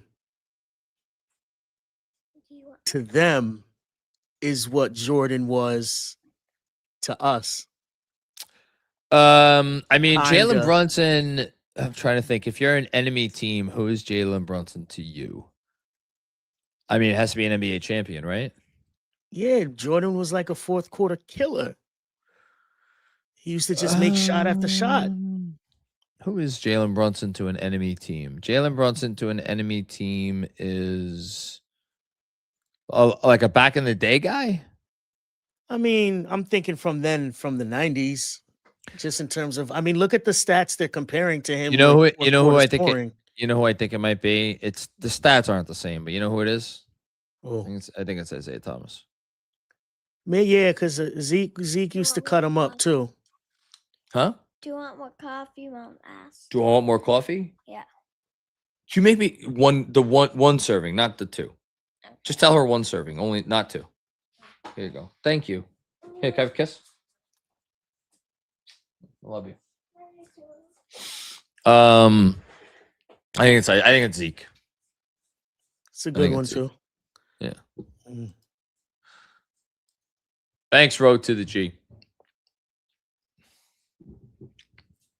Jesus Christ. Another one. RJ Bolos. What's going on? Knicks fan since 89. I'm 45. You guys are the absolute best at everything Knicks. Thank you for discussing and analyzing every win and loss with good fun, frustration, class, and professionalism. I don't think he's talking about me. You may have the wrong channel, but I appreciate you. Never thought I'd say we are fucking champs. Demons are gone. I can sleep. Yeah. Yeah. We can all rest now. We can all rest. Thanks, RJ. Brad Schenker, I'm gonna. I think I know where this is going. Jeremy Barovic, bust. I'm gonna bust. That's it. I'm gonna bust what? I mean, we can presume, but you know what happens when you assume? You make an ass out of you and me. Keith Kell. Oh, what's going on, Keith? I remember this, Avi. I've listened since you did vids on Twitter, since the first days. I watch every game, but haven't super chatted in ages. It's all good, man. I had to do it again today. This is unreal. It's a dream. Thank you, KFS, and let's fucking go next. You're very welcome, man. Glad to see you. Hope you've been well. Chumpalumps. I remember that one. We are unstoppable. We are undeniable. We are the New York Knicks. Oh, oh my God. Is this real? It's Rick Brunson's birthday today. I had no idea.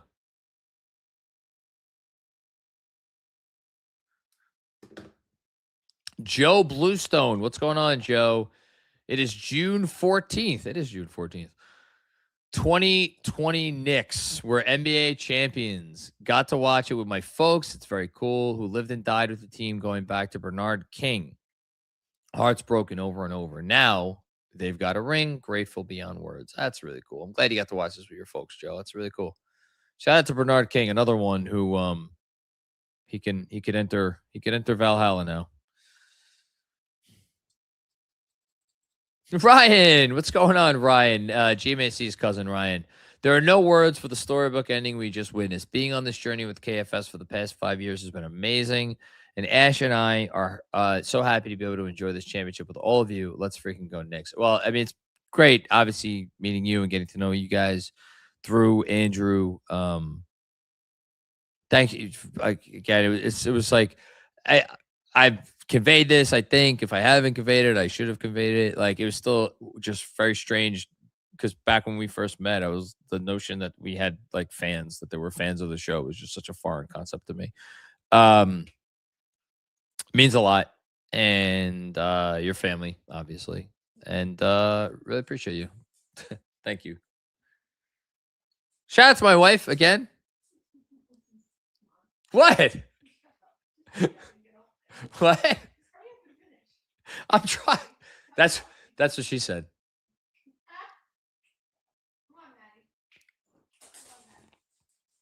My wife has never said that to me, to be clear. Wait, come back. She left. I said, you've never said that to me.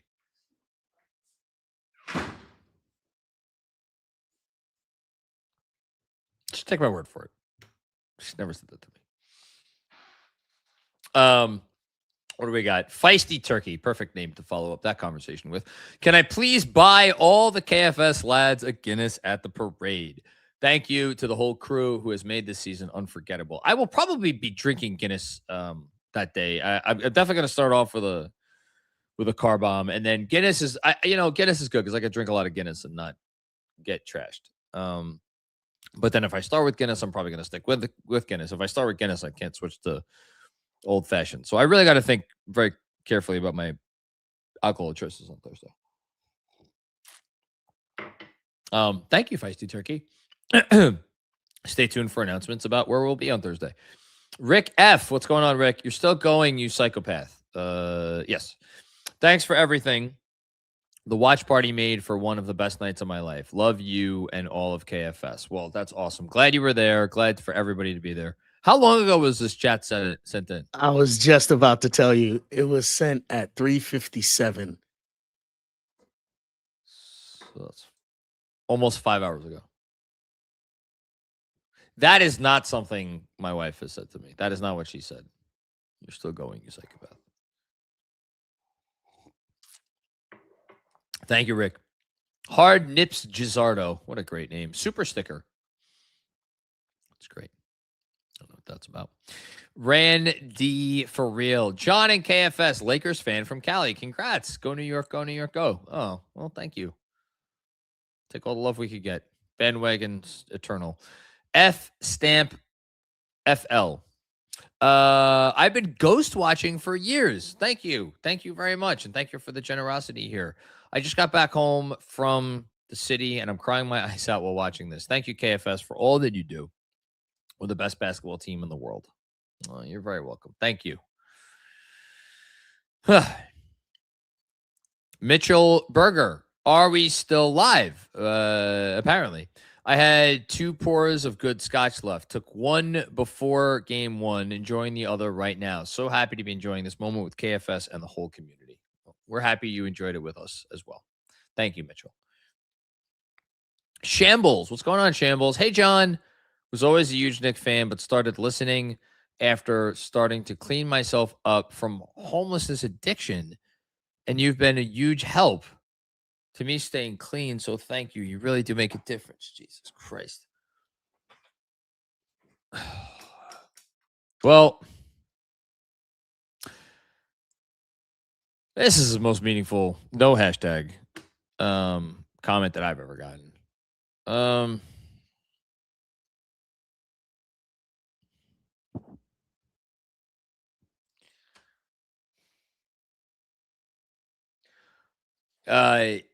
First of all,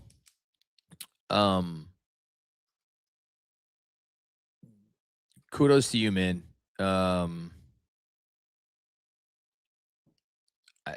In my wife's line of work, she's a mental health counselor. She interacts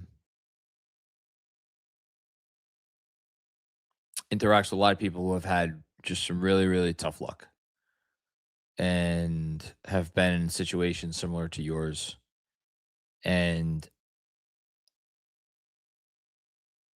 I don't think most people understand how, look, everybody makes mistakes. But short end of the stick and how, people perceive things, it's not fair. And it's just really hard to pull yourself up out of that. I'm sure it wasn't easy. I'm sure you had to work your butt off for it. Keep staying clean. This is, you could always reach out to me. I don't know what good I'll do, but if you need someone to chat with or talk to, I'm here. Yeah, please, use me as a resource. I'm happy to be that for you, to the extent you need that. Although maybe you don't. I don't know. But thank you for sharing this. This couldn't have been easy to write. I know the internet is like somewhat anonymous, but still,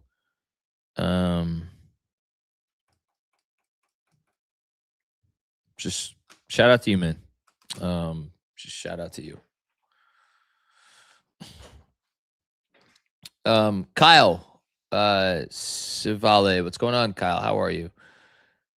The calmest I've been in any playoff comeback. Really? I was not calm. I don't know how I have to go back and rewatch the watch along because I actually don't even know how I was being. I was like, I think I had an out-of-body experience. Every game, I'd think they can't do it again, except this one. This time I knew. Jalen fucking Brunson, born to play basketball, to win basketball, flying in for the parade. Let's fucking go Knicks. Keep an eye out for where we're doing our parade thing. We're doing something for the parade, and we're going to have a blast. I will say, when Jalen Brunson got going in the fourth, I was like, oh, he's just going to carry them home. But I was still worried about, like, oh, but what if they get bad luck, or what if this, or what if that? Because there's always a what if. There's always a what if. And I was just worried about the what if. And now I don't have to worry about the what if. Thank you, Kyle. New York Impact. What's going on? Still love this avatar. I love you guys, and I truly mean that. Oh, well, I love you too. Your reaction, John, was my reaction. I'm 13 years younger than you, but every bit as passionate for this run. The Knicks are world champions. Unbelievable. No, listen, passion doesn't need an age. Passion doesn't have an age limit, or anything like that. We're all there, man. We're all there.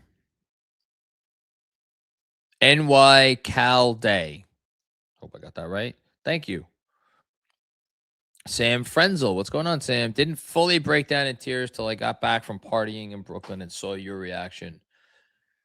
Cheers forever. Best night. Cheers forever, dude. Best night ever. Thanks for doing your thing. Thanks for letting me do my thing, Sam. Appreciate you. Hope you had a good time tonight. Brad Schenker. Shout out James Marcada, the OG. The OG of the OGs of the OG. Such a big deal for me when I got invited to Locked On Knicks when he was a host.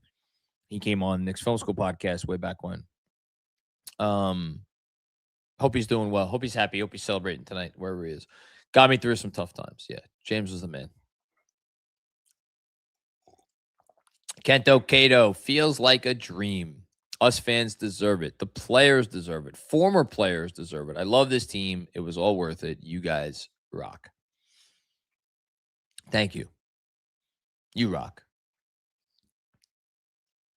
Doozer. What's going on, Doozer? Thanks, John and KFS faculty. In my wildest dreams, I would have thought it would be a LeBron, KD, or Giannis type player to end this drought. It was number 11.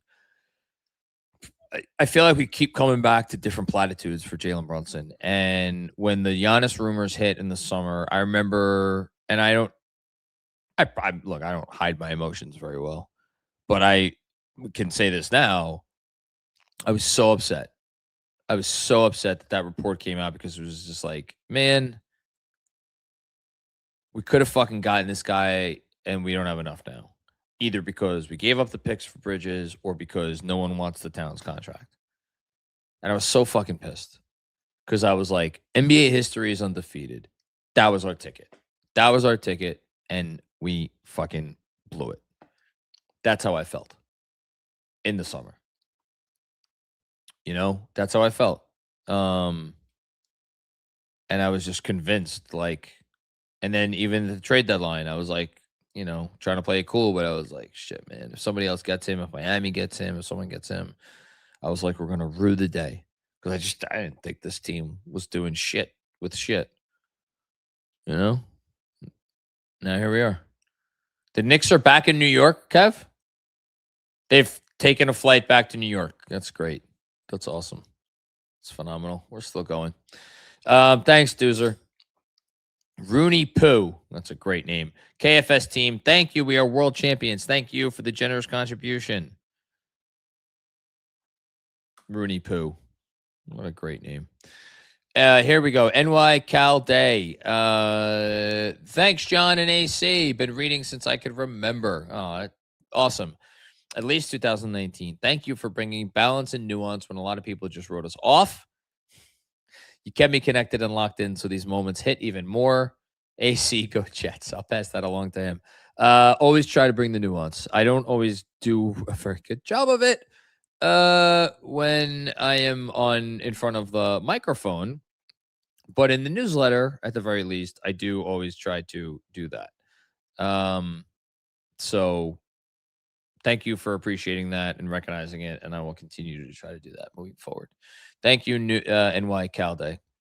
Visual Variant, what's up, Theron? LOL, this is like an old school telethon. Dang, ESPN can't let us enjoy this for a day. Already put out next year's power rankings. Number 1, OKC. Number 2, San Antonio. Number 3, New York Knicks. Who gives a fuck? I mean this directed towards you, but seriously, who gives a fuck? The Knicks are champions. They're going to be champions until someone dethrones them. And even if and when someone dethrones them, we will still have this forever. And no one will ever be able to take it from us. Doesn't matter if they go 0-82 next year. It means nothing. They're NBA champions. Michael Aaron. Hello, Michael. You just read my first super chat 4 hours after I sent it. Godspeed to you the rest of the night. I wish my pockets were as deep as my gratitude. Don't be silly, man. To all KFS and the years of community and joy you've given me. Well, it's very kind. Thank you so much. Appreciate you. Appreciate this. And let's go next. Chinese Swede. Analytically, the Hawks are the second best team in the NBA. Insane. They tanked to get us in the first round and did better against us than the Spurs. Listen, the Hawks have a bright future ahead. Good. Shout out to them. The Real Uriah. What's going on, The Real Uriah?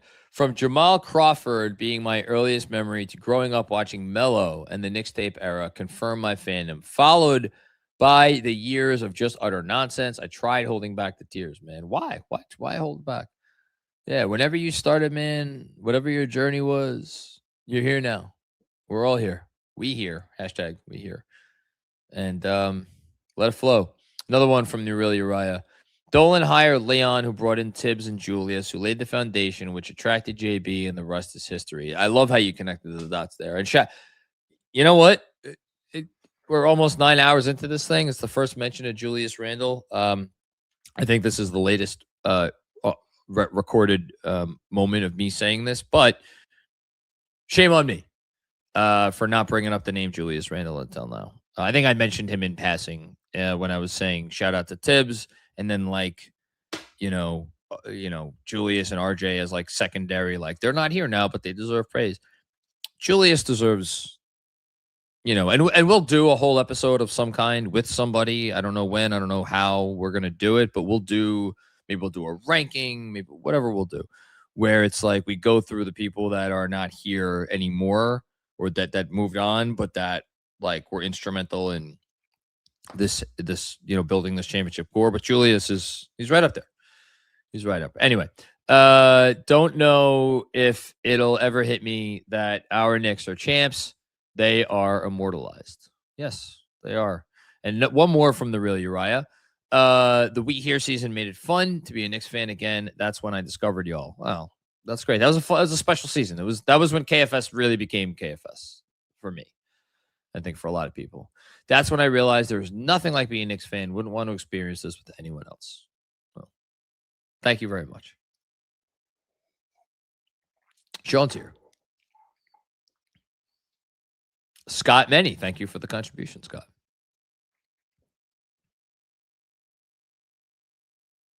Hello, Sean.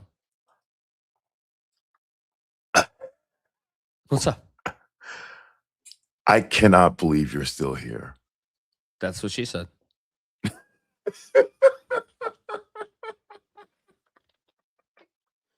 John. Yes. In the time that you've been online, I left Penn 6, walked to 6th Avenue, walked south to 28th Street, walked west to 8th Avenue, walked north to 30th Street, went to Diamante's, had a drink, took a group picture of Nick's Twitter that I'm going to post momentarily. Very nice. Tried to walk back to Grand Central. Made it to Grand Central late. Got on the 4 train. Mm-hmm. Took the 4 train to Woodlawn. And that's when I spoke to you. Came on this show. Spoke to you. Mm-hmm. Got in the lift. Mm-hmm. Which took me to Westchester. Mm-hmm. To my car. Mm-hmm. To drive home. Mm-hmm. For then me to watch your show for like an hour. Yeah. And then go to sleep. Mm-hmm. To get woken up by my son to say the Knicks are the champions of the world. Smart boy. To open my phone and to go to Blue Sky and shout out to Jamie O'Grady who tweeted, I can't believe John is still on. And I said, wait a minute. And I looked and that was 7 minutes ago. Yeah. Please let this man go to sleep. No, we're moving. We're almost done. Brother, I am looking at how many super chats are left. Listen, we're ask Kevin. We've been making good progress. I mean, listen, far be it from me to take money out of your pocket. It's just we got to honor the moment. The moment happened 9 hours ago. That's what she said. All right, Kev, come on. Goodbye. I'm leaving. Do I want me to stay? I'll shut up. No, you're good. You're all right. Go. Let's bang these out. That's what someone said. I got this. Will Oliver, we are champs. That is the chat. Fucking unreal. Thank you, Will. Very much appreciated. Mitchell Berger, it's bright out. LOL. It is. I see. Paul Menezes. Went to the watch party in Penn with a friend, then spent all day getting wasted. Holy crap, you're still alive. Best day in history. The sun is out. I gotta sleep. I hope you got some sleep, Paul. Shout out to you. Brian Bazan. We did it. Love KFS. Been watching since 2019. I'm 24. I want another chip. Love you guys. Yeah. I love our younger viewers. That makes me feel like I'm relevant, which means a lot to me. You've been hot since May 10th, 1983. I hate that. I shouldn't have written that. True statement. What's going on? True statement. I made a last-minute decision to go to the game and was able to witness greatness. Thank you, KFS, for all the hard work you have put in. It's our pleasure and good decision by you to go to the game to see the Knicks raise the Larry O'Brien trophy. Kane Marco, what's going on, man? For the win. We deserve this. Thank you. Thank you. This is incredibly generous. Thank you. Mark Frangos, what's going on, Mark? Pulling all-nighters and going straight to work to watch from Athens, Greece for this moment. Man, I'd like to be in Athens, Greece. Have you ever been to Greece, Sean? No, but it's on my bucket list of places to go. Yeah, it's up there. Well, it's not that high. I'll be honest. On our bucket list, we'll get there at some point. But shout out to you, Mark. Thank you. LB Square. I went to sleep and woke up 6 hours later. How are you still alive? Respect. Hashtag Let's Go Knicks. Hashtag F them picks. Shout out to Kev, man. Kev is the real hero. Yo, he's the real MVP. Shout out to you, Kev. Deadwords, only got 2 hours of sleep, and I wake up to see Macri still going. It's why he's one of the best in the biz. I don't know if that's why I'm not one of the best in the biz, and B, if I was, this is not why. Hashtag let's fucking go. Let's LFK. What's LFK? Let's fucking. I don't know that. Let's fucking go KFS. Oh, let's go Knicks. I think it meant let's fucking go Knicks. Yeah. You forgot the G. You forgot the G. Yeah. That's what it is. Thanks, Deadwords. I'd be remiss if I didn't shout out Kev still going to. Kev. Oh, Oh, Kev, yeah. your Kev. producer. It's Kev. Yeah, Kev down there. The guy who I just shouted out. I was like, who else is going? See, that's how I know you're tired. That's how you know I'm tired? Yes. Ray Marcano. Old? Right. I saw 70 and 73, and this one's better. The KFS journey mirrors that of the Knicks. You built a championship faculty and were along for the ride. Well, Ray, just very quick, I know we're long on time here, but you have continued to be a mentor and a resource for me over the years in more ways than one and in more ways than you could probably realize. So thank you. And look forward to toasting you with a glass of fine bourbon at some point soon. DK all day NYK. Aussie dad of 3 here. Oh, very nice. You went for the third. I couldn't do that. 2 was enough. Thanks, KFS. John, seeing you juggle fatherhood and Knicks fandom is so relatable. Fairy tale run, deserved chip more than ball. This means a lot more in basketball, I think, to a lot of us. To all of us, probably. Means more in sports. Thank you, man. Appreciate you recognizing that. Santiago Barrio Canal. I remember that name. I haven't heard that one in a while. Wasn't able to engage with you guys that much this year, but a same okay guy from Paraguay. I may be delusional, and you all don't know I exist, but I consider all of you KFS extended family just a big thank you from my heart. Well, thank you so much. Enjoy this. Doesn't matter how much you've been able to engage with us or not. As long as you're a Knicks fan and you're enjoying this, that's what matters. Thomas John Bosco. Jesus Christ. Thank you so much. You've said everything there is to say. Thank you, Macri. Thank you, KFS. You've been my Knicks comfort blanket for a while, and I'm so appreciative of your team. Well, we have the best team, one of which is right here next to me. Someone who I'm very thankful to have gotten to know more over the last year, especially. Now you're gonna. I need 60 seconds now. For what? One day, I was scrolling on Twitter in like 2016 or 17, and this is when Twitter used to suggest people should follow. And one day, Twitter suggested I follow JC Macri NBA, and I had no idea who you were. I thought you were like some media guy. I was like, all right, whatever.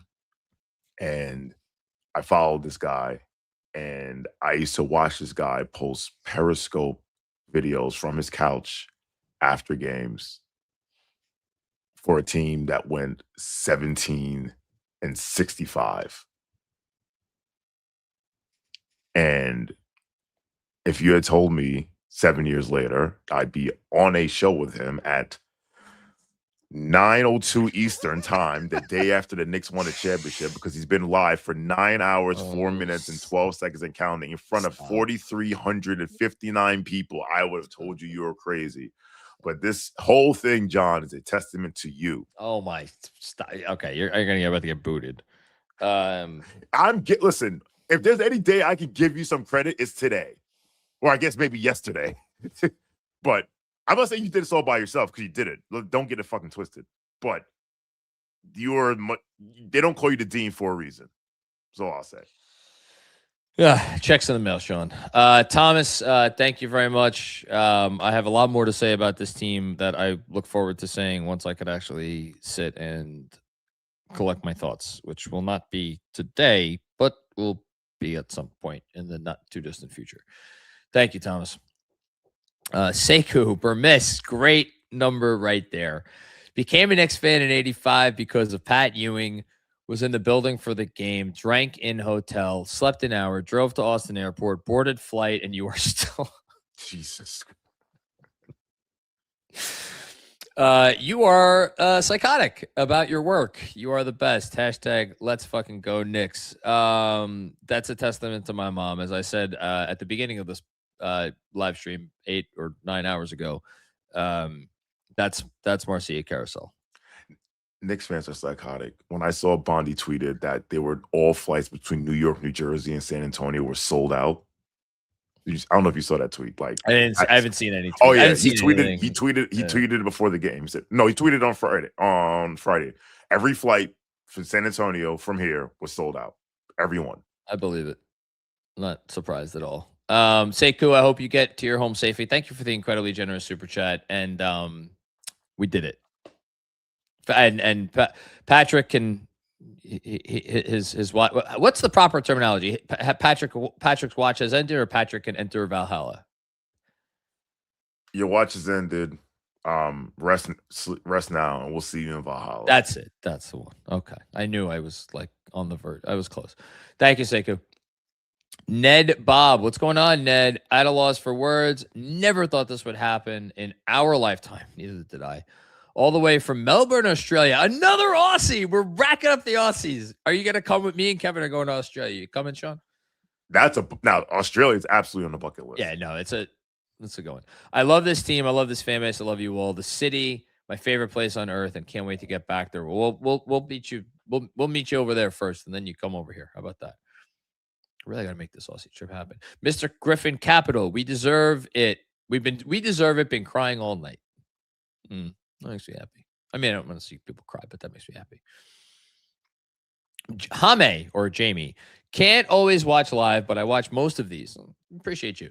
Game finished at 12 p.m. local time. Wife gave me space to watch, so hung with the fam the rest of the day. 6 hours later, you're still here. Love your work. Best in the biz. This team. We try. We do what we can here. Yash is back. Maybe y'all have talked about this already, but where does Brunson rank now among the greatest free agent signings in NBA history? I think I've talked about this recently. I think in terms of meaning to a franchise, hashtag meaningful, I just don't think there's a more meaningful free agent signing. There's not. Shaq won 3 titles. I get that. They were discussing it on Inside the NBA afterwards, and when because Jalen and Rick were on, and someone brought the point. I think it was Chuck brought the point that was like, Shaq was the number 1 pick in the draft.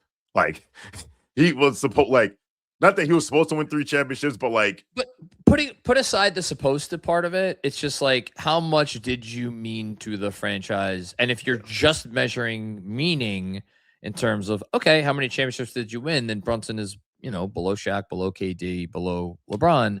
But if you also factor in A, what they meant off the court as well as on the court, and B, how far the franchise had to go from where it was to where it got to, I just don't see how you could put anyone else definitively above him, especially since, I'm not saying, again, winning, there's no such thing as winning a championship that's easy, but it's LA, it's the Lakers. They step in shit regardless of whether they step off the curb, north, south, east, west.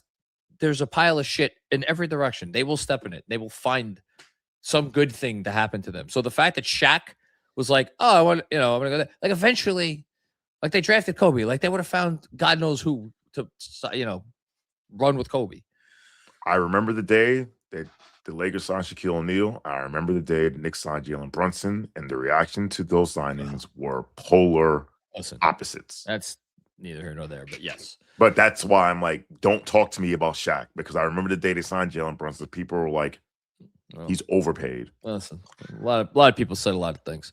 Shaq was already Shaq. I feel like it's greater to be a guy who no one thought was going to be like the best playoff performer in the NBA, and then you get that guy. I think Jalen's number one. Shaq had already made the finals. I'm not. Listen, he's number one in my book. Thank you, Yash. Deadwards, there's a photo of Ewing holding the trophy with JB. I didn't see that. I'd love to see that. I've seen that picture. He carried the city on his back for 15 years. It's in good hands now. It's why I wore this shirt today, because I love and respect Patrick Ewing, and I appreciate him, and I am happy for him. Thanks, Edwards. Bill Peter, friend, hoping every Knicks fan enjoys this. It'll last forever. Damn right. Always appreciate your combos, Bill. Kron, from a Wolves fan with family in Brooklyn. I'm jealous of y'all. Celebration and happy the cat helped you get one. Enjoy the parade on Thursday. Shout out to all the Wolves fans. I know Wolves fans have been rooting for this team, are rooting for this team. It's a good fan base, and they do have a true love affair with Karl Anthony Towns that was earned over the course of 9 years. So shout out to all of you. The Jeremy Fisher. What's going on? The Jeremy Fisher. First time, long time. I just woke up, saw you were still going, and had to contribute for the first time. Well, very much appreciated. Love you all. Love you, KFS. We did it. Thank you. Iceman Sham. It's been hours of celebration, and it still hasn't hit me. It might not hit me till ring night. It's going to hit me before ring night, but it hasn't hit me yet either. So you're in good company, Iceman Sham. Matt Tomo. Can't believe this is real. Wonder if I died versus Atlanta. And this is Evan. Fans since age 13 in 2010. Oh, you're a youngin'.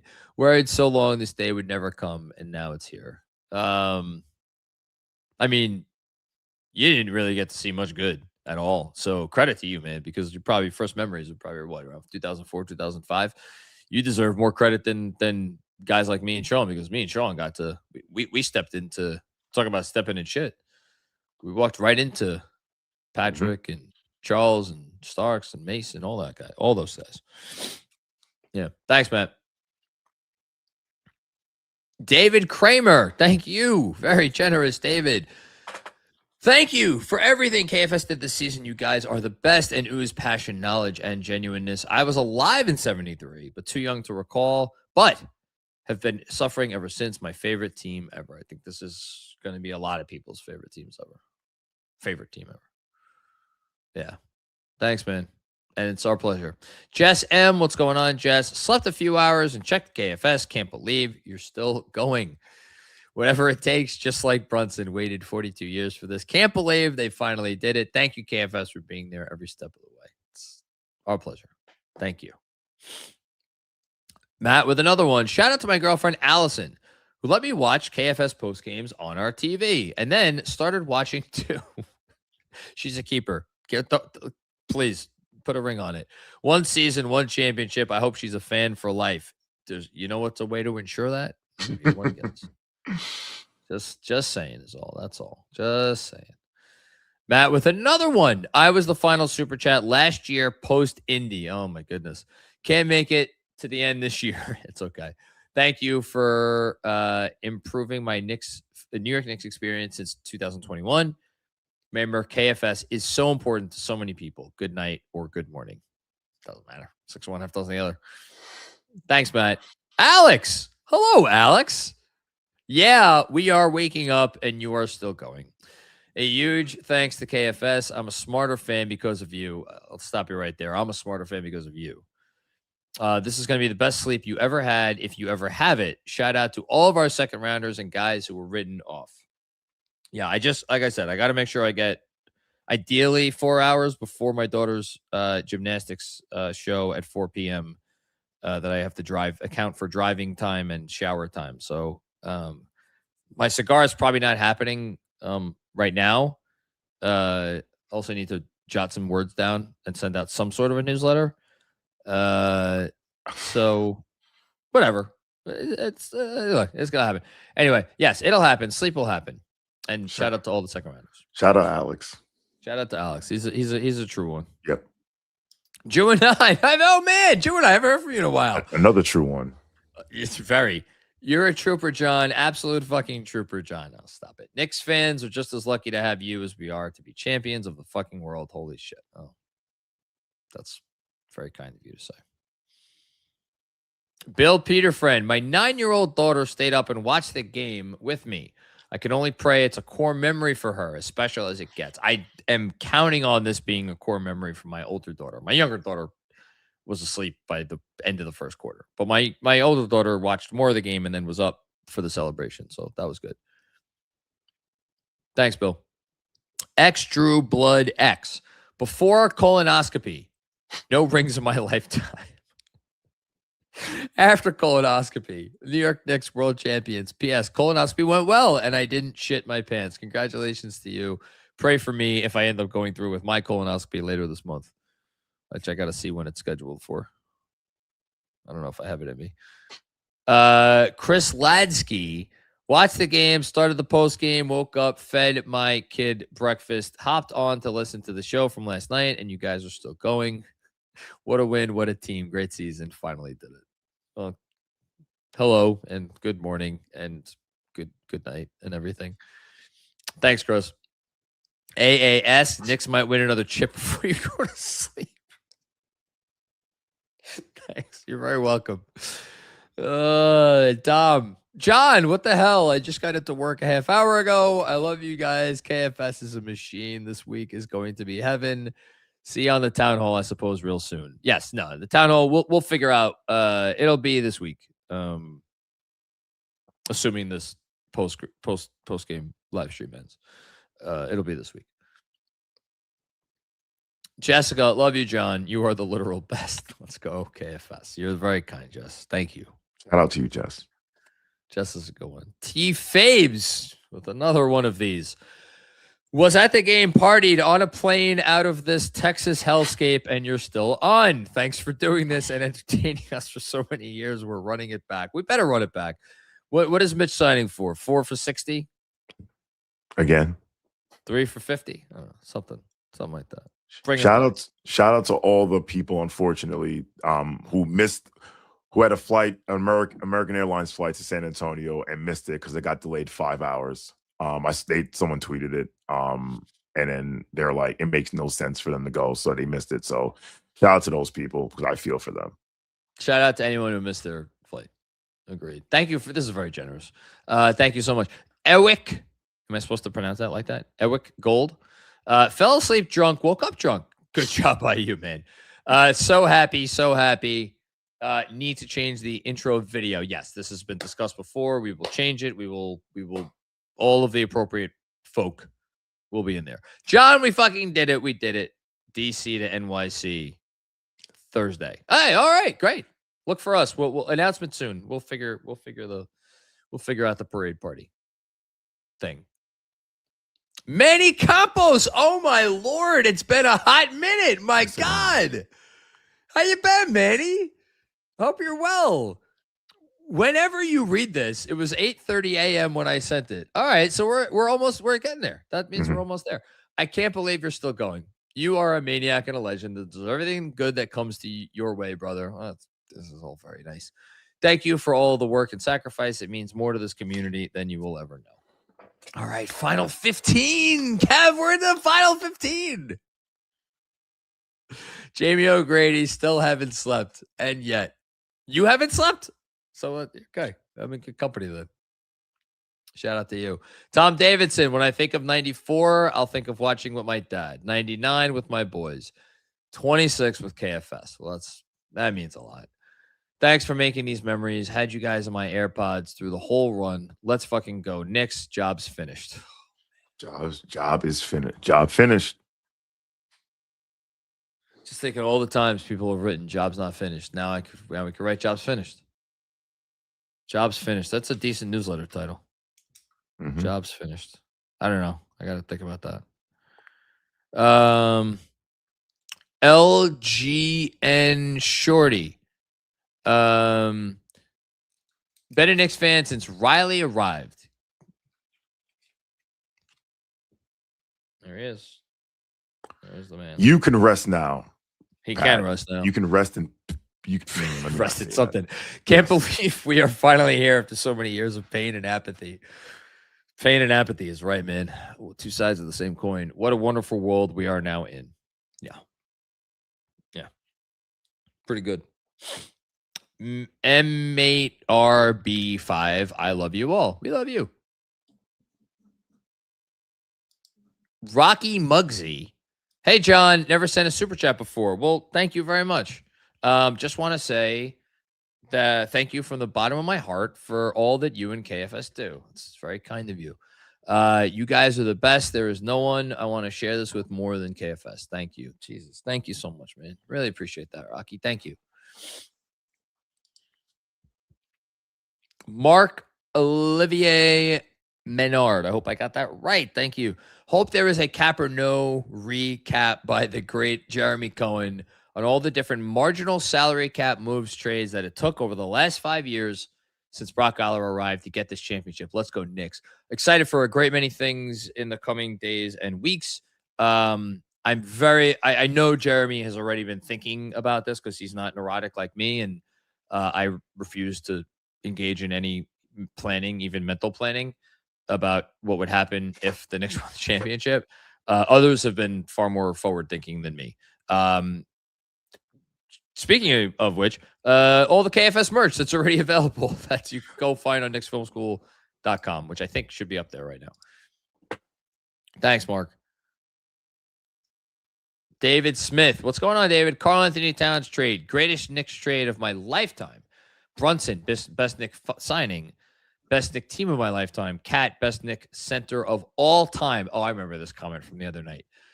Still Ewing or Reed. He's a nice third. He's a wonderful third. Karl Anthony Towns, third place, great spot to be in. Greatest Knicks trade of your lifetime. I mean, the only competition is the OG Anunoby trade. David Smith has been banging the table for I know. Cat for God knows how. I know. He has spammed KFS Study Hall comments about Cat all the time. I believe it. No one rides out more. Listen, I love the passion for Cat. Cat deserves to have people passionate for him. He ain't better than Ewing. No, that's But neither here nor there. Thank you, David. Where are all the Cat haters at? Where are the dinglings that wanted Cat traded for Giannis? Where are the Cat haters that said Cat was not a winner? Well, listen, you're absolutely right. Anybody who said Cat was not a winner can go suck an egg. And frankly, like, look, Giannis is awesome. He's a two-time MVP of the whole thing. We cannot sit here right now today, even that Cat had a rough final game in this series, and say like, oh, yeah, the Knicks would have been better off in this playoff run with Giannis instead of Cat. Like, I actually don't believe that at all. And I think anyone who argues that, like, okay, you could make an argument, I guess, but like, here's the thing.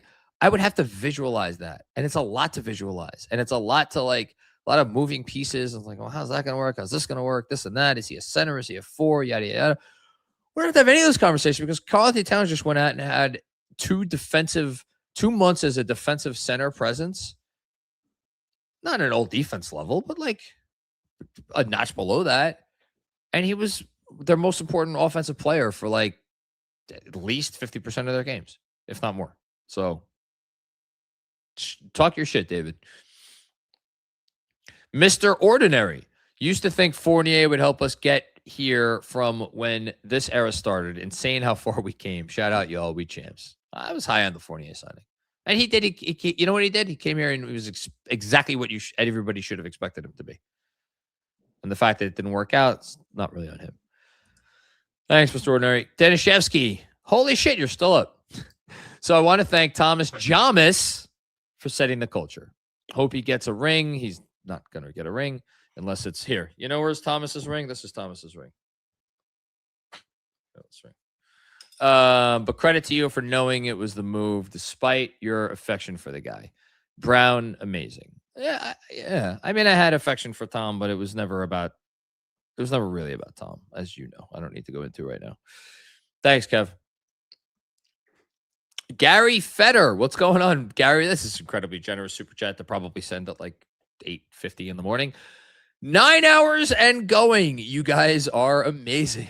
Thank you for the season long of incredible content. So happy for Brunson, but also so happy for Mitch. Yes, to finally have his moment. Biggest offensive rebound since the 2013 finals, right? Hartenstein one was nasty. That led to the Dante double bang. Mm-hmm. Yeah, that was the first round though. I'm talking about finals offensive rebound. Yeah. The one that led to the Ray Allen shot. So happy for Mitch to finally have his moment. By the time Cat fouled out, I was fine with it because Mitch was playing so great. I was a little nervous, but ultimately I wasn't like, holy shit. I was like, okay, he's playing really good defensively. You got to hold it up. Now, also, you have to make sure it doesn't hurt you offensively. And thanks to everybody else, it didn't. I can't believe they won the championship. Jesus Christ. Thank you so much, Gary. That's incredibly generous of you, man. Ethan Naley, are you still streaming? Apparently, it's 9 a.m. You are amazing. Let's go, Knicks. Been listening since the beginning. Thank you for everything. Thank you. Scott Phillips, KFS, we did it. John and the KFS team, thanks for getting us through the dark days. Cheers from all the Knicks fans in Australia. Dude, Kev, they want us to come down there. I'm blaming Bushy. Bushy has spread the gospel. No, I already said it. Wherever the fuck Bushy is, I don't know where he is, at Perth or something. We're going there, and then the people can come. Australia is probably not that big of a place. Yeah, we got it. That's huge. Nah, it's like Australia. the size of Rhode Island. It's fine. Thank you so much, Scott. We'll see you soon. Matty Heads. It's like a township. Now that Sean's here, let me pop on to say, watch party for the ages. Dude, that building. We're going to talk about the watch party at a later time. I was to say this. We were turning people away at 7:30 p.m. Oh, I believe it. Thank you, Maddie. Jonathan Barnes. Love the Knicks. Love KFS. So happy for you guys. Thanks for an amazing season of content. Thank you. You're very welcome. Kid Anime. You almost made me cry with your reaction. I was at work fighting back tears. It's very genuine, man. It was very genuine. Tin Chrome RV. I am a fan from Argentina. Fell in love with the Knicks long ago when visiting New York. Oh, that's sweet. I've been watching you guys for a long time. So happy for you, John. Enjoy. So listen, it's the reason I don't want to go to sleep. Although I will at some point probably need to. Jessica, happy Pride. Hey, yes, today it's Pride Parade's today. I didn't even realize that. No, the Puerto Rican Day Parade is today. When's the Pride Parade? Pride is usually the end of the month. Oh, okay. Well, happy Pride anyway. Next are champs. Spee champs. Slay. Spee champs. I don't know what that. I don't know what that means. I was looking it up. And Icy champs. Oh, okay. Spicy. Oh, okay. There you go. Happy Pride. Arnell Dum. I don't know if I got that right. Thank you, KFS team, for putting out great content. 30-year fan and still feel numb from this. I love this team. I just want it to sink in. That's all I want. I'm waiting for it to sink in. Maybe I'll let you know when it does. Arnold, thank you. Hans Frederick Elvold. Congratulations. All those late nights, early mornings, several finally worth it. Lots of love to KFS. Makes following Knicks from Norway, another place I got to get to, great, and feeling part of it. This fucking team. Let's go Knicks. And COYS, Sean, parentheses. Come on, you Spurs. Appreciate you, sir. But the good Spurs, not those clowns at San Antonio. Not the clowns at Wemby. Shout out to you, and thank you for following us from afar, Hans. Josh Kravitz. John, we met on the promenade last year, and you graciously shouted me out on your next pod. I was diagnosed with cancer. I remember this. During the We Hear Hawks series, I've been battling since then. This team teaches me a winning mentality, and KFS has guided that education for years. Yeah, Josh, I remember that. I was going for a run. And I was still living in Brooklyn, and Josh, lucky enough to be able to speak with him, and he shared a little bit of his story. And it was just like one of those moments where you're like, you know, I know you have these moments as well where you realize like, oh shit, this is actually kind of not insignificant what we do here. And Josh, thank you, man. This is like super generous of you. I hope everything is okay. I hope the battle is going well. Hope everything's in remission. And at the very least, I hope that this run has been able to put a smile on your face and it's been enjoyable, and you know that you're still running. I moved, but I run out here now, so I probably won't run into you again. But I hope to see you, you know, in some other walk of life before too long. Keep fighting. Keep fighting. There you go. Lito, still live. Wow. Let's fucking go, Knicks. Love you all. Let's fucking go, KFS. We're almost done, I think. Refined yet rugged. I like that one. Love you, Macri and KFS. Thank you. I always think of you guys first after every game or after any game. We fucking did it with an incredible team and ride. This is just the beginning. Always Knicks. Thank you. That means a lot. Thank you for the generous contribution. Charles Shamond. What's going on, Charles? Thank you for the contribution here. After a night of celebrating, I come to watch the post game, and you guys are still going at 9 a.m. Thank you, KFS, for everything. You are all of us. We are one. We are champions. 30 plus years of fandom. Vindicated. It's a good word for it, I guess. Vindication. Yeah, I'm down for it. Cheat Code Weekly, a legendary performance by Macri. Go to sleep. I'm going to sleep. I promise you. I'm going to sleep. I'll sleep. Oh, Bill Clinton tweeted about us. No, he didn't. Yes, he did. Wow. Can I read it? No, of course you can. What an incredible season. Basketball fans everywhere will remember the team that embodied New York grit, never quit, and battled till the final buzzer. Congratulations to James Dolan, Coach Mike Brown, Captain Jalen Brunson, every member of the New York Knicks organization, and the loyal Knicks faithful who waited 53 years to celebrate this championship. Shout out to you, Bill Clinton. It's always a favorite of mine. Jay Mercandetti, thanks to the entire KFS team for all the incredible content over the years. Get some sleep. It's coming. That's also what she said. Alec Mad, yes, come to Perth. I'm from Perth. It's a brutal flight, though. Let's go, Knicks. Here's the thing. If I'm coming to Australia, can I convene a Knicks Film School Australian travel panel? So if I need to go to my wife and I need to say, because we've talked about Australia, and it's a long fucking flight. Our youngest is 5. She's not doing, this is not a trip that's that's happening until probably the younger one is 8. Realistically, 8. Try 6. What? 6. She's not doing. She's a fucking pain. I love my younger. Shout out to Isabel if you ever watch this someday. She's a fucking pain in the ass. She's not. She's got Scarlett. I would have trusted with that travel of probably 7. Mm-hmm. Isabel at least 8. So got a few years, but in that time, I need to come to my wife with an itinerary, a basic itinerary of like, this is why we should do this trip. That's what I need. So I have time. I have a few years. El Coriano, will the refs give the Knicks the OKC Spurs whistle next year? If so, unbeatable. Oh. I doubt it. Yeah, we always going to get a shit whistle. Thanks, El Coriano. Is that it? Nothing else, Kev? Oh, wow. Okay. All right. I kind of hope we make it 10 hours. We could talk. We could talk about other stuff.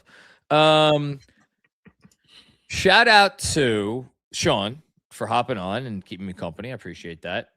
And just for being you and being a great friend. Thank you. Shout out to you, John. I'm thinking about you the last several days that I've been wanting. Oh, wait, Jeff's another one. Shout out to everyone in the KFS Discord. The best. Yes. There you go. Anyway, I look forward to toasting you, Sean. We will toast. Are we Thursday? You're Yes. okay. Just making sure. Shout out to Kev. Come up here.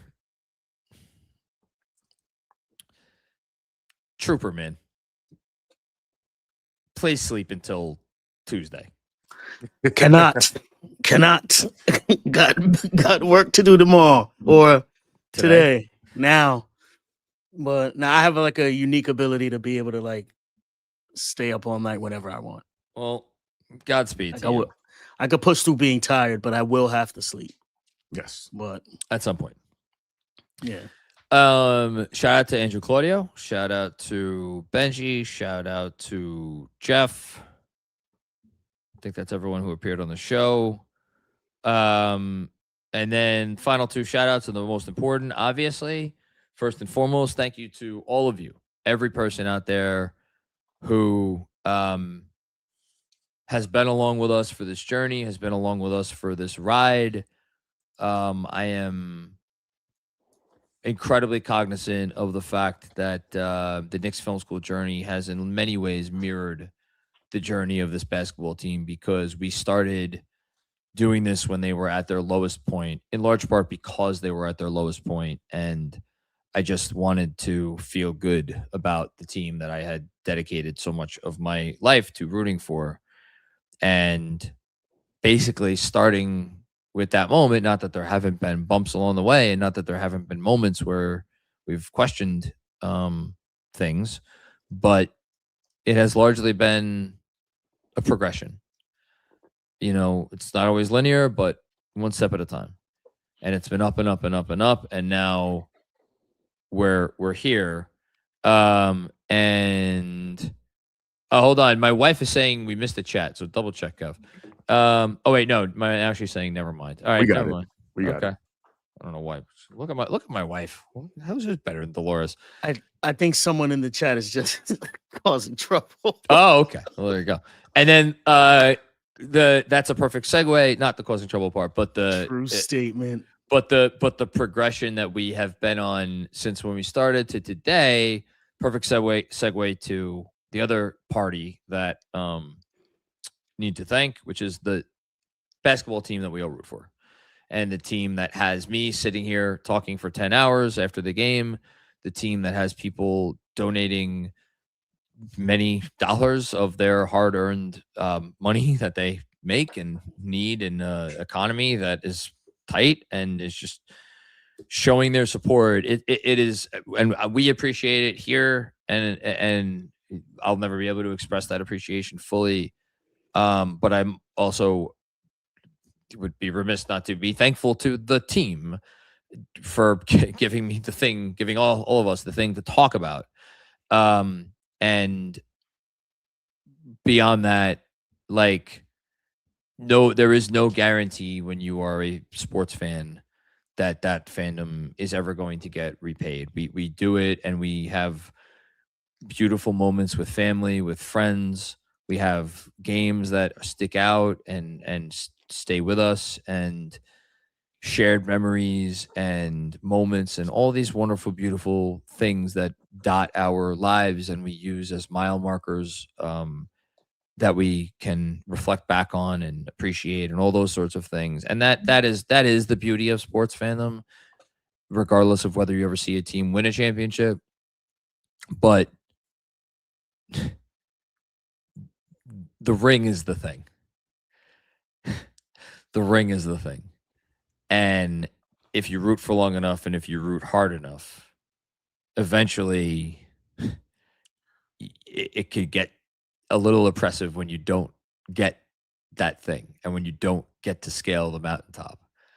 And so for the Knicks to do it, finally to do it, and be able to allow us all to collectively just shed the weight off of our shoulders, and forever and ever just enjoy the experience of sports fandom without that weight on us anymore, is something that I will never probably be able to express my thanks for. And on behalf of everybody here at Knicks Film School, who, again, like, we love what we do, but we love what we do primarily because we love this basketball team. So on behalf of everybody here, Kev, Sean, Andrew, Jeremy, Benjy, DJ, everybody, Mensa, Jeff, Becca, I think I got everybody. Mark, yes, Mark. Gio. On behalf of everybody, thank you to the New York Knicks, because you did the damn thing, and you did it when everybody fucking told you couldn't do it. and when nobody thought you would. And you went out there and you did it anyway. And that is something that all of the people who watched you, rooted for you, prayed for you, stood by you, everything, you know, you have given all of us something that we will carry with us for the rest of our lives. And we thank you for that. And on that note, this has been another edition of the Knicks Film School Postgame Show, presented by our friends at FANATICS Sportsbook. We'll be back with more at some point, probably pretty soon. Until then, everybody rest up, have a drink, light a cigar, and of course, let's go Knicks.